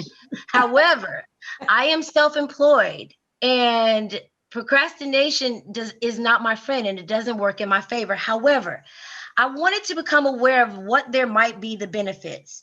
So it gives me time to actually think. Oh, and then I put a spin on it and said I was giving myself some time for strategic planning. But the truth is that it allows me time also to address any hidden bias that may be coming up for me now and in the future, AKA hidden traps. And so there are some benefits to procrastination. However, there's a fine line between planning and moving forward. And so I'm so glad that we get to have this conversation today about how we can move from procrastination into our purpose. We just don't have time for that. Great question. Thank you so much. I love this. Moving from procrastination into purpose. Oh, my. Jennifer, are you ready? I'm ready, honey. I'm ready. And I have to agree with Kimberly on the procrastination part of that. I had to kind of do a little bit of research because it's like, is there anything positive about procrastination? But when you really think about it, there are some positive things. And what I found out is a lot of times when we procrastinate, it's because of something. We may not have all of the information on the task that we need to complete. So we're waiting to receive that information. Or if something happens to where there's a factor like maybe the weather or maybe a personal event like a death or an illness or a birth, even a birth can cause procrastination because that's more important than a particular task that you have to do. So it just kind of depends on the situation that you've got going on, and it depends on what information that you have on a particular task that you need to get completed. You got to have all the information. So if you're not getting that information or if you're waiting on somebody else to give it to you, then yeah, you have to procrastinate just a little bit. But we're not going to push that. All right. Andrea, the chocolate butterfly wings. So butterflies, what happens is you have to become a butterfly, you have to procrastinate. Just being honest. So you're a caterpillar and you're stuck in this, like Jennifer was saying, you don't have all the information, you don't have all the knowledge. So you need to go in a cocoon of sorts so that you can take a pause. So you can know all the traps that Kimberly was talking about. You can do all the planning that Ayana was talking about. You can get all of that done in that cocoon. So when you're in that cocoon stage, while people think you move, we say it a lot, we're moving quietly, right? And then we come out as a butterfly and we show people what we've been working on. And that's why I think procrastination is good, because it gives you a step so that you can actually realize where you're going, why you're going, get that purpose, and you go from being that dreamer to that visionary. So now you have visions that you can set your goals and you can achieve. So that's okay. All right, but certainly not least, the faith motivator herself. Come on, Faith. Well, are there benefits to procrastinating?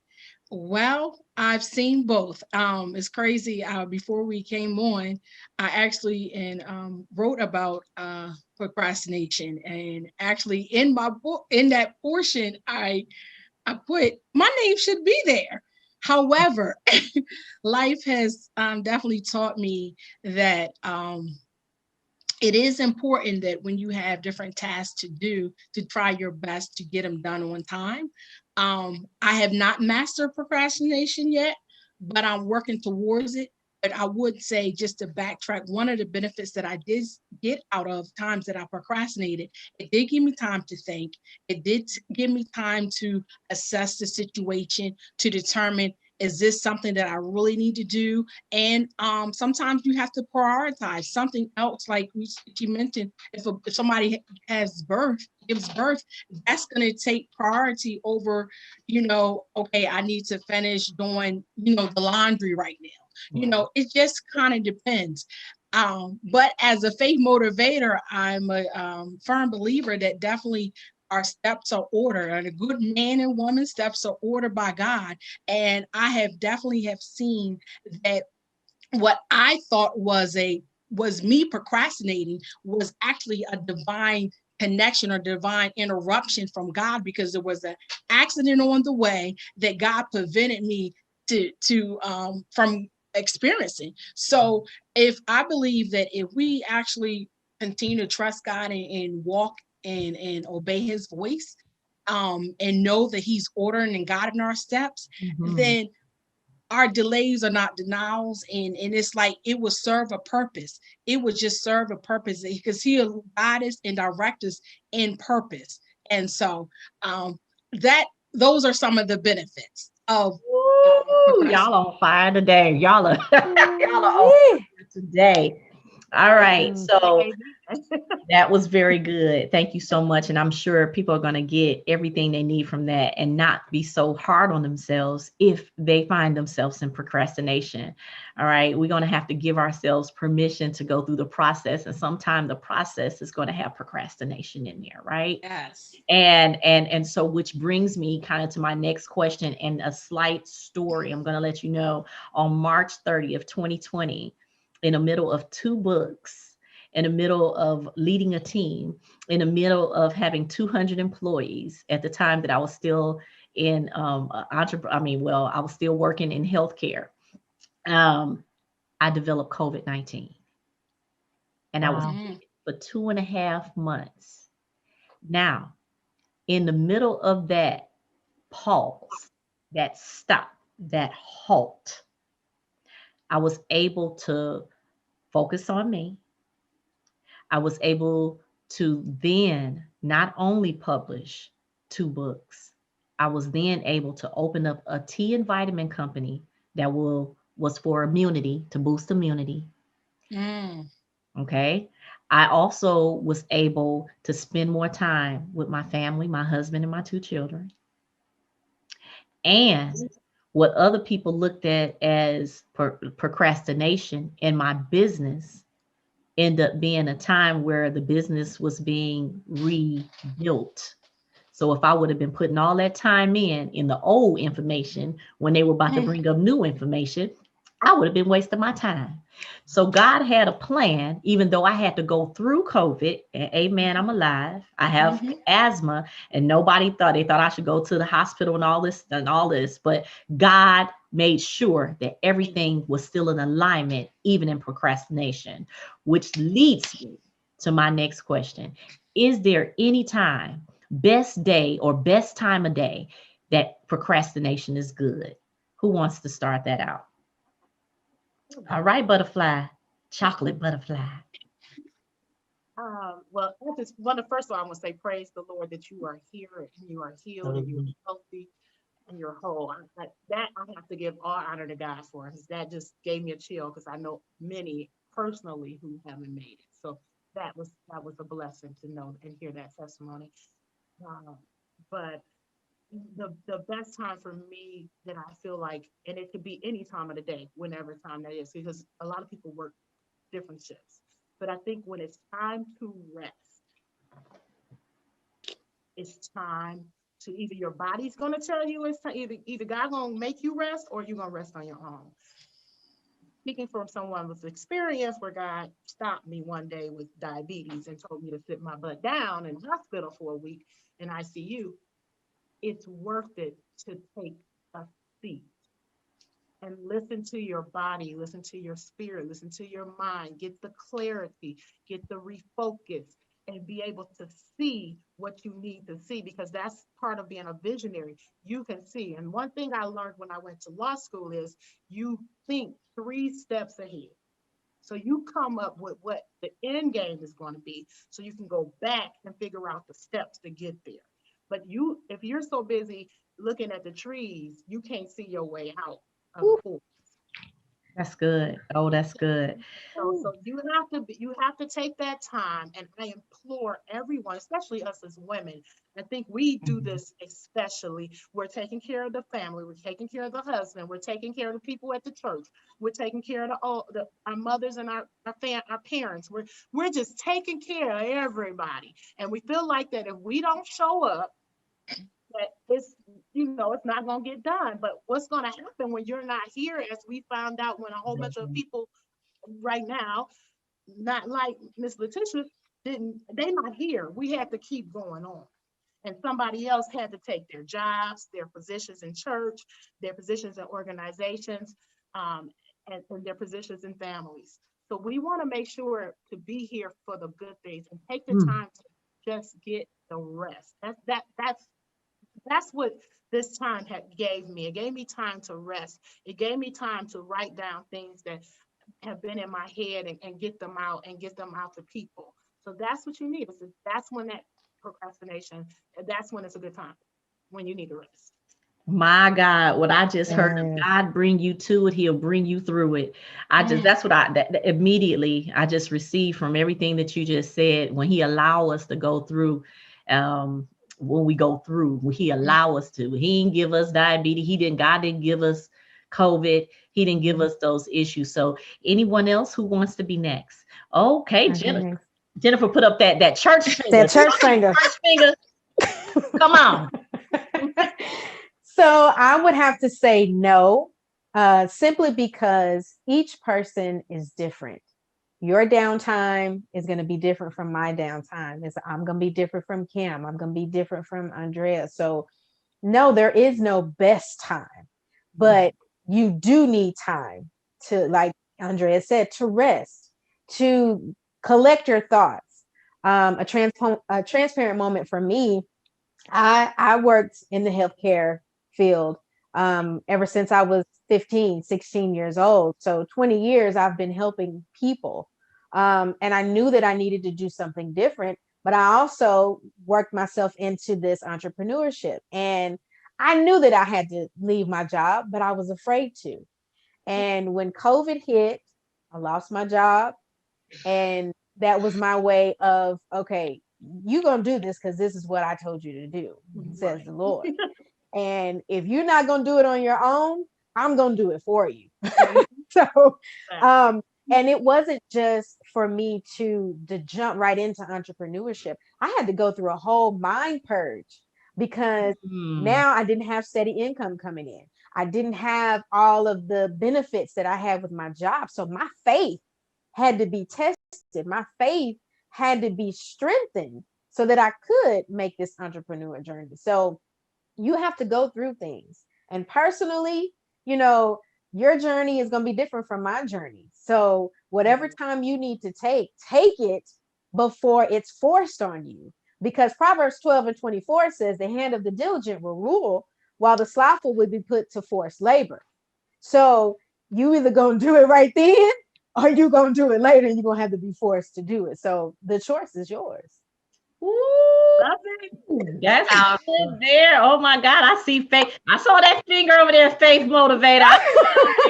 Let me tell you something. Jennifer just pretty much said it ain't she said it's not a right time for each one of us, but it is a time. It's going to be a time, but it might not be the right time for everybody. It's not the same time, but it's the right time for you. Yes, that's what I heard. Thank you so much. Come on, Faith Motivator. I saw that church finger. Yeah, I had, Jennifer started it. Well, listen, oh my goodness, I heard so much in etiquette. Forgive me, I'm grateful to be here. I hope I recognize I didn't say thank you for being a part of the Black&Iconic CEO event. So let me get that out the way. I'm grateful and honored and excited. So that was, excuse me. But back to this procrastination and us allowing us, basically, I want to call it kind of stealing away. Either you steal away or be forced to be shut down. So in 2016, God said, I'm giving you a rest. So I'm so excited. He said, I'm about to blow your mind. I lose my job. And then weeks later, I got diagnosed with breast cancer. So I'm like, whoa, Talk about what? What are you doing, God? But God let me know that he had a purpose. And what he did, he slowed me down because my family calls me a road runner. And during that time of stealing away, he allowed me to publish my first book, Stepping Out on Faith, Dare to Dream. That's where the faith motivator comes from, and having that downtime, like you were saying earlier, Letitia, that on paper, it seemed horrible that I've been now diagnosed with cancer. But that time, God has continued to speak to me and through me in the midst of the challenges, in the midst of surgeries, in the midst of radiation, and he allowed me to see what stepping out on faith really looked like. Like I'm literally continuing to step out on faith daily, and that he entered me into the world entrepreneurship. Over the years, I will always tiptoe to it, stick my little pinky toe into it. But now he has just continued to shift my mind, and what again seemed like a setback has been a set up for me to walk in my purpose. Hello. Come on here, somebody. Can I we just know, wait. God that serves he does purpose. Yes, procrastination has its benefits and it has its negative aspects. But truly, is whatever we do, if we commit it to God, he would work those things out. And again, he will order our steps and he will make it all right. He'll make our crooked places straight. Hello. Amen. And I have to add. Here. Go ahead, Ayana. I saw. Wait, did you? My gosh. The church finger. Y'all gonna get me with this church finger. You know we church girls. We all church girls up on here. Amen. And I have to say, ladies, I'm literally ready to pass my offering plate. Just pass it on around and drop my little piece in. Okay.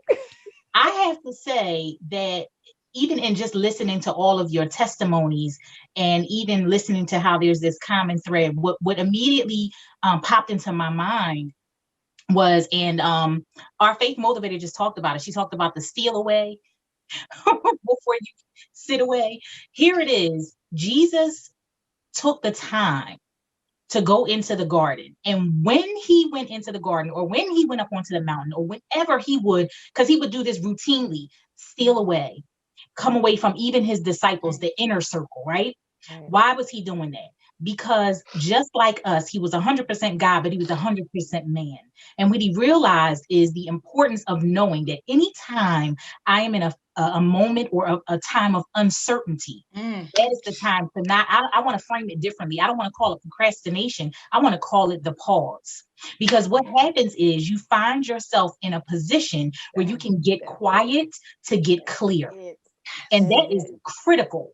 That is critical to your success. If you hear God give an outcome, but you don't yet have the download for the blueprint, it's all right to wait on God. There's a song that Mary did a few years back that says, "Speak to me, Lord. Speak your word of life, that I might hear what thus saith, O God." And here's the deal. I don't want to go unless I know you sent me. I don't want to be where you're not. And so anytime I feel like I'm not under the cover of the cloud or the cover of the pillar of fire, I'm all right with waiting on it. There is something in the wait. There's something in the wait that's powerful, that's purposeful, and that will push you to a place where it's not procrastination, but it literally is that pause to make sure that you don't miss the still small voice of God. So there is always a time whenever I'm uncertain that I am willing to get quiet, to get clarity, so that I can go with the assurity that I need to execute the plan that God has given me. My.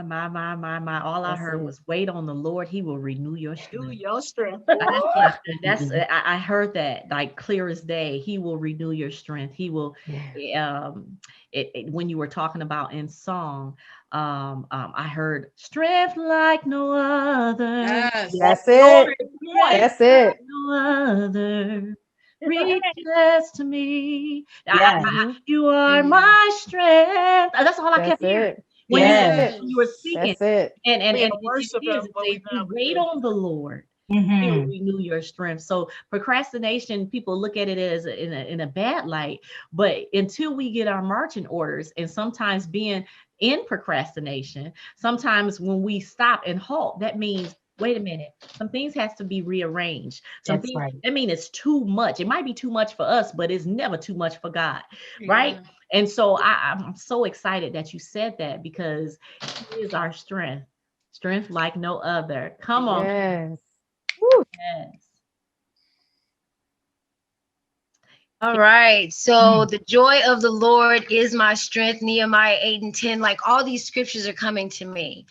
And so I'm just sitting here in awe, so grateful to receive everything that has been spoken. Again, I say, you know, as I minister to you, I minister to myself. And so my answers are kind of all over the place, and I'll be echoing everyone. But the thing is, my soul dwells in a human earth suit. And so there's always this conflict between the spirit and the flesh. And so my original answer that I had written earlier was that, you know, there is no good time, because nothing waits while we pause to procrastinate. Things are still happening. But when the pause becomes a problem, and I acknowledge that I'm the queen of procrastination, but I am aware of my issues and I am addressing them. Remember, I'm showing up real. Is when because I'm procrastinating, that means the thought is still spinning. The only thing I'm not doing is acting. And so it's still occupying time. And so it can become a problem for me. And so, but the other part is that is, with all the issues that I have, I tend to find myself really busy, overcompensating in my human earth suit.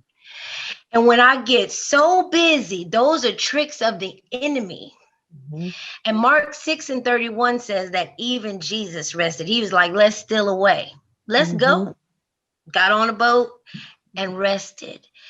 And so when I'm so busy, I can't hear from God. Oh yeah, I might be accomplishing some things, but I'm not getting clear marching orders. And I heard the word clarity several times. Thank you for allowing me to share. Ladies, you guys are powerful. I'm so glad to be here. What a gift. Praise God. Praise God. Busy, B-U-S-Y, being under Satan's yoke. Come on. Come on. Let me hear that again. That's repeat. I'm writing that down. So we're not busy. I've been taking notes the whole time. B-U-S-Y, being under Satan's yoke. So when you find yourself busy, you're not being productive.